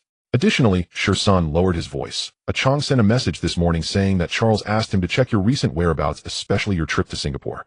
Shin Wangshu's expression shifted. The Singapore trip was a ruse, a false lead he had intentionally fed to a Chong. Charles had indeed taken the bait. Let him continue to spread the news, Shin Wangshu said. Just tell him that I have a flight the day after tomorrow in the afternoon, flight number CX715A, and I will be staying at the Marina Bay Sands Hotel. There will be 5 accompanying personnel, including Shirsun and Xinjing. Shirsun was taken aback, Dr. Shun. Just to create an illusion, Shun Wangshu replied. Xinjing won't actually go. But I need to make Charles believe that I am taking this technology introduction very seriously, even bringing along the core researcher. But that's too risky. How can you catch fish without taking risks? Shin Wangshu stood up and walked to the window. What Charles wants to do the most right now is to stop me from obtaining the technology and advancing the medical project. If he knows I'm going to Singapore to discuss technology transfer, he will definitely make a move on the road. He turned around and looked at Shirsan. What we need to do is to provoke him into acting, then catch him in the act. Shirsan understood. This was to set a trap and draw the snake out of its hole. Regarding security, prepare at the highest level, Shun Wangshu instructed. Vehicles, routes, emergency plans, all must have 3 sets. Additionally, contact reliable security companies in Singapore for support. Understood. After Shirsan left, Shin Wangshu began to process emails. The production line of Hongxing Technology was progressing smoothly with the first batch of goods already shipped to South Korea. Xinjing's new equipment would arrive at the port tomorrow, requiring customs clearance and installation. The materials for the Zheng family's Singapore project had also arrived. There were indeed issues with the financial data, but it was still salvageable. Many matters. But he had already become accustomed to it. At noon, Shun Wangshu ate something casually before starting to prepare the materials for his meeting with Deputy Director Liu in the afternoon. The planning map, proposal document, funding proof. Each needed to be meticulously checked. At 2:30 in the afternoon, he changed into a suit and took a car to the Peninsula Hotel. The tea house was quiet with only a few scattered tables of guests. When Shin Wangshu arrived, his grandfather and Deputy Director Liu were already there. The two were engaged in a chess game, the situation on the board being quite tense. Director Liu, Shin Wangshu slightly bowed. Please sit. Deputy Director Liu raised his head, a refined man in his 50s wearing glasses. I heard from old Shin that you are interested in the Zhulongtang plot. Yes, Shin Wangshu replied as he took a seat in the empty spot and placed the prepared materials on the table. This is our preliminary proposal. Deputy Director Liu did not immediately look at the materials, but instead lifted his teacup and took a slow sip. That plot has already been discussed internally at the planning department. Yihe's proposal is the most comprehensive and their funding is the most abundant. By rights it should be awarded to them. By rights, Shen Wangshu seized upon the term, but what if someone knew the planning news in advance and used improper means to acquire the land? Deputy Director Lu paused. He set down his teacup and looked at Shen Wangshu. You cannot speak carelessly about this. I have evidence. Shen Wangshu took out an envelope from his briefcase and pushed it over. This is the market analysis report prepared by Yi's team 3 months ago. It accurately predicted the route of the Zhejiangtang subway line with an accuracy rate of over 90. The official news was only discussed for the first time in an internal meeting last week. Deputy Director Lu opened the envelope and pulled out the documents. He read slowly and carefully. The tea house was very quiet with only the crisp sound of chess pieces being placed on the board. After a long time he finally lifted his head. Where did this report come from? Commercial secret, Shen Wangshu replied, but Director Lu can verify its authenticity. The report bears the seal of Yi's Asia-Pacific Research Department and has the signature of the specific person in charge. If Director Lu needs it, I can provide the original. Deputy Director Lu fell silent. He picked up his teacup again, but did not drink, only staring at the tea in the cup in a daze. Old Shun, he turned to Shen Hanqing. Your grandson is quite remarkable. Shen Hanqing chuckled and placed a piece on the board. Young people having drive is good, but you also need to understand the rules. I understand the rules. Shen Wangshu interjected. Transparency, fairness, and justice. If Yi knew the news in advance, that would be unfair. If the planning department has predetermined the winner, that would be unjust. With this, the matter had become quite clear. Deputy Director Lu nodded and kept the report. I will take the material, he said. The bidding starts on the 8th of next month, so there is still time. However, Mr. Shen, I must remind you, Yi has deep connections in the planning department. If you want to overturn the situation, it will be very difficult. The greater the difficulty, the more interesting it is, Shen Wangshu replied. Moreover, I am not alone. Deputy Director Lu glanced at him, his expression complicated. Finally, he nodded and did not say much more. The tea session ended at 4 o'clock. After sending off Deputy Director Lu, Shen Wangshu walked out of the hotel with his grandfather. About that report, Shen Hanqing suddenly asked, is it really from Yi? Yes, Shen Wangshu replied. It was provided by the system. Shen Hanqing was taken aback for a moment, then quickly understood. He patted his grandson's shoulder. Be cautious in using such things. They shouldn't see the light of day. I know, Shen Wangshu said. I will only use it at critical moments. The car drove back to the company. On the way, Shen Wangshu received a message from Shursen Dr. Chen's new equipment has arrived at the port and is undergoing customs clearance. Additionally, the Zheng family called wanting to schedule a meeting with you tomorrow morning. Arrange it for 10 o'clock. By the time he returned to the office, it was already 5 in the afternoon. Shen Wangshu opened his computer to check the security arrangements in Singapore. Shursen had been very meticulous preparing the vehicle's routes, hotels, and emergency plans. However, Shen Wangshu still felt it was insufficient. Charles was not Carter. He was more ruthless and unscrupulous. If he were to make a move on the road, it would definitely not be ordinary. Shen Wangshu called up the system panel to check his reputation value LV3200. He still had a long way to go before leveling up, but there were a few items in the shop that he could use right away. He exchanged for accurate business intelligence advanced targeting Charles' action plan for the next 3 days. Information flooded into his mind. Charles would meet Sang Biao tomorrow morning to discuss the specific arrangements for taking action on the road. In the afternoon, he had an appointment with someone from HSBC to finalize the loan procedures. In the evening, there was a private gathering attended by prominent figures from the island. Shen Wangshu's eyes turned cold. Sang Biao, once again Sang Biao. It seemed Charles was determined to use underworld methods. He sent Shursen a message. Tomorrow morning, I need to know the exact time and location of Charles' meeting with Sang Biao. Arrange for someone to take pictures and capture the details. After sending the message, Shen Wangshu leaned back in his chair and closed his eyes. He was very tired, but his mind was clear. There was another tough battle to fight tomorrow. He needed to negotiate with the Zheng family, arrange for the installation of the equipment, and keep an eye on Charles. His phone vibrated. It was Sun Yinjin. Are you free tonight? My mom made dumplings and said to invite you to try them. Shen Wangshu looked at the message, the corners of his mouth curving up slightly. He replied, sure. 7 o'clock. Yes, I'll wait for you. At 6:30, Shen Wangshu left the company. Instead of going directly to Sun Nianjin's house, he first stopped by the safe house in Causeway Bay. Shen Jing was still in the laboratory. The new equipment had arrived and was being unpacked and installed. She wore a white lab coat, directing the workers and placing the instruments, her expression serious, as if she were conducting a surgery. Mr. Shen, she nodded upon seeing him enter. The equipment has arrived, and we can start installation and debugging tomorrow. If all goes smoothly, we can resume experiments the day after tomorrow. Thank you for your hard work. Shen Wangshu glanced at the brand new instruments, all top German brands, and quite expensive. Add another group of people for security on a 24-hour rotation. No need, Chen Jing replied. Having too many people would attract attention. The current security is sufficient. She paused and added, besides, I have the ability to protect myself. Shen Wangshu was taken aback. What ability to protect yourself? Chen Jing took out a small spray bottle from the drawer of the experimental table about the size of a lipstick. I made this wolf repellent spray myself. It's 10 times more effective than what's available on the market. And this. She produced a wristband, pressed a button, and the wristband emitted a piercing alarm sound while flashing a bright light. A sound and light alarm system that can be heard within 100 meters, Chunjing said. Mr. Shin, I'm not a flower in a greenhouse. During my time at Harvard, I often stayed in the lab until dawn by myself. I know how to protect myself. Shin Wangshu looked at her, suddenly realizing he might have underestimated this woman all along. She was not only a genius scientist, but also a resilient and intelligent person. Good, he said, but still be careful. Charles might pose a threat to you. I know. Chunjing put her gloves back on. So he better not come to provoke me. By the time he left the laboratory, it was already dark. Shin Wangshu got into the car and instructed the driver to head to Su Nianjin's house. On the way, he recalled the wristband Chunjing had shown him and her calm, yet resolute gaze. Some people are born warriors. Their battlefield is just in the laboratory, and the data in those symbols and formulas that ordinary people cannot comprehend. When he arrived at Su Nianjin's house, it was exactly 7 o'clock. The door was opened by Su's mother, who was wearing an apron and holding a rolling pin in her hand. Mr. Shin is here, coming quickly. Nianjin is cooking dumplings in the kitchen. The fragrance of the dumplings filled the air with a pork and cabbage filling that had a very homely flavor. Shin Wangshu walked to the kitchen door and saw Su Nianjin standing by the stove using a slotted spoon to fish out dumplings. She wore a light pink loungewear, her hair loosely tied up, her profile slightly blurred in the steam. You're here. She turned her head and smiled. I'll be ready soon, you can sit first. Shin Wangshu sat down at the dining table. Su's father was reading the newspaper. Upon seeing him, he nodded. There's news about you in today's paper saying you're working on some major project. It's a small project, Shin Wangshu replied. 30 billion is still small. Su's father laughed. People like us will never earn that much in a lifetime.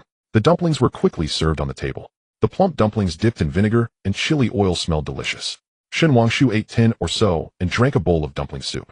Mr. Shun, Su's mother suddenly spoke. I heard from Nianjin that you're going to Singapore in a couple of days. Yes, just some matters. Be careful on the road. Su's mother said, it's been unstable lately. There's been a lot of news about incidents. I will be careful, Shin Wangshu assured. After the meal, Su Nianjin accompanied him downstairs. The night wind was cool, and she wrapped herself in a coat. How long will you be gone, she asked. 3 days, Shin Wangshu replied. I'll be back soon. Okay, Su Nianjin nodded. It's hot over there, remember to bring light clothing. A very ordinary reminder, but Shin Wangshu sensed the concern behind it. He looked at her. Under the streetlight, her eyes were very bright. Nianjin, he suddenly said, if one day I encounter a huge trouble that might implicate you, what would you do? Su Nianjin was taken aback for a moment. She looked at him and thought seriously for a moment. Then we will face it together, she said. My father often says one should take responsibility for their choices. Once you choose, don't regret it. Shin Wangshu smiled. He reached out his hand and gently held hers. Her hand was warm and her palm was soft. Thank you, he said. No need to thank me. Su Nianjin's face turned slightly red. You? Better head back, it's getting late. By the time he returned to the car, it was already 9 in the evening. Shin Wangshu instructed the driver to drive, leaning back in his seat and closing his eyes. Su Nianjin's words still echoed in his ears. Once you choose, don't regret it. Yes, once you've chosen this path, don't regret it. No matter how many difficulties lie ahead, you must keep moving forward. The car drove back to Shallow Water Bay. The lights in the villa were still on, and his mother was knitting in the living room. Upon seeing him return, she set down her work. Have you eaten? Yes, dumplings. That's good, his mother stood up. There's soup in the kitchen, do you want some more? Shin Wangshu sat at the dining table, slowly drinking his soup. His mother sat across from him, watching him eat. Ah, Shu, she said softly. I know you're busy, but no matter how busy you are, you must pay attention to your health. Look at how thin you've gotten lately. I'm fine, Mom. Still saying you're fine. His mother sighed. Your father was like this back then, working hard, and in the end he ruined his stomach. I don't want you to be like him. Shin Wangshu set down his bowl and took his mother's hand. Mom, I promise I will take care. That's good. His mother smiled, the wrinkles at the corners of her eyes easing. Go upstairs and rest. You have to be busy tomorrow. After returning to the study upstairs, Shin Wangshu did not sleep immediately. He opened his computer and began to organize the materials for tomorrow. The analysis report for the Zheng family's Singapore project, the bidding proposal for the Zhuangtang plot, and plans to deal with Charles. He opened the drawer and took out the nautical chart from his great-grandfather. The paper glowed a faded yellow under the light, the routes drawn on it winding and curving with storm zones and reefs marked in the middle. Singapore Changi Airport. The tropical afternoon sun streamed through the massive glass curtain wall, dazzling the arrival hall. As Shin Wangshu stepped out of the jet bridge, a wave of heat mixed with the smell of disinfectant rushed towards him. He raised his hand to loosen his tie. The dark gray suit was still suitable for Hong Kong Island, but here it felt heavy. Shursun followed half a step behind him, holding a briefcase, his eyes scanning the surroundings warily. The other 4 bodyguards were scattered around, all unfamiliar faces hired by Shursun through local connections. The car has arrived, Shursun whispered. Shall we go directly to the hotel? First, let's go to the laboratory equipment factory. Shen Wangshu glanced at his watch. It was 3:10 in the afternoon. The appointment is at 4, let's not be late. The convoy consisted of 3 black Mercedes, with the middle one having specially reinforced bulletproof glass. Shen Wangshu sat in the back seat. The air conditioning was set high, instantly dispelling the heat outside. The car drove onto the highway. The scenery outside the window rushed past. Neat housing blocks, lush tropical plants, and in the distance, cranes towering over the port. Singapore was so clean it bordered on sterile. Even the roadside bushes were trimmed into uniform shapes. Shen Wangshu took out his phone. The signal had switched to local, and several messages popped up. Sun Yinjin had sent a photo of her teaching children to play the piano at the foundation today. With the caption, "Have you arrived safely?" He replied, "Arrived. Everything is going smoothly." Chun Jing's message was very brief. "The equipment list has been confirmed. 3 key instruments are highlighted. See the attachment." Lin Wei had sent a message at midnight. "I heard you went to Singapore. Be careful." The last message was a voice memo from his grandfather, only 5 words: "Stay steady, don't rush." Shen Wangshu replied to each one, then opened Chun Jing's attachment. The list was densely packed with over 20 items of equipment, 3 of which were highlighted in red: a low-temperature centrifuge, a protein crystallization automation workstation, and a high-throughput screening system. Next to it was Chun Jing's handwritten note. These 3 items determine the experimental accuracy and must be from the original German factory. He forwarded it to Shur-san. "Confirm with the manufacturer these 3 need to be in stock." Understood. At exactly 4 o'clock, the convoy stopped in front of a white factory building. The factory area was very quiet. Only the air conditioning units emitted a low hum. Someone was already waiting at the entrance, a Singaporean Chinese man in his 50s wearing a light blue shirt and gold-rimmed glasses. "Mr. Shen, welcome." He stepped forward quickly to shake hands. "I am the factory's general manager, Chen Wendy. Dr. Zhang has been waiting for you in the conference room." The air conditioning in the conference room was even colder. At one end of a long table sat a German man in his 60s, his graying hair neatly combed, with a pile of technical drawings spread before him. "Mr. Shen." Dr. Zhang stood up, his English heavily accented with a German tone. "The equipment you requested, we have it all. But the delivery time. I want it in stock." Shen Wangshu sat down across from him. "Offer an additional 30, and it must arrive at Hong Kong Island within a week." Dr. Zhang and Chun Wendy exchanged glances. "Mr. Shen." Chun Wendy deliberated over his words. "It's not a matter of money. The 3 key pieces of equipment you wanted were just reserved last week. The client paid in full and is scheduled for delivery next week." "Who reserved them?" "Commercial secret, I'm afraid I can't disclose that." Chun Wendy smiled apologetically. "But we can place a new order for you shipped directly from the German factory. It would take about 8 weeks. 8 weeks. Shen Wangshu felt a sinking sensation in his heart. Chen Jing couldn't wait that long. "Add 50 to the price," he said. "I want the equipment. He'll pay the penalty for breach of contract." Chun Wendy was taken aback. Dr. Zhang pushed his glasses up, a hint of surprise in his eyes. "Mr. Shen, that's against the rules. Rules are made by people." Shen Wangshu leaned forward. "Director Chen, I know there are rules in your industry, but I must secure those 3 pieces of equipment today. Name your price." The conference room fell silent for a few seconds. The sound of the air conditioning vent was particularly clear. Chun Wendy finally sighed. "I need to consult the headquarters." He stood up and left the conference room. Dr. Zhang looked at Shen Wangshu and suddenly said in German, "You are very anxious." Shen Wangshu nodded and replied in German, "It's very important. I can't afford to wait." A glint of appreciation flashed in Dr. Zhang's eyes. "The equipment is cutting-edge instruments used in biopharmaceutical research. You have very capable scientists under your command." "Yes. The company that reserved the equipment," Dr. Zhang lowered his voice, "is a Y-country company registered in the Cayman Islands. They said they wanted to build a private laboratory, but from the procurement list I saw, it didn't look like a legitimate research institution." Shen Wangshu's eyes sharpened. "What's the company's name?" Dr. Zhang wrote it on a sticky note and pushed it over. The note had only one abbreviation: W.C. Holdings. Williams Charles Holdings. Charles. Shen Wangshu clenched his fists. Not only was Charles laying traps on the road, but he was also cutting off his supply of equipment. That was a ruthless move. Chun Wendy pushed the door in, looking rather grim. "The headquarters has agreed, but the price?" "You tell me." "An 80 increase plus double the penalty for the client." Chun Wendy quoted a figure. "And it needs to be in cash by today." Shur-sun gasped. This price was nearly 3 times higher than the market price. Shen Wangshu, however, nodded. "The contract will be signed now, and the money must be credited within 2 hours." "Mr. Shen." Shur-sun couldn't help but interject. Shen Wangshu raised his hand to stop him. He looked at Chun Wendy. "However, I have one condition. The equipment must be loaded onto the ship tonight using your fastest logistics channel. I want to monitor the transport route throughout this. If that's not possible, the deal is off." Shen Wangshu stood up. "I believe Mr. Charles would be happy to buy back his equipment at the original price." Chun Wendy's expression changed. It was evident he hadn't expected Shen Wangshu to know who the buyer was. "I'll arrange it." The contract was signed smoothly. After Shun Wangshu finished signing, he immediately called the client manager at the Swiss bank. 10 minutes later, Wendy confirmed the funds had arrived. The equipment is being loaded onto the truck. His attitude became much more respectful. The ship leaves at 8 tonight, heading directly to Hong Kong Island. Here's the logistics tracking code. You can check the location at any time. As he walked out of the factory, it was already 6 in the evening. The sunset dyed the sky orange, and the factory's white exterior reflected a warm glow. Mr. Shun, once seated in the car, Shursen finally couldn't hold back. This price is too high. We can't afford to wait. Shun Wangshu interrupted him. If Charles dares to order this equipment, it means he is also laying plans in the pharmaceutical field. We must act before him. The car drove towards the city. Shun Wangshu looked out at the dusk, his mind racing with calculations. Buying the equipment at 3 times the price exceeded the budget. But it was worth it. If Chun Jing's research succeeded, the returns would be 1,000-fold. More importantly, he couldn't give Charles any opportunity. His phone vibrated. It was a Chong. Mr. Shin, Charles has plans tonight. He has booked a yacht at Clark Quay and invited several guests. I managed to take a picture of the guest list and send it to your email. Shin Wangshu opened his email. The photo was a bit blurry, but he could recognize a few faces. The vice president of a local bank in Singapore, an official from the government's Economic Development Board, and 2 local real estate developers. A yacht, a private gathering. Charles was moving faster in Singapore than he had imagined. Mr. Shun, Shursen also saw the email. Should we? No. Shin Wangshu shook his head. Tonight we are going somewhere else. Where? Maxwell Food. Shun Wangshu said. I heard the Hainan chicken rice there is quite good. Shursen was taken aback. Dinner at this time. Relax a bit. Shun Wangshu smiled. While Charles is negotiating on the yacht, we'll be eating at a hawker center. Who will be more comfortable?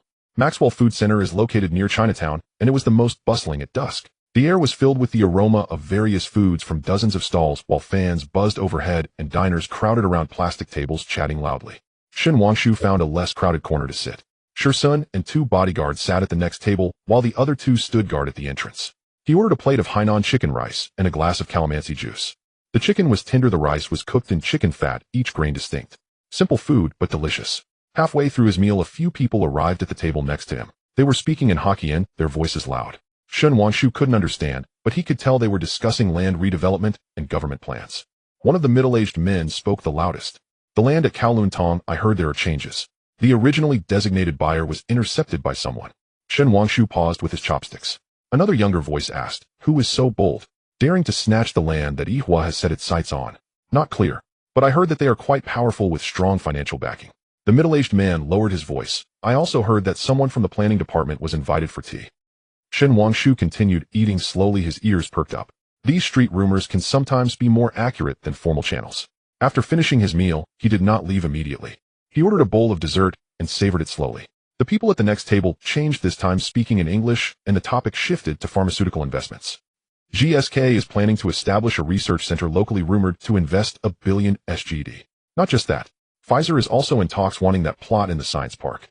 Now pharmaceuticals are the hot topic. Whoever has technology can make a fortune. Shen Wangshu set down his spoon. Singapore, as an Asian pharmaceutical research hub, indeed had its ear to the ground. These ordinary diners were discussing industry trends. He settled the bill and left. When he walked out of the food center, it was completely dark. The lanterns in Chinatown had lit up their red glow, especially warm in the night. His phone vibrated again. This time it was Chen Jing. I've received the logistics information for the equipment. But there's a new discovery. Shen Wangshu got into the car. Go ahead. I analyzed the configuration of the equipment that Charles reserved. Chen Jing's voice came through the receiver, slightly distorted. They are not aiming to conduct ordinary pharmaceutical research with those instruments. The precision and combination of those instruments suggest they are looking to do genetic editing. Shen Wangshu's heart sank. Are you sure? About 80 certain. Chen Jing said, especially that single-cell sequencer along with the custom high-throughput screening system. This configuration is not what ordinary drug research would require. Genetic editing. Does Charles want to delve into this field? Does he understand what that means? This is not just business competition, but an ethical line. Keep the data secure and don't leak it. Shen Wangshu said, I'll return as soon as possible. After hanging up, he gazed out the window. The night view of Singapore was stunning, with tall buildings sparkling like a glowing city of blocks. But beneath this beauty, how many undercurrents were surging. Charles was laying plans for genetic editing, hoping to seize the land at Kowloon Tong, and was also networking in Singapore. This young man had ambitions larger than he had imagined. Return to the hotel, Shen Wangshu said. The car drove toward the Marina Bay Sands. 3 towers supported a ship-shaped platform at the top, resembling a giant vessel sailing in the night. Shen Wangshu's room was on the 52nd floor, with a floor-to-ceiling window overlooking the entire Marina Bay night view. He took a shower, changed into casual clothes, and then opened his computer. There were dozens of new emails in his inbox, production reports from Gongxing Technology, financial analyses of the Zheng family's Singapore project, and the latest list from the planning department's bidding committee. After processing each one, it was already 11 at night. He walked to the window and gazed at the night view outside. The Marina Bay Sands, the Art Science Museum, the super trees of gardens by the bay. Singapore had modernity perfected, yet it always felt like something was missing. It lacked the vibrant life of Hong Kong Island, that vitality amidst chaos. His phone vibrated again. This time it was Sun Yinjin. Are you asleep? Not yet. Shin Wangshu replied. It must be quite late over there. Just finished showering, about to sleep. Sun Yinjin sent a picture of a potted plant on her windowsill, which had bloomed a small white flower. Today I taught the kids to play Fisherman's Evening Song, and one little boy played especially well. Shin Wangshu looked at the photo, a smile unconsciously forming on his lips. It was a very ordinary share, but it relaxed his tense nerves. You play even better. You're too flattering. Sun Yinjin sent a smiling face. By the way, my mom went to Wang Tai Sin Temple today to get you a safety talisman. She'll give it to you when you come back. Okay. A brief exchange, yet it warmed Shin Wangshu's heart. He sat down on the edge of the bed, suddenly feeling very tired. So much happened that day. Seizing equipment, hearing street rumors, Chun Jing's new discovery. And Charles. What exactly was that young man who was toasting on the yacht plotting? Shin Wangshu lay down in bed, closing his eyes. His mind replayed the day's events like a movie. The air conditioning in the equipment factory, Dr. Zhang's German, the sound of the fan at the food center, Chenjing, saying genetic editing. So many fragments. He needed to piece them together. But tonight he would rest first. Tomorrow there would be a hard battle to fight. He thought of the safety talisman that Sun Yinjin mentioned, of the soup his mother had made, and of the focused expression on his grandfather's face while playing chess. These were the things he needed to protect. For them, he must win. He must. The night was deep. The lights outside gradually dimmed, with only the scenic lights of Marina Bay still flickering. Shin Wangshu fell into a deep sleep. In his dream, he stood in the laboratory, and Chun Jing pointed at the data on the screen, saying, "This discovery will change the world." Then the scene shifted, and Charles stood on the deck of the yacht, raising his glass and smiling. "Shun Wangshu, you lost." He awoke suddenly. The room was pitch black. Only the air conditioning emitted a faint hum. He sat up, turning on the bedside lamp. It was 3 a.m. He could no longer fall back asleep. Shin Wangshu walked to the desk and opened the computer. The screen's light was harsh in the darkness. He began organizing his thoughts. What was Charles' plan? Genetic editing, real estate projects, bank loans, Singapore connections. What if these seemingly unrelated points? What if he not only wanted to defeat Shin Wangshu in business, but also wanted to delve into more dangerous territories? What if he had greater forces behind him? Shin Wangshu pulled up the system panel. Reputation LV324001000. Still a long way to go, but he needed intelligence right now. He exchanged for precise business intelligence, advanced targeting, all of Charles' itinerary in Singapore. For the information flooded into his mind. Tomorrow at 10 a.m, Charles will go to the Economic Development Board to discuss an investment plan for a biotechnology industrial park. At 2 p.m, he will meet with representatives from the largest local private equity fund. At 7 p.m, he will host a dinner for the children of several Singaporean dignitaries at the Raffles Hotel. His schedule was packed, and the purpose was clear: to attract investment, build connections, and lay the groundwork in Singapore. But Shin Wangshu noticed a detail. At 4 p.m, Charles would make a solo visit to the National University. The itinerary was marked as a laboratory visit, but the person receiving him was the head of the biomedical engineering department, a real estate and finance person visiting a biological laboratory. Shin Wangshu recalled Chun Jing's words. Genetic editing. He needed more information. As dawn approached, Shin Wangshu finally pieced together a bit of the puzzle. Charles was playing a very big game. Medicine, real estate, finance, 3 lines advancing together. And Singapore was a crucial part of his layout in the Asia-Pacific. But Shin Wangshu had his own pieces on the board. He had secured the equipment. Chun Jing's research was progressing. There were still opportunities with the Zheng family, and there was still a chance at Kowloon Tong. Outside, the sky was gradually brightening. The morning light rose from the sea level, dyeing the clouds a pale golden color. Shin Wangshu walked to the window and watched the sunrise. A beautiful sight. But beneath this beauty was an invisible smoke of conflict. He took a deep breath. Today he would meet Charles, not to confront directly, but to understand from the side. His phone vibrated. It was the alarm clock. 7 a.m. Shin Wangshu turned off the alarm and walked into the bathroom. Cold water splashed on his face, waking him completely. The person in the mirror had bloodshot eyes, but a very determined gaze. He knew what he had to do. He also knew how to do it. When he stepped out of the bathroom, he had regained his usual calm. Today there were still many things, but the first step was breakfast. He picked up the phone and called room service. Then he sat down at the desk and began writing today's plan. Sunlight streamed in through the floor-to-ceiling windows, casting bright patches of light on the wooden floor. The morning light filtered through the sheer curtains, casting a soft patch of illumination on the carpet in the hotel room. Shin Wangshu sat at the dining table, a simple Western breakfast laid out before him: fried eggs, bacon toast, and a cup of black coffee. He ate absent-mindedly, his gaze drifting occasionally to the window. The morning at Marina Bay was eerily calm. Distant cargo ships moved slowly like toys, and shadows flitted across the infinity pool at the top of the Marina Bay sands. Everything was in perfect order, even the waves seemed restrained. His phone lit up with a message from Sun. The vehicle is ready, you can depart at any time. Shin Wangshu glanced at the time. It was 8:30. Charles was not scheduled to go to the Economic Development Board until 10, so he had ample time. He quickly replied, see you in the lobby at 9. Putting down his phone, he looked back at the food on his plate. The fried egg had gone cold, its edges glistening with congealed oil. He forced down a couple of bites before pushing the plate away and picking up his coffee as he walked to the floor-to-ceiling window. The bitterness of the coffee spread across his tongue, awakening him somewhat. The fragmented dreams of last night still swirled in his mind. Flashing screens in Chen Jing's laboratory, swaying wine glasses on Charles' yacht, and that phrase, you lost. It wasn't fear. Shin Wangshu understood that he was not afraid of losing. What he feared was the unknown, the strategies of Charles that he had yet to decipher. The doorbell rang. Shin Wangshu furrowed his brow. At this hour, hotel staff wouldn't come to disturb him. He set down his coffee cup and walked to the door, peering through the peephole. A woman stood outside. In her 30s with an Asian face, she wore a cream-colored business suit, her hair neatly. She held a document bag, her expression calm, but her gaze sharp. Shin Wangshu did not recognize her. He hesitated for a second, but eventually opened the door. Mr. Shin Wangshu. The woman spoke her Mandarin very standard, but tinged with a particular Singaporean accent. I am. Who are you? Shin Yashin. The woman handed over a business card, Economic Development Board of Singapore Biomedical Industry Division. Shin Wangshu accepted the card. Her title was Deputy Director. He stepped aside. Please come in. Shin Yashin entered the room, her gaze quickly scanning the surroundings, finally resting on the unfinished breakfast on the dining table. I apologize for interrupting your meal. It's no problem. Shin Wangshu gestured for her to sit. Deputy Director, Shin, you sought me out so early. Is there something urgent? 2 matters. Shin Yashin sat on the sofa, her legs neatly together, her posture poised. First, I know that you purchased equipment from Chun Wendy's factory yesterday. According to Singapore's regulations, the export of advanced biomedical equipment needs to be registered.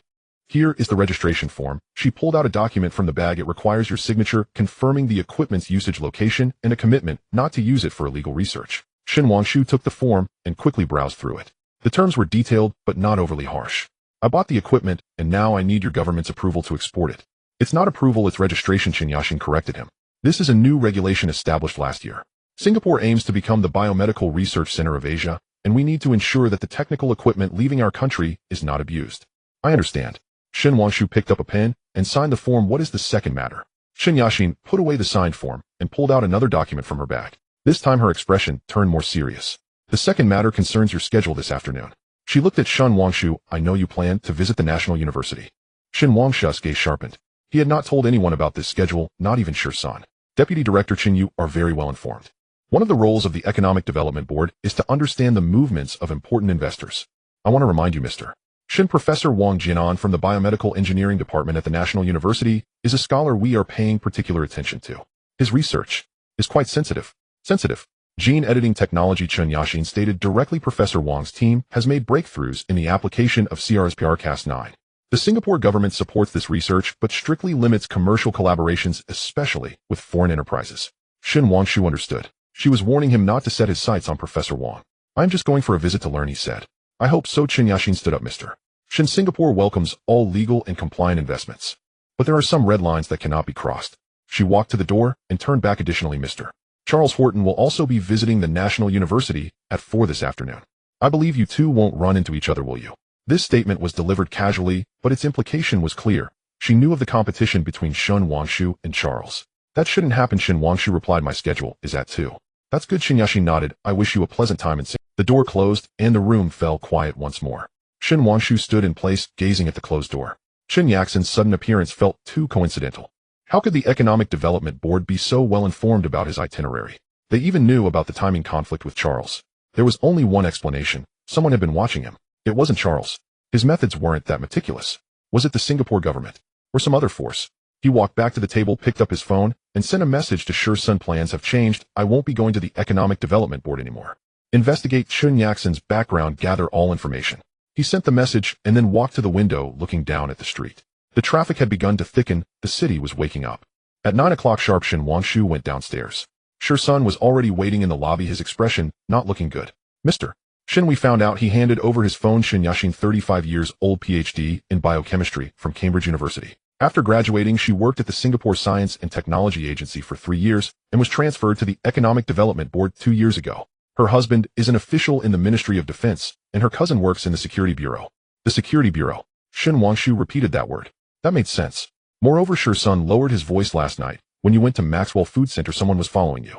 Our people later found out it was two locals using professional methods, not like ordinary private detectives. Shin Wangshu took the phone, looking at the photo of Chun Yashin on the screen. Her face was quite ordinary, but her eyes were sharp. She came to see me today ostensibly about equipment registration, but in reality, it was a warning. The Singapore government knows about my competition with Charles, and they do not want this competition to impact the local research environment. So are we still going to the National University? Yes, Shin Wangshu replied, but we need to change our approach. The car drove out of the hotel. Shin Wangshu had the driver take a detour to Gardens by the Bay, where they stopped for half an hour. He walked among the giant super trees looking up at the vines and hanging gardens on the treetops. There were many tourists, various languages mixed together. Sun and the bodyguards were scattered around vigilantly, observing their surroundings. Shin Wangshu sat down on a bench. Sunlight filtered through the gaps in the treetops, casting mottled shadows on the ground. He closed his eyes and took a deep breath. The air in the garden was rich with the scent of plants mingled with the smell of earth and water. It reminded him of his childhood when his grandfather took him to the botanical gardens on Hong Kong Island. Back then he was young and knew nothing of business or competition, only following his grandfather to learn the names of different trees. Mr. Shin Sen's voice sounded beside him. Shin Wangshu opened his eyes. It's about time. They got back in the car heading toward the National University. However, Shin Wangshu did not have the car go to the main entrance, but rather got off at a nearby subway station and walked over. The campus of the National University was vast, shaded by trees with buildings mostly in modern style, but retaining tropical features. Students strolled in groups carrying books and chatting, the vitality of youth enveloping them. Following the address provided by Chun Yashin, Shin Wangshu found the building of the Biomedical Engineering Department. It was a five-story white building, its glass curtain walls reflecting the sunlight. He did not enter, but instead sat down in a cafe across the street. The seat by the window provided a perfect view of the building's entrance. 2 cups of coffee, he said to Sun. By the time the coffee arrived, it was already 1:30 in the afternoon. Shin Wangshu sipped, slowly, his gaze fixed at when a black sedan stopped in front of the building. 2 people got out of the car, Charles and his assistant. Charles wore a light gray suit today, his hair impeccably styled, a confident smile on his face. They entered the building. Shin Wangshu glanced at his watch, 10 minutes ahead of schedule. Mr. Shin, are we not going in? Sun asked. Let's wait a bit longer. At exactly 2 o'clock, Shin Wangshu stood up. Let's go. They entered the building. The lobby was spacious with various display boards showcasing research achievements. A young girl sat at the front desk. Seeing them, she smiled and asked, "Who are you looking for?" "I have an appointment with Professor Wang Jinan," Shin Wangshu said at 2. The girl checked the records, looking a bit puzzled. "Professor Wang's appointment this afternoon is at 4 with Mr. Charles. I arranged this last minute, so it may not have been updated yet. Please could you call to verify?" Shin Wangshu requested. After some hesitation, the girl picked up the phone. After a short conversation, she put down the receiver. "Professor Wang asked you to go up to room 508 on the 5th floor. As the elevator ascended, Sun whispered, "Charles and his team are on the 3rd floor." The corridor on the 5th floor was quiet, with only the faint sounds of machinery coming from the laboratory. The door to room 508 was slightly ajar, and Shin Wangshu knocked. "Please come in." Opening the door revealed a small office cluttered with books and documents. A man in his 50s wearing glasses and with graying hair sat behind the desk reading a paper. "Professor Wang." Shin Wangshu slightly bowed. Wang Jinan raised his head and sized him up. "You must be Shin Wangshu. Director Chun from the Economic Development Bureau called me this morning and said you would be coming. Sorry to bother you. Have a seat." Wang Jinan gestured to the chair across from him. "Director Chun mentioned you are interested in gene editing technology." "Yes." Shin Wangshu sat down. "I invested in a biopharmaceutical laboratory that focuses on anti-aging research. Gene editing could be a breakthrough point for the future." Wang Jinan nodded, removed his glasses, and rubbed his brow. "Anti-aging. That's a good direction, but it's also very challenging. Most of the so-called anti-aging products on the market have limited effects. That's why we need genuine research." Shin Wangshu said, "I heard that Professor Wang's team has made breakthroughs in the application of CRISPR-Cas9. Wang Jianen's gaze sharpened. "Mr. Shin, you are well informed. However, this research is still in the early stages, and..." He paused. "The Singapore government has strict controls on commercial cooperation in this area." "I understand." Shin Wangshu replied, "I'm not here to discuss cooperation. I just want to understand the current state of development in this field." Wang Jinan looked at him for a moment, seemingly assessing his sincerity. Finally, he stood up, walked to the whiteboard, and picked up a pen. "If you only want to know the current state of the technology, I can give you a brief overview." For the next half hour, Wang Jinan explained the principles, current status, and ethical issues of gene editing in the simplest terms possible. Shin Wangshu listened attentively, occasionally asking questions that were right on point. "So you see," Wang Jinan concluded, "this technology is like a double-edged sword. When used correctly, it can treat genetic diseases and extend life. When misused..." He didn't finish, but Shin Wangshu understood. Is Mr. Charles also researching in this area? Shen Wangshu asked. Wang Jinan paused, putting down his pen and returning to his chair. Mr. Charles came to discuss investment. His tone became cautious. He said he wants to build a biotechnology industrial park in Singapore and invited my team to join. Did you agree? Not yet. Wang Jinan said I'm considering it. Research requires funding, but sometimes funding can bring constraints. At this point it was already quite clear. Wang Jinan was hesitant and didn't want to be bound by capital. Shen Wangshu glanced at the time. It was 2:40 p.m. Charles would arrive at 4. He still had time. Professor Wang, he said, I'm not discussing investment or cooperation, but I can donate a sum for research funding without any conditions or expectations in return. Wang Jinan was taken aback. Why? Because I believe in your research. Shen Wangshu replied, and because I think some research should remain pure. He took out a check from his suit pocket, filled in the amount, and pushed it forward. Wang Jinan looked at the sum on the check. His eye. This is too much. Not too much for your research. Shen Wangshu stood up. The check isn't made out to anyone. You can cash it under any name. I only hope that if this research truly makes a breakthrough one day, it can be applied in the right place. He walked to the door, turned back, and added, also be cautious regarding Mr. Charles. The lab equipment he ordered doesn't seem quite right. After saying this, he opened the door and walked out. The corridor was very quiet. Shen Wangshu walked slowly, contemplating the conversation he just had. Wang Jinan was a true scholar, idealistic and persistent. Such a person should not be exploited by Charles. The elevator reached the 3rd floor and the door opened. Charles was waiting outside. Both men froze for a moment. Charles was the first to react, a familiar, slightly arrogant smile appearing on his face. Mr. Shen, what a coincidence. Mr. Charles. Shen Wangshu nodded. The elevator doors closed again and it began to descend. In the confined space, the air felt as if it had solidified. I heard you're also interested in biomedicine. Charles asked casually, though his gaze was sharp. I know a little. Then we might be competitors in the future. Charles smiled. I have made significant investments in Singapore. The biotechnology industrial park is just the beginning. If Mr. Shen is interested, we could consider a partnership. A partnership? Yes. Charles looked at him. Why not? Competition is exhausting. Collaboration can yield mutual benefits. You provide the technology, I provide the funding and market, and together we can enlarge the pie. The words sounded pleasant, but Shen Wangshu recognized the trap within. You provide the technology, I provide the funding and market. Who will have the final say? I will consider it. Shen Wangshu replied. The elevator reached the 1st floor. As the doors opened, Charles suddenly lowered his voice. Mr. Shen, there's something I want to remind you. Please say. Singapore is a place that values rules. Charles said, unlike Hong Kong, some methods don't work here. Do you understand what I mean? He was hinting at the incident of the equipment being snatched yesterday. I understand. Shen Wangshu replied, I also want to say that research is serious business, not a trade. There are some red lines that should not be crossed. Charles's smile stiffened momentarily, but quickly returned. Thank you for the reminder. I need to go now. A Professor Wang is still waiting for me. He exited the elevator, walking calmly. Shen Wangshu stood in place, watching his figure disappear at the end of the corridor. Mr. Shen Sun whispered, what should we do now? Return to the hotel. Shen Wangshu replied, prepare for our return to Hong Kong tonight. Tonight. The original plan was for the day after tomorrow. Plans have changed. Shen Wangshu said, I have seen everything I needed to in Singapore. Staying longer would be meaningless. More importantly, he felt a sense of urgency. Charles's actions were quicker and more expansive than he had imagined. He needed to return and readjust his strategy. As the car drove back to the hotel, Shen Wangshu kept looking out the window. The streets of Singapore were clean and orderly, but he felt something was missing. It lacked the vibrant atmosphere of Hong Kong, that sense of life. His phone vibrated. It was Chen Jing. The equipment has arrived at the port and is undergoing customs clearance. It should reach the laboratory tomorrow. Good. Shen Wangshu replied, I'll be back tonight. So soon? Yes, I have matters to attend to. After putting down the phone, he closed his eyes. All the scenes from today replayed in his mind. Chen Yashin's warning, Wang Jianan's hesitation, Charles's smile. Many fragments were slowly piecing together a complete picture. What Charles aimed to do might be more than just commercial competition. Gene editing, real estate projects, bank loans. These seemingly unrelated points would have connected. What if what he wanted was not merely profit? What if he had greater ambitions behind him? Shen Wangshu didn't know, but he understood he needed to quicken his pace. Back at the hotel, he began packing his luggage. It was simple, just a suitcase. What he brought was what he would take back. Sun had booked a flight at 9 o'clock that evening. 3 hours left. Shen Wangshu sat on the sofa, opened his laptop, and began writing emails.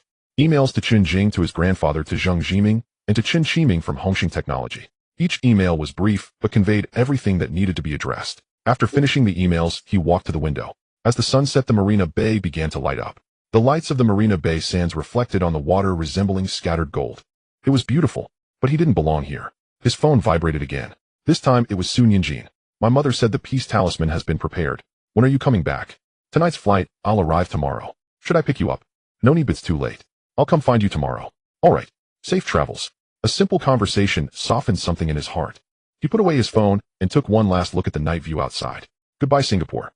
The next time he came, he wondered what it would be like. At 8 in the evening, the convoy set off for the airport. The dazzling lights of Singapore in the night still shone brightly, but Shen Wangshu had lost the desire to appreciate it. Changi Airport was large and modern. They took the fast track and quickly completed the check-in procedures.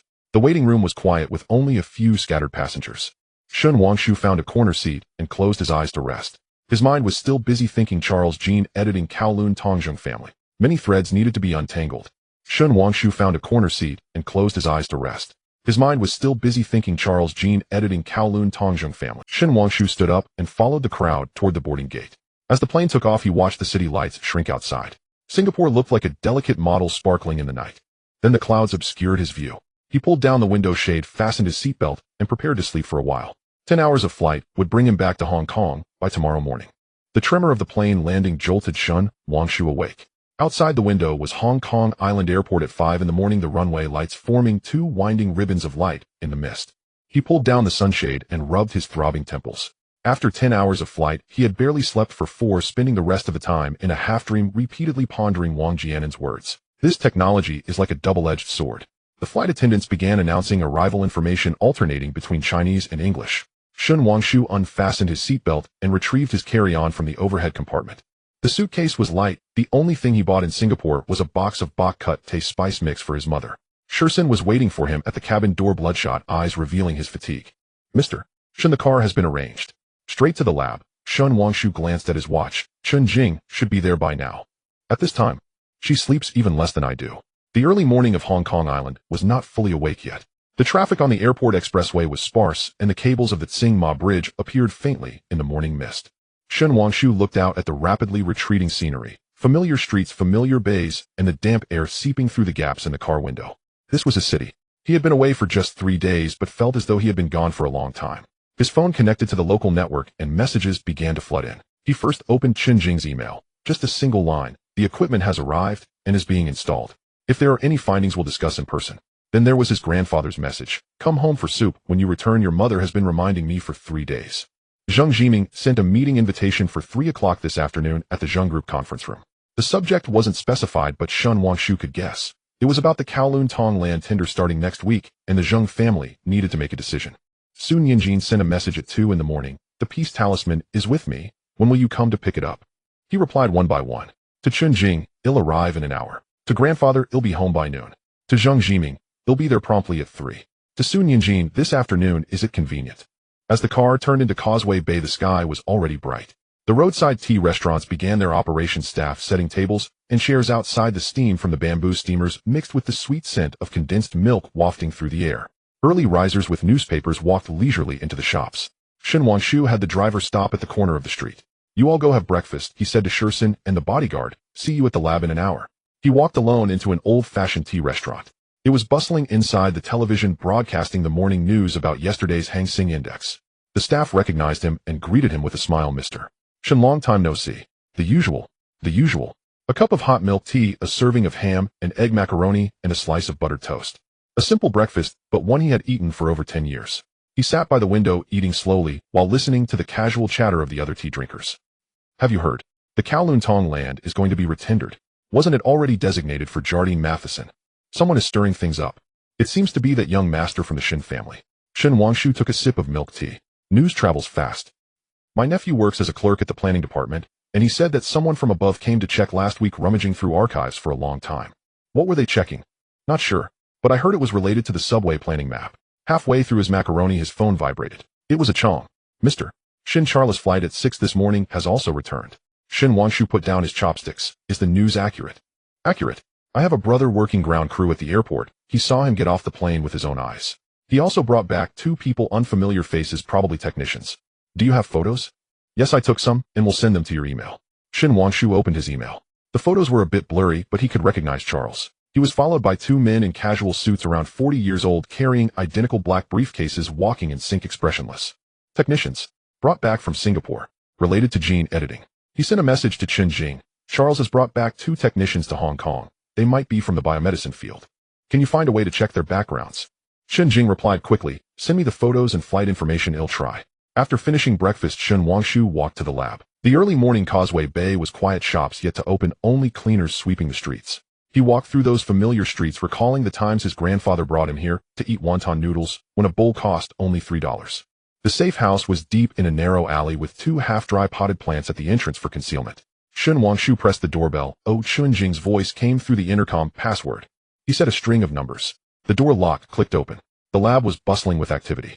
Newly arrived equipment was piled in the corner, and workers were unpacking and installing it. Chun-Jing stood in front of the experiment station, holding a tablet verifying equipment numbers against the list. She had changed into a clean white lab coat, but the dark circles under her eyes were heavier than Shen Wangshu's. Mr. Shun. She looked up, taking off her goggles. The equipment has basically arrived, and we can finish installation today. But there is a problem. What problem? One unit is missing. Chun-Jing handed over the tablet, a low-temperature, constant-temperature, circulating water bath model F12. It's on the list, but not in the container. Shen Wangshu frowned. Did the manufacturer miss it? I asked the logistics company. They said it was all there when loaded. But after arriving at the port for customs clearance, it was found to be missing. Chun-Jing paused. Moreover, the one that went missing was the most critical one. Without it, many experiments cannot be conducted. Have you checked the surveillance? Yes. Chun-Jing pulled up a video. The surveillance of the customs warehouse shows that 3 hours of footage between 11 last night and 2 this morning is missing. They said it was due to equipment malfunction. How convenient. Shen Wangshu felt a heaviness in his heart. Charles had just returned yesterday, and today the equipment was missing a critical component. Can it be reordered? Yes, but it has to be shipped from Germany again, which will take at least 6 weeks, Chun-Jing said, and I don't believe it's an accident. She walked to the computer and pulled up a report. This is the analysis I did last night. The batch of equipment Charles ordered in Singapore has very special configurations, especially that single-cell sequencer, which is a custom model with several modules that are usually not included. What? A viral vector construction system.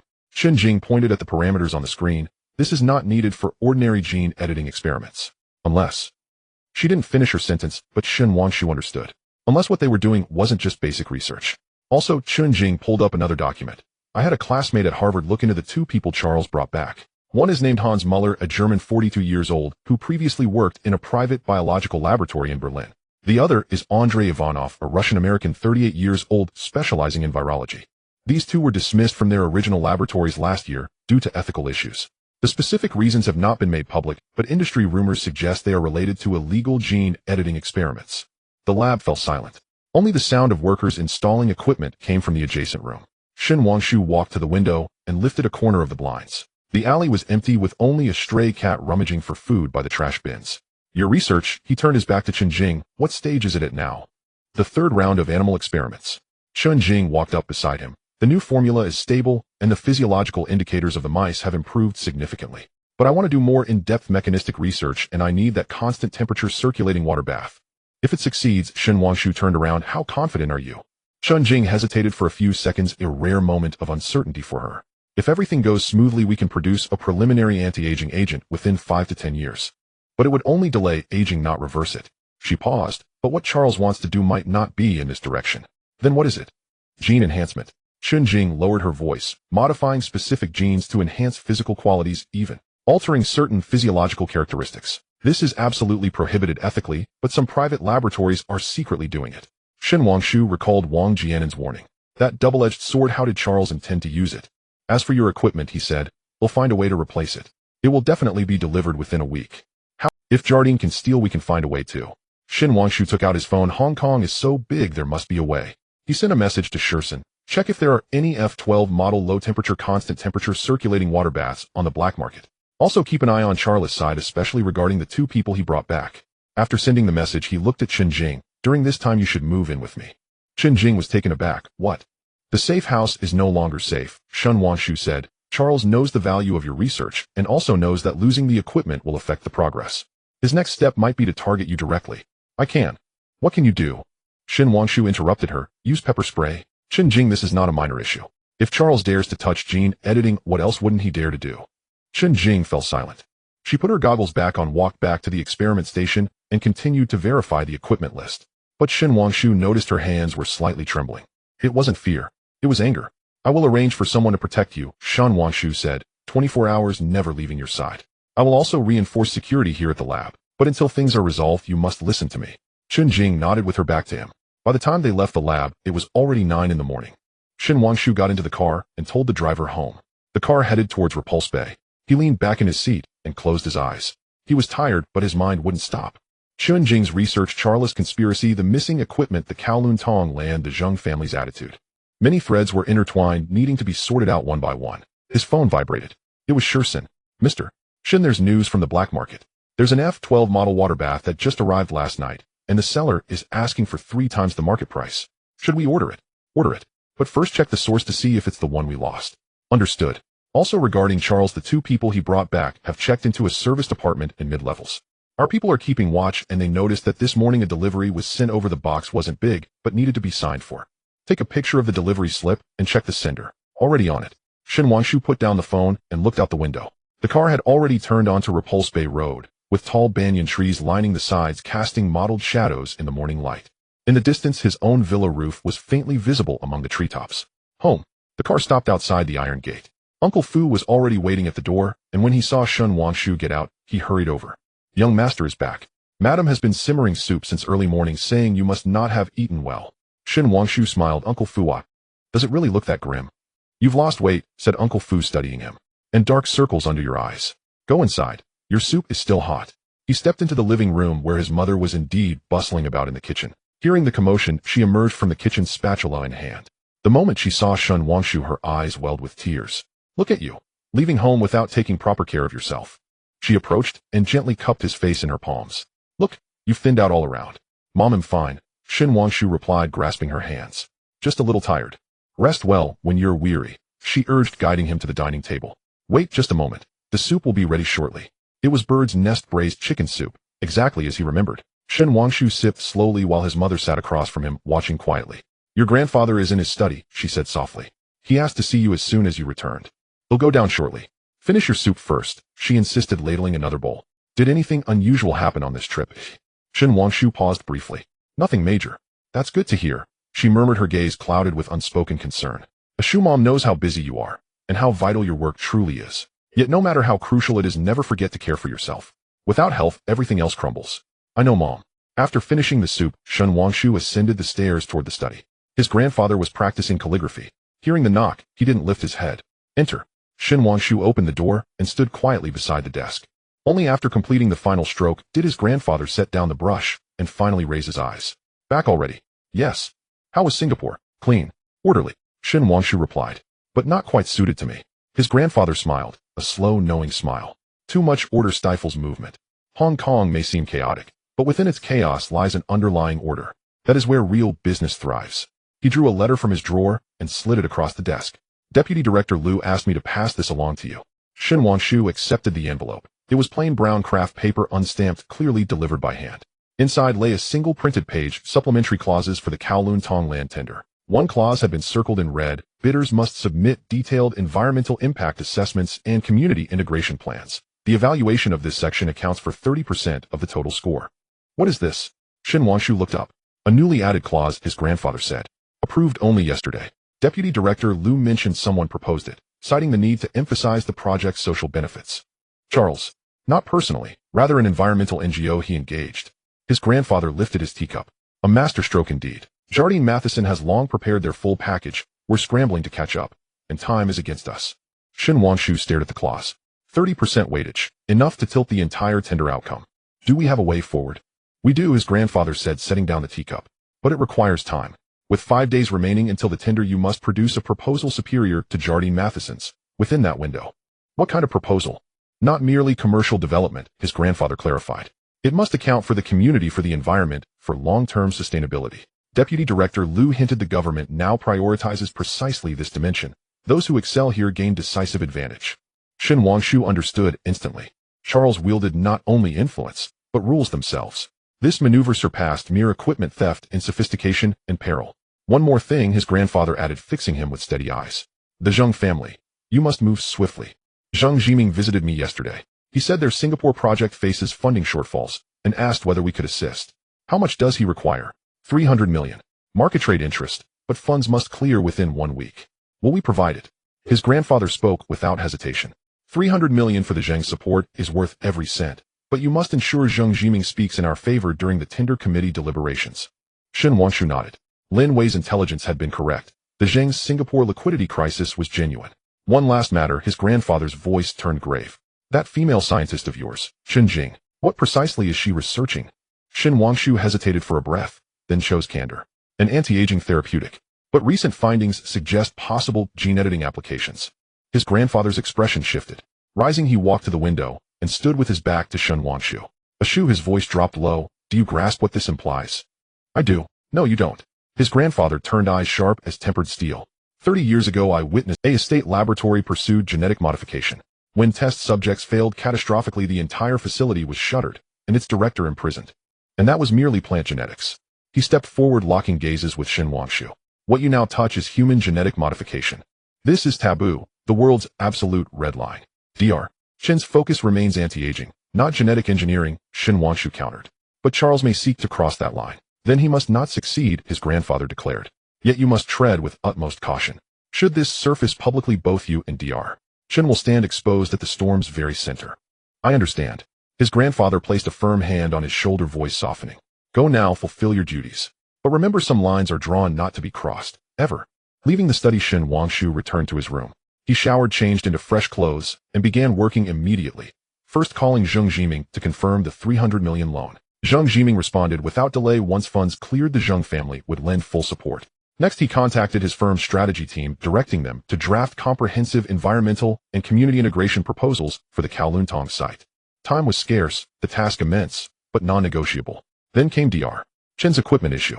Sun reported the black market sync unit matched the one stolen from their lab, and the seller demanded fivefold the original value. Shin Wangshu instructed Sun to purchase it, but also to identify the intermediary behind the sale. By noon, these tasks were complete. His mother called up from downstairs, summoning him to lunch. The meal was lavish, but Shin Wangshu ate distractedly, his mind churning with Tinder deadlines, missing equipment, gene editing ethics, and Charles's shadow. After lunch, he rested briefly. At 2:30 p.m., he departed for the Zheng Group headquarters. As his car traversed the underwater tunnel, Sun Yinjin's reply arrived. I'll be at the foundation this afternoon. Can you come by? He checked his schedule. The meeting with Zheng Jiming began at 3 p.m. and was expected to conclude within an hour, placing him at the foundation by 4:30 p.m. I'll arrive at 4:30, he replied. The Zheng Group occupied an unassuming older building in Central, its exterior modest, yet its interior exquisitely appointed. When Shin Wangshu arrived, Zheng Jiming was already waiting in the conference room.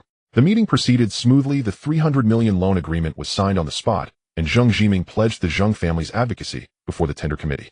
In exchange, Shin Wangshu promised enhanced profit sharing for the Zhengs upon project success. Mr. Shun, Zheng Jiming said after signing, there's something I'm uncertain whether I should say. Please do. Charles met with my father yesterday. Zheng Jiming lowered his voice. He offered a proposition. If the Zhengs remain neutral during the tender, Jardine Matheson will resolve all funding needs for our Singapore project, interest-free. Did your father accept? Not yet, Zheng Jiming admitted. But he wavers. 300 million, interest-free, is a formidable temptation. Then why choose to support me? Zheng Jiming smiled faintly. Because my father is aging, and I am not. I weigh not just the immediate 300 million, but enduring partnership. Mr. Shun, I believe you will win. Shin Wangshu clasped his hand firmly. Thank you. Exiting the Zheng Group building, it was precisely 4 o'clock. Shin Wangshu instructed his driver to head for the University of Hong Kong. En route, Zheng Jiming's words echoed in his thoughts. Charles's gambit was ruthless. 300 million interest-free in exchange for neutrality. Should the Zhengs acquiesce, he'd lose a critical vote on the tender committee. He needed to accelerate, immediately. As the car pulled up before the Faculty of Arts building, it struck exactly 4:30 p.m. Shin Wangshu stepped out and entered the familiar quiet structure. The foundation was hushed, children having long since departed for home. Sun Yinjin sat in the music room, carefully polishing an ancient guzheng. Seeing him enter, she set aside her cloth and smiled. You're back. He approached the instrument. Where's the talisman? She retrieved a small crimson silk pouch from her bag and handed it to him. My mother said it must be worn close to the body, for safety and peace. Shin Wangshu accepted the pouch, light, containing a folded triangular charm. He slipped it into his inner jacket pocket, resting directly over his heart. Thank you. You're welcome. Sun Yinjin studied him. You look exhausted. A little, he admitted, settling onto the zither stool. It's been a demanding few days. Sun Yinjin sat beside him, not touching the instrument, simply present, silent, waiting for him to speak. Yinjin, Shin Wangshu asked suddenly, if one day I make an agonizing choice, one that might wound others, how would you judge me?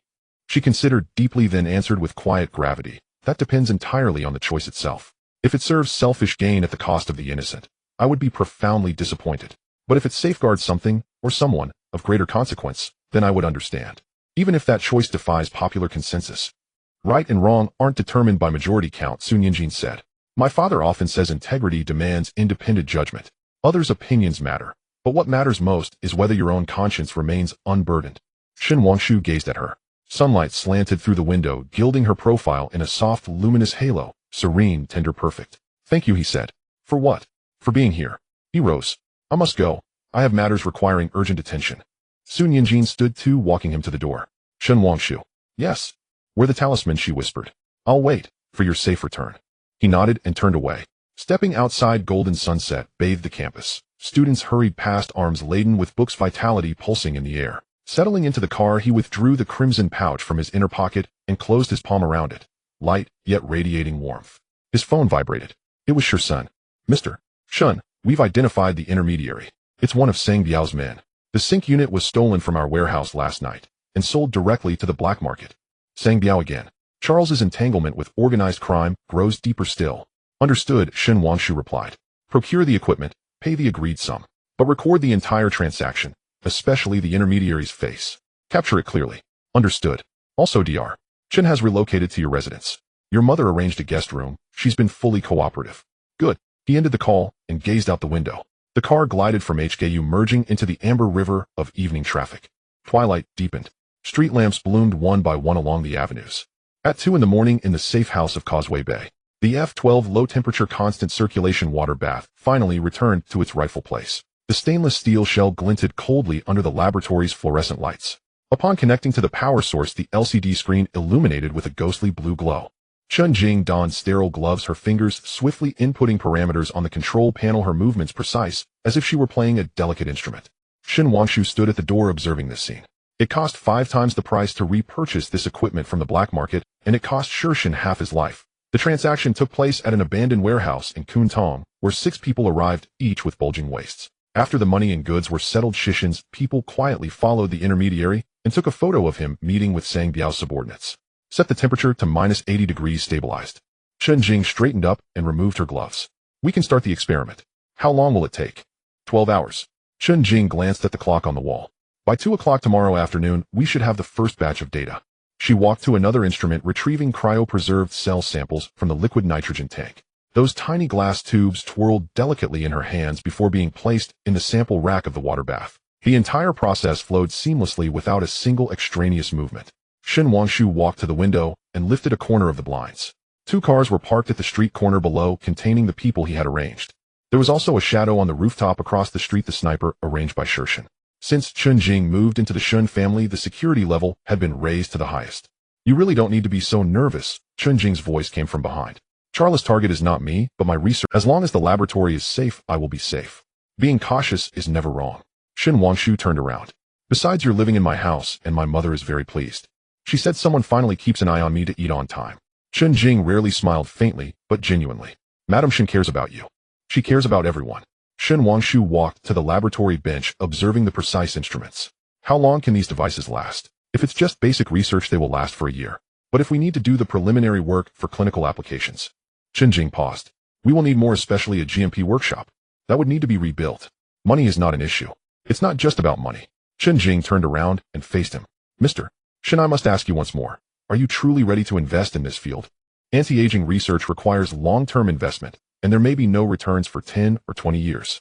Moreover, once you step into gene editing, even if it's just on the fringes, you will face ethical reviews and public pressure. Shen Wangshu looked at her. The cold light of the laboratory cast clear shadows on her face, and in her usually calm eyes there was a rare glimmer of concern. What if I say I'm not in it for the money, he asked. Then for what? Shen Wangshu walked to the whiteboard, picked up a pen, and drew 2 circles. What does Charles want to achieve with gene editing? Enhancement, transformation, or something even more dangerous? He drew a line between the 2 circles. We must have corresponding technology to counterbalance him. It's not about going further than him, it's about being able to pull him back when he crosses the line. Chen Jing fell silent for a few seconds. That's a very dangerous thought. Once scientific research begins, it's like opening Pandora's box. You cannot control where it will ultimately lead. But we can choose how to open the box. Shen Wangshu set down his pen. Your research is based on improving existing drug formulations, taking the safest path. Charles wants to take shortcuts, and we must ensure that when he falls, he doesn't take everyone down with him. A faint sound of sirens came from outside, approaching, then gradually receding. The night in Hong Kong Island was never truly quiet. Chen Jing put her gloves back on. I need a promise. You say? No matter what happens in the future, the primary purpose of this research must always be to cure diseases and save lives, not for profit, let alone to create so-called superhumans. Her voice was soft, but every word was clear. If you ever change your mind, I will take all the data and leave. Shen Wanshu nodded. I promise you. The laboratory fell silent again. Chen Jing began to operate the instruments while Shen Wanshu sat down on a nearby chair and opened his laptop. There were a dozen new emails in his inbox, mostly regarding company affairs, but one caught his attention. The sender was Zheng Jiming, timestamped at 11:30 at night. The subject line contained only 2 words: urgent. He opened the email. The content was short. My father met with Charles this morning, and his attitude has changed. Tomorrow's preparatory meeting for the bidding committee, the Zheng family may abstain. Sorry. Shen Wanshu stared at these words for a long time. Abstain. Not oppose nor support, but abstain. This meant that in the critical voting phase, the Zheng family would not side with anyone. A clever move. Neither offending Yihan nor him. But this way the votes supporting him in the bidding committee would be insufficient. It was Lin Wei. Are you asleep? Her voice came from the receiver with faint music in the background. Not yet. Where are you? Lan Kuaifeng, the usual place. Lin Wei paused. Have you heard about the Zheng family situation? News travels fast. Shen Wanshu stood up and walked to the corridor outside the laboratory. You know, I just had afternoon tea with Mrs. Zheng. Lin Wei's voice carried a hint of fatigue. She said her father-in-law is in a difficult position. Charles offered such good conditions, a 300 million loan with no interest plus yes guarantee for the Singapore project. Mr. Zheng was tempted. What about Zheng Jiming? He stands on your side, but he can't make decisions. Lin Wei sighed. Shen Wanshu, the stakes Charles has placed this time are too high. He not only wants to win, but to win beautifully. Shen Wanshu looked outside.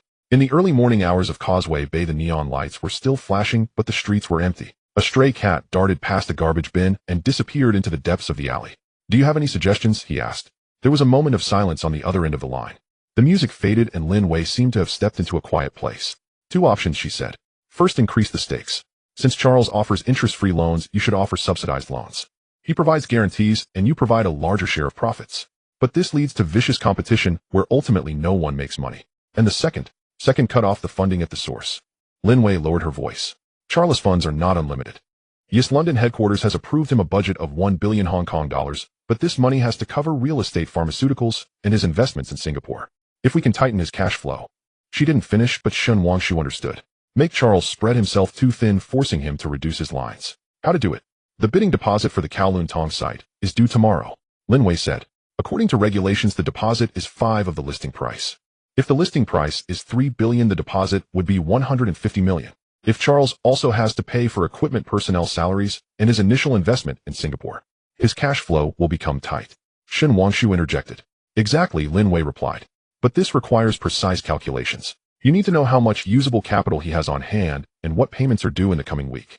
Moreover, you need to act quickly before he marshals more funds. Shen Wanshu glanced at the time. It was 2:30 in the morning. Can you get the information? They'll try, Lin Wei said. But Shen Wanshu, you have to promise me one thing. What? If we win this time, share the spoils with me. Lin Wei laughed, a hint of self-deprecation in her voice. I can't help you for nothing. All right. After hanging up, Shen Wanshu returned to the laboratory. Shen Jing was still working, the indicator lights of the instruments flashing rhythmically. I need to step out for a bit, he said. Shen Jing did not look up. Be safe. Shen was waiting downstairs, his eyes bloodshot, but looking good. Mr. Shen, where are you going? To the Zheng family. Now. At 3 in the morning in mid-levels, it was quiet enough to hear the wind rustling through the leaves. The Zheng family's old residence was hidden deep in the mountain path, with the iron gate tightly closed, only a dim yellow light illuminating the porch. Shen Wanshu had the car stop at the intersection and walked over alone. When he rang the doorbell, barking arose from within. After a few minutes, a sleep-eyed servant opened the door slightly. Who are you looking for? Mr. Zheng. Shen Wanshu. The servant paused, clearly recognizing him. So late. I have urgent matters to discuss, Shen Wanshu said. Please notify him. The servant hesitated for a few seconds, but went back inside after closing the door. Shen Wanshu waited outside. The night breeze in the mountains was chilly, and he tightened his coat. 5 minutes later, the door reopened. This time it was Zheng Jiming, wearing a bathrobe with slightly disheveled hair. Mr. Shen. He looked surprised. What brings you here? Sorry to disturb you, Shen Wanshu said. But some matters must be discussed now. Zheng Jiming stepped aside. The living room was large, decorated in a Chinese style, with redwood furniture gleaming softly in the dim light. Family portraits of several generations of the Zheng family adorned the walls from black and white to color, documenting the rise and fall of a family. Mr. Zheng was dressed in a tang suit, seated in the main chair, slowly twirling a string of prayer beads in his hands. Upon seeing Shen Wanshu enter, he nodded slightly. Mr. Shen, please have a seat. Shen Wanshu sat down in the guest seat. The servant brought tea, but he did not touch it. Mr. Zheng, I sincerely apologize for disturbing you at such a late hour. Shen Wangshu got straight to the point. But I would like to discuss the preparatory meeting of tomorrow's bidding committee with you again. Mr. Zheng raised his eyelids and glanced at him. Jiming has informed me of your intentions. But Mr. Shen, business is business and personal feelings are personal feelings. The conditions offered by Iha are indeed hard to refuse. I understand. Shen Wangshu retrieved a document from his briefcase and placed it on the coffee table. This is the development plan for Jushen Capital over the next 3 years. If the Kowloon Tong project succeeds, we plan to build an international school, a community hospital, and a small technology park nearby. All of these will prioritize cooperation with the Zheng family. Mr. Zheng picked up the document, put on reading glasses, and began to look through it. The living room was quiet, only the soft sound of the prayer beads clinking together. The plan is excellent, he said after finishing placing the document down. But these are all long-term matters. Iha offers immediate benefits. Immediate benefits are sometimes the most expensive. Shen Wangshu said. Mr. Zheng, you have been in business for decades. You should understand better than I do. What is free is often the most costly. Charless interest-free loan comes with the expectation of the Zheng family's influence in the Hong Kong real estate market. Once he succeeds, the Zheng family will have to heed his wishes in whatever they do. Mr. Zheng remained silent, continuing to twirl the prayer beads. Moreover, Shen Wangshu continued, what Charles truly desires may not just be real estate. He is laying out plans in biomedicine, particularly in the sensitive field of gene editing. If the Zheng family ties themselves too closely to him, they will inevitably be implicated should anything go wrong in the future. This statement made Mr. Zheng's hand pause. He lifted his head, his gaze sharpening. Gene editing. Are you certain? Absolutely. Shen Wangshu replied. The 2 technicians he brought back from Singapore both have ethical issues in their past. The laboratory equipment he ordered is also questionable. Mr. Zheng, some red lines once crossed lead to irretrievable consequences. The living room fell quiet again. The old-fashioned wall clock ticked regularly, its hour hand pointing to 3:30. Mr. Zheng set down the prayer beads, picked up his teacup, and took a slow sip. Then he looked at his son. Jiming, what do you think? Zheng Jiming sat up straight. Father, I believe Mr. Shen is right. His conditions seem attractive, but the price is too high. Moreover, Charles is too impatient. I feel uneasy about him. But the 300 million loan gap has to be addressed. Mr. Zheng said. I have already discussed the loan terms with Mr. Shen. Zheng Jiming replied. The interest is at market rate, but the repayment period is longer with less pressure. Furthermore, Mr. Shen has promised a higher profit share for the Zheng family once the project succeeds. Over the long term, this collaboration is more stable. Mr. Zheng remained silent for a long time. He picked up the development plan again and reviewed it. Then he stood up, walked to the window, and looked at the pitch-black night. Mr. Shen, he said, turning his back to Shen Wangshu. Do you know why I like to collect antiques? I would like to hear more. Because antiques withstand the test of time. Mr. Zheng faced him. A piece of porcelain, a painting can sit for hundreds of years, and its value only increases. But many modern businesses can be thriving today and worthless tomorrow. He returned to his seat and looked at Shen Wangshu. Your plan includes schools, hospitals, and technology parks. These are things that can endure. Charlie's plan only includes shopping malls, hotels, and office buildings. They make quick money, but they can't be sustained. Shen Wangshu perceived the underlying meaning. So at tomorrow's meeting, Mr. Zheng said slowly, the Zheng family will cast their vote for you. But Mr. Shen, I need a promise from you. You say, if the Kowloon Tong project truly succeeds, the supporting facilities you mentioned must be realized. Mr. Zheng's gaze was serious. Not for profit, but to leave something good for this city. I am old, I've made enough money, and now I think about my legacy. Shen Wangshu stood up and slightly bowed. I promise you. As he left the Zheng family, dawn was already breaking in the sky. A thin mist rose along the mountain path, and the streetlights diffused into circles of halo in the fog. Shen waited by the car. Seeing Shen Wangshu come out, he quickly approached. Did you manage to make a deal, eh? Yes. Shen Wangshu got into the car. Back to the laboratory. The car drove down the mountain path. Shen Wangshu leaned back in the seat and closed his eyes. He was very tired but felt a bit more at ease inside. His phone vibrated. It was Lin Wei. I found out. Charles has about 200 million Hong Kong dollars in available funds, and in the coming week, he needs to pay 80 million for the laboratory equipment, in Singapore 3 million for technician salaries, and 150 million for the Kowloon Tong site deposit. Additionally, he is negotiating a short-term bridge loan, but bank approval will take at least 3 days. Shen Wangshu quickly calculated in his mind. Subtracting these expenses from 200 million would leave Charles with a very tight cash flow. If the deposit deadline is today, when is the final time for the deposit? 5 o'clock in the afternoon at the planning department's finance office, Lin Wei said. But if you want to drag him, it's best to do so by 4:59. Understood, Shen Wangshu said. Thank you. No need to thank me. Just remember my share. After hanging up, Shen Wangshu sent a message to Shershin. Arrange for someone to go to the planning department at 4:30 this afternoon to submit the bidding deposit. The amount is 5 of the listing price of 30 billion, which is 150 million. Make sure to get the receipt on site. Understood. Shin paused. Mr. Shin, regarding our own funds. Well, adjusted from the profits of the crude oil futures, Shin Wangshu said. It must be submitted today. After sending the message, he looked out the window. Daylight had arrived.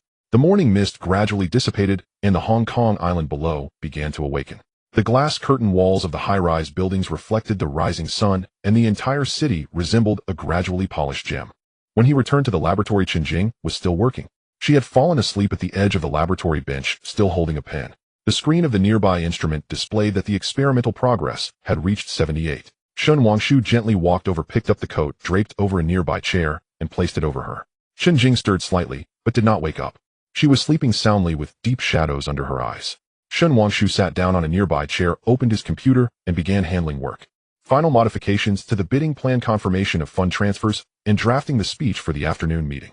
So much to do, but he handled each task methodically. The light outside grew brighter. The distant sound of the early tram echoed, signaling the start of a new day. At 7 o'clock sharp, Chen Jing woke up. She sat up abruptly, causing the coat to slide to the floor. Upon seeing Shen Wangshu, she paused for a moment. Have you been here all this time? Just returned. Shen Wangshu closed his laptop. How is the experiment? Chen Jing walked to the instrument to check the data. Progress is at 82, everything is normal. We should have results by 2 in the afternoon. Good. Shen Wangshu stood up. They'll have someone bring breakfast. Finish your meal, and continue. Oi, I need to step out. Where to? To retrieve what belongs to us. Shen Wangshu walked to the door, but turned back. By the way, my mother will send soup at noon. Remember to drink it. Chen Jing nodded, putting her gloves back on, and returning to her work state. As he exited the laboratory, the sunlight was just right. Shen Wangshu stood at the alley entrance and took a deep breath. The morning air was fresh, mingling with the aroma of food wafting from a nearby tea restaurant. Today would be a long day, but it was also a very important day. He got into the car and told the driver to the company. The car drove out of Causeway Bay, merging into the morning rush hour traffic. Shen Wangshu looked out at the bustling streets, pedestrians hurrying along and cars weaving through the flow. This was his city, the city he needed to protect. No matter what happened today, he would win. He must win. It was Sun Yinjin. Good morning. Did you wear the peace talisman? Shen Wangshu touched the pouch at his chest. I did. That's good. Today will go smoothly. Thank you. A simple exchange, but it warmed a part of his heart. He put away his phone and looked ahead. The car headed towards Central, driving into that battlefield without gunfire. Shen Wangshu stood by the floor-to-ceiling window, holding a cup of tea that had already gone cold. Outside, the morning mist over Victoria Harbor was dissipating, and cargo ships left long trails on the water under the rising sun. He had been sleepless all night, but at this moment his mind was remarkably clear, like the calm sea before a storm, so tranquil that he could hear his own heartbeat. On the desk lay today's schedule. At 9 o'clock, the final simulation of the bidding proposal. At 10:30, a meeting with the planning team to finalize the environmental report. At 2 o'clock in the afternoon, the laboratory data would be released. At 3, the preparatory meeting for the planning department's bidding committee. At 4:59, the deadline for the deposit submission. Every minute was being counted meticulously. Shirsun pushed the door open, holding a stack of freshly printed documents, the paper still warm. Mr. Shin, all the procedures for the deposit payment are ready. The funds have been allocated by the finance department and can be transferred at any time. What about Charles? 4 cars, 8 people just left his apartment in mid-levels. Shirsun glanced at his watch. They are probably heading to the bank. They must want to complete the fund transfer in the morning and head to the planning department in the afternoon. Shen Wangshu nodded and returned to his desk. He opened the thick bidding proposal, the paper making a faint rustling sound under his fingertips. This proposal had been revised 17 times, with each page soaked in the team's efforts over 3 months. But what truly determined the outcome was often not these exquisite charts and texts. His phone vibrated. It was Chen Jing. Experiment progress at 92. Data trends are good. A brief line of text, yet it relaxed Shen Wangshu's taut nerves slightly. He replied, make sure to rest. Don't leave the lab before 2 o'clock. After sending the message, he took a sip of the cold tea. The bitter taste spread in his mouth, making him feel even more awake. Mr. Shen Shirsun hesitated. There's a situation. You might need to pay attention. Speak. Some of Sang Biao's men appeared in Causeway Bay last night, circling around near our laboratory twice. Shirsun pulled out photos from his phone.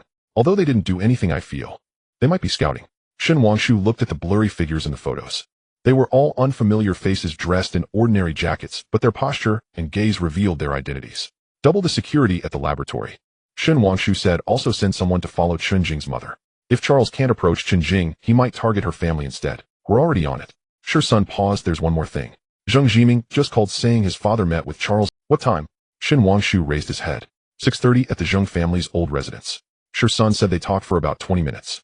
Zheng Jiming said that Charles proposed new conditions. If the Zheng family remained neutral, Iha was willing to give the old Mr. Zheng a 5 stake in the Kowloon Tong project. Personally, Shin Wanshu frowned. Yes, directly to the old Mr. Zheng's personal account without going through the Zheng group. Sun lowered his voice. This amounts to an untraceable fortune. Shin Wanshu fell silent for a few seconds. Charles's move was quite insidious. 5 stake based on a 3 billion project equals 150 million. Moreover, given directly to an individual, it bypasses company audits and tax regulations. For someone of old Mr. Zheng's age and status, this was not just money, but a form of respectable bribery. Did old Mr. Zheng agree? He didn't agree on the spot, but he didn't refuse either. Sun said Zheng Jiming is very anxious, saying that if his father really accepts this money, the Zheng family's votes in the committee might sway again. Shin Wanshu interjected. He stood up and walked to the window, looking at the city waking up out. The mornings on Hong Kong Island are always busy. Office workers rush along the streets, students carry backpacks, and long lines form outside tea restaurants. Everything seems so ordinary, so orderly. But beneath this calm facade, how many transactions were taking place in the shadows? How many hands were probing each other? Sun Shin Wanshu turned around to arrange a car. I'm going to see old Mr. Zheng now. But there's the simulation meeting at 9. The simulation meeting will be postponed to 10. Shin Wanshu picked up his coat. Some things must be made clear now. As the car drove up to mid-levels, the morning mist had completely dissipated. Sunlight filtered through the branches of the trees by the road, casting dappled shadows on the pavement. The iron gate of the Zheng family's old residence was wide open, as if it had anticipated his arrival. Old Mr. Zheng was practicing Tai Chi in the garden, his movements slow and graceful. Upon seeing Shin Wanshu enter, he did not stop, but merely nodded slightly in acknowledgement. Shin Wanshu stood by waiting. The garden was very quiet, only the chirping of birds and the old man's long breaths could be heard. Sunlight shone on the carefully pruned flowers and trees, and dewdrops sparkled on the leaves. After finishing a set of movements, old Mr. Zheng concluded and took the towel handed to him by a servant to wipe off his sweat. Mr. Shin, so early. His voice was steady, revealing no emotion. Sorry to disturb your morning practice, old Zheng. Shin Wanshu slightly bowed. Come, let's sit inside. In the living room, tea was already brewed. Old Mr. Zheng sat in the main seat, picking up the teacup and slowly blowing on the steam. Mr. Shin, you came early for that 5 stake, didn't you? He got straight to the point. Shin Wanshu nodded yes. I want to know old Zheng's thoughts. Old Mr. Zheng set down his teacup and looked at Shin Wanshu. His eyes, having weathered decades of storms, were calm like a deep pool. 150 million is not a small amount. He said, moreover, Charles mentioned that this money would be arranged through an overseas trust, clean and untraceable. So old Zheng is tempted. Tempted. Old Mr. Zheng chuckled. Mr. Shin, I am 73 this year. Money to me has long been just a string of numbers. Any one of the antiques I collect is worth more than this amount. He paused, his gaze becoming distant. But I have 3 sons and 7 grandchildren. The Zheng group has hundreds of employees. I must consider them. I understand.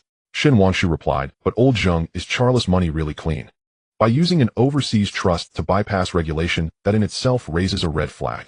If something goes wrong in the future, this money could become a ticking time bomb for the Zheng family. And what are your conditions? Old Mr. Zheng asked, what can you offer me aside from those long-term plans?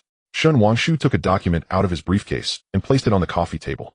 This is the equity transfer agreement for 5 of Jushen Capital. Old Mr. Zheng's hand halted. He picked up the document and quickly skimmed through it. The more he read, the tighter his frown became. Mr. Shin, do you know how much this is worth? Based on Jushen Capital's current valuation, approximately 800 million Hong Kong dollars. I calmly state this, Shin Wanshu said, and this is formal equity, which requires disclosure and taxation. Everything is legal and compliant. Why? Old Mr. Zheng set down the document and looked at him directly. Why are you willing to pay such a high price? Because I believe some things are more important than money. Shin Wanshu said, old Zheng, you collect antiques because they withstand the test of time. Jushen Capital will be the same. It will become a company that endures the test of time. And the Zheng family as shareholders will not only share in its growth, but also participate in its future. He stood up and walked to the window, looking at the flowers and trees stretching in the morning light in the garden. Charles offers you a retirement fund. I offer you a legacy. Shin Wanshu turned around. The Zheng group needs transformation, a new direction. The layouts of Jushen Capital and medicine technology and real estate can all be shared with the Zheng family. This is not just a matter of money. It is the way forward for the Zheng family in the next 50 years. The living room fell silent for a long time. The old-fashioned wall clock ticked rhythmically, the hour hand pointing to 8:30. Old Mr. Zheng picked up the now cold tea and took a sip. Then he set down the teacup, picked up a pen, and signed his name on the equity transfer agreement. Mr. Shin, he put down the pen and looked at Shin Wanshu. I have lived for over 70 years and have seen too many people. Some people only see money, some see power, and some have ideals. You are different. You see the era. He stood up and walked in front of Shin Wanshu, patting him on the shoulder. This afternoon's meeting, the Zheng family's vote will always be yours. But this is not just for that 5 stake, it is for what you just said. Some things are more important than money. As he left the Zheng family, the sun was already shining brightly. Shun Wangshu sat in the car looking at the signed agreement in his hand. 800 million. This was his largest single expenditure to date. But he did not feel any regret. Some investments are looked at in terms of returns over 10 or 20 years. His phone vibrated. It was Shun. Mr. Shin, Charles has just come out of the bank. He doesn't look too good. There seems to be a problem with the fund transfer. What problem? HSBC is requiring him to provide more detailed explanations of the fund's usage. The approval process will take at least 2 days. Sin's voice contained a hint of excitement. His available funds are insufficient to pay both the deposit and the equipment balance at the same time. Shun Wangshu glanced at his watch. It was 9:10. Keep an eye on it. Also have the laboratory prepare for the final setup. At 2 o'clock, I want to see the data. Understood. The car drove back to Central.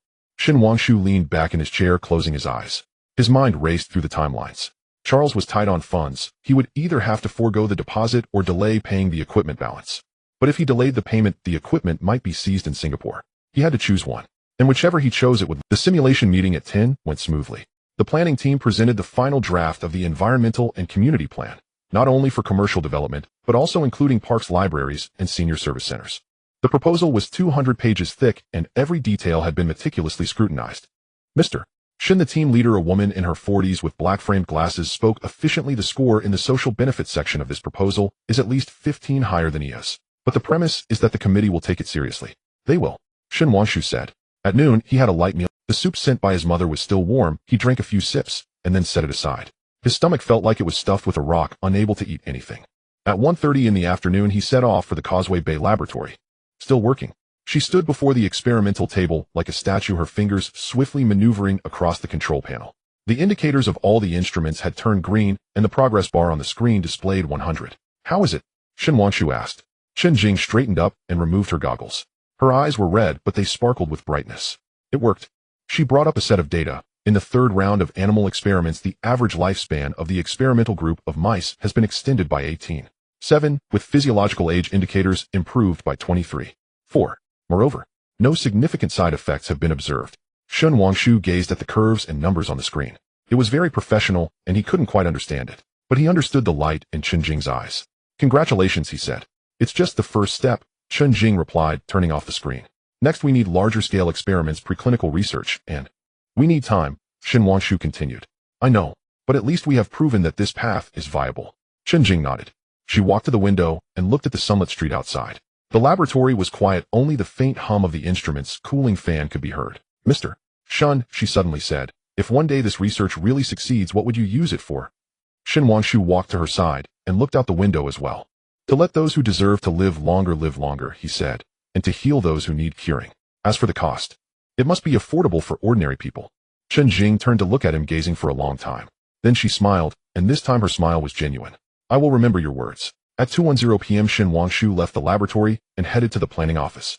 When the car passed through the underwater tunnel, he received a message from Shursen. Charles just entered the planning office building. He only brought 2 people, and his face looked terrible. What about the deposit? Not paid yet. They went directly to the conference room. Shun Wangshu glanced at his watch. It was 2:20 p.m. The meeting starts at 3 p.m., but the deadline for the deposit payment is 4:59 p.m. Charles still has time to gather funds, but time is tight. The planning office building is an old structure, its outer walls covered with ivy. As Shun Wangshu walked into the lobby, the air conditioning was set so low that it sent chills down his spine. The conference room was on the 2nd floor. When he pushed the door open, 7 or 8 people were already seated inside. Zheng Jiming saw him and nodded slightly. Deputy Director Liu was sitting in the main seat reviewing documents. Charles was seated on the other side, holding his phone with a furrowed brow. Mr. Shin has arrived, Deputy Director Liu said, looking up. Please take a seat. Shun Wangshu sat down next to Zheng Jiming. The conference room was very quiet, only the hum of the air conditioning vent could be heard. The clock on the wall ticked steadily, its sound particularly clear in the silent space. At 3 p.m., the meeting began. Deputy Director Liu first introduced today's agenda, discussing the bidding proposals from the 2 companies with a focus on evaluating the environmental protection and community integration aspects. Then each presented their case, followed by questions from the committee, and finally a closed-door evaluation. He went first. Charles' assistant set up the projector to showcase their proposal. It was very standard, very commercialized. Everything that should be included was there, but there was nothing surprising. During the QA sessions, several committee members asked routine questions, and Charles answered one by one, but it was clear he was somewhat distracted. When it was Shun Wangshu's turn, he stood up and walked to the front. Ladies and gentlemen of the committee, he began, his voice steady. What I want to discuss today is not a real estate project, but the birth of a community. He opened the PPT. The first slide was not a rendering, but an old photograph. The Jelangtong plot from decades ago with farmlands, village houses, and children playing in the open fields. This land once was a living community. Later it became desolate, but it should not remain that way forever. Shen Wangshu switched to the next slide, which displayed the planning map from Giant Capital. Our proposal is not just to build a mall and office buildings here. We aim to build an international school, giving local children access to better education, establish a community hospital for easier medical access for the elderly, and create a small tech park to provide opportunities for young entrepreneurs. He explained page by page. The park's design considered the needs of different age groups, the commercial areas planning reserved space for local small businesses, and the transportation plan accounted for the development of the next 20 years. Every detail reflected thoughtfulness. During the QA session, the committee's questions noticeably increased. Mr. Shin, your proposal mentions providing job training for the indigenous population. How exactly will that be implemented? We have reached a partnership with several vocational training institutes in Hong Kong Island. After the project begins, we will offer free skill training classes. Those who pass the training can directly enter the project for work. The operational costs of the community hospital are quite high. How do you plan to sustain it? For the first 5 years, Giant Capital will provide subsidies, and after 5 years, we will balance it through commercial insurance and charitable funds. We have already contacted several insurance companies, and they are willing to cooperate to launch targeted community medical plans. Regarding environmental protection, you promised a greening rate of 45. How can you ensure that? This is a collaboration project with the Environmental College of Hong Kong University. They will monitor the entire process and release evaluation reports quarterly. If we do not meet the standards, Giant Capital is willing to pay fines. Shen Wangshu answered each question clearly, specifically, and with data support. The atmosphere in the conference room gradually changed. Several members who were initially expressionless began to take notes seriously. Charles' expression grew increasingly grim. He attempted to interject several times, but was stopped by Deputy Director Liu. With the presentations over, they entered the closed-door evaluation phase. All non-committee members left the room and waited in the adjoining lounge. In the lounge, Shen Wangshu and Charles sat at opposite ends like the boundary between the Chu and Han. Zheng Jiming approached, lowering his voice. Before I came out, I took a look. Several committee members are clearly leaning towards us. But the key issue is the deposit. If Charles can't pay it today, everything will be in vain. Shen Wangshu glanced at the wall clock. It was 4:20 p.m. There were 39 minutes left. Charles was on the phone, his voice kept low, but his agitation was evident. I don't care, but must arrive before 4:50 p.m. What? Another hour? Tell them I'll add. He hung up the phone and paced back and forth in the lounge. The sound of his leather shoes striking the floor was particularly jarring in the quiet space. At 4:40 p.m., Shursin sent a message. Funds have reached the planning office's finance department account. The receipt has been obtained. Shen Wangshu replied, good. At 4:50 p.m., Charles' phone rang again. He answered it, listened for a few seconds, and his face instantly turned pale. What did you say? The account has been temporarily frozen. Why? Who did this? His roar silenced the entire lounge. Everyone turned to look at him. Charles hung up the phone, staring at Shen Wangshu. Was it you? Shen Wangshu looked back at him calmly. Mr. Charles, I don't understand what you're talking about. You meddled with things. Charles rushed towards him, blocked by Shursin. How could my funds account suddenly be frozen? Then you should ask the bank or ask yourself. Shen Wangshu stood up, adjusting the hem of his suit. Did you do something you shouldn't have done, triggering risk control? Charles clenched his fists. But he quickly calmed down, took a deep breath, and stepped back 2 paces. It's not over yet. He gritted his teeth and said, even if I can't pay the deposit today, there's still the possibility of a delayed payment. Deputy Director Liu is a friend of my father. He wouldn't. Before he could finish, the door to the conference room opened. Deputy Director Liu stepped out, his expression serious. Gentlemen, please come in. Returning to the conference room, the atmosphere was completely different. The committee members sat in their seats, each with varying expressions. After evaluation, Deputy Director Liu began. The Tender Committee believes that Giant Capital's proposal indeed surpasses EHE in terms of environmental protection and community integration. However, before the final vote, there is a procedural issue that needs confirmation. He looked at Charles. Mr.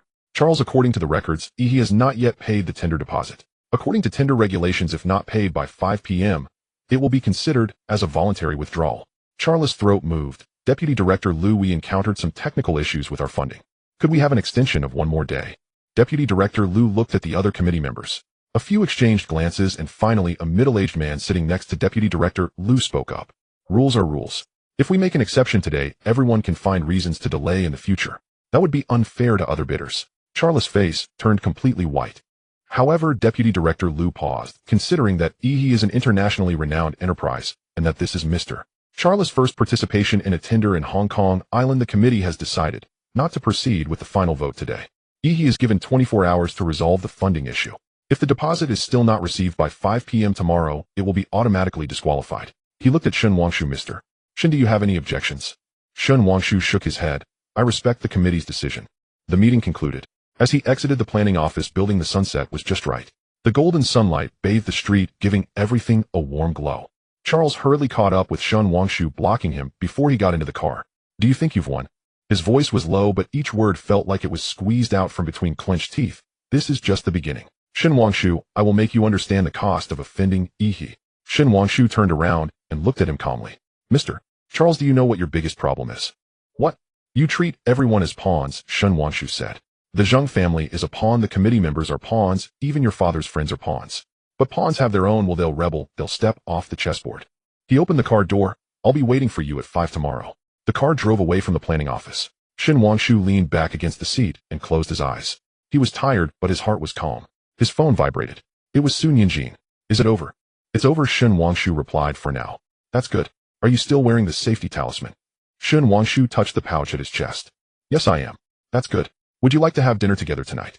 Shen Wangshu looked at the message. A slight smile appeared on his lips. Sure. I'll pick you up at 7. He put away his phone and looked out the window. The evening on Hong Kong Island was just beginning, with lights illuminating the streets and traffic bustling. The car headed towards Hong Kong University. At 7 in the evening, at a Chaozhou restaurant near Hong Kong Island University, Shen Wangshu pushed open the door, finding the place bustling with activity. The round tables were filled with students and professors, steam rising from the bamboo steamers, and the aroma of marinated dishes mingling with the fragrance of tea wafted through the air. Sun Yinjin was already seated by the window in a corner, waving at him as he entered. Today she wore a light blue knitted sweater, her hair casually draped over her shoulders, and on the table lay an old food container. Shen Wangshu sat down across from her, and the table was already set with 2 sets of bowls and chopsticks. Have you been waiting long? He asked. Just arrived. Sun Yinjin opened the food container, revealing several small dishes made by her mother, braised tofu shrimp rolls, and a plate of vibrant green vegetable hearts. My mom heard you were coming and insisted I bring these. She says the food outside is greasy and unhealthy. Shen Wangshu smiled and picked up his chopsticks to sample some tofu. It was flavorful with a rich bean aroma. Your mom is truly talented at cooking. She has been practicing for decades. Sun Yinjin served him a bowl of soup. What about you? Is today going smoothly? I suppose so. Shen Wangshu sipped the soup, which was fresh and made from fish bones. I'll know the results tomorrow. Dishes continued to arrive. Pruning bean paste, baked chicken, chilled lobster, and taro with ginkgo. They were all homestyle dishes, but prepared with great care. Sun Yinjin didn't eat much, mostly watching him. You've lost weight, she suddenly said. Really? Yes, Sun Yinjin affirmed. Your chin is sharper and your dark circles are noticeable. Haven't you been sleeping well these past few days? Shen Wangshu put down his chopsticks and looked at her. The streetlights outside filtered through the glass, casting a soft halo on her profile. It was very quiet, very real. I haven't been sleeping much, he admitted. There are many things to handle. Can you tell? Sun Yinjin asked lightly. Not the specifics, just. Is it difficult? Shen Wangshu was silent for a few seconds. Is it difficult? Of course it is. Every step requires calculation, everyone needs to be guarded against, and every decision bears consequences. But strangely, in front of her, these difficulties seemed bearable. Difficult, he replied, but worthwhile. Sun Yinjin nodded, not pressing further. She picked up a piece of chicken and placed it in his bowl. Then eat more. You need to be full of energy to continue. A simple action, an ordinary phrase. Yet somewhere deep inside Shen Wangshu, he suddenly felt a softness. The meal progressed slowly. They chatted about trivial matters. Sun Yinjin mentioned that the school was organizing a guqin concert, and she might perform. Shen Wangshu said his sister would participate in a piano grading exam next month, practicing at home until the neighbors complained. Sun Yinjin mentioned her mother was learning to make Western desserts, and the cookies she baked were hard enough to be used as bricks. Shen Wangshu commented that his mother always added goji berries to her soups, claiming they were good for the eyes, resulting in the soup turning orange. All trivial, all homely.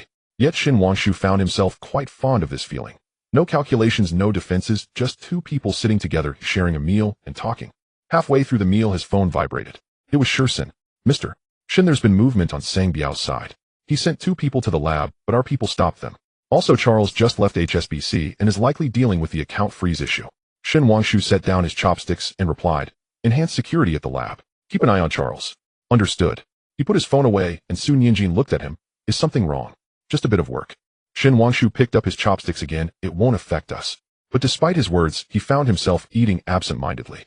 His mind raced through various possibilities. Why would Sang Biao go to the lab? Was it to steal equipment or data? Could Charles resolve the account freeze? If he could, tomorrow's collateral would. Shen Wangshu. Sun Yinjin's voice pulled him back to reality. If you have something to do, we can eat another day, Su Nianjin said. Work is important.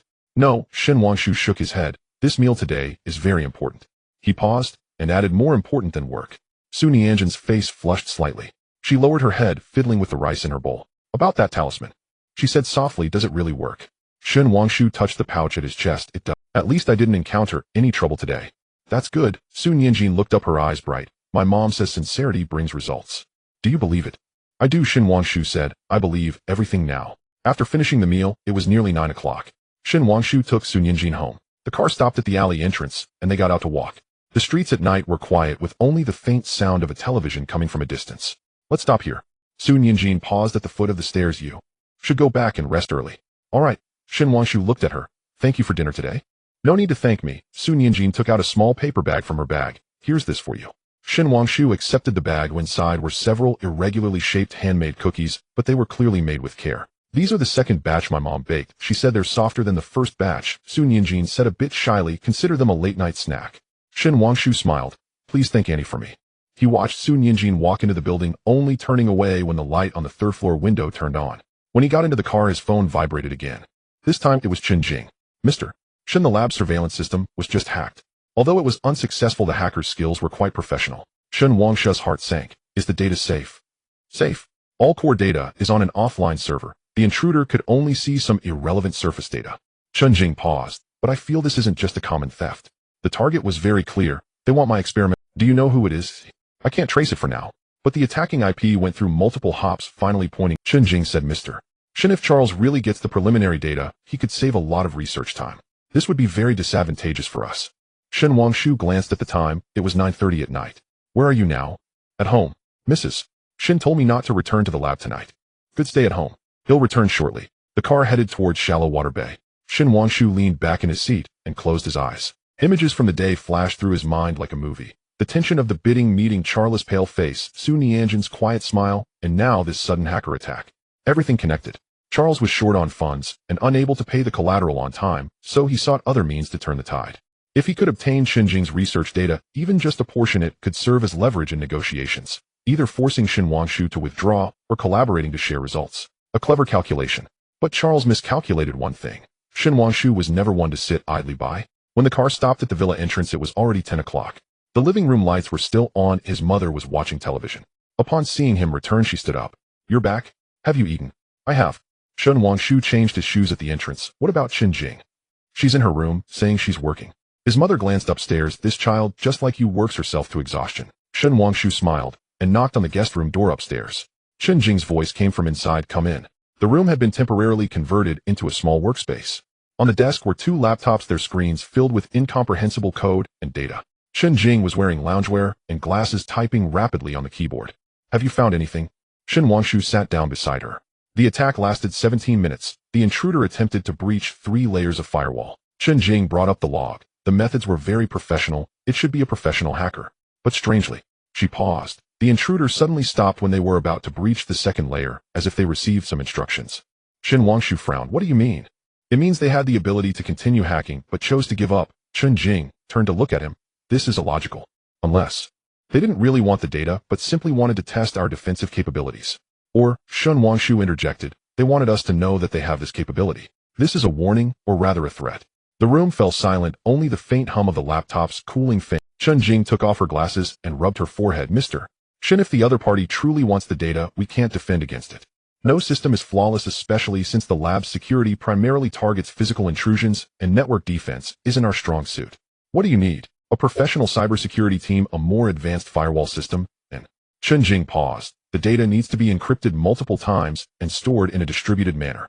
We can't put all our eggs in one basket. Shen Wangshu nodded. I'll arrange it tomorrow. He glanced at the time. It was, get some rest. There shouldn't be any issues tonight. How do you know?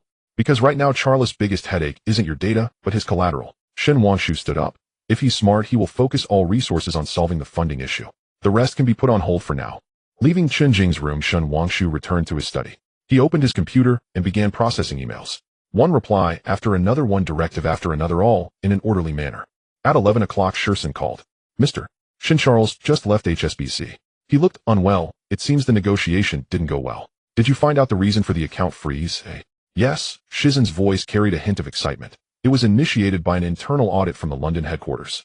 It said that there were issues with Charles investments in Singapore, and the headquarters required him to provide a detailed explanation. Before the audit concluded, they froze some of his account privileges. Shen Wangshu leaned back in his chair. This was even better than he had anticipated. An internal audit meant Charles was facing not only external pressure, but also scrutiny from within his company. Who initiated the audit? Williams, Shersen said. He flew back from London yesterday and called a board meeting. It is said that he directly questioned Charles' investment decisions during the meeting, claiming that his projects in Singapore were too risky with unclear returns. Shen Wangshu remembered the complex expression on Williams' face when he was in Singapore. It turned out this old fox had long been prepared. Keep a close watch. Tomorrow is crucial. Understood. Hanging up the phone, Shen Wangshu walked to the window. Shallow Water Bay was quiet at night, the sea reflecting a silver glow in the moonlight. In the distance, yacht lights twinkled like stars scattered across the sea. His phone vibrated again. This time, are you still awake? Her voice was a bit drowsy with the faint sound of jazz music in the background. Almost done, Shen Wangshu replied. Where are you? At home drinking. Lin Wei paused. I heard you won the first round today. For now. Charles won't give up easily, Lin Wei said. I received news that he met with Sang Biao tonight. Shen Wangshu's eyes sharpened when. At 8:30 at a tea house near Kowloon walled city, Lin Wei replied. They talked for about half an hour.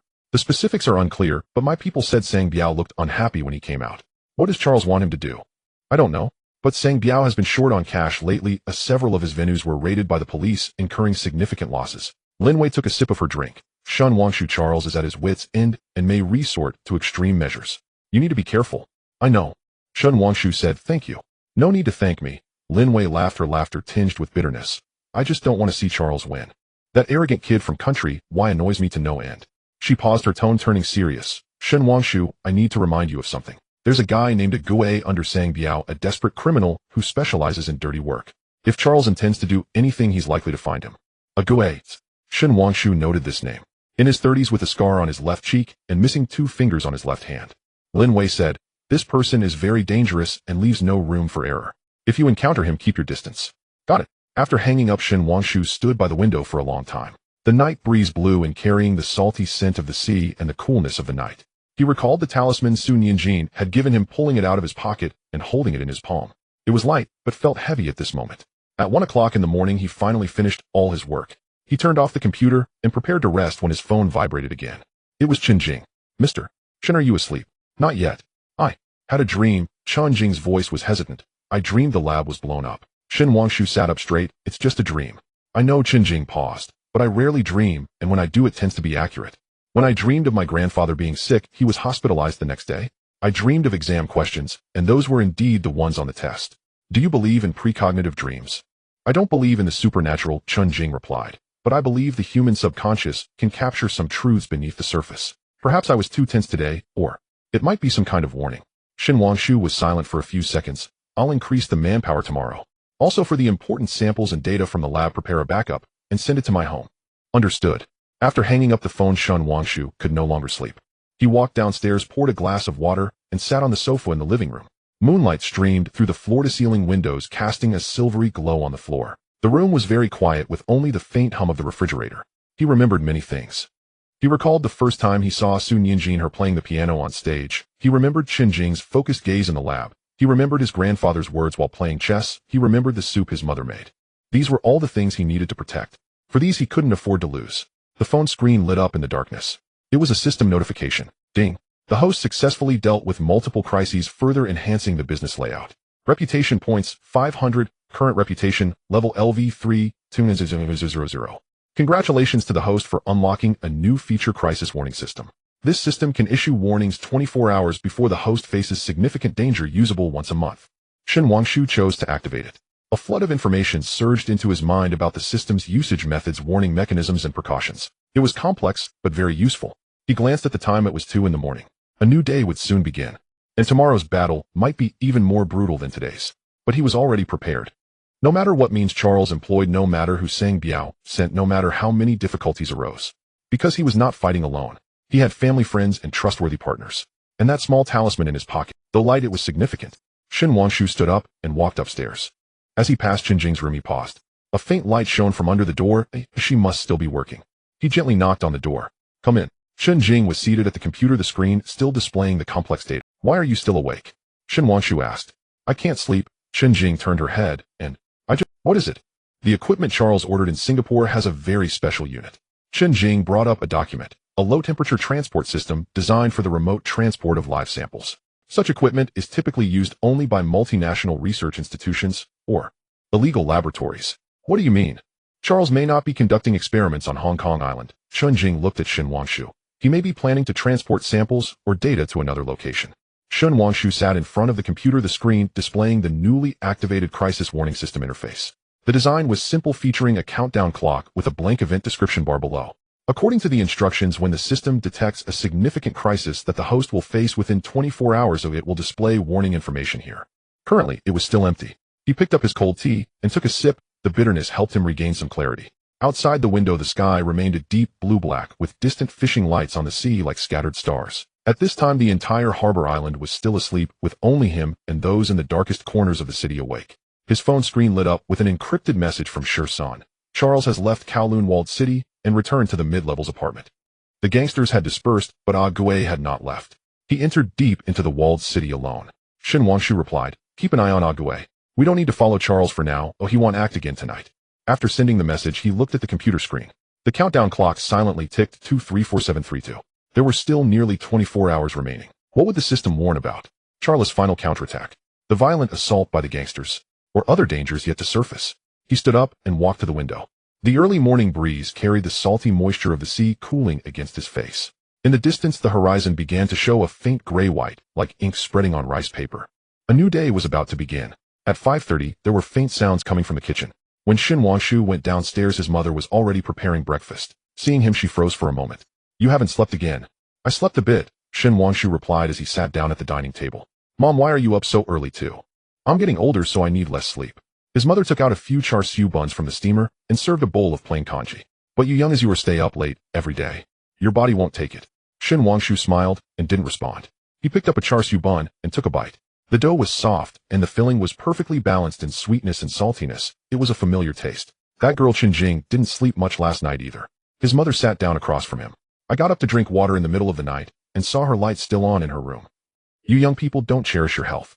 She's busy with important matters. No matter how important, it's not as important as your health." His mother sighed. "Ashu, Mom knows that what you're doing now is big and important. But all I hope is for you to be safe, eat well, and sleep well." Shen Wangshu held his mother's hand and said, "Mom, I promise you that once I finish this busy period, I will definitely take a good rest." "You've said that so many times. You say that every time, yet you're always busy." Shen Wangshu smiled. "Yes, the business world is like a battlefield. There's never really a moment when everything is done.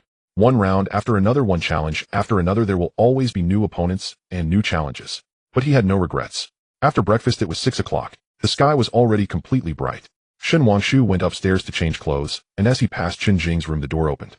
Chen Jing was wearing loungewear, her hair a bit messy, but her eyes were bright. She held a USB drive in her hand. "The data backup is ready," she said, handing the USB drive to Shen Wangshu. "It contains core experimental data sample information and preliminary analysis of Charles' equipment transport route." Shen Wangshu took the USB drive. "Did you find out the transport destination?" "It's a shell company registered in the Cayman Islands, but the funds ultimately point to..." Chen Jing paused. "A region in northern Myanmar." Shen Wangshu's expression darkened. Northern Myanmar, a lawless area, a hotbed for various illegal laboratories and underground research. If Charles really set up the gene editing experiment there, he would completely bypass all regulations and ethical reviews. "Is the evidence sufficient?" "It's enough to attract the attention of international organizations," Chen Jing replied. "But the problem is how and when to use this evidence. If we expose it now, Charles might fight back desperately." Shen Wangshu understood her meaning. A cornered dog bites back. Charles was already driven to a corner. If they dealt him a fatal blow now, he might do something even crazier.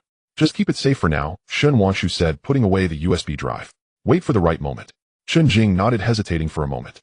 "Mr. Shen, can I go to the lab today? Some experiments can't be interrupted for too long." "Go in the afternoon instead," Shen Wangshu said. "You should rest this morning. I've arranged for the cybersecurity team to go over. They should be deployed by the time you arrive in the afternoon." "All right." At 7 o'clock, Shen Wangshu left the house. As the car drove out of Shallow Water Bay, the morning light was just right. Golden sunlight spilled over the sea, shimmering like jewels. The streets began to wake up with early risers walking their birds in cages in the park and delivery motorcycles weaving through the streets. Shur-sun was waiting for him in the car, his eyes bloodshot, but his spirit was good.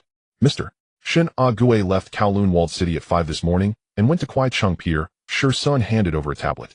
"Here are the surveillance screenshots near the pier." He entered a container and came out half an hour later holding a black backpack. Shen Wangshu looked at the screenshot. The image was blurry, but he could make out Agui's silhouette. The black backpack was small, but looked heavy. What's in the bag? Unclear. But our people scanned the container with a thermal imager, and there. Sun paused. There are signs of life. It's not human. Oh, it's an animal. Possibly. Small animals for experiments. Shen Wangshu's heart sank. Had Charles already built a temporary lab on Harbor Island? Or were these animals meant to be transported to Myanmar? Has the cargo manifest for the container been checked? Yes, the destination is Singapore, but the consignee is that shell company in the Cayman Islands.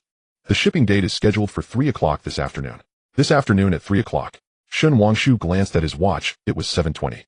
Less than 8 hours remained. Can we intercept it? The customs can find a way, but we need legitimate reasons, Sun replied. And if Charles catches wind of it, he might move the goods early. Think it over for a moment. Don't act yet. Keep monitoring and record all personnel entering and exiting. Also check the background of that ship, including the captain, crew, and the company it belongs to. All information. Understood. As the car drove into Central, the morning rush hour had already begun. Shen Wangshu looked at the bustling crowd outside the window and suddenly recalled the countdown from the system. 23 hours. When exactly would the crisis occur? Where would it happen? In what manner? His phone vibrated. It was Lin Wei. Are you awake? Her voice was a bit hoarse, as if she had just woken up. On my way. What's up? Charles has an appointment with Deputy Director Liu for tea at 10 this morning. The location is at Liu Tea House. My people heard that Charles has prepared a special gift. What kind of gift? Unclear. But it is said to be an ancient wooden box, and what's inside is not tea leaves. Lin Wei paused. Shen Wangshu, Deputy Director Liu, really loves collecting. Shen Wangshu understood. Antiques. Charles wanted to bribe Deputy Director Liu with antiques, hoping to get him to bend the rules regarding the deposit issue or lean towards IHA during the evaluation. Is the information reliable? Reliable. The person delivering the gift was brought by Charles from London specifically to do this networking work. Do you need me to do anything? Shen Wangshu thought for a moment. No need. I will handle this myself. Okay, by the way, are you free tonight? I want to see you. Her voice was soft, but Shen Wangshu sensed the implication behind it. It was either a business discussion or a desire to see him. Tonight might not work, Shen Wangshu said. Let's do it tomorrow. Tomorrow. Lin Wei laughed, a hint of self-deprecation in her laughter. Tomorrow, who knows what will happen? Forget it, you stay busy. The call ended. Shen Wangshu stared at the phone screen, remaining silent for a few seconds. Shen glanced at him from the rearview mirror. Mr. Shen, do you need to arrange for someone to go to Liu Tea House? Arrange it, Shen Wangshu said, but be careful not to alarm the snake. The key is to capture evidence of their handover, especially that wooden box. Understood. At 8 o'clock, Shen Wangshu arrived at the company. The office desk was already laid out with today. The front page headline was about the bidding for the Kowloon Tong site with the sensational title, Final Showdown Between Chinese and British Capital, Who Will Win the $3 Billion Plot. He quickly skimmed through it.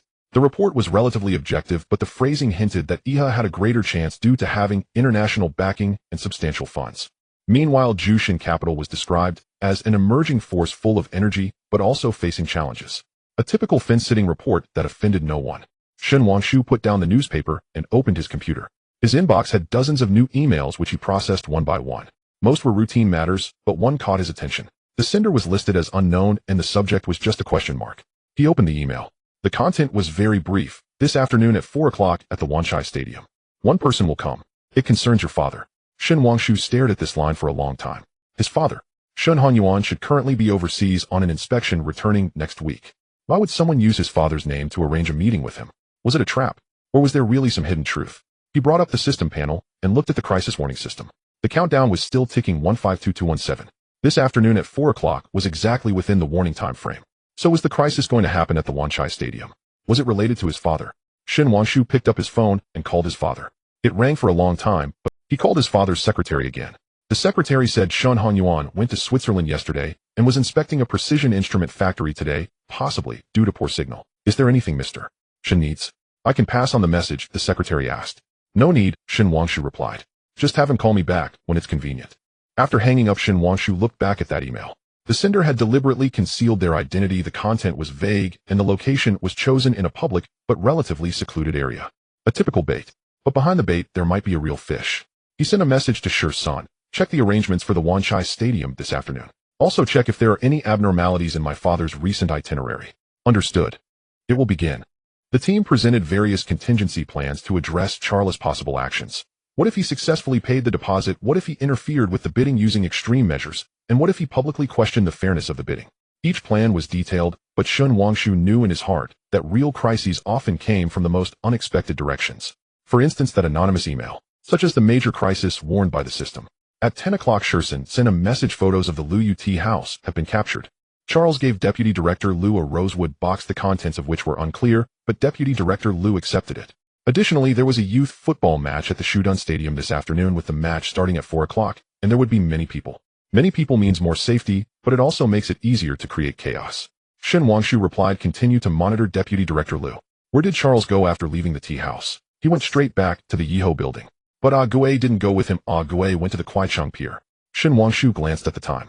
There are still 5 hours until the container is loaded. There are 6 hours until the appointment at Shudan Stadium. There are 15 hours until the crisis warned by the system occurs. Many lines and many points. He needed to clarify which was the main line and which were distractions. At noon, he casually ate something in the office. The soup sent by his mother was still warm. He took a few sips and then set it aside. His stomach felt like it was stuffed with cotton, unable to eat anything. At 1 o'clock, he set off for the Causeway Bay laboratory. The cybersecurity team had already arrived and was installing a new firewall system. Chen Jing was also there debugging the equipment. Mr. Shun. She saw him and walked over. The deployment of the new system is going smoothly. Additionally, I found something. She led Shin Wangshu to the computer where a logistics record was displayed on the screen. Mr. Shun. She saw him and walked over. The deployment of the new system is going smoothly. Additionally, I found something. She led Shin Wangshu to the computer but there is a transit station in between. She zoomed in on the map. The Philippines, a private port on Mindanao. There is a small biological laboratory there which was shut down 3 years ago due to illegal gene experiments, but was later secretly purchased. Shin Wangshu looked at the red dot on the map. Mindanao was a place even more chaotic than northern Myanmar, with terrorist organizations, smuggling groups, and illegal laboratories all intertwined. So Charles experiments may not be sent directly to Myanmar, but are processed in the Philippines first. The regulations in the Philippines are looser and costs are lower. Moreover, it's more discreet to transport from there to Myanmar. What about the evidence? This is the entry and exit record of that port. Chen Jing pulled up another document. In the past 3 months, 7 batches of goods labeled as medical equipment have been shipped from there, all arriving at the same coordinates in northern Myanmar. She paused, and this coordinate, according to satellite imagery, is a newly built park. The walls are high with armed guards and biological hazard signs. Shin Wangshu closed his eyes. The situation was more serious than he had imagined. Charles was not only doing illegal gene editing, but had also built a secret laboratory in a war-torn region. This meant he could completely ignore ethics and conduct any dangerous experiments. Compile this information into a report. Shin Wangshu opened his eyes, encrypt and save it. Also make a backup for me. Okay. Chen Jing looked at him. Mr. Shin, what are you planning to do? Wait. Shin Wangshu said, wait for the right moment to hand this evidence to the right people. What if Charles wins the bid today? He won't win. Shin Wangshu said, I have a way to ensure he doesn't. When leaving the laboratory, it was already 2:30 in the afternoon. Shin Wangshu got into the car and said to the driver, go to Wanchai. As the car passed through the underwater tunnel, he received a message from Sherson. Deputy Director Lu just left the office without looking at the direction. He should be going home. Continue to follow. What about Charles? Still at the Yiho building. But his assistant went to HSBC, probably to handle the account unfreezing. Shin Wangshu glanced at the time. There were 2.5 hours until the deposit deadline. If Charles could resolve the account issues before 3 o'clock, he could still pay the deposit before the deadline. But Shin Wangshu wasn't worried. Since Deputy Director Lu accepted that wooden box, it was equivalent to having a handle on him. And this handle could become a bargaining chip in negotiations. At 3 o'clock, the car stopped near Shudan Stadium. Shin Wangshu didn't get out immediately, but had Sherson send someone in to scout. Indeed, a youth football match was taking place inside the stadium. Many parents were seated in the stands while the children ran on the field, their shouts rising and falling. It was lively and ordinary. But Shin Wangshu knew that the more ordinary a place was, the more likely it hid extraordinary events. At 3:10, Shizen's team sent a report: no abnormalities found in the stadium. The people in the stands are all normal, just parents watching their children play. Continue to observe. At 3:30, Shin Wangshu's phone rang. It was an unfamiliar number. He answered. A voice processed through a voice changer came through the line. Mr. Shin, have you arrived? I have. Shin Wangshu replied. Where are you? On the west side of the stands, 3rd row, a man in a blue coat. The other party said, come alone. Don't bring anyone and don't play tricks. The call ended. Shin Wangshu looked at Sherson, west side of the stands, 3rd row, blue coat. Sherson immediately notified the people inside via the intercom. A minute later, a reply came, found him. A man around 40 years old wearing sunglasses holding a document bag. No suspicious persons around. Shin Wangshu opened the car. Door, he'll go alone. You wait outside. Mr. Shin, it's too dangerous. He chose to meet here because he knows there are many people I want dare to act. Shin Wangshu said likewise. He adjusted his suit and walked towards the stadium entrance. The stands were crowded. Shin Wangshu walked up to the west side stands and quickly spotted the man in the blue coat. He was sitting in the middle of the third row indeed, holding a brown paper document bag, his eyes looking at the field, while his peripheral vision scanned the surroundings. Shen Wangshu sat down beside him. "Where's the item?" he asked directly. The man turned his head, his expression unreadable behind the sunglasses. He handed over the document bag. "Your father asked me to give this to you." Shen Wangshu took the document bag, but didn't open it immediately. "Where is my father?" "He's safe," the man said, "but if you don't want anything to happen to him, do as the document requests." "What request?" "Abandon the bid for the Kowloon Tong lot." The man lowered his voice. "Withdraw voluntarily before 5 o'clock this afternoon. This way your father can safely return to Hong Kong tomorrow." Shen Wangshu stared at him. "What if I don't?" The man smiled coldly. "Then just wait to receive your father's." After saying that, he stood up, ready to leave. Shen Wangshu didn't stop him. He simply opened the document bag. Inside were several photos of his father in Switzerland, hotel rooms, restaurants, and inspection sites. The angles of the photos were very discreet, clearly taken secretly. In the last photo, his father stood with two strangers, their expressions serious. Below the photos was a note printed with a line of text: "Withdraw or face the consequences." Shen Wangshu put away the photos and watched the man in the blue coat disappear into the crowd. He didn't chase after him because he knew it would be useless. Such people were merely messengers. The real players were behind the scenes. He took out his phone and sent a message to Shursen. The man in the blue coat just left to follow him. "Be careful, he might have accomplices." "Understood." Shen Wangshu sat in the stands watching the children running on the field. The sun was shining brightly, and the children's smiles were radiant. But beneath this brilliance, how many undercurrents were surging? Did Charles kidnap his father? Or was this mere— He called his father again. This time the call went through. "Dad, where are you?" Shen Wangshu asked. "In Switzerland. Didn't I tell you yesterday?" Shen Hongyuan's voice sounded normal. "What's wrong? Is something the matter? Is there anyone around you?" "Yes, colleagues from the inspection team." "What's wrong?" Shen Wangshu sighed in relief. His father was fine. Those photos were just a means of intimidation.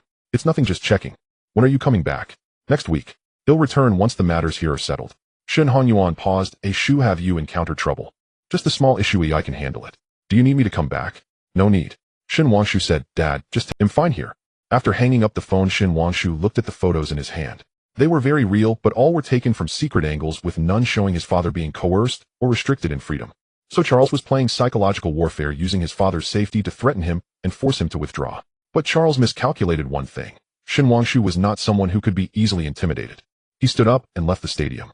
As he got into the car, Shursen sent a message. The man in the blue coat entered the subway station and shook off our people. He's very professional, with strong counter-surveillance skills. "Got it," Shen Wangshu said. "Return to the company." The car drove towards Central. Shen Wangshu leaned back in the chair, watching the rapidly retreating streets outside the window. There was 1 hour left until the deposit deadline. 14 hours until the crisis warned by the system occurs. Many lines and many points were slowly tightening. And he was already prepared. No matter what means Charles used, no matter where the threat came from, no matter how the crisis descended, he would face it. Because he was not fighting alone. He had a system, a team, family, and friends. And that small town, though small, it was very important. His phone vibrated. It was Sun Yinjin. "Are we still having dinner together tonight?" Shen Wangshu looked at the message, a slight smile appearing on his lips. "Sure. 7 o'clock, the usual place." In Central, the office of Giant God Capital. Shen Wangshu stood before the floor-to-ceiling window, the phone in his hand, slightly warm. Outside, the surface of Victoria Harbor reflected the slanting sunlight, with cargo ships slowly moving, leaving long white trails behind. Everything looked so ordinary as the calm before a storm. There were 20 minutes left until the deadline for the deposit. There were 9 hours until the crisis warned by the system.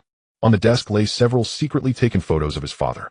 Shen Wangshu had already looked at them 7 times. His father reading a newspaper on the hotel balcony, cutting steak in a restaurant, and talking with technicians in a factory workshop while wearing a hard hat.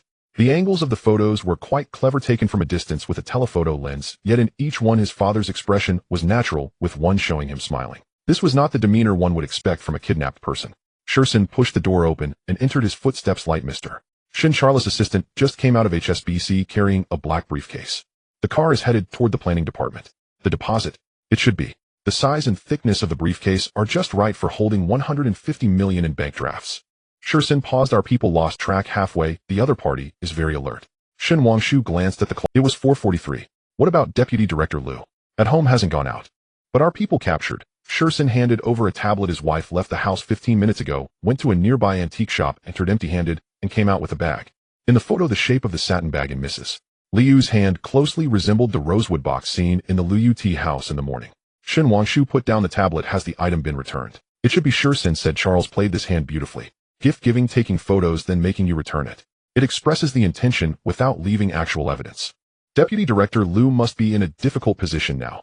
Accepting is bribery. Not accepting means Charles has photos of him accepting it. So he can only remain neutral now. Shin Wangshu walked back to the desk, gently tapping his fingers on the surface, but that is enough for us.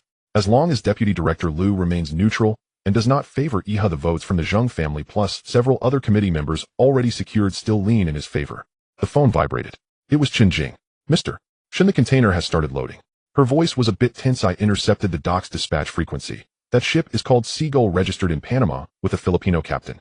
The departure time has been moved up, leaving port at 4:50. Shin Wangshu looked at the clock. 4:45. 10 minutes ahead of the original plan. Can it be intercepted? I have already reported anonymously to customs saying there might be contraband in the container. Qin Jing spoke quickly, but they need time to process, at least half an hour as the fastest.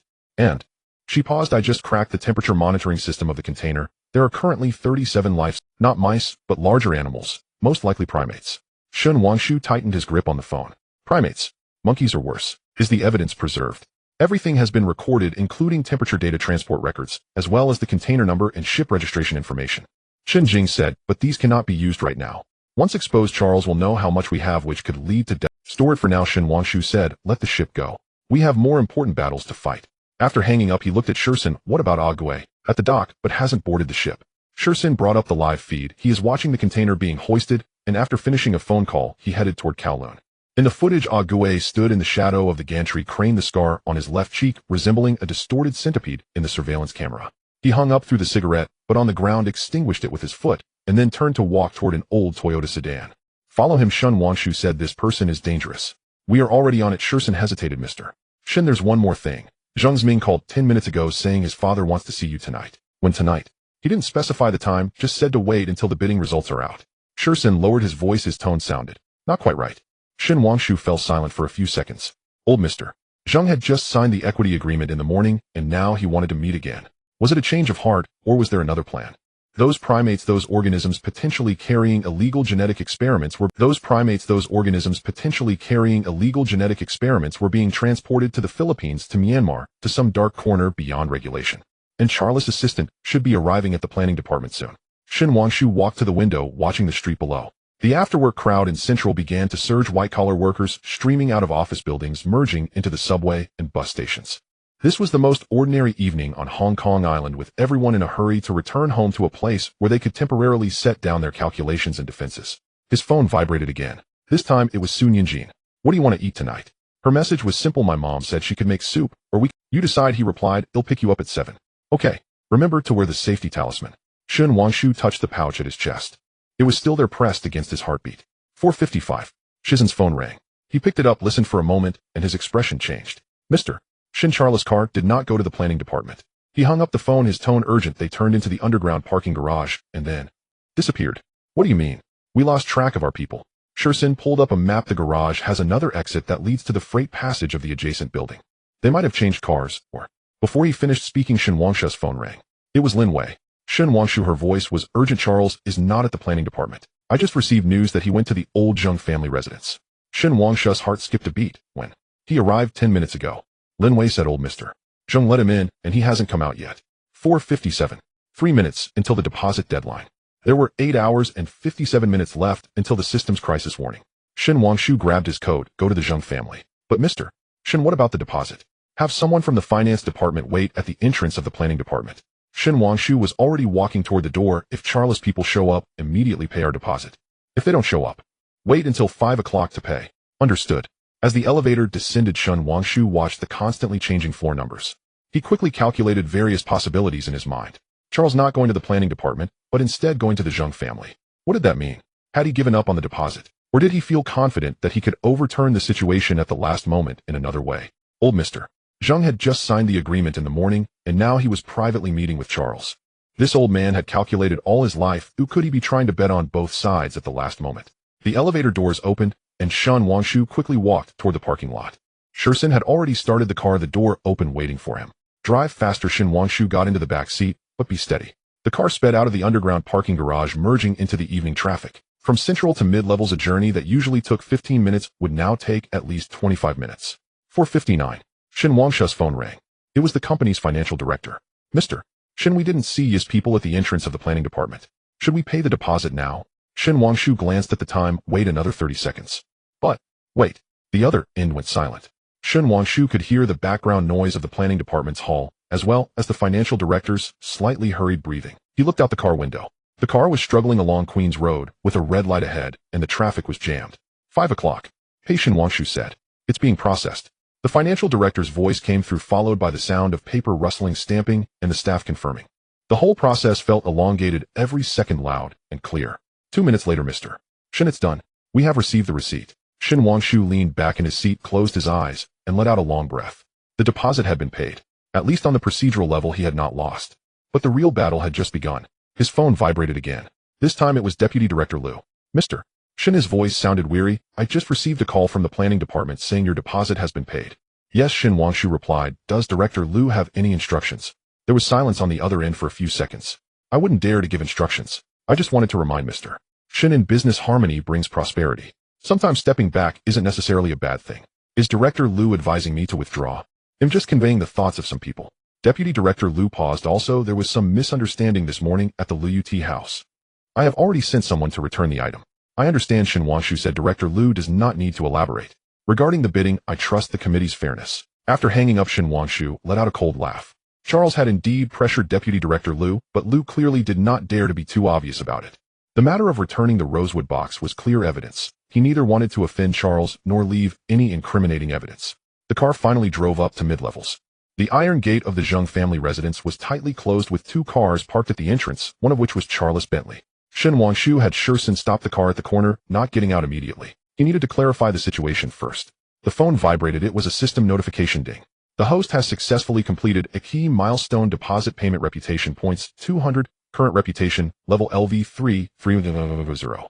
Crisis warning system updated. Crisis probability has increased to 87. Countdown adjusted 84-16. The crisis probability had risen. From previously unknown, it had turned into 87. Shin Wangshu looked at that number and instead felt calm. Knowing the probability, knowing the time was far better than uncertainty. He pushed open the car door and walked alone toward the Zheng family residence. When he rang the doorbell, footsteps quickly sounded from inside. The person who opened the door was not a servant, but Zheng Jiming. Mr. Shun. His expression was somewhat complex. What brings you here? I heard old Zheng is receiving guests. I came to pay a visit. Shin Wangshu spoke calmly. Zheng Jiming hesitated for a moment, stepped aside to let him in. Please come in. In the living room, old Mr. Zheng and Charles were seated in the main and guest positions respectively, with tea utensils placed on the coffee table, but the tea had gone cold. Seeing Shin Wangshu enter, both men were taken aback for a moment. Mr. Shun, Charles spoke first, wearing his habitual, somewhat arrogant smile. What a coincidence. Did you come to find Mr. Zheng for tea? Not a coincidence. Shin Wangshu sat down on the empty sofa. I heard that Mr. Charles was here, so I came specially. Mr. Zheng's brows furrowed slightly. Mr. Shin, is there something you need? 2 things. Shin Wangshu looked directly at Charles. First, I want to ask Mr. Charles why you didn't go to the planning office to pay the deposit, but instead came to Mr. Zheng. Charles' smile faltered for a moment, but quickly returned. I have my own arrangements regarding the deposit. But Mr. Shin, why are you so concerned about my itinerary? Second, Shin Wangshu ignored him and turned to Mr. Zheng. I want to confirm how the Zheng family will vote in this afternoon's bidding committee. The air in the living room suddenly grew tense. Mr. Zheng picked up his now cold teacup and slowly took a sip. His movements were deliberate, as if contemplating or perhaps stalling for time. Mr. Shun, he finally spoke. This morning I did sign your equity agreement. But Mr. Charles he gestured to the servant. The servant retrieved a folder from the study and handed it over. Shin Wangshu. Inside were several photocopies, approval documents from the Singapore Economic Development Board, planning permits for the Biotechnology Industrial Park, and a letter of intent for cooperation from a renowned laboratory in London. The project by Jardine Matheson in Singapore has already obtained all the necessary approvals. Charles leaned back on the sofa, relaxed. Moreover, we have reached a collaboration agreement with the Cambridge University Gene Research Institute. If the Zheng family participates, they can not only share in the real estate profits, but also enter the promising biotechnology industry. He looked at Shin Wangshu, his eyes unabashedly provocative. Mr. Shin, what does your Titan Capital have? A still experimental anti-aging study. Some equipment that hasn't been approved. Mr. Zheng is a smart man. He knows which side to choose. Shin Wangshu closed the folder and looked at Mr. Zheng. So Mr. Zheng, have you changed your mind? Mr. Zheng sighed. Mr. Shin, I haven't changed my mind. Do I just need to consider the long-term development of the Zheng family? Charles' project does indeed seem more promising. More promising. Shin Wangshu laughed a cold laugh. Mr. Zheng, do you know what exactly Mr. Charles' Biotechnology Industrial Park is researching? Charles' expression changed. Shin Wangshu, you. Gene editing. Shin Wangshu interrupted him. And it is illegal gene editing. The experimental sites are in the Philippines and Myanmar, using primates completely bypassing ethical reviews. Mr. Zheng, would you dare to tie the Zheng family to such a project? The living room fell into a deathly silence. Mr. Zheng's hand trembled slightly, nearly dropping the teacup. He looked at Charles, his gaze sharpening. Mr. Charles is what Mr. Shin said true. Of course not. Charles stood up, his face pale with rage. This is slander. Defamation. Shin Wangshu, do you have any evidence? Not at the moment, Shin Wangshu said calmly, but there will be soon. Mr. Charles, your seagull has already left the waters of Hong Kong Island, hasn't it? But do you know that all the surveillance data from the ship has been transmitted back to my laboratory in real time? Charles' pupils constricted sharply. He fixed his gaze on Shin Wangshu, as if he wanted to swallow him whole. You? What? Shin Wangshu also stood up, meeting his gaze. Charles, did you think you were flawless in your plan?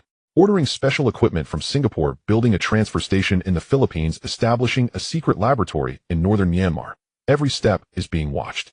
He took a step forward, his voice low, but each word felt like a nail. You now have two choices. First, withdraw from the Kowloon Tong project, and I will let you leave Hong Kong safely. Second, continue to fight me, but I will hand over all the evidence of your illegal experiments to Interpol, to the media, to your London headquarters. Charles clenched his fists, his knuckles turning white. His breathing grew heavy, and there were blood vessels visible in his eyes. Do you think you can threaten me? He gritted his teeth. Not a threat, Shin Wangshu said, a notification. The clock in the living room chimed, marking 5:30. The clear sound of the clock was particularly jarring in the silent space. Mr. Zheng slowly stood up and walked between the two men. Gentlemen, his voice was weary, let's call it a day. Regarding the bidding committee, I will consider it carefully. He looked at Shin Wangshu. Mr. Shin, if you have evidence for what you just said, please provide me with a copy. Then he turned to Charles. Mr. Charles, the Zheng family will not participate in any biotechnology projects for now. I'm sorry. Charles' face shifted from green to white, then to red. He glared fiercely at Shin Wangshu, grabbed his coat, and left without looking back. The door slammed shut. The living room fell silent once more. Mr. Zheng sat back down on the sofa, looking as if he had aged 10 years. Mr. Shin, he rubbed his temples, is what you said true? Evidence will come soon. Shin Wangshu sat across from him. Mr. Zheng, I didn't come today to force you to take sides. I just want you to know that the choice you face is not merely a competition between two projects, but two paths, a righteous path and a treacherous one. Mr. Zheng remained silent for a long time. The sky outside grew darker, and a servant quietly entered to turn on the lights. I am old. He finally said, I can't understand these new technologies, nor can I distinguish between the righteous and the treacherous. But I know one thing, whether in life or in business, one must be true to their conscience. He looked up at Shin Wangshu. This afternoon's committee, the Zheng family's vote, is still yours. But Mr. Shin, you must promise me one thing. What is it? If Charles is indeed doing those heinous things. Mr. Zheng's expression turned stern. You must stop him. Not for competition, but for justice. Shin Wangshu nodded. I promise you. By the time he left the Zheng family, it was completely dark. The lights along the mountain path lit up, winding like a dragon. Once inside the car, Sher Sun immediately reported. Mr. Shin, Charles was speeding down the mountain just now, almost causing an accident. There's movement with the Gui. He went to Causeway Bay, circled near our laboratory, and left. Is the laboratory? Security is already in place. Dr. Shin has returned to the Shun family as you instructed. Shin Wangshu leaned back in the back seat and closed his eyes. He felt exhausted, a weariness that penetrated to his bones. But the crisis was not yet resolved. The system's countdown was still ticking. 8:12:09. 8 hours and 12 minutes remain. His phone vibrated. It was Sun Yinjin. It's 7 o'clock. Are you coming? Shin Wangshu glanced at the time and realized it was already 7:05. I'm on my way, he replied. Sorry for the delay. It's fine. I'll wait for you. The car turned around, heading toward. Shin Wangshu gazed out at the fleeting night scenery, suddenly remembering many years ago when his grandfather took him to watch a play. The performance was Farewell, My Concubine, where Xiang Yu said, with strength that can move mountains, my spirit is unmatched, yet the timing is not right for my steed to gallop away. Back then he was young and didn't understand what timing not right meant or why heroes would fail. Now he understood. In business, as in war, sometimes winning isn't about strength, but about standing on the right side. But what is right? What is wrong? From a business perspective, what Charles is doing is innovative and groundbreaking. But from an ethical standpoint, it is taboo and sinful. What Shin Wangshu is doing from a business view is competition and strategy. But from a longer-term perspective, he didn't know. All he knew was that at 7:30 tonight he was going to have dinner with a girl who could play the piano. And in 8 hours a crisis might await him. But at this moment, he just wanted to temporarily set aside all calculations and enjoy a good meal. When the car stopped at the entrance of the university, Sun Yinjin was already waiting there. She wore a cream-colored knitted sweater and held an old food container. Seeing Shin Wangshu get out of the car, she walked over quickly. You look pale, she said. Are you tired? A bit. Shin Wangshu took the food container. What are we having today? My mom made chicken soup and a few side dishes. Sun Yinjin looked at him. Did you solve your issues? For now? Shen Wangshu said, but it's not over yet. They walked side by side on campus. The university at night was very quiet with the streetlights casting mottled shadows beneath the sycamore trees. Students rode by on bicycles leaving a trail of clear ringing sounds. Shen Wangshu. Sun Yinjin suddenly stopped. If, she hesitated, if one day you find the path you're on very difficult, so difficult, what would you do? Shen Wangshu looked at her. Under the streetlight her eyes were bright, like holding starlight. Then think about why you started. He said, if the reason for starting still exists, then keep moving forward. What was the reason for starting? Shen Wangshu thought for a moment. At first it was to win. Now, it is to ensure that those who shouldn't win do not. Sun Yinjin nodded, not asking further. They arrived at the small garden below the arts building and sat down on a bench. Sun Yinjin opened the food container, and the aroma of chicken soup wafted out, mingling with the scent of the night's greenery. It was fragrant and warm. Shen Wangshu took a sip of the soup. It was fresh and warm, radiating heat from his throat to his stomach. Delicious, he said. Then drink more. Sun Yinjin served him another bowl. My mom says soup should be drunk hot. They ate quietly without discussing business competition or the complicated people and matters involved. Just two people having a simple dinner on a quiet campus at night. After finishing, Sun Yinjin packed up the food container. Shen Wangshu leaned back on the bench, gazing at the night sky. There were stars tonight, not many but bright. Shen Wangshu, Sun Yinjin said softly. Moi, are you still wearing the talisman for peace? Shen Wangshu touched his chest. I am. That's good. She stood up. I should head back. You should rest early. Shen Wangshu also stood up. Arriving downstairs, Sun Yinjin turned around. Tomorrow, will it go smoothly? It will, Shen Wangshu said. He watched her enter the corridor, turning to leave only when the light turned on in the third-floor window. Once in the car, his phone vibrated. It was a system notification. Crisis alert system. A crisis source has been detected. Approaching probability increased to 92. Countdown 75844. Shen Wangshu looked out the window. Hong Kong Island at night ablaze with lights was beautiful, like a dream. But beneath this beauty a crisis was closing in. In 8 hours. He took a deep breath and told the driver home. The car drove towards Repulse Bay. At 1 o'clock in the morning at Qianshui Bay Villa, Shen Wangshu lay in bed staring at the ceiling. The bedroom was dim with only a sliver of moonlight seeping through the curtain, seams casting a cold silver on the floor. He had been trying to fall asleep for 2 hours, but every time he closed his eyes the system's countdown automatically appeared in his mind. 7416, 7415, 7414. The numbers flickered in the darkness like an ominous countdown. He simply sat up and turned on the bedside lamp. The warm glow dispelled the darkness, but could not shake off the inexplicable tension in his heart. With a 92 probability in 8 hours. In what form would the crisis manifest? A faint sound of footsteps came from downstairs, followed by the sound of a faucet being turned on. Shen Wangshu put on a bathrobe and gently pushed open the door. In the kitchen, Chen Jing was standing with her back to him, boiling water. She wore a pink cotton nightgown prepared by Shen's mother, clearly ill-fitting with sleeves too long and the pants rolled up several times. But she seemed unconcerned, focused on the kettle, waiting for the bubbling sound of boiling water. Can't sleep. Shen Wangshu walked into the kitchen. Chen Jing's shoulders quivered slightly as she turned around. A bit, she replied, taking off her glasses and rubbing her eyes. I'm used to the lab's schedule. This time is usually when I work. The water boiled. She brewed 2 cups of tea and handed one to Shen Wangshu. It was a calming tea stored in the kitchen cabinet by her mother. The two sat down at the dining table. Outside the window, the sea at Qianshui Bay shimmered with fragmented silver under the moonlight, and in the distance the lights of fishing boats looked like floating fireflies. What are you worried about? Shen Wangshu asked. Chen Jing cradled the teacup with both hands, the steam creating a thin veil on her face. Data, she admitted. Although we have backups, the original samples are still in the lab. If someone breaks in tonight and destroys those cell lines, we would lose at least 3 months of work. Security has been increased 3-fold. I know, Chen Jing said, taking a sip of tea. But a Gouet circled the lab 3 times this afternoon. He was scouting. I checked the surveillance footage. He was calculating the security personnel's shift changes, looking for blind spots, and observing the entrances and exits. Her voice was calm, but Shen Wangshu detected the tension within. Have you studied this kind of person? When I was at Harvard, our lab was once invaded by a radical animal rights group. Chen Jing set down her teacup. They also scouted in advance and chose the early morning. That time we lost over 2 years of research results. She looked up, the moonlight illuminating her eyes, where a rare fluctuation appeared in her usually calm gaze. Mr. Shen, science is fragile. A single test tube dropped, a sample contaminated, and years of effort could vanish in an instant. Shen Wangshu looked at her.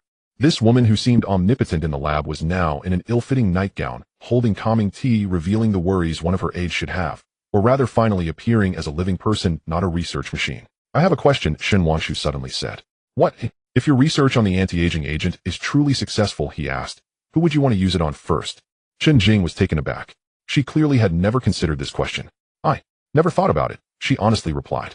Research is research, application is application. I always thought that was something far off in the future. Thinking about it now, Chen Jing remained silent for a long time. The old refrigerator in the kitchen emitted a faint hum, and the distant sound of waves crashing against the shore could be heard. My mother, she finally said.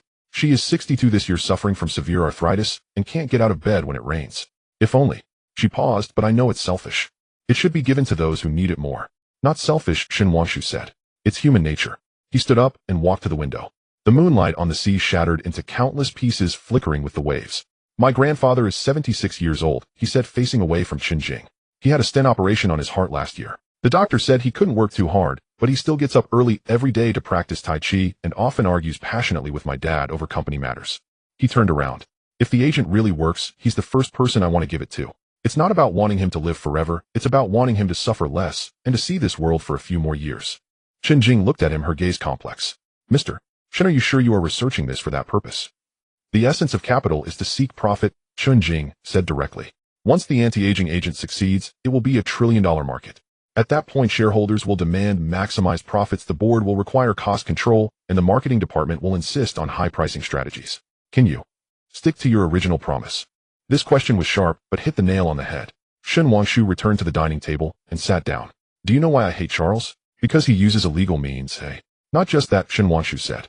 It's because he treats science as a tool and life as a commodity. In his eyes, gene editing is not a technology for healing, it's a shortcut to create superhumans and perfect humans. He wants to be a creator to reshape the world according to his own will. He paused. I don't want to be a creator. I just want those who should live longer to live longer, and those who should be cured to be cured. As for pricing and allocation, that's a business issue. But the bottom line is, it must not become a luxury that only the rich can afford. Chen Jing listened quietly. The moonlight slanted in from the window, casting a soft outline on her profile. She finally said, at least I believe so for now. At 2 o'clock in the morning, Shen Wangshu returned to the bedroom, but still couldn't sleep. He opened the system panel and checked the countdown for the crisis warning again, 61822. More than 6 hours. Would the crisis occur around 8 in the morning? Or was there an error in the system's time calculation? His phone vibrated. It was Shursun. Mr. Shen A. Gue has appeared at an underground casino near Kowloon City. He won $30,000 and then bought a large quantity of energy drinks and compressed biscuits. Shen Wangshu sat up straight. Is he planning to stake out for a long time? It seems so, Shursun said. And the casino staff said he also bought some other things this afternoon. Ropes, lockpicking tools, and a stun gun. Tools are all prepared. A GUI's target is clear, to break into the lab. How's the lab? Everything is. Security reports every 15 minutes, and all surveillance footage is transmitted in real time with no abnormalities. Shursun paused. But Mr. Shen, if a GUI really intends to act, it should be tonight. From 3 to 5 in the morning is when people are the most drowsy, and security is also the most likely to be lax. Shen Wangshu glanced at the time. 2:05. I'm going over now. Mr. Shen, it's too dangerous. He's in the dark and we're in the... It's better to attack than to defend. Shen Wangshu was already getting out of bed and dressing. You arrange for people. I want to wait for him at the lab. At 2:30 in the morning in Causeway Bay. The streets were empty. Only the lights of the 24-hour convenience store were still on, with the clerk dozing at the counter. Shen Wangshu's car silently drove into the alley, stopping at the back door of the lab. Shursun and 4 other bodyguards were already waiting there. Everyone was dressed in dark casual clothes, fully equipped. Mr. Shen, everything is arranged inside. Shursun whispered. We installed miniature sensors at all possible entrances, and as soon as someone touches them, an alarm will be triggered. On both sides of the corridor were various instruments and equipment appearing like silent giants in the dim light. The air carried the scent of disinfectant, and the lady is accompanying her. Shen Wangshu nodded and pushed the door into the lab. It was very dark inside, with only the emergency indicator lights emitting a faint green glow. On both sides of the corridor were various instruments and equipment appearing like silent giants in the dim light. The air carried the scent of disinfectant and chemical reagents, blending into a unique aroma belonging to the lab. He walked to the door of the lab that Chen Jing often used and pushed the door open. The workbench was filled with various instruments, and the screen displayed unfinished experimental data, all fabricated but convincing enough. Shen Wangshu sat down on a chair against the wall. This was a visual blind spot. A person entering through the door would not see him at first glance, but he could see the entire room. Shursun and the others were dispersed in the corridor and other rooms. The walkie-talkie was set to silent mode, only transmitting signals through vibrations.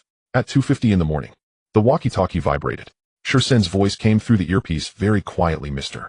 Shen, the sensors have reacted. Someone is coming up the fire escape in the back alley. How many people? 1. The thermal imaging shows only 1 person. A GUI indeed came, acting alone, confident and dangerously so. Shen Wangshu adjusted his breathing. The lab was quiet. He could hear his own heartbeat thump by thump conspicuously clear in the silence. He remembered the peace charm given to him by Su Nianjin and subconsciously touched his chest. The charm pouch was still there, and the paper inside transmitted a faint sensation through the fabric. At 2:55 in the morning, extremely faint footsteps could be heard in the corridor. Not in leather shoes, but in soft-soled shoes almost silent on the tiled floor. But the lab was too quiet enough that any sound would be amplified. The footsteps stopped outside the door. Shen Wangshu held his breath. He could imagine the scene outside the door. Gue crouched by the door, his ear pressed against the door panel, listening for movement inside. He was judging whether anyone was inside, where the security was positioned, and how much time he had. The doorknob slowly turned. Very slowly, very lightly, as if afraid of startling something. But the lock had been replaced and locked from the inside. Gue twisted for a few seconds, realizing it couldn't be opened, and stopped. Then came the faint sound of metal scraping. He was picking the lock. Shen Wangshu quietly stood up, moving to the visual blind spot by the door. There was a storage cabinet here, just suitable for hiding. The lock cylinder made a soft click. The door opened. A beam of flashlight swept in, first shining on the workbench, then on the instruments, and finally landing on the empty chair. The beam paused for a few seconds, seemingly confirming safety. Then Gue slipped in. He was dressed in black tight clothing, wearing a mask that revealed only his eyes and the scar on his left cheek. His left hand was indeed missing 2 fingers, the index and middle fingers leaving just the bare knuckles. In his right hand, he held a stun gun, blue electricity crackling in the darkness. He quickly approached the workbench, pulling out a glass bottle from his pocket containing a transparent liquid. He twisted the cap open, preparing to pour it onto those samples. That's a fake. Shen Wangshu's voice came from the shadows. Gue suddenly turned around, and the stun gun in his hand emitted a blinding electric light. That's a fake. Shen Wangshu's voice came from the shadows. Gue suddenly turned around, and the stun gun in his hand emitted a blinding electric. Gue reacted extremely quickly, almost leaping back the instant the stun gun slipped from his grasp, while simultaneously drawing a dagger from his waist. The blade glinted coldly in the darkness. Shen Wangshu. He recognized him, his voice hoarse like sandpaper scraping against metal. You came to deliver your own death. Just came to see who is after my belongings. Shen Wangshu stood his ground, not advancing. Did Charles send you? How much did he pay you? Money. Gue laughed, a harsh sound. That a country guy is too stingy. I'm taking this job for something else. What else? The data in your lab. Gue slowly moved his feet, searching for an angle to attack. Someone offered a high price for all of Chunjing's research materials. Charles only wants me to destroy the samples, but that person wants the data. Shen Wangshu's heart sank. Aside from Charles, was someone else eyeing Chunjing's research. Who? Guess. Gue suddenly lunged forward, the dagger lunging towards Shen Wangshu's chest. Shen Wangshu sidestepped to avoid it, simultaneously grabbing Gui's wrist and twisting hard. But although Gui's left hand was missing 2 fingers, his strength was astonishing, breaking free forcefully and countering with another stab. The blade grazed Shen Wangshu's ribs, ripping a cut in his nightgown. The cold touch instantly awakened him. This was no ordinary thug. This was a trained professional with extensive combat experience. The walkie-talkie in his pocket vibrated. Shirsun and the others had heard the commotion and were rushing over. But it was too late. Gue clearly knew time was running out and intensified his assault. The dagger in the darkness. Silver lines were etched through the air, each blade aimed directly at the vital points. Shen Wangshu could only retreat, continuously evading and searching for a chance to counterattack. Suddenly, Gui's blade changed direction, no longer aimed at Shen Wangshu, but instead thrusting toward the computer host on the workbench. He intended to destroy the data. Shen Wangshu did not have time to think and lunged forward to block the blade with his arm. The edge cut through his skin and warm blood gushed out instantly. The pain slowed his movements by half a beat. Gue seized the opportunity, delivering a kick to his abdomen. Shen Wangshu grunted and slammed into the laboratory table, causing the instruments to crash down. Gue raised his dagger, ready to stab down. Bang! The gunshot echoed deafeningly in the confined space. Gui's body froze. He looked down at his chest, where a blood hole gushed out blood. He slowly turned around. At the doorway of the laboratory, Shirsun was holding a gun, the muzzle still emitting faint smoke. You?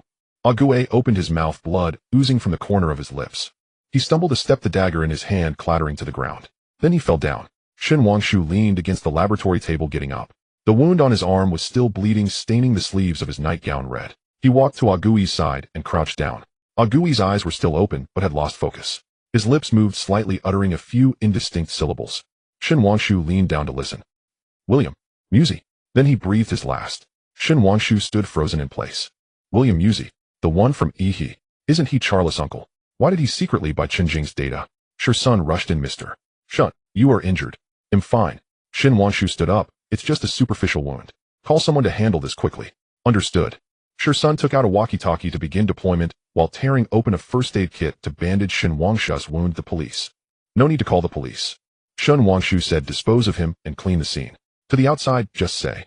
The laboratory was burglarized, but the thief triggered the alarm and fled without stealing anything. Shur-sun was momentarily stunned but quickly nodded, understood. Several bodyguards entered and began to skillfully handle the scene. Shun Wangshu walked to the corridor, leaning against the wall, watching the blood seeping through the bandage on his arm. William Yuzi. This name was like a stone thrown into a calm lake, creating ripples. If what Ague said was true, then William Yuzi was not as simple as he appeared. He wanted Shinjing's data not to help Charles, but for himself. Or was it that he and Charles both had ulterior? The walkie-talkie buzzed again. It was someone left behind at the Shin family. Mr. Shin Dr. Shin just woke up saying she had a nightmare and insisted on speaking with you. Shin Wangshu picked up the phone and dialed home. Shun Wangshu. Shun Jing's voice came through clearly tense. Is everything all right on your side? It's fine. Shin Wangshu tried to keep his voice calm. A thief broke into the laboratory, but has been dealt with. How did you wake up? I dreamed that the laboratory was on fire. Shun Jing paused. All the samples were destroyed. It was a very realistic dream, real enough that I smelled smoke. Shin Wangshu glanced at the scene in the laboratory that was being cleaned. There was indeed a smell of smoke, gunpowder residue from the shooting. It was just a dream. He said, all the samples are safe so you can sleep peacefully. There was silence on the other end for a few seconds. Shin Wangshu was taken aback. How do you know? Your breathing is off. And I heard someone speaking softly in the background, and also the sound of plastic being unfolded. Shun Jing's voice grew tenser. Shin Wangshu, what exactly happened? Shin Wangshu sighed. This woman was Ague came. He confessed. He was dealt with by my people. I sustained minor injuries, nothing serious. There was a sound of someone gasping on the other end. Did he die? Yes. A long silence followed. Shin Wangshu could imagine Shun Jing's expression at that moment. Shocked, fearful, perhaps with a hint of relief. What about the data? She asked finally. Safe. He didn't have time to touch anything. Shin Wangshu said. But he mentioned one thing. Those who hired him were not just Charles, but also William Yuzi. William Yuzi wants your research data. The other end fell silent again. This silence lasted longer. I understand. Shun Jing's voice suddenly turned very calm. William Yuzi was one of my thesis reviewers at Cambridge. He wanted to buy my research results back then, but I rejected him. Why didn't you tell me? Because I wasn't sure if he was serious back then. Shin Jing said, and that was a long time ago. I thought he had given up. Shin Wangshu closed his eyes. It turned out there had been a foreshadowing long ago. William Yuzi had been paying attention to Shun Jing's research from the very beginning, perhaps even earlier than Charles. You continue to rest. He said, we'll talk in detail tomorrow. After hanging up the phone, Shun Wangshu returned to the laboratory. The scene had been mostly cleaned up and Agui's body was wrapped in plastic and taken away. Shur-sun was directing people to repair the instruments that had been knocked over. Mr. Shin, everything has been taken care of. Shur-sun approached. The surveillance footage has also been modified to show that the thief triggered the alarm and fled in a panic. Good. Shin Wangshu glanced at the time. It was 3:40 a.m. There were less than 4 hours until the crisis, but had the crisis already arrived early? Or was Agui's attack just a prelude with the real crisis still to come? He walked to the window and pulled back a corner of the blinds. The streets outside were still empty, only a stray cat rummaging for food by the trash can. In the distance, the lights of the harbor island shone through the night like a galaxy that would never extinguish. The phone vibrated. It was a system notification ding. Host successfully resolved a fatal crisis laboratory attack. Reputation points 500. Current reputation level LV33600. Crisis warning system update. Detected crisis probability reduced to 34. Countdown. The crisis probability dropped from 92 to 34. But the countdown was still ongoing. So Agui's attack was just the first wave. The real crisis, or rather a greater crisis, was still 3 hours and 52 minutes away. Shin Wangshu leaned against the wall. The wound on his arm throbbed faintly. The pain made him sober, and it made him realize one thing. This war was deeper and darker than he had imagined. Charles was in the open, while William Yuzi was in the shadows. One aimed to destroy his project, while the other wanted to steal his technology. And he stood in the middle, having to face attacks from both sides simultaneously. Shur-sun walked over and handed him a clean jacket. Mr. Shin, you should change your clothes. Blood is seeping out. Shin Wangshu took the jacket and changed out of his blood-stained nightgown. The fabric brushed against the wound, causing a sharp pain. Shur-sun, he suddenly asked, if you were William Yuzi, what would you do? Shur-sun thought for a few seconds. I would wait. Wait for what? Wait for Charles and you to mutually exhaust each other. Shur-sun said, then reap the benefits. Shin Wangshu nodded. Just as he had thought. William Yuzi was not in a hurry to act, because he knew Charles would. After Charles and him had worn each other down, William Yuzi would then come out to clean up the mess. He could both rightfully take over EE's business in the Asia-Pacific region and take the opportunity to obtain Shin Jing's research data. Two birds with one stone. Where is Charles now? Shin Wangshu asked. Just received news he is at EE Tower, hasn't come out all night. Shur-sun said. But an hour ago a car left from the back door and headed towards the airport. Who was in the car? unable to see clearly. The car windows were tinted and the license plate was fake. Shursun paused, but judging by the height of the car body and the tire load, there were at least 3 people in the car and there was luggage. Shin Wangshu's gaze sharpened. Charles was planning to flee. Stop that car. It's already on the way. Shursun said, however, Mr. Shin, if Charles really wants to escape and we stop him, then what? Hand it over to the police. No. Shin Wangshu said, let him go. Shursun was stunned. Why? Because I want him to leave Hong Kong alive. Shin Wangshu walked to the window, looking at the sky gradually brightening outside. If he dies in Hong Kong or gets caught, William Musey will lose an opponent. I want him alive to go back and fight William Musey. He turned around. Moreover, Charles has what William Musey wants. Those illegal research data and samples. As long as he is still alive, William Musey will not be at ease. Their uncle-nephew duo will continue their internal strife, which will buy us time. Shursun understood. So what we need to do is not to capture Charles, but to ensure his safety when he leaves. Exactly, Shin Wangshu said, but he must know that it was I who let him go. He must remember this favor. At 4 in the morning, the sky began to show a pale white. Shin Wangshu left the laboratory and took a car home. The streets were already starting to see early risers. The newspaper deliverers, the street cleaners, the vendors preparing for the morning market. Hong Kong Island was waking up and a new day was about to begin. But Shin Wangshu knew that today would not be peaceful. The countdown for the crisis warning was still ticking. 31209. 3 hours and 12 minutes later, there would be another crisis. What would it be? Where would it occur? In what form? He did not know. He only knew that he had to be prepared. As the car drove into Repulse Bay, the sky was already dimly brightening. A thin mist floated over the sea and the outlines of the villas were faintly visible in the fog. Shin Wangshu got out of the car and walked into the house. The living room was lit. Chun Jing was sitting on the sofa wrapped in a blanket, holding a cup of hot milk. Seeing him come in, she immediately stood up. Your hand. It's fine, I've bandaged it. Shin Wangshu sat down opposite her. Why aren't you asleep? I can't sleep. Chun Jing looked at the bandage on his arm. Is it really just a minor injury? Really? Shin Wangshu said. Ague has been dealt with. The data is safe, the samples are safe, you don't have to worry. Chun Jing nodded, but the worry in her eyes did not dissipate. Shin Wangshu, I've been thinking. Maybe I should leave Hong Kong for a while. Shin Wangshu raised his head. Why? As long as I am here, you will always have a weakness. Chun Jing said straightforwardly. Charles wants my research and William Musey wants it too. As long as I am in Hong Kong, they will always keep an eye on you. Where will you go? Switzerland or Germany? Shin Jing said. I have academic ties there and can continue my research. Once things calm down here, I'll come back. Shin Wangshu remained silent for a few seconds. If you want to leave, I won't stop you. But have you considered that if you leave, they will have no scruples and will deal with me even more ruthlessly? Shin Jing was taken aback. If you are here, they will at least have some reservations. Reservations about your research, reservations about the safety of the data. Shin Wangshu said. If you leave, they will have only one target, to completely destroy me. He stood up and walked to the window. The clouds in the sky were dyed orange by the rising sun like burning flames. This war is not just my war.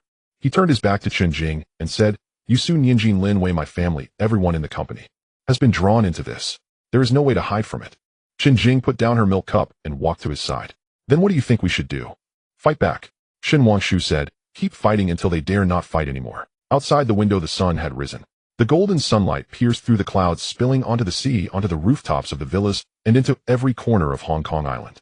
A new day had begun, and the crisis was still counting down. 25844. 2 hours and 58. Shin Wangshu took a deep breath and turned to walk towards the stairs. I'm going to take a shower and change my clothes. He said, At 8 o'clock the bidding committee will hold a meeting. I have to win this round.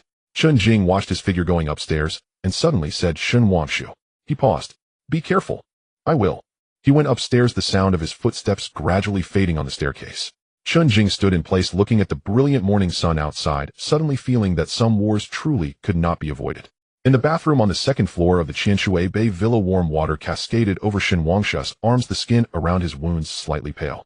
The medical waterproof dressing glistened under the light with a translucent sheen, and beneath it the 10-centimeter-long incision resembled a slumbering centipede. He turned off the faucet and dried his body with a towel, his movements slower than usual, not due to pain, but exhaustion of fatigue that seeped from the very marrow of his bones.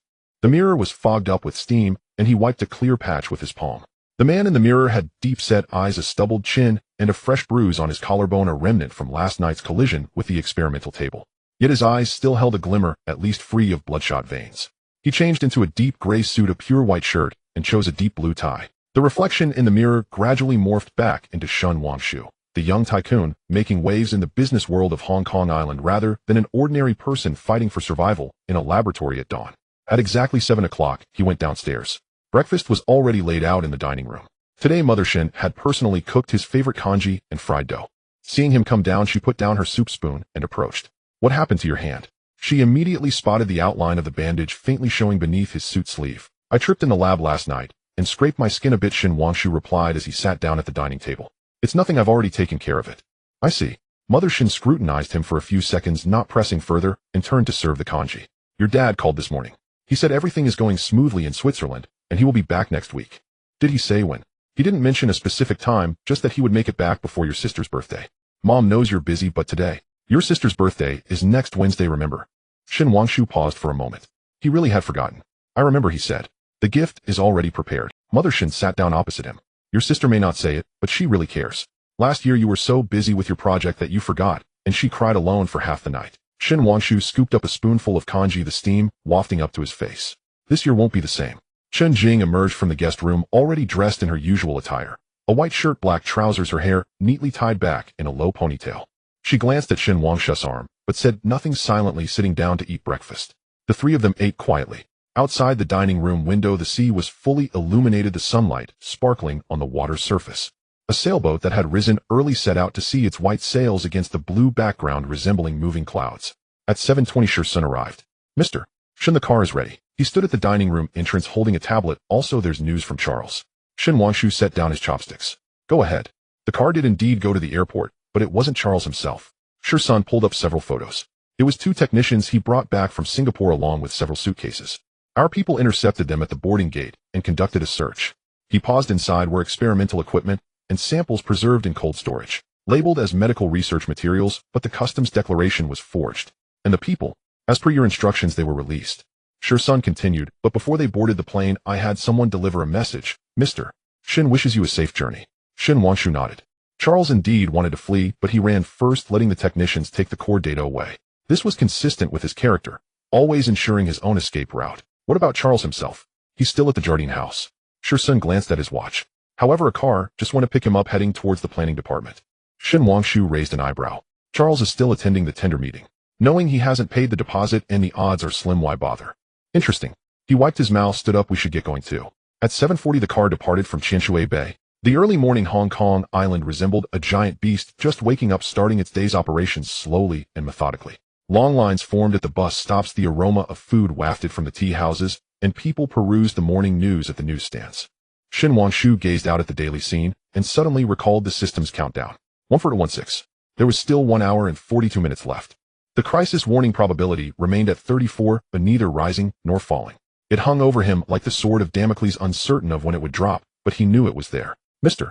Shin Shursun turned from the front seat. Zheng Jiming has news. His father has set off for the planning department. Additionally, Deputy Director Liu called Zheng Lao late last night. What did he say? The specific details are unclear, but after the call Zheng Lao sat in his study for a long time. Shursun lowered his voice. There may be variables in this morning's tender meeting. Shin Wangshu closed his eyes. Did Deputy Director Liu ultimately buckle under pressure? Or had Williams made a move as well? His phone vibrated. It was Lin Wei. Awake. Her voice sounded very alert, not like someone just waking up. On the way, Shin Wangshu said, What's up? Two things. Lin Wei spoke quickly. First, Williams' flight arrived on Hong Kong Island last night, but no one saw him leave the airport. I checked the customs records. He did enter, but then he seemed to have evaporated. Shin Wangshu sat up straight. Williams had arrived on Hong Kong Island, but was hiding. The second thing, Lin Wei continued, is that Charles met Sang Biao this morning. When? At 6 o'clock in a tea house in Kwun Tong. Lin Wei paused. They talked for about 20 minutes. My people couldn't hear the content, but when Sang Biao came out, he looked very displeased and was cursing. Shin Wangshu quickly thought, why did Charles meet Sang Biao at the last moment? To silence him. Or was there another arrangement? Understood, he said. Thank you.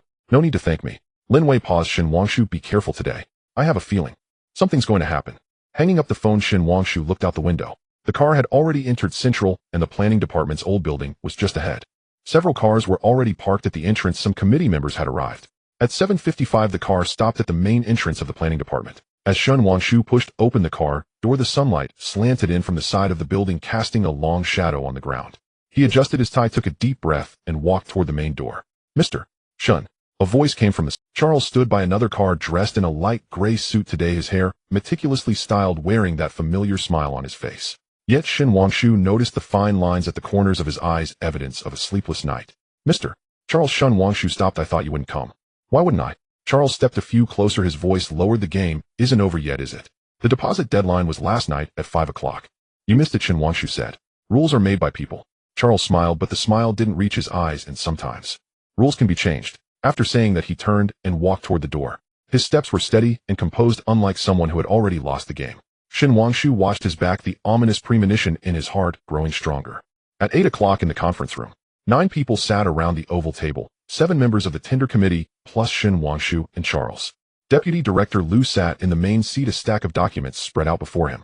His complexion was worse than yesterday, with puffy eye bags, as if he hadn't slept well all night. "Gentlemen, please take a seat." His voice was a bit hoarse. Shin Wangshu and Charles sat on opposite sides of the long table like two opponents in a match. Sunlight streamed in through the window, casting a bright beam of light on the table, neatly dividing the two. The meeting began quite routinely. Deputy Director Liu first reported on the status of the deposit payment. Jusher Capital paid on time, while Jardine had not. According to the rules, Jardine had already lost its qualification to bid. However, Deputy Director Liu's tone changed, considering that Jardine is an internationally renowned enterprise and the importance of this tender for the future development of Hong Kong Island. The committee decided, after an overnight discussion, to give Jardine an opportunity for explanation. He looked at Charles. "Mr. Charles, please explain the reason for not paying the deposit on time." Charles stood up, taking a document from his briefcase. "Respected committee members, first I apologize for the late payment of the deposit. However, this was not Jardine's intention, but because..." He paused, glancing at everyone present. "Our funds account was suddenly frozen by HSBC at 4:30 yesterday. The reason given was suspicious transaction review." A murmur arose in the conference room. Following urgent communication, Charles continued, "We found out that this freeze was due to someone providing false reports to the bank, accusing Jardine of being involved in illegal financial transactions. Currently, the bank is verifying, and it is expected to be unfrozen before 10 o'clock this morning." He pushed the document toward Deputy Director Liu. "This is a confirmation letter issued by HSBC confirming that the account freeze was due to external reports, not an issue with Jardine itself." Deputy Director Liu took the document and passed it around to the other committee members. Several members began to talk quietly, their expressions varied. Shin Wangshu observed silently. This was a clever move, shifting the blame to false reports, which not only explained the reason for the unpaid deposit, but also directed the suspicion towards competitors. So Deputy Director Liu looked at Charles. "Does Jardine mean that the deposit can be made up?" "Yes," Charles said. "As soon as the account is unfrozen, we will make the payment immediately. Moreover, to show our sincerity, we are willing to pay an additional 10 penalty. 10% of 150 million is 15 million. This sum wasn't large, but was enough to express their attitude. Deputy Director Liu looked at Shin Wangshu. "Mr. Shin, do you have any comments?" Shin Wangshu stood up. "First, I would like to ask Mr. Charles, since you said the account was frozen due to false reports, then who is the accuser? What was the content of the report?" Charles' smile stiffened slightly. "That's bank confidential. I cannot disclose." "Is it that you cannot disclose, or is there nothing to disclose?" Shin Wangshu turned to the committee members. "Gentlemen, the tender rules state clearly, deposits must be paid before the deadline, and late submissions will be considered automatic forfeiture. If today we make an exception because Jardine says the account is frozen, then all bidders can use this reason to delay. How can we establish rules?" Several committee members nodded. Secondly, Shin Wangshu continued, "Mr. Charles said the account could be unfrozen before 10 o'clock this morning, but it is now only 8:10, and there is still more than an hour until 10. During this time, should the tender meeting be paused for waiting?" This question was quite sharp. If we wait, it will set a precedent. If we don't wait, it will seem unkind. Deputy Director Liu looked at the other committee members. "What are your opinions?" A silence fell. The committee members exchanged glances. No one spoke first. "Let me say a few words. Mr. Zheng," sitting to the right of Deputy Director Liu, suddenly spoke. Everyone turned to him. Mr. Zheng put down his teacup, moving slowly, as if each action required careful consideration. "Rules are rules."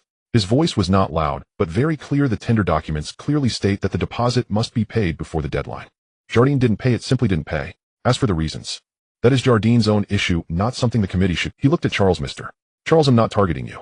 But if we make an exception for you today, tomorrow there will be Li Ersi and Zhang Ersi coming up with various excuses. Once the rules are broken, they can never be restored." Charles' face darkened. "Mr. Zheng, what you said..." "My words are not finished." Mr. Zheng interrupted him. "However, considering that Jardine is indeed an internationally renowned enterprise, and this project is very important for Hong Kong, I suggest the committee can give Jardine a special opportunity, proving one's sincerity and capability through other means." "What means?" Charles asked. Mr. Zheng said, "If he is willing to increase the initial investment of 3 billion by an additional 20%, which is 600 million Hong Kong dollars for the project's environmental protection and community facilities construction, then the committee might consider granting he an opportunity to submit a supplementary bid." The conference room erupted in an uproar. An additional 600 million. This is no small sum. Moreover, it is specifically designated for environmental protection and community facilities, essentially requiring a significant portion of the project's profits to be set aside. Charles's expression changed completely. He stared intently at Mr. Zheng as if he were seeing this person for the However, Shen Wangshu understood. Mr. Zheng's move not only upheld the seriousness of the rules, but also provided He with a way out. But the way out was steep. Climbing up would require a hefty price. This, Deputy Director Liu hesitated. Mr. Zheng, this doesn't comply with the bidding procedures, does it? That's why I mentioned it as a special opportunity, Mr. Zheng said. Of course, this is just my personal suggestion. Whether to adopt it depends on the opinions of the committee members. The committee members fell into discussion once more. This time the debate was more intense than before. Some nodded, others shook their heads, and some furrowed their brows in contemplation. Shen Wangshu looked at Mr. Zheng. The old man was calmly sipping tea, his expression as tranquil as if he were in his own living room. But Shen Wangshu noticed that his fingers were lightly tapping on the cup once-twice in a very rhythmic manner. That was a signal. Shen Wangshu understood. Mr. Zheng was paving the way for him. If he accepted the additional investment, the project costs would significantly increase, compressing the profit margins, and Charles would face greater pressure within He. If they did not accept it, they would be completely eliminated. Either choice would benefit giant god capital. Mr. Charles, Deputy Director Liu looked at Charles. Are you willing to accept this condition? Charles remained silent for a long time. He stared at the light strip on the table, as if calculating something. Then he raised his head, a smile returning to his face. I need to consult the headquarters, he said, but in principle, if the committee deems it necessary, he is willing to consider it. Consider it? Deputy Director Liu frowned. We need a clear answer. Then time is needed. Charles stood up. I suggest we pause the meeting for an hour so I can communicate with London. The committee members looked at each other, and finally Deputy Director Liu nodded. All right, 1 hour. We will resume at 9. Charles took his phone and quickly walked out of the conference room. Shen Wangshu did not move. He sat in his seat looking at the sunlight outside. Time passed second by second, the system countdown silently ticking in his mind. 05844. 58 minutes remaining. The probability of a crisis alert remained at 34, unchanged. At 8:40 Zheng Jiming sent a message. Charles is on the phone in the corridor. His voice is loud, as if he is arguing. At 8:50 Shursen sent a message. Williams has appeared. He is alone in a cafe near the planning department. Shen Wangshu's expression sharpened. Williams is nearby. What is he planning? At 9 o'clock the conference room door was pushed open. Charles walked in looking even worse than when he had left. Ladies and gentlemen, he took a deep breath. The response from the London headquarters is, additional investment can be made, but the maximum is only 10%, which is 300 million Hong Kong dollars. Moreover, it must be paid in 3 installments after the project officially starts. Low murmurs arose again in the conference room. 10%, 300 million still in installments. This was too far from the conditions proposed by Mr. Zheng. This probably won't work. Deputy Director Liu shook his head. If it can't be added in one go, it doesn't demonstrate sincerity. Then there's nothing we can do. Charles shrugged. This is the maximum concession the headquarters can offer. As he said this, his gaze turned towards Shen Wangshu, his eyes holding an indescribable emotion, like helplessness, yet also relief. Shen Wangshu suddenly understood. Charles never intended to win. The reason he still came to attend the meeting and put on this act was to provide an explanation to the London headquarters and to showcase to Williams. He was performing, acting as a failed contender who had tried his best. Since that's the case, Deputy Director Liu looked at the committee members. Then we will proceed according to the rules. He has not paid the deposit on time and cannot meet the committee's supplementary conditions, therefore. Wait a moment. A voice came from the doorway. Everyone turned their heads. Williams stood there dressed in a deep blue suit, leaning on a black cane, his silver hair. Though he wore a smile, his eyes were sharp as an eagle, scanning each person in the conference room. Mr. Will, Deputy Director Liu was taken aback. How did you? I apologize for interrupting the meeting. Williams walked in, his steps steady. But as the former head of EHE's Asia-Pacific region, and also Charles's uncle, I would like to say a few words for EHE. He walked over to Charles and patted his nephew's shoulder. First, I apologize for Charles's mistakes. Young people are always prone to impatience and make errors. Then he looked at the committee members. However, please understand. EHE has operated on Hong Kong Island for over 100 years, and our feelings for this city cannot be measured by a bidding document. The failure to pay the deposit on time was indeed our oversight, but please believe this is not, because we do not value this project. He paused, his voice becoming more sincere. Therefore, in my personal capacity, and as the former head of EHE's Asia-Pacific region, I sincerely request that the committee give EHE another chance. As for the conditions for additional investment, we can accept 20%, 600 million Hong Kong dollars to be paid in one lump sum. Silence fell in the conference room. Everyone was stunned by this sudden turnaround. Wasn't Williams supposed to remain behind the scenes? Why did he suddenly step forward, and in such a lowly posture? Charles's face turned extremely ugly. He glared at Williams, his lips moved, but in the end he said nothing. Shen Wangshu, however, understood. Williams was reeling in his net. He deliberately had Charles perform a failure first, then appeared as a savior himself, winning the project, while establishing authority within EHE and naturally taking over the Asia-Pacific business. Mr. Williams, Mr. Zheng slowly began, is what you said true? He is willing to add 600 million in one go. Absolutely true. Williams took a document from his briefcase. This is the credit certificate issued by the bank. 600 million Hong Kong dollars is ready and can be transferred at any time. He handed the document to Deputy Director Liu. Deputy Director Liu examined it carefully, then passed it to the other committee members. The committee members reviewed the document and whispered among themselves. The atmosphere clearly shifted. If he could indeed add 600 million in one go, then the weight of this project would be different. The 600 million for environmental and community investment would significantly enhance their performance. Shen Wangshu knew the situation was spiraling out of control. He had to do something. Mr. Williams, he stood up. I would like to ask a question. Williams turned his head, still smiling. Please go ahead.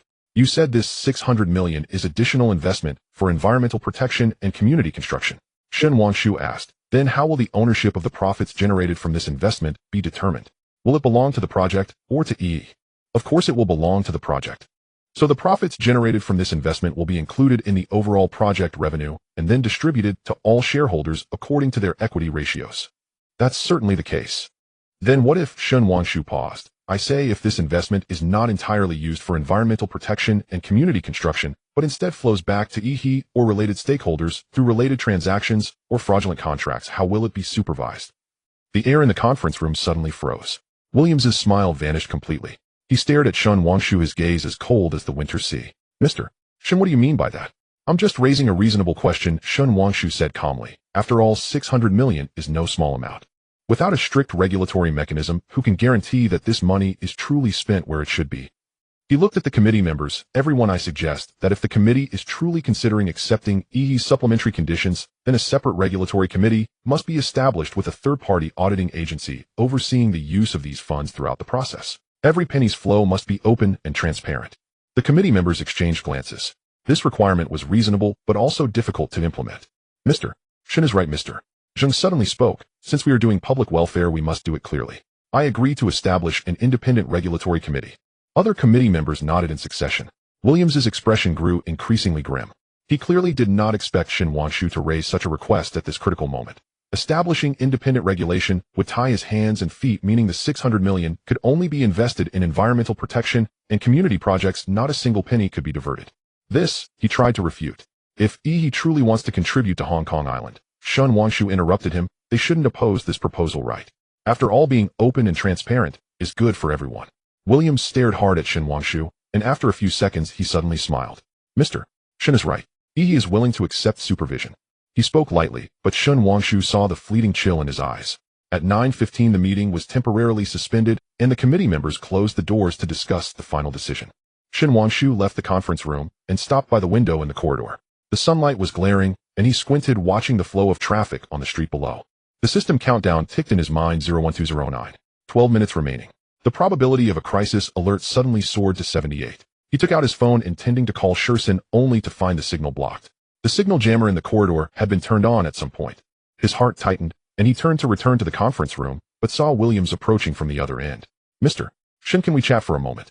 Williams walked up to him, his smile gentle, but his eyes cold. Please go ahead. Williams looked out the window, as if admiring the scenery. You remind me of my younger self, he suddenly said, smart, decisive, playing by your own rules. But also because you're too clever and too trusting of your judgment, it's easy to misjudge people. For example, you think Charles is your main opponent. Williams turned to look directly at Shen Wangshu, but in reality, he's just a spoiled child playing house. The real opponent has never been in the open. Shen Wangshu's heart skipped a beat. What are you talking about? I don't understand. You will understand. Williams pulled out a photo from his pocket and handed it to him. Shen Wangshu took the photo.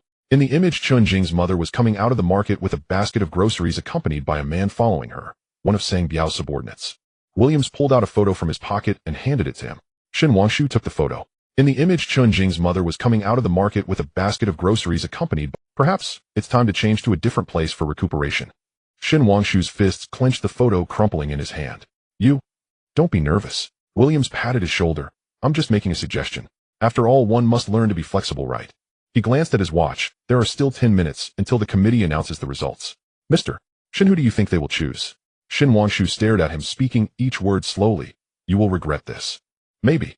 Williams smiled. But I believe the one who will regret it more will be you. He turned and left, the sound of his cane echoing in the corridor like an ominous beat. Shen Wangshu stood in place, still gripping the crumpled photo. The sunlight outside remained bright, but but he felt a chill crawling up his spine. The light in the corridor was dimmed by a passing cloud.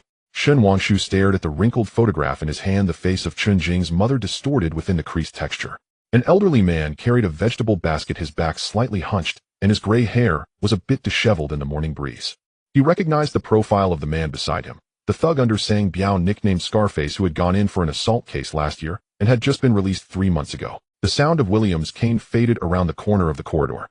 The rhythmic tapping felt like a timer striking against Shen Wangshu's taut nerves. He reached for his chest, his fingers touching the small silk pouch through the fabric of his shirt. The safety talisman given by Su Nianjin, its cotton surface already warmed by his body heat. Then he thought of another mother. His own mother, who should be in the kitchen at Repulse Bay tidying up breakfast dishes while humming that off-key Cantonese opera segment. The phone still had no signal. The countdown timer was ticking in his mind. 00422. Shen Wangshu stuffed the photograph into his suit's inner pocket and turned towards the stairwell.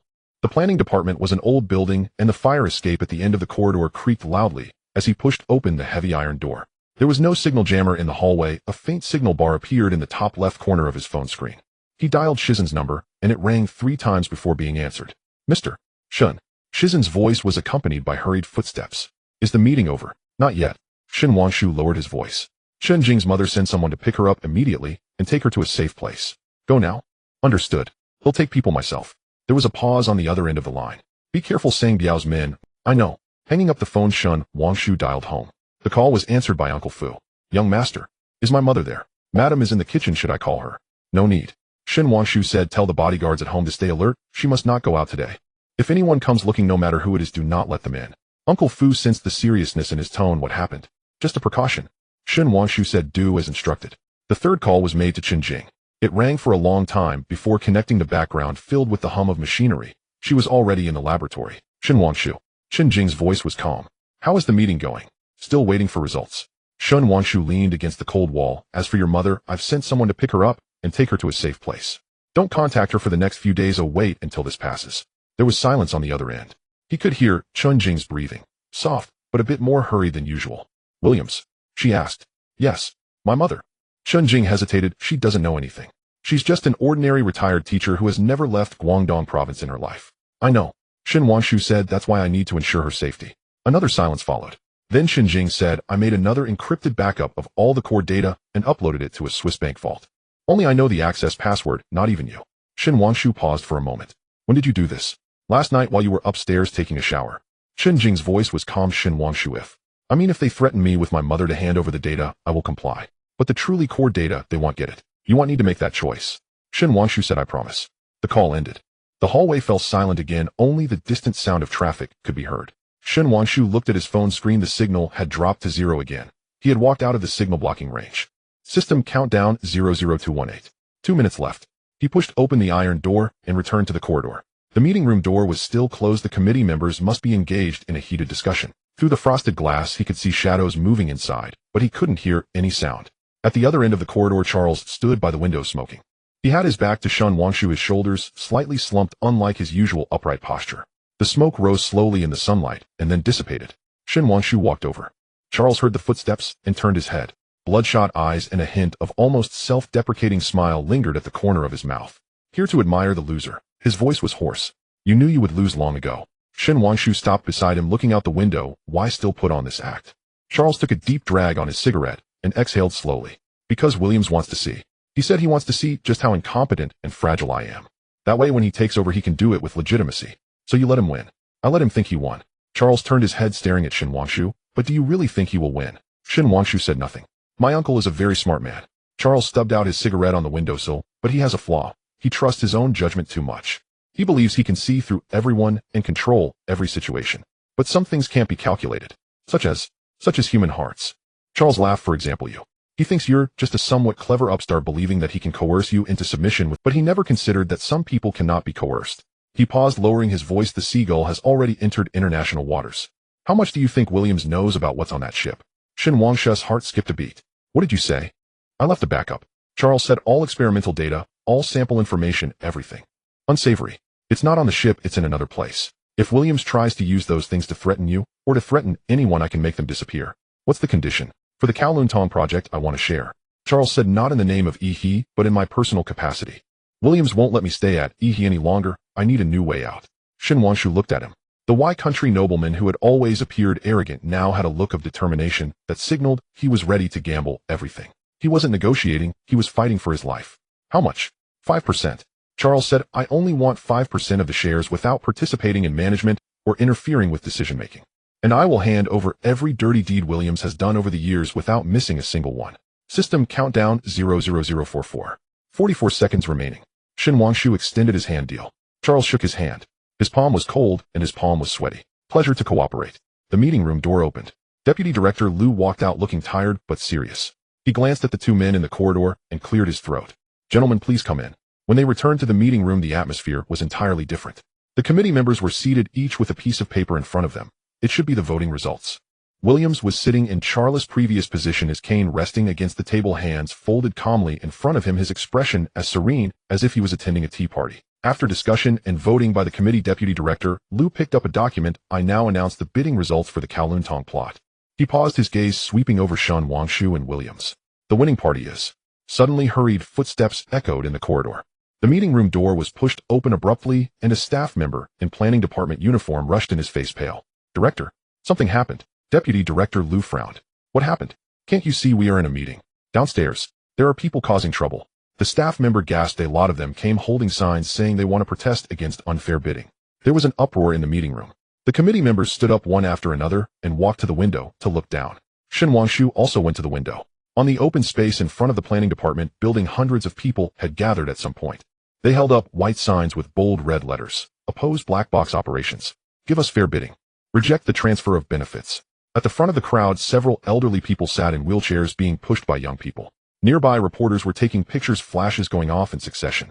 Williams also walked to the window. He glanced at the scene below, a slight, barely perceptible smile appearing at the corner of his mouth. It seems the public is very concerned about the bidding results, he said softly.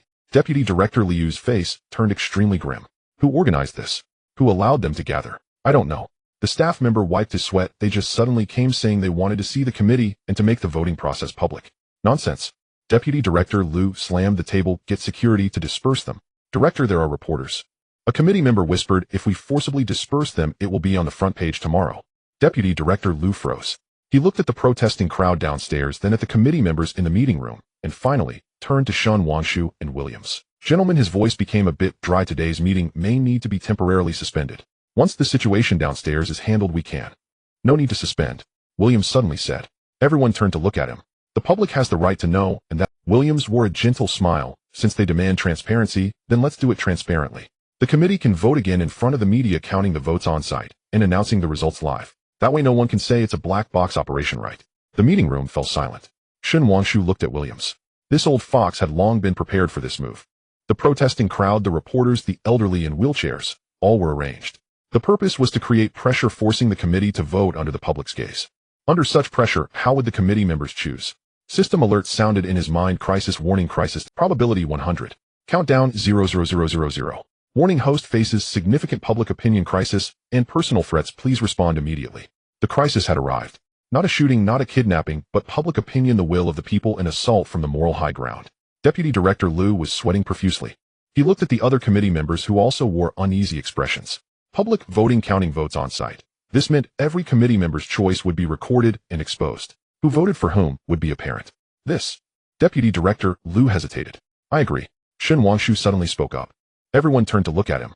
Public voting, counting votes on site. I agree. Shin Wangshu walked to the meeting table. Since someone doubts the fairness of the bidding, let's use the most open and transparent method to let everyone see clearly. William's smile faltered for a moment. He clearly hadn't expected Shin Wangshu to agree so decisively. Mr. Zheng whispered, you need to think this through. I've thought it through. Shin Wangshu looked at the committee members, but I have one condition. What condition? Deputy Director Liu asked. Before the vote, please allow me to present some materials to all the committee members as well as to the media and the public downstairs. Shin Wangshu took out a USB drive from his briefcase. This contains evidence regarding this bidding process and certain behind-the-scenes transactions of some bidders. William's expression changed. Mr. Shin, what are you? Since it's about being transparent, let's be thoroughly transparent. Shin Wangshu placed the USB drive on the table. Let everyone see just how much unsightly content is hidden behind this bidding. The meeting room fell into silence. The committee members exchanged glances. Deputy Director Liu looked at the black USB drive as if it were a ticking bomb. The sound of the protests outside drifted in the slogans rising and falling. Oppose black box operations. Give us fairness. Shen Wangshu looked at Williams. For the first time a crack appeared on the old man's face. The mask of composure had split, revealing the true cold and murderous intent beneath. Do you dare? Shen Wangshu asked. Williams stared at him, and after a few seconds he smiled. What is there to fear? The innocent will clear their name. Good. Shen Wangshu turned to Deputy Director Liu, then please make arrangements. In half an hour in the first floor hall, we will conduct public voting and count the votes on site. Before this, please allow me to connect the projector to present these materials. Deputy Director Liu took a deep breath and looked at the other committee members. Some committee members nodded, some remained silent, but no one opposed. Then it settled. Deputy Director Liu said, see you in the first floor hall in half an hour. The committee members gradually left the meeting room. As Mr. Zheng passed by Shen Wangshu, he whispered, are you sure you want to do this? Absolutely. Those materials. Mr. Zheng paused, are they substantial enough? Yes. Shen Wangshu said enough to ruin certain individuals. Mr. Zheng nodded and said no more, following the other committee members out. In the meeting room, only Shen Wangshu, Williams, and Charles remained. He had lit another cigarette at some point, leaning against the window, as if watching a show. You are more ruthless than your father. Williams picked up his cane and slowly stood up. If he had half your courage back, then the Shun family wouldn't. Wouldn't what? Shen Wangshu interrupted him. Williams smiled, but did not answer. He walked to the door, then turned back. Oh, by the way, I forgot to tell you. I've already invited Chen Jing's mother to a safe place. The elderly woman is not in good health and needs to rest well. Shen Wangshu's heart felt as though it was gripped by an icy hand. You. Don't be anxious. Williams said, it's just a visit. As long as today's matter concludes smoothly, she will return home, but if it doesn't go well. He left it unsaid, but the meaning was clear. The door closed. Charles extinguished his cigarette and walked over to Shen Wangshu. What do you need me to do? Those backups of yours, Shen Wangshu said, can you give them to me now? Sure, but not on me. Charles glanced at his watch. Give me 20. Give me a few minutes, I'll fetch it. Be quick. Understood. Chelsea left in haste. Only Shen Wangshu remained in the conference room. The sunlight outside was blinding. From the window, he watched the placards waving the elderly in wheelchairs and the staccato flashes of camera lights from the protesters below. A system panel unfolded before his eyes. Current reputation, level LV3 3600. Available reputation points, 3,600. Items available in the shop: commercial intelligence, advanced crisis alert, activated talent summon card, cooling down. His gaze fixed on commercial intelligence advanced. It required 3,000 reputation points to redeem and would reveal a target's crucial commercial moves for the next 24 hours. He chose to redeem it, designating the target Walian Musi. Information flooded his mind this morning. At 7, Walian Musi had breakfast with a media magnate from Guangdao and reached a certain agreement. At 8:30 m, Song Biao received a transfer of 5 million Hong Kong dollars from a Cayman Island. At 9:00 m, Chun Jing's mother was coaxed into a black van by 2 strangers at the market. The vehicle headed toward Xinjia. At 9:10 m, Walian Musi met 3 committee secretaries at a cafe near the planning department. At 9:15 m, an online astroturfing firm received an order to manufacture the Zhulongtang bid scandal topic within 3 hours with a budget of 2 million. Over the next 3 hours, Walian Musi planned 1. Manipulate the public voting outcome. 2. Announce Iha as the winner in an immediate press conference once the result was declared. 3. Simultaneously release Chen Jing's mother, but demand that Chen Jing sign a technology transfer agreement. 4. If Shen Wangshu resisted, a second batch of dirt would be released implicating the Shen family in old gray dealings. Shen Wangshu closed his eyes. The torrent of information was immense, each detail etched with surgical clarity. He took out his phone. The signal returned. 3 unread messages appeared. Sure, son, we've secured Chen Jing's mother as she's safe. There was a scuffle. Sang Biao's men arrived first. We intercepted her. The old lady was frightened, but unharmed. Lin Wei, the protesters were hired by Walian Musi, 500 per person and extra 300 for those in wheelchairs. Half the reporters were arranged by him. Zheng Jiming, my father says at least 3 committee members have been pressured. If the vote is public, the result could go. He replied methodically. To Sure, son, protect the old lady, have a doctor examine her, and preserve the footage of the. To Lin Wei, find the middleman who hired them and secure evidence. To Zheng Jiming, tell Elder Zheng to vote as planned. Leave the rest to me. After sending the messages, he checked the time. 9:35 m. 25 minutes until the public vote. He called Chen Jing. Your mother is safe, he said bluntly. She's with my people. On the other end of the line came a long breath of relief. Thank you. But Walian Musi must not know, Shen Wangshu said. He still believes he holds her, so he will use that to threaten you. If he contacts you, pretend to be intimidated and agree to his terms. What terms? A technology transfer, Shen said. You may agree, but stall. Delay until the vote is over. Chen Jing was silent for a few seconds. Are you sure about this? Those data. The data are not important. People are important. Your mother is important, and you are important. After another pause, Chen Jing said, I am. He hung up and looked at the protesters outside. The sunlight struck the white placards and sent back a flare of glare. The slogans rose and fell like waves battering rocks. He straightened his tie. The wound on his arm throbbed faintly where fabric rubbed against it. It was time to go downstairs and face the cameras, the microphones, the people waiting to see him fail. It was time to win this round. Not for Zhelongtang's land, not for the 3 billion project. For those who believed in him, for those he must protect. Footsteps sounded in the corridor. Chersi returned carrying a black external hard drive. It's all in here, he said, handing it to Shen Wangshu. The password is your birthday plus mine. Don't ask why I thought of it on the spot. Shen took the drive. Thanks. No thanks, Chersi smiled. We're on the same boat now. If the ship sinks, none of us survive. They descended the stairs together. Halfway down, Chersi asked, aren't you afraid I'm lying? The drive could be empty or contain a virus. Aren't you afraid it'll deceive you? Shen retorted. The 50% you promised might never be fulfilled. So we're both gambling. Gambling on what? That the other is not the worst kind of person.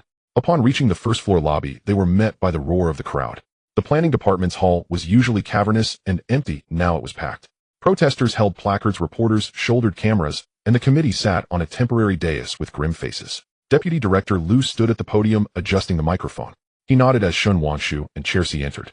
Wiley and Musi was already seated in the front row. A few men in suits flanked him, lawyers or aides. He nodded slightly at Shen, smiling with the practiced warmth of a man greeting an old acquaintance. Shen Wangshu ignored him and took the seat reserved at the side of the dais. Chersi sat beside him. Nervous? Chersi whispered. A little, Shen admitted. Me too, Chersi said, smiling. More excited, actually, like a debate back at Cambridge. Deputy Director Liu tapped the microphone. The hall slowly quieted. Members of the press, citizens, his voice carried through the speakers. Regarding the Zhelongtang land bid, there have been various voices recently. To ensure openness, fairness, and justice, the tender committee has decided to re-vote here today in public and announce the result on the spot. A stir rippled through the crowd. Cameras trained on the dais and flashes lit the hall. Before the vote begins, Deputy Director Liu said, looking at Shen Wangshu, one of the bidders, Mr. Shen has materials he wishes to present. Mr. Shen, please. Shen stood and approached the podium. The staff connected the projector, and the screen on one side of the hall brightened. He inserted a USB stick and opened the first folder. The screen displayed a photograph. Wiley and Musi meeting Songbiao at a tea house, timestamp this morning at 6. The hall erupted. Wiley Amos's smile vanished. Shen clicked to the second image. A bank transfer record showing 5 million Hong Kong dollars sent from a Cayman company to Songbiao at 8:30 this morning. The third image showed organizers handing out envelopes of cash to protesters. The fourth showed the secretaries of several committee members meeting Wiley and Musi at a cafe. And more followed. These photos and records, Shen's voice was calm and precise through the microphone, demonstrate one thing: this tender was rigged from the start. Money was used to buy votes, violence and threats were employed, and public opinion was manipulated to sway the result. He turned to the audience and then to Wiley and Musi. Mr. Wiley and Musi, do you have any explanation? All eyes swung to Wiley and Musi. The elder rose slowly, not looking at Shen, but at the committee members on the dais. These so-called pieces of evidence, he said with steady voice, are fabricated. Someone seeking to smear IHA has manufactured false materials to win the bid by any means. He turned to the reporters. I can provide you complete account records to prove that the 5 million transfer never happened. I can call those secretaries to testify. We did not meet this morning.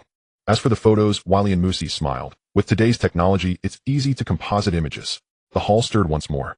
Reporters murmured among themselves. Cameras swung between Shen and Wiley and Musi. Mr. Shen, Wiley and Musi said icily. If all you have are forgeries, save yourself the trouble. The committee, the press, the public, everyone's eyes are sharp. Shen smiled in return. Then let's see whether these materials are indeed forgeries. He opened the final folder. A video played on the screen. Wiley Amos's voice came through the speakers clearly. Shen Jing's research data must be obtained by any means. Her mother is away and the old lady is frail. Frighten her and shall yield. If Shen Wangshu doesn't cooperate, well, dig up old accounts against the Shen family enough to ruin them. In the video, Wiley and Musi sat in an office speaking into the phone. The angle was furtive, as if secretly filmed. The hall fell utterly silent. Wiley Amos's expression drained. He stared at the screen, lips trembling, unable to speak. This video, Shen said, was recorded yesterday afternoon in Mr. Wiley Amos's office at the IHA building. The filmer was his personal assistant, who is now on a plane to London carrying all of Mr. Wiley Amos's black materials. Shall I continue playing? About your illegal experiments in Singapore, your secret lab in Myanmar, and the other monstrous things you've done over the years. Wiley and Musi collapsed back into his chair, pale, sweating, his cane slipping from his hand and clattering to the hall descended into chaos. Reporters surged forward, microphones and cameras thrust toward Wiley and Musi. Security tried to hold order, but the crowd had been unleashed. Shen turned off the projector and returned to his seat. Chersi asked softly, when did you get that video? This morning, Shen answered. Wiley Amos's assistant reached out. Head had enough and refused to keep doing dirty work for him. What were the terms? I arranged for him to leave. Gongdao gave him money and guaranteed his safety. Shen looked at the turmoil below. Sometimes betrayal comes not from hatred, but from conscience. Deputy Director Liu hammered the microphone until the hall quieted again. But Wiley and Musi was already gone, escorted out by his assistant, his retreat a shamefaced, pitiful figure.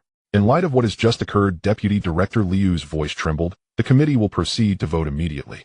Members, please cast your ballots. The voting was brisk. Each committee member rose and slipped a written ballot into the transparent box amid murmurs from the floor. Shun watched their faces. Some avoided his gaze, some nodded to him, some remained unreadable. When Elder Zheng cast his vote, he glanced at Shun with a complicated expression. The tallying began. Zheng Hanqing, Jissen capital. Liu Jiangwo, Jissen capital. Li Jiwei, Iha. Zhang Minghua, abstain. Wang Jianan, Jissen capital. The names rang through the hall. Shun counted the votes: 4 for Jissen capital, 1 for Iha, 1 abstention. One last ballot remained. Zhou Wenbin, Jissen capital. Applause erupted. Shun closed his eyes. He had won. Yet the victory brought no elation. Only, Deputy Director Liu announced, the winning bidder for the Zhuangtang parcel is Jissen capital. More applause followed as reporters swarmed, thrusting microphones toward Shun. Mr. Shun, how do you feel? Mr. Shun, how do you respond to Mr. Wiley Amos's accusations? Mr. Shun, what are Jissen capital's next plans? Shun looked at the flashing lights, the expectant faces, the people waiting for him to speak. He thought of Chun Jing's focused eyes in the lab, of Su Nianjin's protective amulet, of his mother humming in the kitchen, of his father's promise to return next week. Many things crowded his mind. Then he addressed the microphones. Today the victor is not only Jissen capital. Today what prevailed was fairness, justice, and the basic decency of being human. Applause thundered. Yet Shen knew the war was far from over. Wiley and Musi would not surrender quietly. Song Biao lurked in the shadows, and even deeper, darker enemies still waited. But at least today he had won. That would have to be enough. He stepped out of the planning department into the bright sunlight. Shursen's car waited at the curb. Mr. Shun, Shursen opened the door. Dr. Chen's mother has been settled. Doctor says she was only frightened and will recover after a few days' rest. And Shen Jing. She's in the lab. She says there has been progress and is waiting for you. Shen slid into the car. The vehicle left the planning department and merged into midday traffic on Gangdao. He leaned back and watched the city blur past the window. His phone vibrated. It was Su Nianjin. I saw you on the news. Are you all right? Shen read the message and a small smile touched. I'm fine, he replied. Dinner tonight? Sure. What would you like? You choose. He put his phone away and closed his eyes. The car turned toward Causeway Bay, toward the laboratory, toward the woman who was still waiting for him. As the car drove into Causeway Bay, the afternoon sun slanted into the narrow alley. Shen Wangshu pushed open the car door. The two half-dried green plants by the back door of the laboratory had been replaced by someone, now displaying 2 pots of fresh jasmine, their small white flowers quivering slightly in the afternoon breeze, releasing a faint fragrance. He stood still for 2 seconds. This was Chun Jing's style, precise and calm. Even the improvement of the environment carried a sort of rigid aesthetic typical of a scientist. The access control system had been upgraded, changing from a password lock to a dual verification of fingerprint and iris. He pressed his fingerprint, and the red light of the iris scanner swept across his eyes. The door lock clicked open. The air in the laboratory was colder than usual. The newly installed large-scale low-temperature equipment was running at full power, emitting a low continuous hum. Several new surveillance cameras had been added on both sides of the corridor, their red indicator lights glowing like dormant eyes in the dim light. Chun Jing was in the core laboratory, her back to the door, standing before a brand-new experimental table. 3 monitors were lined up side by side on the table, the data streams on the screen scrolling at a dizzying speed. She wore a white lab coat with her hair neatly tied up, holding a tablet in her left hand, while her right hand swiftly swiped across the touchscreen. Shen Wangshu did not enter immediately, but leaned against the doorframe and watched for a moment.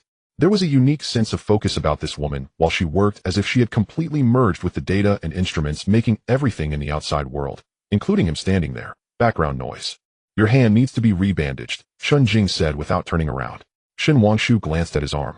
Indeed, the edge of the bandage beneath his suit sleeve had soaked through with a bit of dark red. Perhaps he had moved too much in the planning department's hall earlier and aggravated the wound. How did you know? Surveillance. Chun Jing pointed to the newly installed wide-angle camera in the corner of the ceiling. The angle of your shoulder when you entered the room was 3 degrees steeper than usual, and the swing of your left arm was reduced by 40%. This is a typical compensatory posture for an injured arm. She finally turned around and took off her gloves. Come over. Shen Wangshu walked into the laboratory. Chun Jing retrieved new dressings, disinfectant, and bandages from the nearby medical cabinet, moving with the proficiency of a professional nurse. Sit down. He sat on the chair next to the experimental table, unbuttoning his suit and rolling up his shirt sleeves. The wound looked worse than it did in the morning. The edges were slightly red and swollen, and the stitches oozed a bit of tissue fluid. Chun Jing squatted down using tweezers to pick up an alcohol cotton ball, her movements very gentle. The wound shows some signs of infection. Did you not change the dressing in time after handling the scene in the laboratory last night? I forgot. An infected wound could lead to sepsis. Her tone was like that of stating experimental data. The mortality rate is between 15 and 40% depending on the type of bacteria and the patient's immune status. Shen Wangshu smiled. Are you worried about me? Chen Jing's hand paused momentarily. I'm stating medical facts. She carefully cleaned the wound, applied antibiotic ointment, replaced it with a new waterproof dressing, and finally wrapped it with a bandage. The entire process was precise and efficient without a single unnecessary movement. How is your mother? Shen Wangshu asked. Shen arranged for her to stay at a hotel. A doctor has seen her and prescribed some calming medication. Chen Jing disposed of the used medical waste into a designated trash bin. She asked about me. Shen told her I was on a business trip and would return in a few days. Do you want to see her? Chen Jing shook her head. It's not safe right now. She stood up, walked to the experimental table, and called up a set of data. But there is some good news. The results from the 4th round of animal experiments have come out. The charts on the screen were so complex they made one dizzy, but Shen Wangshu understood the key figures. The average lifespan of the experimental group of mice had increased by 21.3, and the physiological age indicators had improved by 27.8. Moreover, the sample size for this experiment had expanded to 200 mice, making the data more compelling. What about side effects? Mild. Chen Jing called up another report. 5% of the experimental subjects experienced temporary loss of appetite and 3% had mild hair loss. However, they all returned to normal after stopping the medication for a week. More importantly, she paused, her voice tinged with a rare excitement. We observed a significant reversal of physiological functions in 3 of the elderly mice. Reversal. Their fur became denser, muscle strength increased, and even. Chen Jing brought up a video clip showing an elderly mouse running on a wheel, its movements agile for its age. Its athletic ability had returned to 70% of its youthful level. Shen Wangshu stared at the screen. The little mouse ran tirelessly on the wheel, as if chasing some kind of ever-elusive youth. Have the mechanisms been clarified? Partially. Chen Jing called up a molecular-level analysis diagram. The agent activated telomerase activity and slowed the shortening of telomeres. It also regulated several key signaling pathways related to aging. However, deeper mechanisms still require research. She turned to look at Shen Wangshu. This means we may have truly found a way to delay aging. Not just delay, but partially reverse it. The laboratory fell silent with only the hum of the equipment running. Sunlight streamed through the gaps in the blinds, casting parallel beams of light on the clean floor. How long until human trials can begin? Shen Wangshu asked. At least 3 years, Chen Jing replied. We need to complete preclinical studies, apply for permission, design trial protocols, and recruit volunteers. Moreover, she paused, we need to decide who will be the first group of test subjects. This was both an ethical and a business issue. Shen Wangshu stood up and walked to the window. Across the street, there was a tea restaurant with few customers at this time. The owner was dozing against the counter. Further away, the streets of Causeway Bay were bustling with pedestrians hurrying past. Everyone was aging, racing against time. If my grandfather meets the criteria, would you let him participate in the trial? He said with his back to Chen Jing. Chen Jing was silent for a few seconds. From a scientific perspective, I would suggest selecting younger subjects with fewer underlying conditions. But from a human perspective, From a researcher's perspective, Chen Jing said, I have seen too many clinical trials fail. If your grandfather were the one failing, you would hate me, and I would hate myself. Shen Wangshu turned around. So you disagree? I disagree with making a decision now, Chen Jing said, turning off the screen. Let's wait until the research progresses further, until we are more certain to discuss this issue. The phone vibrated in his pocket. Shen Wangshu glanced at it. It was Shen. Mr. Shen, the preliminary analysis of the data from Charles' hard drive has come out. You'd better come take a look. I'll head over now. After hanging up, Shen Wangshu looked at Chen Jing. The black materials on Williams have arrived. Do you want to take a look together? Chen Jing hesitated for a moment and nodded. I need to know just how much data he has about. Shen was waiting in the data analysis room next door. The room was filled with server cabinets, the roar of the fans louder than in the laboratory. On the large screen in the center, the directory of files from the hard drive was scrolling by. There's a lot of content, and the encryption is very complex, Shen said. Our people cracked the first layer and found these. He pulled up several folders. This is Williams' record of illegal experiments in Southeast Asia, including locations in the Philippines, Myanmar, and Cambodia. The subjects were mainly primates, but later reports indicated signs of human trials. A photo on the screen made Shen Wangshu's breath catch for a second. Inside a rudimentary laboratory, the cage held not monkeys but humans. Although pixelated, it was clear they had Southeast Asian features, their expressions hollow. When was this? Chen Jing's voice was tense. The most recent report is from 3 months ago, Shen said. The location was in northern Myanmar in a place called Moken. According to the records, the experiment involved testing the safety of a certain gene-editing viral vector. Safety? Shen Wangshu stared at the pixelated photos. Testing on live people. It appears so. Shen switched pages. This part of the data was annotated by Charles. He only recently discovered it. Williams has been doing this behind his back. Chun Jing walked to the screen, her fingers swiftly swiping on the touchpad, pulling up several molecular biology reports. The design of these viral vectors is very dangerous. They are attempting to combine the CRISPR-Cas9 system with retroviruses to create vectors that can integrate into the human genome and permanently alter genetic information. What are the consequences? If successful, it could theoretically cure genetic diseases. Chun Jing paused. But if it goes out of control, it could trigger unpredictable genetic mutations or even create new pathogens. The room was quiet with only the hum of the servers remaining. Shen Wangshu gazed at the cold text and images on the screen. Williams was not just conducting illegal experiments. He was playing with a fire that could burn everyone. Is there any other content? He asked. Yes, Shershin pulled up another folder. This is the dirt on Williams over the years: bribery, extortion, corporate espionage, and even murder. The last two words dropped the temperature in the room. Documents flashed across the screen, records of bribery by a certain official, evidence of core technologies stolen from a rival company, the scene of a certain investigative journalist's accidental car accident. This one, Shershin clicked on an encrypted file and entered a password, is about the Shun family. Shen Wangshu stepped closer. The document recorded events from over 20 years ago when Shun Wangshu's grandfather Shen Hanshan was still in charge of the Shun Group, primarily engaged in shipping and real estate. A document marked 1985 showed that one of Shun Group's cargo ships was suspected of smuggling in Southeast Asian waters, carrying regulated electronic components at the time. I know about this incident, Shen Wangshu said. My grandfather mentioned that the captain and first mate took private jobs. The company handled it immediately upon discovery, firing those who needed to be fired and reporting to the authorities. But Williams manipulated it. Shershin pulled up another document. He forged evidence and shifted all the blame to the senior management of Shun Group. This forged report was later obtained by a regulatory agency, but due to insufficient evidence, no case was filed. However, he paused. Williams kept all the original forged evidence. If made public now, it might not cause Shun Group to collapse, but it would certainly create enormous public pressure. Shen Wangshu stared at the yellowed scanned documents.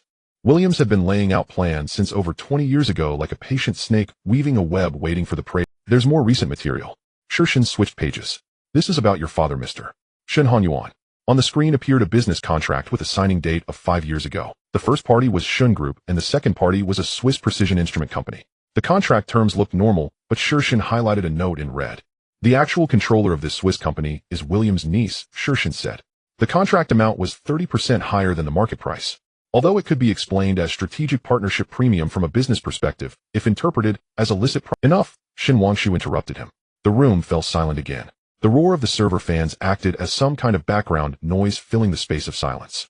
Chen Jing suddenly spoke up. How do you plan to use this material? Shen Wangshu did not answer immediately. He walked to the window, watching the sun gradually slanting in the west. Evening was approaching in Causeway Bay, with streetlights beginning to light up one by one. Not for now, he said. Shershin and Chen Jing were both taken aback. Williams has already lost this round after making a fool of himself in public today. Shen Wangshu turned around. This black material is a nuclear weapon to be used at a critical moment. Throwing it out now would at most ruin his reputation, but Iha is still intact, and the forces behind him are still there. So what do you plan to? Wait, Shen Wangshu said. Wait for him to make a mistake. Wait for him to become desperate and do something crazier. By then this material will be the last straw that breaks the camel's back. He looked at Chen Jing. I will continue to arrange protection for your mother. The laboratory's security will be raised to the next level. You are among the top 3 people Williams hates the most. Chen Jing nodded. I understand. The phone vibrated again. This time it was Lin Wei. Are you free tonight? Her voice sounded somewhat fatigued. I'd like to grab a drink with you. Shen Wangshu checked the time. It was 4:30. I can after 7. Okay, the usual place. Lin Wei paused. There's something I think I should tell you. After leaving the planning department, Williams went to see Sang Biao. Shen Wangshu's heart sank. When an hour ago, Lin Wei said. My people saw his car enter Kowloon City, and when it came out, only the car left. He did not come out. He still hasn't come out. Williams went to see Sang Biao right after his recent defeat. This is not a good sign. Got it, Shen Wangshu said. No need to thank me. Lin Wei's voice was softer. Shen Wangshu, be careful. Sang Biao is more dangerous than Williams. Williams still has his pride, but Sang Biao does not. After hanging up, Shen Wangshu looked at Shershin. Check Sang Biao's recent movements, especially the dealings between him and Williams. Besides that 5 million, are there any other transactions? Understood. As he left the data analysis room, the sky had already darkened. Shen Wangshu returned to the laboratory. Chen Jing was still at the workbench, but she was not looking at the data, instead staring blankly out the window. What are you thinking? He asked. Chen Jing turned around. I was thinking, if Williams really conducted human experiments in Myanmar, what happened to those subjects now? This is a heavy question. Is there any relevant information in Charles' hard drive? Shen Wangshu asked. Chen Jing called up a document. The experimental records show that the subjects mainly came from the local impoverished population in Myanmar, and each received a compensation equivalent to their annual income. There was no follow-up after that. What about the quarantine observation location?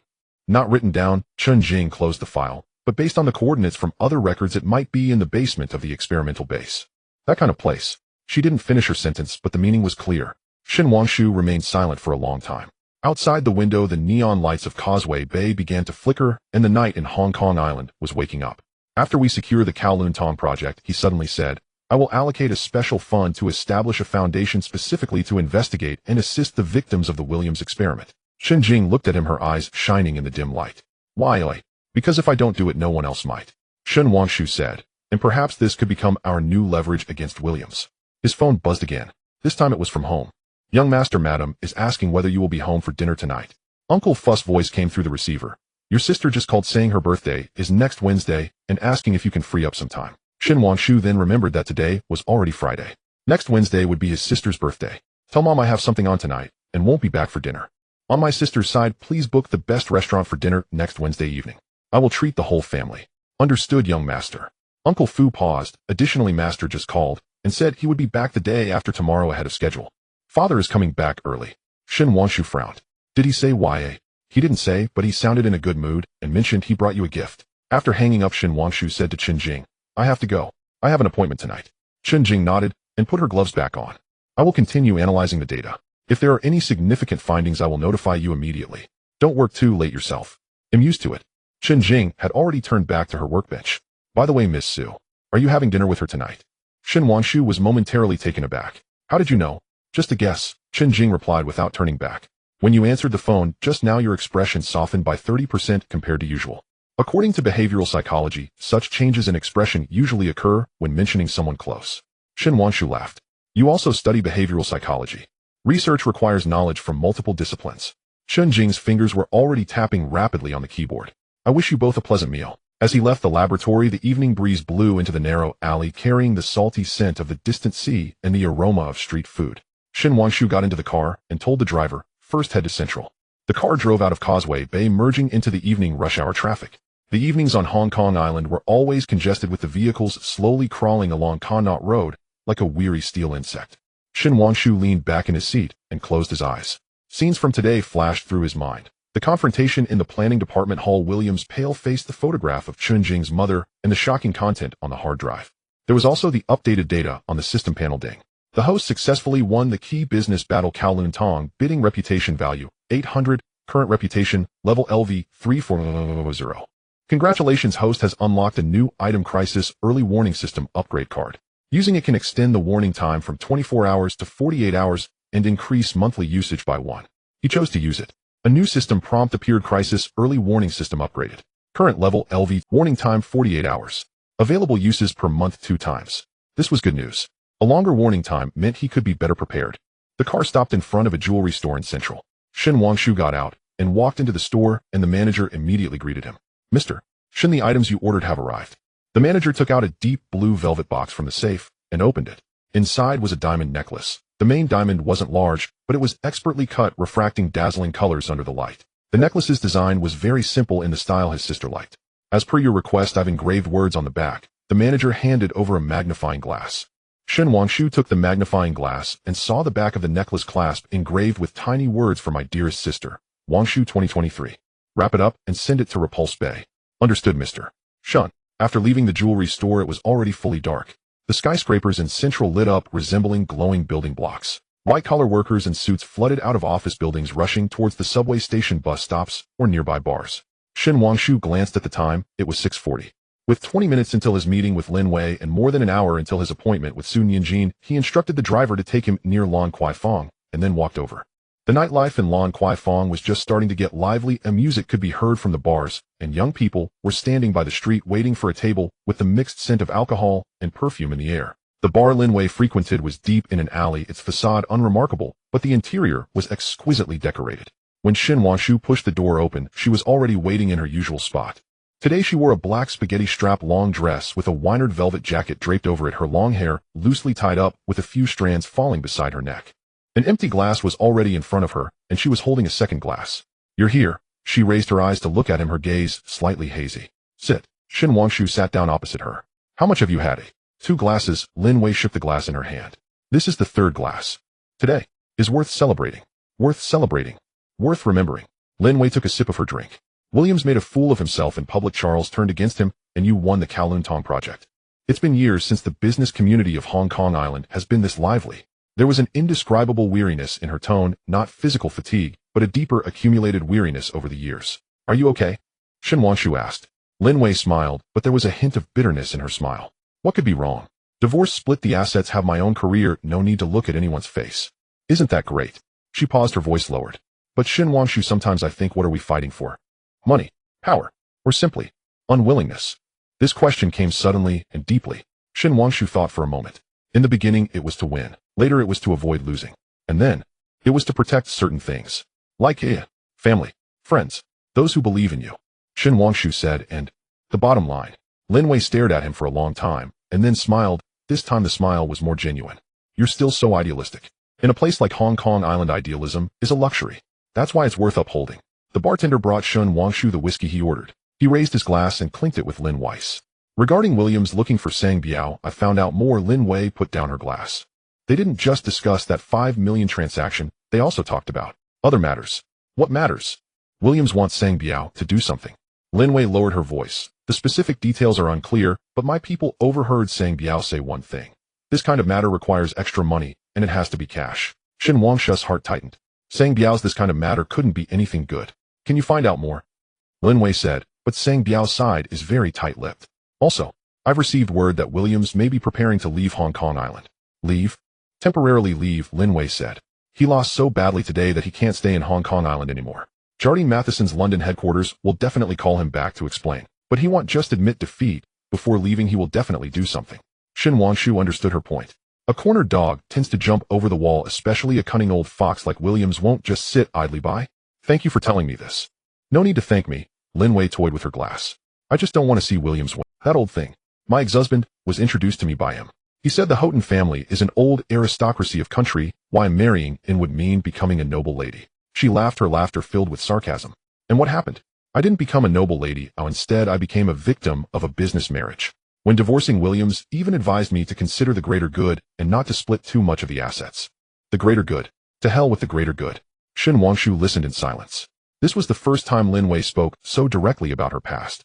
So Lin Wei looked up, her eyes filled with resolve. Helping you is also helping myself. If Williams collapses, I can finally be free. She finished her drink and waved for another. Shin Wangshu glanced at the time. It was 7:20. I should go. Off to meet Miss Su. Lin Wei smiled. Go ahead. She's a good girl, cleaner than I am. This statement was somewhat self-deprecating, yet also sincere. Shin Wangshu stood up. Drink less. Got it. Lin Wei waved her hand. Be careful on the road. As he walked out of the bar, the night air was cool. Shin Wangshu took a deep breath, the scent of alcohol being blown away by the wind replaced by the aroma of food wafting from the deeper parts of the street. He took out his phone and sent a message to Sun Yinjin. I'm done here, heading over now. 20 minutes. He quickly received a reply, no rush. My mom made soup and is waiting for you to drink. A simple sentence, but it softened something within him. The car drove towards the University of Hong Kong.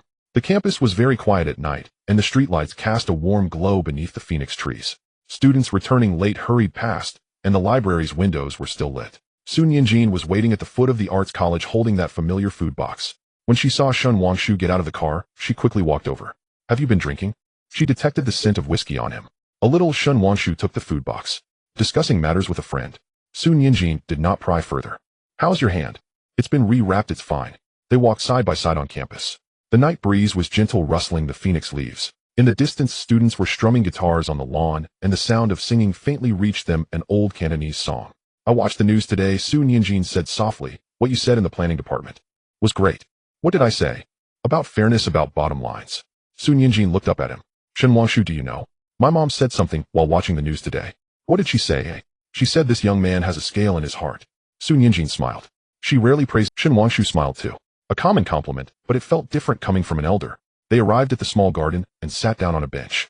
Sun Yinjin opened the food box. Today, besides chicken soup, there were a few small dishes. Shrimp fried with eggs, stir-fried vegetable hearts, and a plate of osmanthus cake she made herself. Try this. She pushed the osmanthus cake over. It's my first time making it. I don't know how it tastes. Shin Wangshu picked up a piece. The cake was soft with a faint osmanthus fragrance and moderate sweetness. It's very delicious. Really? Really? Shin Wangshu took another piece. Better than what my mom makes. Sun Yinjin laughed, her eyes crescent-shaped. Just don't let Aunt Shin hear you say that. They quietly enjoyed their dinner. The garden was very peaceful with only the distant sounds of guitars and insects chirping. The moonlight was lovely, casting a soft silver edge on Sun Yinjin's profile. Shin Wangshu, she suddenly spoke softly. Moi. If one day you're tired and don't want to fight anymore, what would you do? Shin Wangshu thought, maybe I'd open a little shop, sell books or coffee. Spend my days reading, sipping tea, and soaking up the sun. Sounds very leisurely. But that day may never come. Shin Wangshu looked at the distant lights. Some paths once taken can't be turned. Sun Yinjin nodded, not asking further. She tidied up the food box and stood up. I should head in. You should go back and rest early. Shin Wangshu also stood up. They'll walk you. When they reached the ground floor, Sun Yinjin turned around and took out a small sachet from her bag. This is for you. Shin Wangshu accepted it. The sachet was exquisite, embroidered with the words peace, filled with dried osmanthus and mugwort. I made it myself. Sun Yinjin's face turned a bit red. I heard mugwort can calm the nerves and osmanthus. Smells nice. Shin Wangshu held the sachet tightly. The fabric was soft, and he could feel the subtle touch of the dried flowers inside. Thank you. You're welcome. Sun Yinjin looked at him. Shin Wangshu, remember what you promised me. What promise? To come back safely, she said softly. You must come back safely every time. Shin Wangshu nodded. I promise you. He watched Sun Yinjin walk into the hallway until the light in the window on the third floor lit up before turning to leave. When he sat in the car, his phone buzzed. It was a system prompt ding. The host has gained the deep trust of a key character, Sun Yinjin. Emotional ties, strengthened reputation value, 200, current reputation, level LV, 340. Shin Wangshu looked at this prompt, a slight smile on his lips. The reputation value was nearing halfway, getting closer to leveling up. The car drove towards Repulse Bay. The sea at night was very calm. The moonlight spread across the surface like a silver road. His phone buzzed again. This time it was Shursin. Mr. Shin, there's new information. Sang Biao's men just gathered near Kowloon walled city, about 30 people, all armed. Based on their movements, they might be up to something. Shin Wangshu straightened his body. What's the target? Unclear. But the gathering location is only 3 streets away from the hotel where Dr. Shin's mother is staying. Shin Wangshu's heart sank. Williams was indeed taking action. Immediately relocate Dr. Shin's mother to a safer place. Additionally, send someone to keep an eye on Sang Biao to see what they intend to do. Understood. Hanging up the phone, Shin Wangshu looked out the window. The night in Hong Kong Island was beautiful, the lights dazzling like an unquenchable galaxy. He clasped the sachet tightly in his hand, the faint scent of osmanthus and mugwort wafting through the car. The living room of the villa in Qinshui Bay was still illuminated. When Shin Wangshu pushed open the door, the old wall clock chimed 11 times, its sound echoing in the spacious room, deep and lingering. Mama Shun was dozing on the sofa, half of a knitted sweater in her hands. Hearing the noise, she suddenly woke up. You're back. Have you eaten? I've already eaten. Shin Wangshu sat down beside his mother, catching a faint scent of lavender laundry detergent mixed with the fragrance of the tuberose placed in the living room. His mother's favorite flower, which she changed for fresh ones every day. Mama Shin looked him over, her gaze landing on the suit sleeve of his arm. Does your hand still hurt? Much better. Shin Wangshu hesitated for a moment, then rolled up his sleeve to show her the newly bandaged wound. The medical dressing glimmered a clean white under the light, its edges neatly aligned, a testament to Chun Jing's craftsmanship. His mother's fingers lightly brushed the edge of the bandage, not touching the wound, just feeling the outline through the fabric. Was it done by a girl? A colleague from the lab? Shin Wangshu did not elaborate further. Mama Shin nodded, not pressing for more questions. She stood up and walked toward the kitchen. They'll heat up some soup for you. Mom, I'm not hungry. Even if you're not hungry, you should. His mother's voice came from the kitchen, accompanied by the sound of the gas stove igniting. Your dad is coming back the day after tomorrow. He said he brought you Swiss chocolate. You used to love that when you were little. Shin Wangshu leaned back on the sofa, closing his eyes. The sound of the pot being placed on the stove came from the kitchen, followed by the faint noise of a spoon stirring. These sounds were very familiar, so familiar that they had almost become background noise, yet at this moment, they felt exceptionally clear. He remembered a night long ago, deep into the night, when he had a fever and his mother had stayed by his bedside all night, wiping his forehead with a warm towel. His father had been out of town on business, only returning the next morning carrying a box of his favorite egg tarts. The world back then had been so simple. When sick, someone would take care of you. When hungry, there was food to eat. When afraid of the dark, you could crawl into your parents' bed. Unlike now, every step must be calculated, each person must be guarded against, and every decision could potentially affect countless lives. What are you thinking about? His mother came out of the kitchen, placing a bowl of soup on the coffee table in front of him. Shin Wangshu opened his eyes. Thinking about childhood. Mama Shin sat beside him, watching him drink the soup. Your dad said over the phone that he met an old friend of your grandfather's in Switzerland, a very skilled doctor specializing in heart disease. He wants to see if he can bring him to Hong Kong to check on your grandfather. Shin Wangshu's hand paused. Does Grandpa know? Not yet. Your dad said he wanted to ask your opinion first. His mother said softly. Assure your grandfather is getting older. Although the surgery last year was successful, the doctor said, he cannot be subjected to any more stress. As for the company matters at home, I know. Shin Wangshu interrupted her. I will handle it well. The living room fell silent, only the ticking of the clock and the distant sound of the waves could be heard. The moonlight outside was beautiful, spilling onto the garden, where the flowers and plants carefully tended by his mother revealed their hazy outlines in the night. His phone vibrated in his pocket. Shin Wangshu glanced at it. It was Shursen. Mom, I need to take a call. He walked to the study and closed the door. Dr. Chen's mother has been safely relocated to a new place, a concealed safe house we have in the new territory. Shizen's voice came through the receiver with the rumble of car engines in the background. The people from Sangbiao missed their target, waiting downstairs at the hotel for 2 hours before realizing something was off and leaving. But our people followed them and discovered they went to another location. Where? Kowloon Tong. Shursen paused. It's the same piece of land that just won the bid. Why are Sangbiao's people headed to Kowloon Tong? To sabotage? Or is there another purpose? Shin Wangshu's heart sank. Is anyone on site? Yes, we have people there, and the planning department has sent security guards on duty. Sangbiao's people just circled the area without entering, merely taking a look and snapping some photos before leaving. Shursen said, however, Mr. Shin, I checked the surveillance at a nearby intersection and found that an hour ago a car also went there, parked for a few minutes, then left. Whose car was it? The license plate was checked but belongs to a rental company. The renter used a fake ID, but based on the description. Shursen paused. It closely resembles Williams. Shin Wangshu tightened his grip on the phone.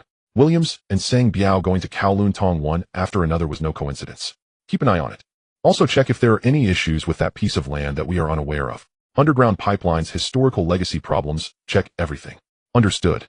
After hanging up, Shun Wangshu stood in front of the study window. Outside was the pitch-black sea with scattered fishing lights in the distance. The system panel automatically unfolded before him. Crisis warning system LV2 detected a potential crisis within the next 48 hours. Probability 62. Countdown 471822. The probability was not too high, but it was not low either.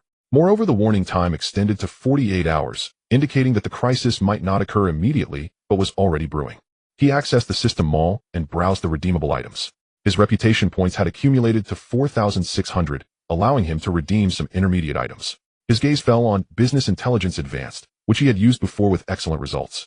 Next to it was a newly unlocked item, Character Relationship Analysis Intermediate, requiring 2,000 reputation points.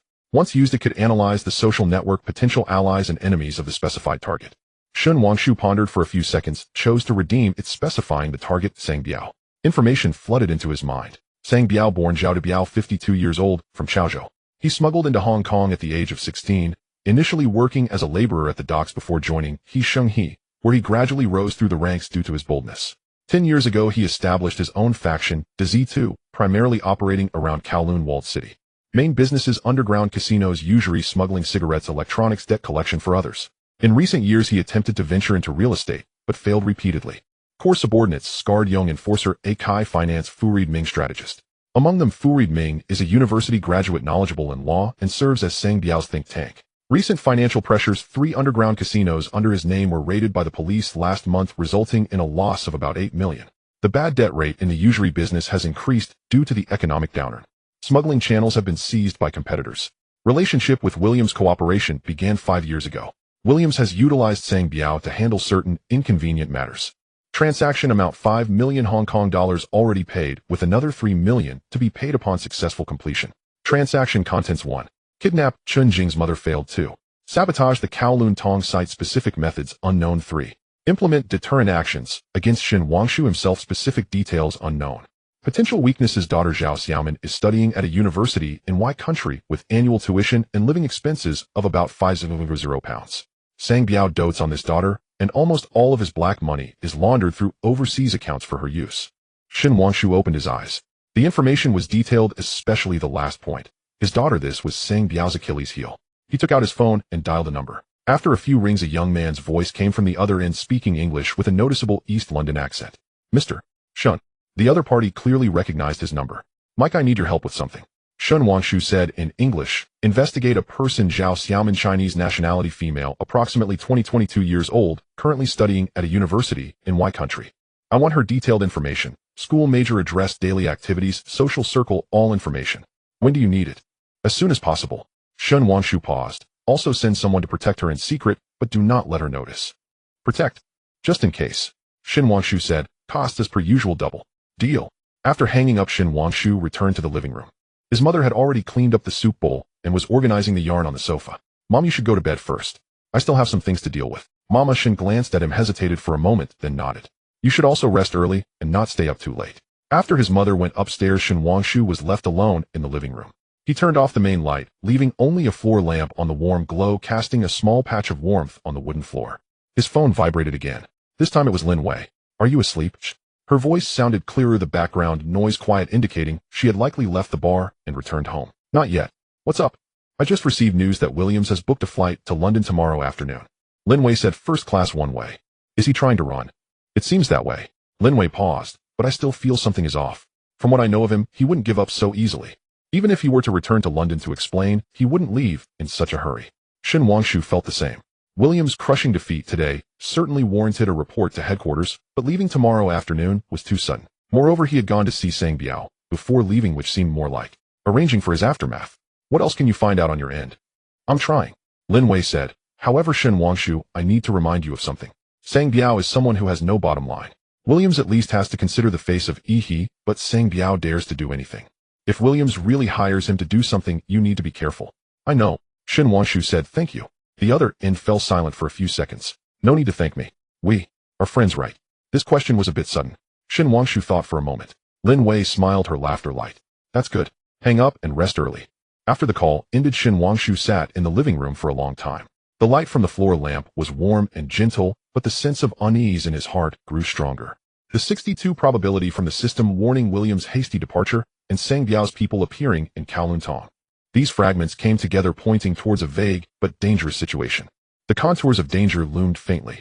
He opened his laptop and pulled up the detailed dossier on the Kowloon Tong plot, a 20-hectare site formerly occupied by British colonial-era warehouses abandoned for decades. Beneath the surface lay a labyrinthine network of aging infrastructure, obsolete drainage pipes, antiquated electrical conduits, and even a wartime air raid shelter, long since decommissioned but still structurally intact. Shin Wangshu stared intently at the shelter's archival records. According to the Urban Planning Department, it had been constructed during World War II, 300 meters in length, linking the former warehouse district to a nearby hillock. Though partially backfilled after the war, its structural integrity remained. The latest geological survey report explicitly recommended a comprehensive inspection and reinforcement prior to construction commencement, to safeguard the stability of any future above-ground structures. His fingers glided across the touchpad as he summoned the shelter's entrance map. One access point lay precisely at the plot's periphery, tucked beside a narrow alley, currently sealed behind an iron grating, yet easily breached by anyone with intent. Could Sang Biao's men have gone to Kowloon Tong for this very shelter? His phone vibrated again, this time from her voice was calm, yet Shin Wangshu detected a taut undercurrent. Not yet. What is it? The lab surveillance system has registered another intrusion attempt. This time it was far more sophisticated, nearly breaching the third-tier firewall. I traced the source, 17 proxy hops, terminating in Myanmar. Myanmar, the site of Williams' human experimentation facility. Is the data secure? Yes, for now, but they may already know we're tracking them. Chen Jing paused briefly. There's something else. I've just analyzed the Myanmar experiment data recovered from Charles's hard drive and found an anomaly. What anomaly? Their experimental viral vector tested 3 months ago triggered uncontrollable genetic mutations in 3 subjects. Her voice lowered slightly. The clinical notes are deliberately vague, merely stating heightened aggression, physiological aberrations requiring permanent isolation. But within an attached appendix, I uncovered a far more precise description. She hesitated, choosing her words with care. All 3 subjects exhibited rabies-like symptoms, yet markedly more severe. They displayed extreme aggression, profound analgesia, and physical strength far exceeding human norms. Moreover, blood assays confirmed the virus carried by these subjects was highly contagious. A chill crept up Shin Wangshu's spine. Transmission routes. Blood and saliva. Airborne transmission remains theoretically possible, but unconfirmed in the trial logs. Shin Wangshu, if this virus were to escape. She left the sentence unfinished, yet he understood the cataclysmic implications. A pathogen capable of rewriting genes, amplifying aggression, and spreading contagiously, if unleashed, could trigger global catastrophe. Does Williams know about this? He must. Every report bears his signature, Chen Jing replied. And according to the timeline, the experiment was abruptly halted immediately after those 3 subjects manifested symptoms. Yet the official reason cited was insufficient resources, not critical safety concerns.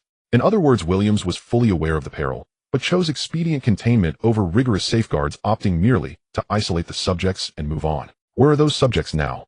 Officially recorded as permanently isolated, within the subterranean quarantine wing of the research facility. But, Chen Jing paused again. I reviewed satellite imagery of that base. The most recent shot taken last week reveals scorch marks around the perimeter. Moreover, the quarantine building shows clear signs of structural compromise, as though violently ruptured from within. Shin Wangshu closed his eyes. The worst scenario may already have unfolded. Viral breach, containment failure, and those subjects. Compile all this intelligence, encrypt it, and store it securely, he instructed. Also escalate laboratory security. Once Williams' operatives penetrated our defenses, they can do so again. Already underway, Chunjing affirmed. Shun Wangshu. If the virus has leaked, what do we do? The question was too vast, too immense, for him to answer immediately. He was no virologist, no epidemiologist, merely a businessman, one who had just emerged victorious from a corporate battle. Yet now he faced an entirely different kind of war. First ensure our own survival, he said quietly. Everything else waits until I uncover the full truth. After hanging up, Shun Wangshu paced restlessly across the living room. The soft halo of the floor lamp shifted with his movements, casting trembling shadows across the wall. The grandfather clock struck past midnight. Night deepened, but his mind had never been sharper. The system interface reappeared. Crisis alert system probability elevated to 71. Countdown 464218. The odds had risen again. This time, however, the system offered no classification, only a relentless silent ascent in probability. He walked to the window and gazed out at the ink-black sea. Distant fishing lights had long since faded. Only profound darkness remained between ocean and sky. Hong Kong's nights were never truly silent. Something always stirred beneath the surface, like deep ocean currents, invisible yet palpable in its quiet, suffocating pressure. His phone buzzed, a text from an unknown number bearing only one line. 10 o'clock tomorrow morning. Victoria Park. Come alone. Regarding your father. Shin Wangshu stared at the message. No sender name. A prepaid satellite SIM card, untraceable. The note was terse, yet it invoked his father, who was due home in 2 days. A trap, or genuine intelligence concerning his father. He dialed back, only to hear the automated tone signaling the phone was powered off. A classic anonymous contact protocol. He entered the study, opened the safe, and inside, among vital documents, rested a handgun legally acquired for self-defense, rarely used. He checked the magazine, fully loaded. The weapon was immaculately maintained. He returned it to its place, but his decision was already made. At 10 o'clock tomorrow, he would go to Victoria Park. Trap or not, he would go. Anything involving his father's safety demanded his presence.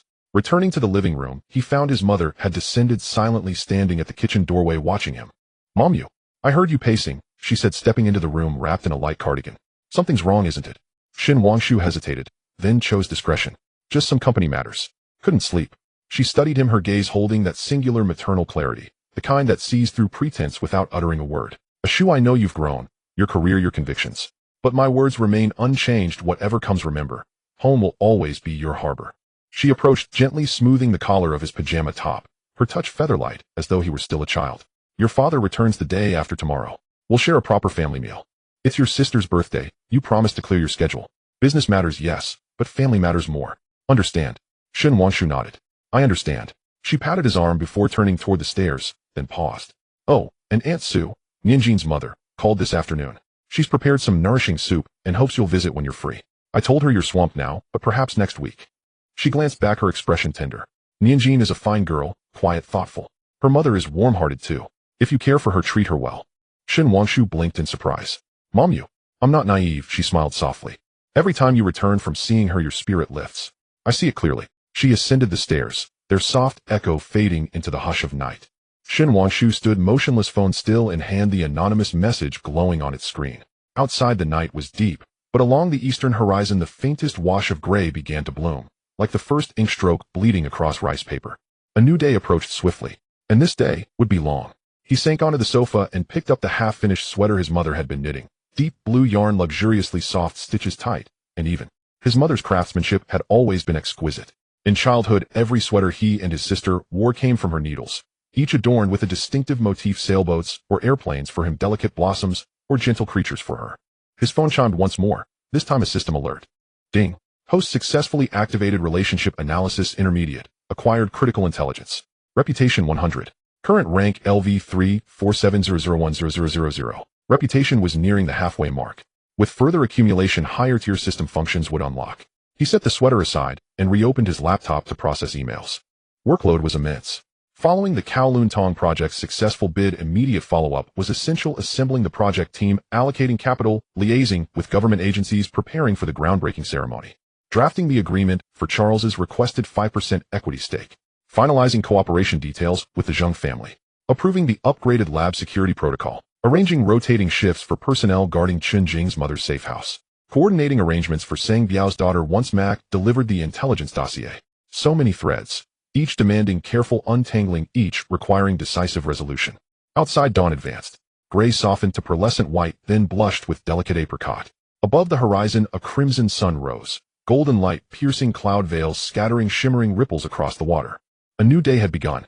Shun Wangshu shut the laptop and stepped to the window. Sunlight warmed his face, real grounding serene. Far offshore, early rising fishing vessels slipped into the morning light. Their white sails drifted like clouds across the gilded sea. His phone chimed for the final time. Another system update. Crisis alert system probability elevated to 78. Countdown 451844. The crisis drew nearer. Yet for this fleeting moment, sunlight bathed the world in warmth. Sea breezes whispered softly. His mother slept peacefully upstairs, and his father would return in 2 days. He had people to protect, battles to win. Then let them come. He drew a slow, steady breath and turned. The morning mist hung like a damp and cold veil wrapping around the century-old trees of Victoria Park.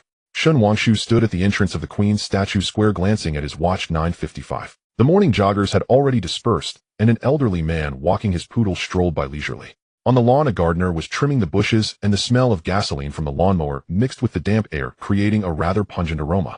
He wore a plain gray jacket and dark jeans, appearing much like an ordinary office worker. Only the heavy handgun in the jacket's inner pocket and the encrypted anti-tracking phone in his pants pocket hinted at the unusual nature of this meeting. His phone vibrated. It was Lin Wei. "Are you there?" Her voice came through the earpiece, accompanied by the sound of keyboard typing in the background. "Just arrived. There are 3 of our people around, 2 in the southeast pavilion and 1 by the fountain. They are all on." Lin Wei paused, "But I suggest you avoid using them unless absolutely necessary. The park has surveillance, and if a gunfight breaks out, the police can arrive within 5 minutes. Shun Wangshu scanned the park. The morning mist limited visibility to about 50 meters, but he could vaguely see the positions Lin Wei mentioned. A couple sitting in the pavilion, the woman playing with her phone, and the man wearing a baseball cap. A tourist by the fountain was taking pictures, but the camera kept inadvertently sweeping in his direction. "What about the other party?" he asked.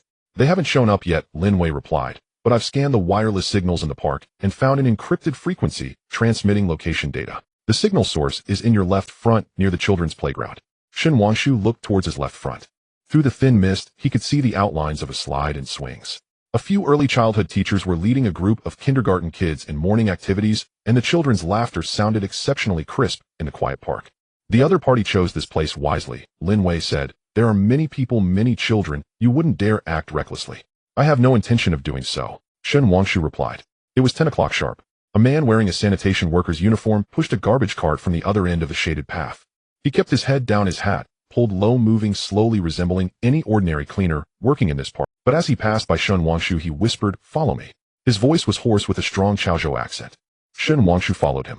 The wheels of the garbage cart made a rumbling sound on the stone path, masking the sound. The sanitation worker did not look back. He simply pushed the cart deeper into the park through a grove of banyan trees, coming to a relatively secluded corner. Behind the public restroom, where there were no surveillance cameras, the shade was thick and the mist was denser. The sanitation worker stopped and turned around. He was about 50 years old with dark skin and sunspots from years of outdoor work, but his eyes were sharp, unlike an ordinary cleaner. Shun Wangshu noticed his hands, calloused at the base of his thumb, a mark left by long-term gun handling. "Mr. Shun?" he asked. "That's me." The sanitation worker pulled out a brown paper envelope from the garbage cart and handed it over. "Someone asked me to deliver this to you." Shun Wangshu did not take it. The sanitation worker pulled out a brown paper envelope from the garbage cart and handed it over. "Someone asked me to deliver this to you." He turned to leave. "Wait." Shun Wangshu called out to him. "Do you know my father?" The sanitation worker paused. "I don't know him. I just get paid to do the job." "How much?" 5,000. The sanitation worker did not look back. The other party said to deliver the item and convey a message. "What message?" "Your father's flight back to Hong Kong may be delayed. It's advisable to rebook." After saying that, the sanitation worker quickly left, disappearing into the misty path. Shun Wangshu stared at the envelope on the stone bench. It was thin, likely containing only 1 or 2 sheets. He did not go for it immediately. Instead, he looked around. Banyan tree branches swayed gently in the morning mist. Distant bird calls could be heard, and apart from that, it was eerily quiet. Too quiet. He approached the stone bench, took out a pair of disposable gloves from his jacket pocket, and put them on, then picked up the envelope.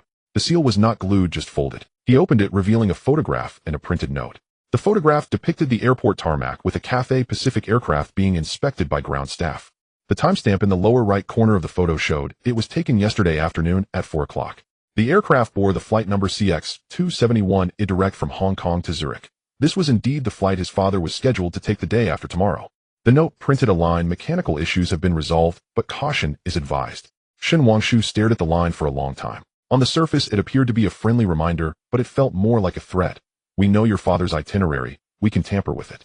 He pulled out his phone to call his father, but found the signal was blocked. It wasn't just a weak signal, it was a total disconnection, unable even to make an emergency call. A trap. Shen Wangshu turned around immediately, but it was already too late. 3 individuals surrounded him from 3 directions. They all wore sportswear and masks with no weapons in hand, but their walking posture was very professional. Light footsteps, steady center of gravity, coordinated movements. They were trained individuals. Mr. Shun, the one in the middle, spoke, their voice modified, sounding like an electronic synthesized metallic tone. Please come with us. Where to? You'll find out when you get there. The person extended their hand. Your phone, please hand it over. Shen Wangshu did not move. His right hand hung at his side, only 10 centimeters away from the gun in his jacket pocket. But the other party had 3 people, and they were too close. If he drew his gun, he would likely be subdued before he could even fire. Moreover, there were children, elderly people, and ordinary citizens in the park. He did not want to involve innocent people. Did Williams send you? He asked. The other party did not respond, but stepped closer. The 3 formed a triangular formation, blocking all escape routes. Shen Wangshu suddenly moved. He didn't draw his gun. Instead, he smashed his phone hard against the ground. Not just a simple drop, but with all his strength aimed at the edge of the stone path. The phone's casing shattered, exposing the internal circuit board, and then he stepped down heavily. With a sizzling sound, sparks flew, and the phone was rendered completely useless. This action stunned the 3 individuals momentarily. They did not expect Shen Wangshu to destroy his own communication device. In that fleeting second, Shen Wangshu turned and dashed toward the public restroom. The door was locked, but he did not slow down. Instead, he angled his shoulder and slammed into it. Bang! The old wooden door flew open. He rushed in and closed the door behind him, but the lock was broken and couldn't close properly. He could hear hurried footsteps outside. The restroom was dim, with only a small window letting in faint light. There were 2 stalls, both empty. Shen Wangshu quickly scanned the area. There was no back door, the window was too small to escape, and the only exit was the door he had just entered. Outside, he heard the sound of someone banging on the door. Shen Wangshu drew his handgun, but did not fire immediately. He was waiting. Mr. Shun, the electronic voice called from outside the door, we don't want to hurt you. We just want to talk. About what? Shen Wangshu pressed against the wall, gun aimed at the door. About The door opened a crack, but the person did not enter immediately. Mr. Williams is willing to offer better terms. As long as you hand over Chunjing's research data, you can share 30% of the profits from the Kowloon Tong project. Indeed, it was Williams. Why doesn't he come himself? Shen Wangshu asked. He is already at the airport, the other replied, on this afternoon's flight. But he hopes to reach an agreement with you before leaving. Shen Wangshu scoffed. To discuss cooperation through kidnapping. This is to ensure that you will seriously consider it. The door was pushed open and all 3 appeared at the doorway, but they stood outside without daring to rush in. The one in the middle held something. It's not a gun, but a device resembling a stun gun. This is your last chance, Mr. Shun, the person said, come with us, or... He did not finish, but the meaning was Shen Wangshu's thumb disengaged the safety of his handgun. I choose the third option. The gunshot echoed loudly in the confined space. But the shot did not come from Shen Wangshu. The gunfire came from outside, from another direction in the park. Then came the second shot, the third shot, followed by hurried footsteps and shouting. The 3 at the door changed their expressions and immediately turned to flee. But it was too late. Lin Weiss, 3 people charged in from 3 directions, all armed. The gunfight lasted only a few seconds. Shen Wangshu hid in the restroom, hearing the dull thuds of bullets hitting tree trunks outside, hearing the muffled groans of those who had been shot, hearing footsteps approaching quickly. Then everything fell silent, leaving only the distant sound of police sirens. Indeed, the park surveillance system had triggered the alarm. The door was pushed open. The man in the baseball cap rushed in, seeing Shen Wangshu unharmed, and let out a sigh of relief. Mr. Shen, hurry up. The police will arrive in 3 minutes. Shen Wangshu put away his gun and followed him out of the restroom. Outside, 2 people lay on the ground, both shot, but not dead, merely incapacitated. The third person was missing, likely having escaped. The tourist by the fountain was handling the scene, putting away the guns and wiping away the blood on the ground, moving with the skill of someone who had done this many times. This way. The man in the baseball cap led Shen Wangshu through the banyan grove to the other side of the park's wall. The wall was not high, and the 2 climbed over where a regular Toyota sedan was parked in a small alley. Once in the car, it started immediately and drove away from the park. Shen Wangshu sat in the back seat, watching the rapidly retreating street scenery through the window. The wound on his arm reopened due to the earlier intense movement, blood seeping out and staining the sleeve of his jacket. To the hospital, the driver asked. No need, take me to Shallow Water Bay, Shen Wangshu replied. Where's Lin Wei? Waiting for you at the safe house. When the car passed through the underwater tunnel, Shen Wangshu's phone rang. It was another phone of backup hidden in his shoe. He took it out. It was Lin Wei. Are you okay? Her voice was urgent. I'm fine. What about your people? 2 minor injuries already dealt with. The one who escaped our people are pursuing. Lin Wei paused. But there's a problem. The 3 assailants have vanished after the police arrived. Shen Wanshu, what do you mean? Someone took them away before the police arrived, Lin Wei said. I reviewed the surveillance near the park and saw an ambulance arrive 2 minutes after the shootout, taking those 2 away. But it wasn't a regular hospital ambulance. The license plate was fake. It was Williams' people. They even arranged for the aftermath. What about the letter? Lin Wei asked. I have it here. Shen Wanshu took out the crumpled envelope from his pocket. It's a warning about my father's flight. There was silence on the other end for a few seconds. Shen Wanshu, I feel. Williams may not genuinely want to. What do you mean? If he truly wanted to kidnap you, he wouldn't have sent just 3 people, wouldn't have chosen a public place like a park, and wouldn't have used such a crude method. Lin Wei continued, this seems more like a test. Testing your reaction, testing how many people are around you to protect you, testing whether you would compromise.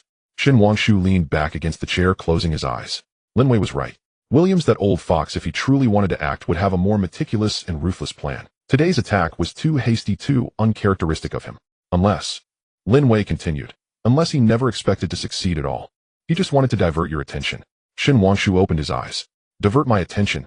Making you focus all your energy on preventing a kidnapping and protecting your family, so you wouldn't have time to notice, Lin Wei said, for instance. The Kowloon Tong land. Shen Wanshu's heart raced. He recalled that the people from Sangbiao had gone to Kowloon Tong yesterday and thought of that abandoned air raid shelter. Send someone to Kowloon Tong immediately, he said. Conduct a thorough inspection, especially of that air raid shelter. They are already on their way. Lin Wei said, additionally, I found out something. Williams met with an engineer from the planning department yesterday afternoon, named Li Wenjia. This person is responsible for the geological survey report of the Kowloon Tong site. What did they discuss? Unclear, but Li Wenjia's bank account had an increase of 200,000 Hong Kong dollars last night. Lin Wei said the remittance was from an overseas account, but the IP address traced back to Myanmar. Again with Myanmar. As the car entered Shallow Water Bay, it was already 11 in the morning. Shen Wanshu did not go directly home, but had the car stop at the intersection, walking a short distance. The sea breeze dispersed the morning mist, and the sunlight was bright, but his mood was heavy. A strange car was parked at the door, a black Mercedes with a government license plate. Uncle Fu waited at the entrance and approached quickly when he saw him return. Young Master Deputy Director Liu is here waiting for you in the living room. Shen Wanshu frowned. Deputy Director Liu, here at this time. He entered the living room. Deputy Director Liu sat on the sofa, a cup of tea in front of him, untouched. Seeing Shen Wanshu enter, he stood up immediately, his expression quite severe. Mr. Shen, something has happened. What happened? Regarding the Kowloon Tong site. Deputy Director Liu inhaled deeply. This morning the Public Works Department went to conduct the final inspection before construction and found something unusual underground. Shen Wangshu's heart sank. What kind of unusual? That air raid shelter, someone has been inside. Deputy Director Liu took out several photographs from his briefcase, and something was found inside. The photos depicted the interior of the air raid shelter. Under dim lighting, a number of medical waste items were scattered on the ground. Used syringes, infusion bags, and several broken glass containers with biohazard labels. The Public Works Department personnel dared not act hastily. They have already sealed off the area and informed the Health Department and the police. Deputy Director Liu wiped the sweat from his forehead. Mr. Shen, if those items, if they are indeed hazardous materials. He did not finish, but Shen Wangshu understood the consequences. If the Kowloon Tong site were contaminated, the project would be ruined. The tens of billions invested by Jushen Capital, all the planning, all the efforts would go to waste. Moreover, if that medical waste indeed originated from Williams' illegal experiments and contained that kind of gene alter, who is in charge of the scene now? Shen Wanshu asked. The police and health department personnel are there, but they are still waiting for experts to arrive. Deputy Director Liu said, Mr. Shen, I know this is not your concern, but the site is yours now, and if something really goes wrong, I'm afraid. I understand. Shen Wanshu interrupted him. I'm going over now. No. Deputy Director Liu immediately said, it's too dangerous. The health department personnel said that no one should approach until the experts confirm safety. Shen Wanshu ignored him. He went upstairs to change clothes, re-bandaged his wound, and then called Shirshin. Something has happened at Kowloon Tong. Bring people and head over now. Mr. Shen, Miss Lin has already informed us. We are on our way.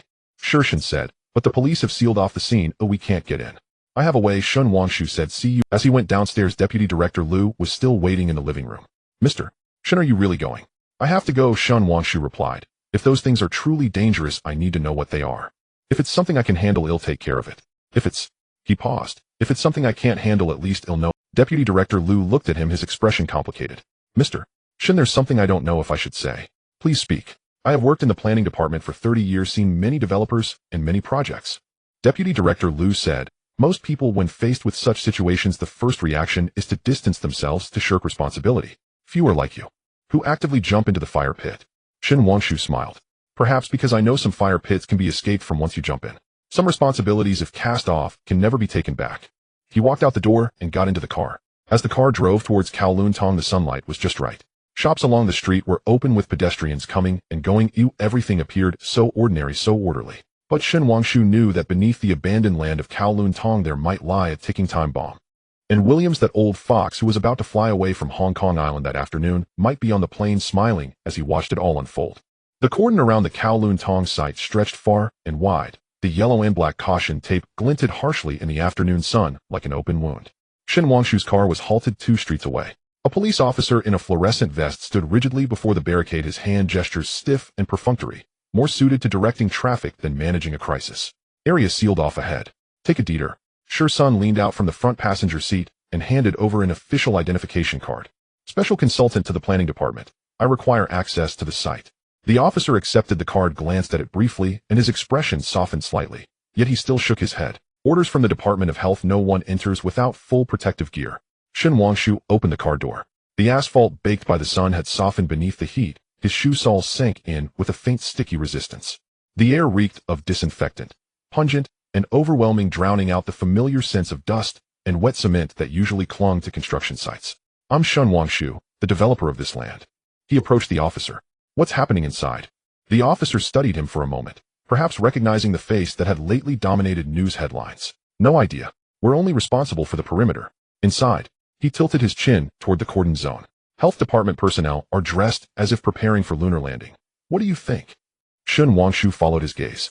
Through the layered strands of caution tape, he could make out a cluster of temporary white tents erected at the site's center, their canvas flapping gently in the breeze. Several figures in bulky yellow hazmat suits moved between the tents, their movements awkward and lumbering beneath the weight of their gear. In the deep shadow of the derelict warehouse row, the entrance to the air raid shelter gaped like a black mouth. His phone vibrated in his pocket. It was Chen Jing. I've arrived at the lab. Her voice came through the earpiece, underscored by the low, steady hum of a centrifuge. I've analyzed the photos you sent me. How is it? Part of the label on the syringe remains legible. Chen Jing paused, then the keyboard taps ceased. It's a viral vector solution, codenamed VX7. Charles's hard drive mentioned it. Williams used this very batch in his final experiments in Myanmar. A chill crept up Shin Wangshu's spine, cold and serpentine. How dangerous is it? If it's merely the standard viral vector, the risk of contact transmission is moderate. But if it's...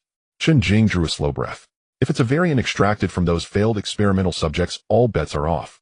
The hard drive noted that VX7 triggered unpredictable genomic integration in primate trials, leading to... She left the sentence unfinished, but Shin Wangshu understood. Leading to subjects transforming into hyper-aggressive monstrous entities. How many such containers are on site? From the photos, at least a dozen. Some are ruptured, the liquid has already seeped into the soil. Chen Jing said, Wangshu, if this is the variant strain, the land must be abandoned entirely. Full decontamination will be required, and possibly incineration. Incineration. 2 light, unassuming words. Yet behind them loomed billions in investment, decades of labor, and the entire future of the Kowloon Tong project. Are you certain it's the variant? We need physical samples for definitive analysis, Chen Jing replied. But I can't enter the site. The health department won't allow outsiders near those materials. Shin Wangshu ended the call and stared at the white tents in the distance. Under the blazing sun, the hazmat-suited figures resembled slow-moving yellow beetles. He knew he had to go in, to see for himself, to retrieve a sample. But how? Shursun approached, lowering his voice. Mr. Shin, Ms. Lin has new information. Li Wenjie, the engineer who took the bribe, jumped from his apartment building half an hour ago. Shin Wangshu whirled around sharply. Dead, on impact. Preliminary police assessment, suicide. But, Shursun hesitated. Ms. Lin's team found this at his home. He held out a photograph. A page from a notebook covered in frantic, jagged handwriting. I'm sorry. I didn't know it would come to this. Those things will kill people. The script was wild, the product of sheer paralyzing terror. Where's the notebook? Seized by police. This is a covert photo. Shursun added. Ms. Lin says Li Wenjie received a 2-minute call just before his death. The number was registered under a satellite SIM, untraceable. Williams. It had to be him. He'd coerced Li Wenjie into falsifying the survey report, concealing the air raid shelter's existence, then silenced him once the truth threatened to surface. A surge of fury ignited in Shin Wangshu's chest, then just as swiftly was quelled. Rage solved nothing. What he needed now was ice-cold clarity. Where is Deputy Director Liu? At the temporary command center, Shursun pointed toward a white van parked at the edge of the site. But he said he won't let us in. Then we'll find someone who will. Shin Wangshu pulled out his phone and dialed. After 6 rings, a weary, measured voice answered, Mr. Zheng. Mr. Shun. Mr. Zheng. I apologize for the intrusion. Shin Wangshu stepped into a quieter corner. Have you heard about the Kowloon Tong incident? A pause lingered on the line. Yes. Director Huang of the health department called me just now. Said the situation is grave. I need to enter the site. Shin Wangshu spoke plainly. There may be evidence inside. Evidence implicating Williams. A longer silence followed. Shin Wangshu heard the soft clink of a teacup set down, then the measured rhythm of the elder's breathing. Mr. Zheng finally said, do you understand the risks involved? If those substances are toxic, and if you become exposed. I do, Shin Wangshu replied. But I must go in. Not only for the project, for uncovering precisely what Williams has done. Those medical wastes may hold proof of his illicit experiments, and perhaps even clues to the whereabouts of his victims. Another silence fell. Then Mr. Zheng said, wait 10 minutes. The line went dead. Shin Wangshu leaned against the car, eyes fixed on the distant cordon. The sun blazed fiercely, scorching skin until it stung. Heat lifted the disinfectant fumes, intensifying their acrid bite, so sharp it clawed at the throat. Sun handed him a bottle of water. Mr. Shun, your hand. Shin Wangshu looked down. A small patch of fresh blood had soaked through the bandage on his arm, likely torn open again when he scaled the fence earlier. He twisted open the bottle and drank. Warm water slid down his throat, momentarily soothing the inner heat. 8 minutes later, the van's door swung open. Deputy Director Liu strode over. His face tighter, more strained than before, yet his eyes held something new, complexity calculation. Mr. Shun, he said, stopping before him and lowering his voice. Mr. Zheng just called me. He said you're determined to go in. Yes. Liu studied him for several seconds, then sighed deeply. He led Shin Wangshu and Sun through the cordon. Officers guarding the line recognized Liu and stepped aside, though their glances betrayed quiet confusion. Inside the secured zone, the disinfectant odor thickened, now mingling with a faint, unsettling tang reminiscent of formaldehyde. The temporary command center stood 50 meters from the air raid shelter's entrance. Several health department officials clustered around a map, arguing heatedly, until they noticed Liu entering with guests and fell silent. This is Shin Wangshu, the developer of the site, Liu introduced. He wishes to inspect the interior. Absolutely not. A bespectacled middle-aged man objected immediately. Director Huang, the situation inside is unknown. How can we permit an unaffiliated party entry? Director Huang regarded Shin Wangshu, then turned to Liu. Director Liu, this violates protocol. What if Mr.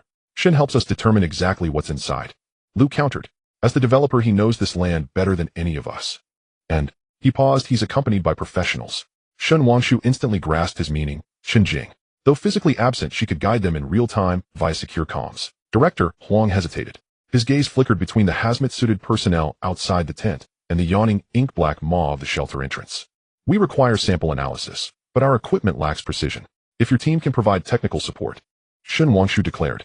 The University of Hong Kong's Bioscience Lab offers full analytical capabilities, equipment 2 generations ahead of the health departments. It was an exaggeration, but humility had no place in this moment. After brief consultation with his colleagues, Director Huang nodded. You may enter, but only in full protective gear, and sampling is restricted to the immediate vicinity of the entrance. No deeper penetration. Additionally, he looked directly at Shin Wangshu. Your personnel must sign a waiver of liability. The health department assumes no responsibility should anything occur. Agreed. The hazmat suit weighed heavily, like being sealed inside a plastic sarcophagus. The respirator amplified his own breathing into a coarse, labored rasp. His field of vision narrowed drastically. Sun zipped up the suit's rear closure with careful precision, avoiding the injured arm. Mr. Shun, your hand. His voice, filtered through the suit's internal comm, sounded distorted and thin. It's fine. Shin Wangshu flexed his fingers. The thick gloves dulled sensation. Touch felt muffled, distant, as if wrapped in cotton wool. Stay outside. Maintain comms. But, if something happens to me inside, someone must be ready to respond outside. Shin Wangshu said firmly. That's an order. Sun fell silent. After a beat, he murmured, understood. Be careful. Director Huang personally escorted Shin Wangshu toward the shelter entrance. Gravel crunched under the heavy soles of his protective boots. With every step nearer, the formaldehyde-like stench intensified. The iron grill sealing the entrance had been freshly cut, clean, sharp edges indicating the work had been done that morning by health department personnel. Our team entered twice. Director Huang's voice crackled faintly through the respirator speaker. First time, we discovered the waste, photographed it, and withdrew immediately. Second time, we wore gear like yours, collected surface samples. But we dared not advance further. The structural integrity is compromised, and... He paused, and there were sounds. Shin Wangshu halted mid-step. What kind of sounds? Like, Director Huang said, or perhaps, just wind. The entrance of the air raid shelter resembled a greedy mouth devouring all the light from outside. The beam of the flashlight illuminated only 5 or 6 meters ahead, beyond which lay a thick darkness. The walls of the cave were rough concrete marked with dark stains from water seepage resembling dried blood. Shen Wangshu took a deep breath. Though the air he inhaled was purified by the protective suit and filter mask, he instinctively made the gesture. "They'll go in and take a look." "They'll go with you," Director Huang said. "No need," Shen Wangshu shook his head. "You are in charge of both of us, can't go in. If I don't come out in half an hour, send someone else." He didn't wait for Director Huang's reply and stepped into the darkness. The flashlight beam flickered against the cave walls. The air raid shelter was more spacious than expected, about 2.5 meters high and wide enough for 3 people to walk side by side. The ground was soaked with water mixed with dirt and unknown filth, making a sticky sound when stepped on. With every step he took, echoes reverberated in the narrow space, as if something was responding from deep within. After walking about 20 meters, Shen Wangshu saw the first medical waste. Scattered on the ground were syringes, broken glass bottles, and several plastic containers labeled in English. He crouched down, shining the flashlight on the labels. Most of the writing was smudged by stains, but a few keywords were still discernible: biological hazard, low-temperature storage, for research use only. One container's label was relatively intact, reading, VX7 Carrier Solution Batch Number 202307MY. Storage Conditions, 80C. Warning: prohibit human contact. Myanmar. Shen Wangshu took sampling tools from his protective suit pocket. These were provided by the health department personnel before entering a set of sterile tweezers and sampling tubes. He carefully picked up a relatively intact syringe and placed it into the sampling tube, tightening the cap. There was still a small amount of residual liquid in the syringe, shimmering a strange light blue under the illumination. Continuing deeper, the air raid shelter began to slope downward. The incline was slight, but it was evident that he was descending into the depths. The traces of water seepage on the cave walls increased, and the air became more humid. The inside of the mask started to fog up, and Shen Wangshu adjusted the ventilation until the mist slowly dissipated. After walking another 10 meters or so, a fork in the path appeared ahead. The main passage continued straight, while a narrower branch path diverged to the left. Shen Wangshu paused at the fork, shining the flashlight to examine both routes. Fresh footprints were visible on the main passage floor, likely left by health department personnel that morning. The branch path, however, was relatively clean, with only a thin layer of dust, but there were some other traces on the dust. It looked like something had been dragged along. Shen Wangshu's heartbeat quickened. He crouched down to examine closely. The drag marks were broad, not resembling boxes or bags, but more like a person or an animal being dragged away. The traces extended into the dark depths of the branch path. He stood up, gazing at the branch path. The flashlight beam couldn't penetrate far into the darkness, which seemed to consume the light as if it were tangible. A crackling sound came through the communicator, followed by Director Huang's voice. "Mr. Shen, how's it going on your side?" "I found something," Shen Wangshu said. His voice sounded muffled inside the mask. "I need to check the left branch path." "The branch?" Director Huang's voice tightened. "Our people haven't gone in there. Are you sure you want to?" Shen Wangshu turned off the flashlight and took out another powerful flashlight from his protective suit, one that Shursen had secretly given him, 3 times brighter than the one supplied by the health department.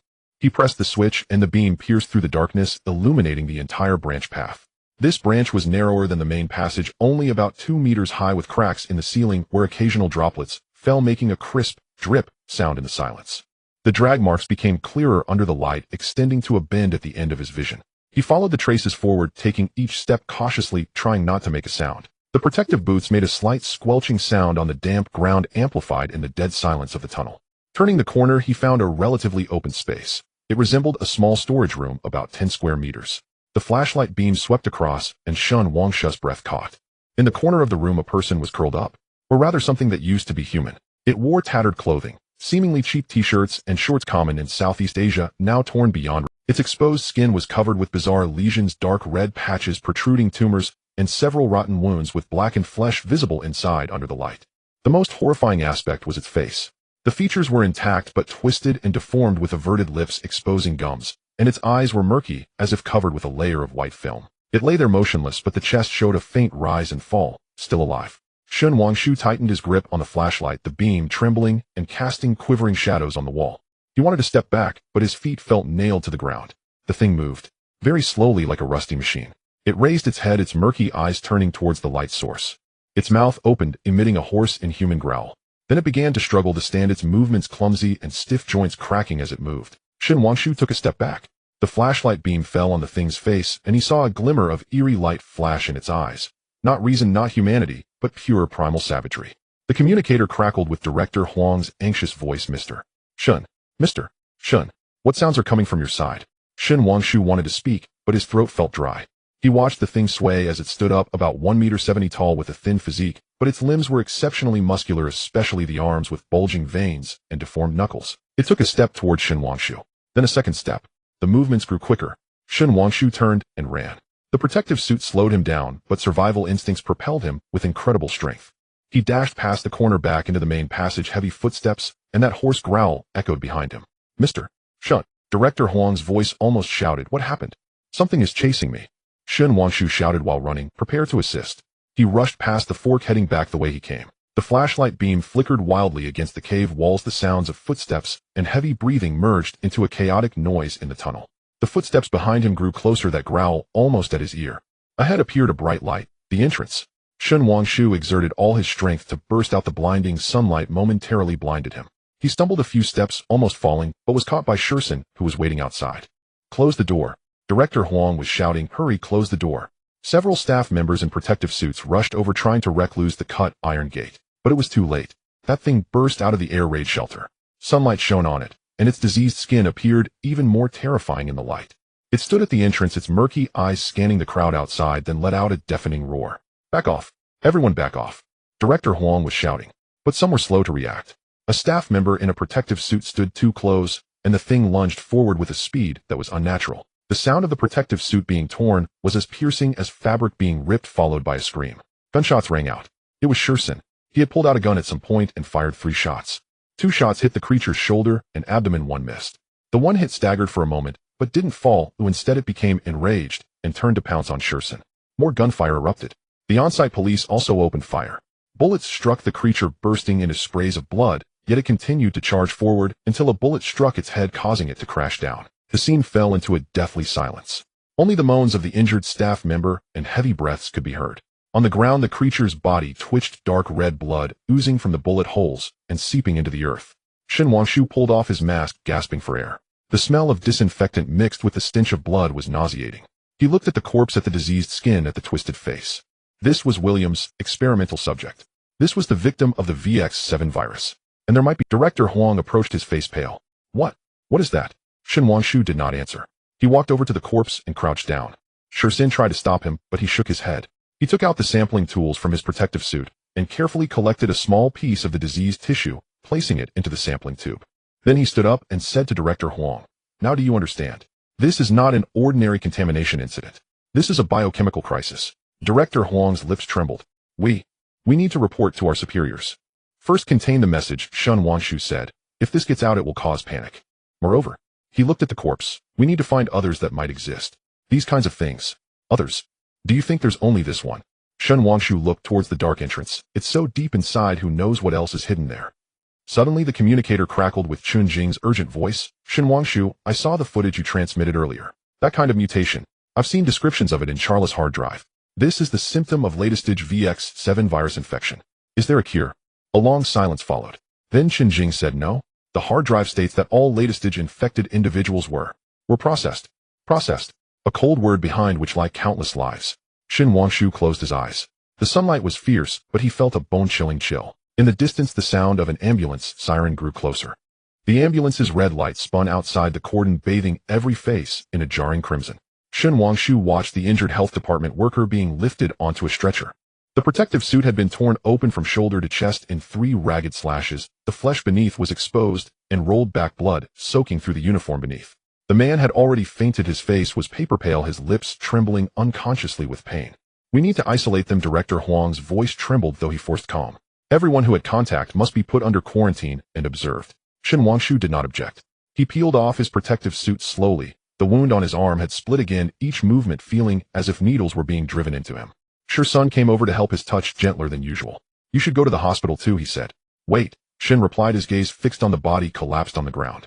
Several people in full protective gear were wrapping it in plastic with the care one reserves for explosives. Sunlight shone on the sheeting, outlining the contorted silhouette beneath. "How will the body be handled?"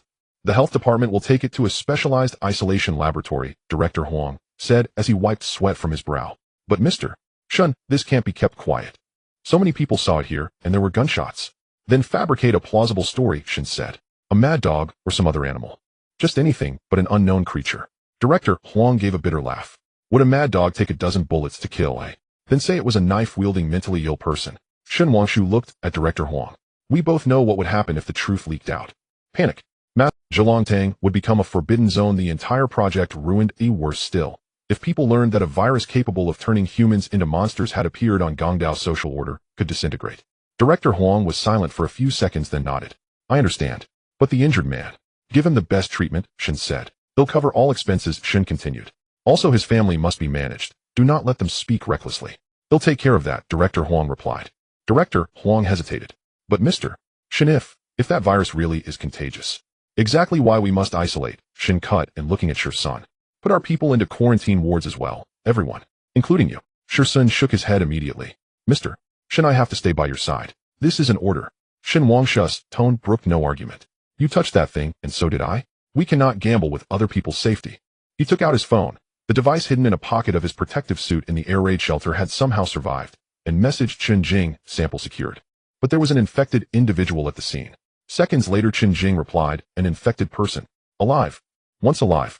Now dead, Shen answered. But one staff member had been scratched. This reply took 30 seconds. Send him to Gongda Yixueyuan affiliated hospital. I have authority there. I can arrange a specialized isolation ward. Also send the sample straight to my lab via a special channel.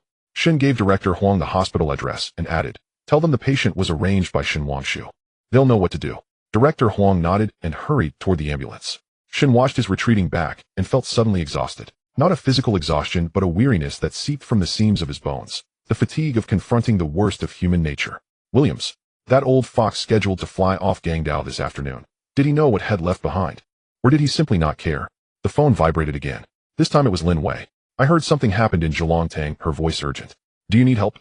Yes. Shen moved to a quieter corner. What time is Williams' flight this afternoon? 3:15 Guitai Airlines, CX 251 to London Zasiluo, Lin Wei replied. She paused. What do you intend to do? Stop him, Shen said. We can't let him leave so easily. On what grounds? Illegal experiments. Do you have evidence? I have evidence, but not enough and not fast enough. Shen looked toward the body being wrapped in plastic. I need a reason that will make the police act immediately. Silence answered across the line for a few seconds.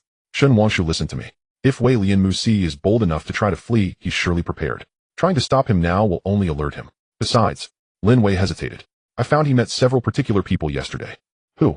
Shen asked. Customs officials and airport security, Lin Wei said in a lowered voice. I fear he's already greased some wheels. Your tip to the police may never reach the right people.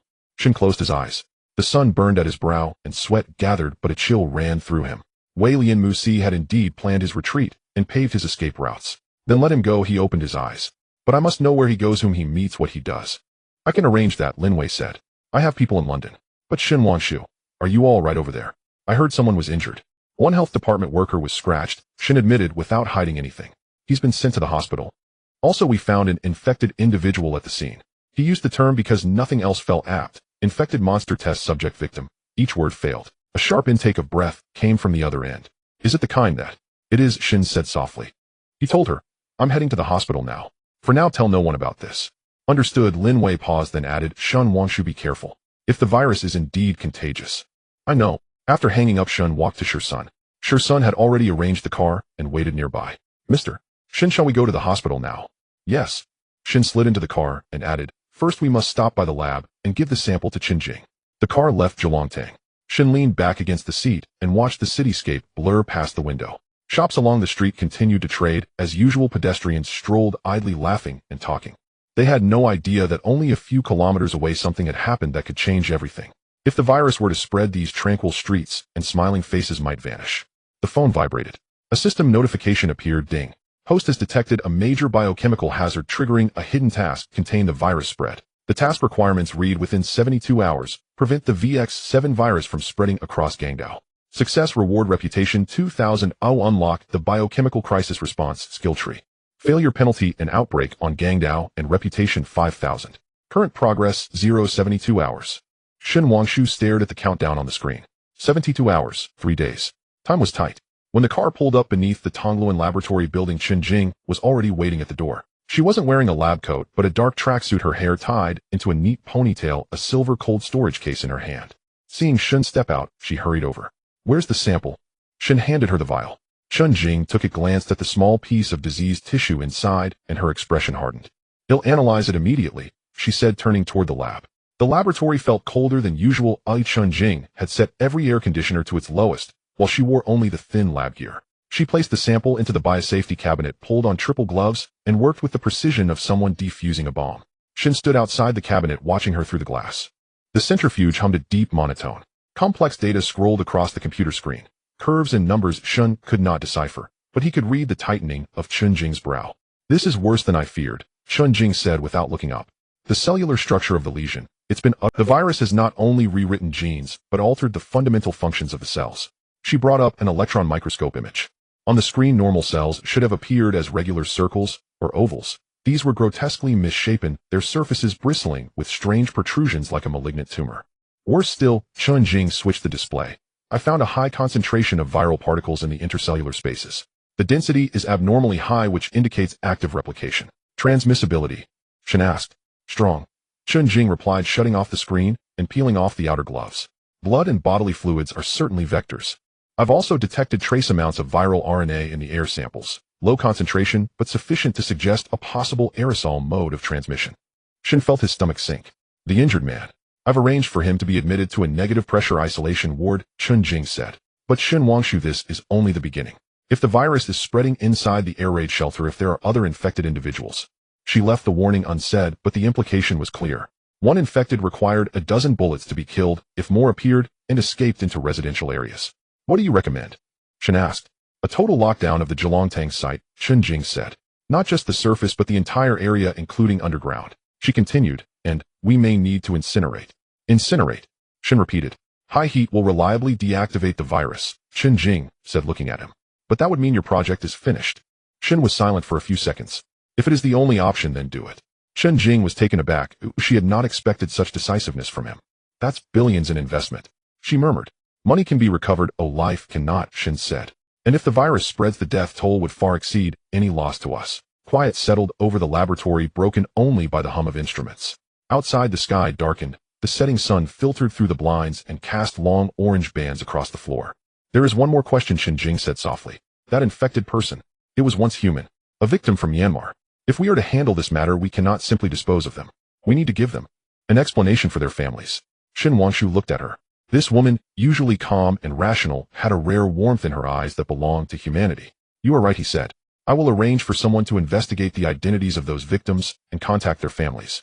If possible, to offer them compensation. Compensation cannot bring back lives." "I know," Shin Wangshu replied, "but at least it can let them know that their loved ones did not vanish into thin air. At the very least, we can give them an explanation." His phone rang. It was the hospital calling. "Mr. Shin, the condition of the patient you brought in has worsened." The doctor on the other end spoke urgently. "The wound infection is progressing rapidly and symptoms of sepsis have appeared. Moreover, his temperature continues to rise, and it has now reached 40 degrees. Use the best medicine at any cost," Shin Wangshu said. "I will go there immediately." After hanging up, he said to Chun-Jing, "I have to go to the hospital. Get me the analysis results of the samples as soon as possible." "I will go with you," Chun-Jing said, taking off her lab coat. "I have a better understanding of this virus, so perhaps I can help." As the car drove toward the hospital, the sky had completely darkened. Streetlights lit up one by one, and the night of the island was as dazzling as ever. But Shin Wangshu knew that beneath this brilliance dark currents were surging. The special isolation zone of the hospital was on the top floor of the inpatient department. The elevator required a special key to activate, and the corridor was so quiet that he could hear his own heartbeat. The air was heavy with the scent of disinfectant, but mixed with a faintly sweet and foul odor reminiscent of the injured staff member. Shin Wangshu now knew his name, was Li Guoqiang, 42 years old with 2 children, was placed in a ward at the end of the corridor. Through the glass window, he could see Li Guoqiang lying on the bed covered in tubes. The numbers on the monitoring equipment fluctuated, showing a rapid heartbeat and very low blood pressure. Chun-Jing changed into her protective suit and entered the ward. Shin Wangshu stayed outside watching through the glass. Li Guoqiang's wound had been treated and stitched, but a ring of skin around it had turned an eerie dark purple like necrotic tissue. His face was flushed in abnormal redness with cracked lips and eyelids trembling incessantly due to fever. Chun-Jing examined the wound, then looked at the monitoring data before exiting the ward. "The situation is dire," she said, removing her protective suit with a grave expression. "The speed of the virus infection is much faster than I anticipated. At this rate, he won't survive the night. Is there no other way?" "I am trying antiviral medication, but it's not very effective," Chun-Jing said. "This virus has been genetically modified and has strong resistance to conventional drugs. Moreover," she paused, "the virus is altering his physiological functions. I detected abnormal hormone levels in his blood, and muscle fibers are proliferating abnormally." Shun Wangshu recalled the appearance of that infected individual, muscular, incredibly strong. Will he become like that? If the virus fully takes over his body, it's possible. But more likely his immune system will collapse before that. Sepsis, multiple organ failure. She didn't finish, but Shun Wangshu understood. Death was just a matter of time. Footsteps approached from the end of the corridor. An elderly doctor in a white coat walked over, followed by several young doctors and nurses. Mr. Shun. The elderly doctor extended his hand. I'm Director Zhang from the Infectious Diseases Department.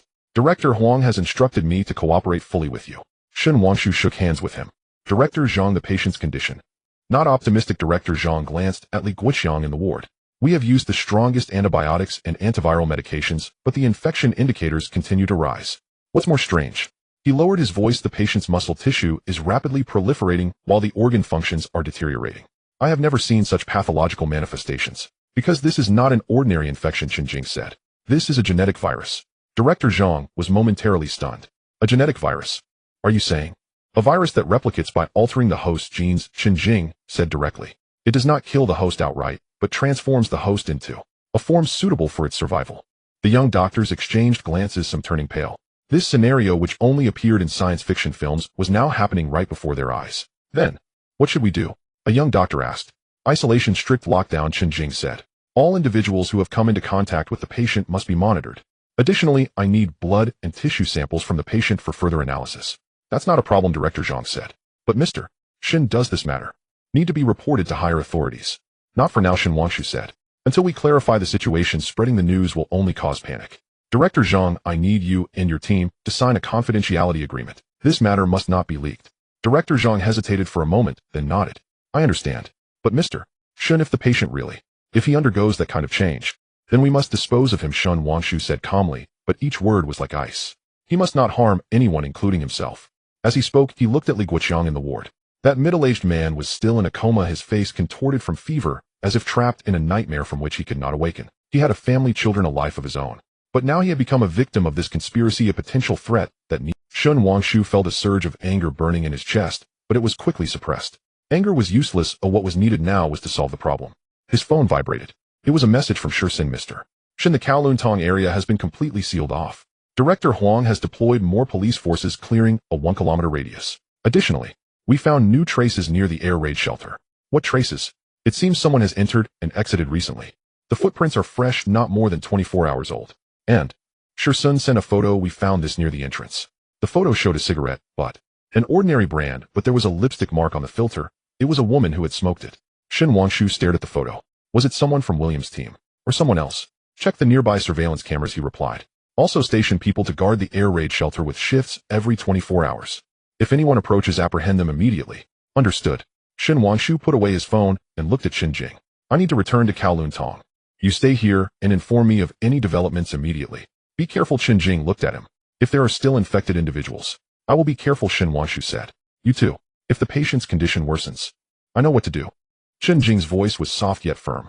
I will not let the virus spread. Shin Wangshu nodded and turned to leave. The corridor was long, the lights bright, but his footsteps were heavy.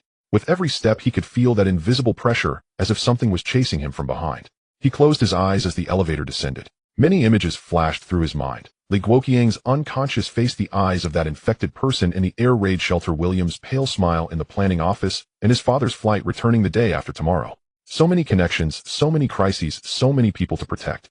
The elevator doors opened. He stepped out into the hospital lobby, bustling with people. Anxious family members, tired doctors, crying children. Everything seemed so ordinary, so real. He walked out of the hospital, the night breeze cool against his face. In the distance, the lights of the island shone brightly like a galaxy of stars that would never extinguish. But beneath that brilliant starry sky, darkness was spreading. He got into the car and said to the driver, go to Kowloon Tong. The car drove into the night. Meanwhile, in the isolation ward on the top floor of the hospital, Chen Jing stood in front of the glass window, watching as Li Guoqiang's vital signs grew weaker. The numbers on the monitoring equipment fluctuated with the heartbeat slowing and blood pressure dropping. She took out her phone and dialed a number. It rang for a long time before being answered. Teacher, she said in English, I need help. A clear but elderly voice responded on the other end, speaking English with a German accent. Chen. What happened? I encountered a new type of genetic virus on the island. Chen Jing looked at the patient in the ward. The infection rate is extremely fast, and the pathological manifestations are abnormal. Conventional medications are ineffective. There was silence on the other end for several seconds. Send me the samples. I have the most advanced equipment in my lab in Berlin. The samples cannot leave the country, Chen Jing said. This is sensitive material. A longer silence followed. Then the old man said, what do you need then? A treatment plan, or at least methods to delay the progression of the disease. Chen Jing paused. Teacher, the infected person was once human. I cannot just watch him die. A sigh came from the other end of the line. Chen, you always let your emotions dictate your actions. Science requires calmness. But doctors need a conscience, Chen Jing said. Please, teacher. The old man fell silent again for a few seconds. I will look through the previous data. Genetic viruses. The Soviet Union researched something similar 30 years ago. The project was later discontinued, but some data may still exist. How long will it take? Give me 24 hours, the old man said. Also, Chun, you are our best student. I know, Chen Jing said. Thank you, teacher. After hanging up, she looked back at the ward. Suddenly, Li Guoqiang's heartbeat accelerated, and the monitoring equipment emitted a piercing alarm. Nurses rushed in, and doctors began emergency procedures. Chen Jing stood outside the glass window, watching the busy figures inside, watching the man struggling on the line between life and death. She tightened her grip on her phone.